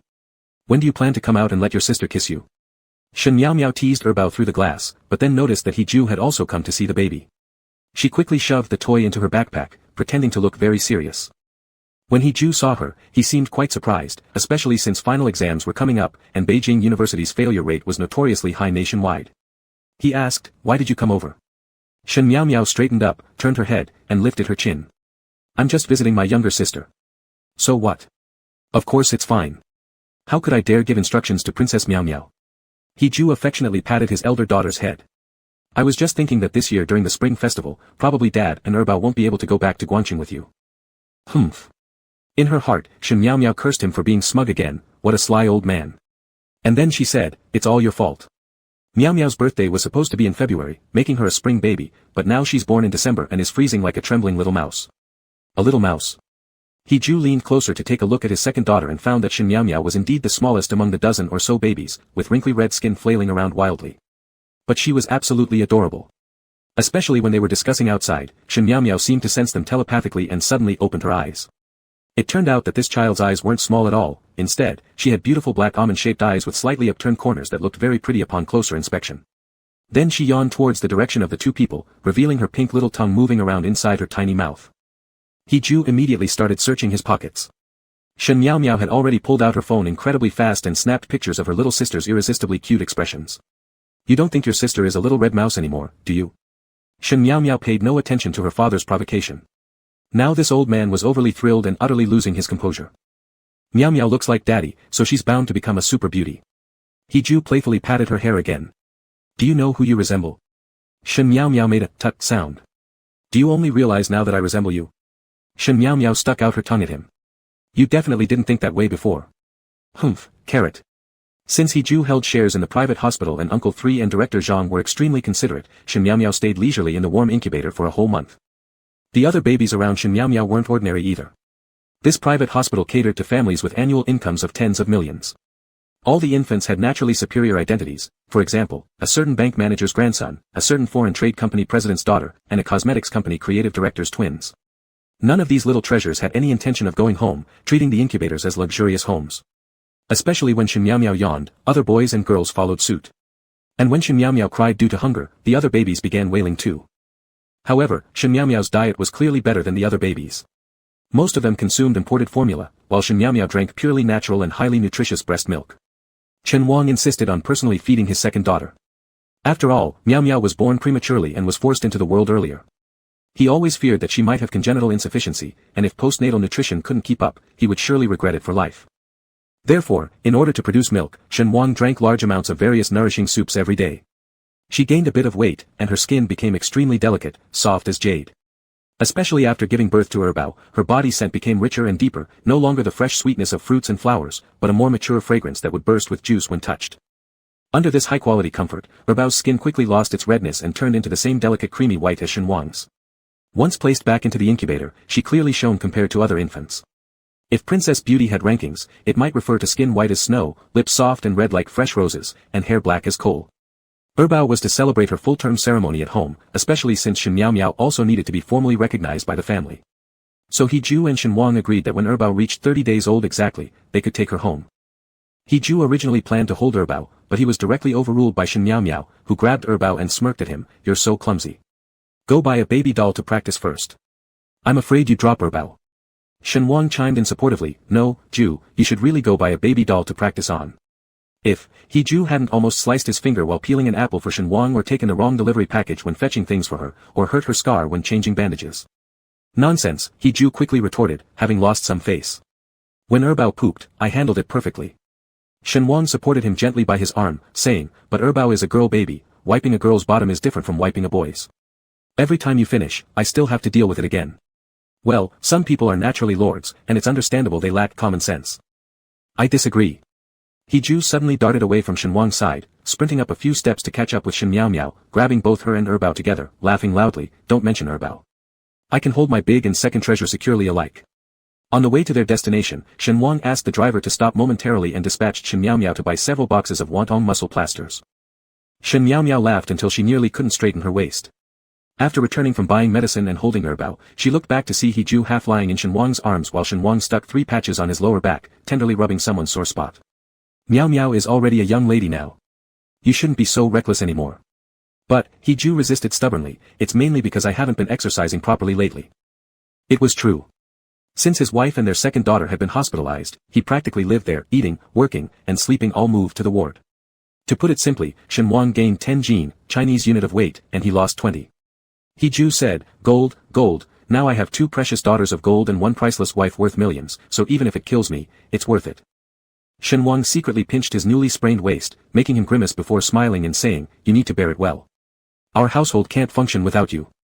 He-ju only appeared frail for about an hour, and just as they approached the entrance of He-Manor, he suddenly sat up stiffly, not showing any signs of weakness, fully regaining his intimidating presence as the master known for instilling fear in others.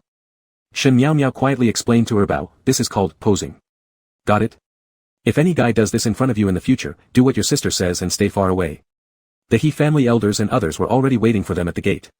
Shen Wang felt a little awkward to say, "The elder people are getting old, and every time they wait for me at the door, I really feel uneasy inside." He-ju replied indifferently, "There's no need to feel obligated. You're now the hero of the He family. They love and respect you." "What?" Shen Wang found it hard to believe. "What have I done? Can I become a hero of the He family?" He-ju seized her hand, kissed it gently, then couldn't resist stealing another kiss from Shen Wang's lips. "Because you tamed the beast of the He family and gave him a place to return." Shen Wang blushed deeply, "Really?" Shen Miao gave Erbao a quick peck on the cheek and covered her eyes, shielding her from impropriety.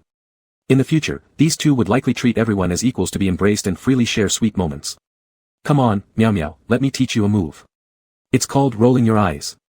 Today was the liveliest day in He Manor, where the men, women, and children of the He family gathered. On the one hand, it was to give Erbao a long life lock, and on the other hand, to officially add new member Shen Miao to the clan genealogy.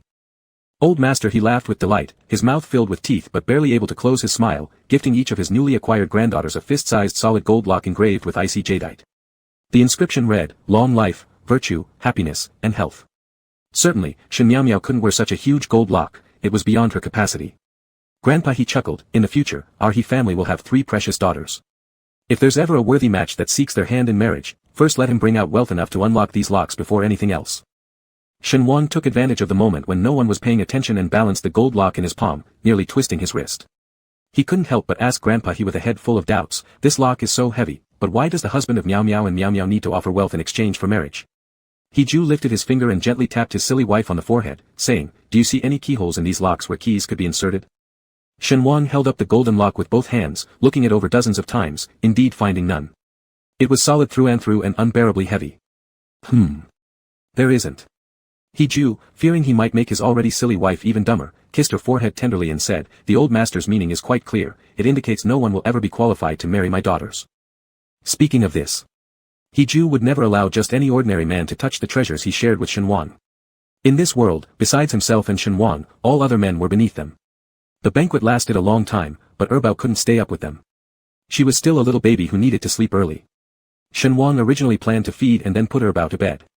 Unexpectedly, Shen Miao Miao sneaked into the bedroom, smiling mysteriously at him and asked, tonight, I want to sleep with my sister. Can Dad give us this chance? Shen Wang embraced Miao Miao and Miao Miao, lying down with them for a while, then got up to find He Ju. Just as he approached the door, Shen Miao Miao suddenly called him back. Shen Wang immediately turned around. Shen Miao Miao hesitated, waving to him and saying, good night, Dad. The weather in January was extremely cold, and Shen Wang's body was still rather weak after childbirth, unable to withstand the chill well. Thus, he decided to go to the glass room to breathe some fresh air. To his surprise, as soon as he stepped inside, all the lights within the glass room lit up. He had no idea that countless tiny bulbs, as numerous as stars, had been installed in the glass room. The faint lights reflected off the glass, gathering together to form dazzling little spots. The world seemed to sparkle brilliantly in an instant. Gentle and melodious music softly played, and the flowers and trees within the glass room were suddenly adorned with vivid colors, exuding a sweet fragrance. May I possibly have the honor of inviting you for a dance, young Master Wang? In sync with the music, walking through the shadowy tree branches and floral aroma, He Ju, clad in a neat tuxedo, slowly strolled out from the side. Shen Wang stood dumbfounded on the spot, as if a light bulb suddenly lit up above his head, his mind flashing with realization, this is the melody from the prom night during our high school years. Yes, He Ju elegantly approached Shen Wang, lightly taking his right hand and closely hugging his waist with his own right hand. Shen Wang tilted his head upward, asking doubtfully, could it be, you are wearing the exact suit you wore during our high school prom? Highly possible. Shen Wang would always remember the moment when He Ju stepped into the center of the dance floor, everyone present seemed to hold their breath, as if a prince from heaven had descended upon the earth to become a star touched by fate. I was just a smelly kid picking garbage back then. He Ju said, it's definitely not the same, now I'm much bigger. Shen Wang originally felt somewhat nostalgic about old, worn-out memories, but he laughed immediately afterwards, saying, you've split open my stitches with laughter, I won't forgive you. Shen Wang's face inexplicably reddened a little bit, and this redness quickly spread like flames across the plains, igniting his entire body in an instant. Including every memory, good or bad, filled with longing or hatred, filled with melancholy or helplessness, brimming with hope. Shen Wang felt himself trembling, but it wasn't out of fear, he had nothing left to be afraid of now. He had grown braver. Shen Wang softly asked, so? Is there anything you'd like to say to me? He Ju carefully thought about it for a moment, then said, watch out for my leather shoes, be gentle with them when stepping on them. Afterward, He Ju led Shen Wang, spinning endlessly amid the sparkling starlight of the glass room. Shen Wang's vision blurred. He told He Ju, slow down, I'm almost dizzy. More than a decade ago at the dance night, he had also softly pleaded with He Ju back then, slower, please slower. In fact, Shen Wang knew deep down that he didn't really want He Ju to slow down. He wanted to soar with He Ju, eventually becoming the most eternal shimmer buried deep in He Ju's heart. He Ju, He Ju. He Ju hugged him tightly, regardless of whether Shen Wang was truly dizzy or had stepped on his feet more than 10 times. That clumsy, pitiful, yet incredibly adorable person from back then. He Ju said, for more than a decade, Wangzi, we have almost missed the most beautiful years of each other's lives. My heart is filled with so much pain and sorrow. Shen Wang took the initiative to kiss him and said, from now on, let's live our lives well. When you grow old, I will also be with you through life, sickness, and death. Is that okay, He Ju? He Ju asked, then what should you call me in the future? Shen Wang smiled and said, old. Old He. He Ju bit Shen Wang's shoulder, then turned to lick away his tears. In fact, even He Ju himself was deeply moved. He said, I don't have a grand golden lock to bind you, only 2 small worn-out rings. But tonight, do I have the honor to invite you to wear them together with me, until death and even cremation, never to be easily taken off. Shen Wang nodded and sincerely voiced the promise delayed by over a decade, a long, hopeful, and patient-filled promise. You already knew this, he Jew. You should have known it more than a decade ago. I am extremely willing. I am willing. The end.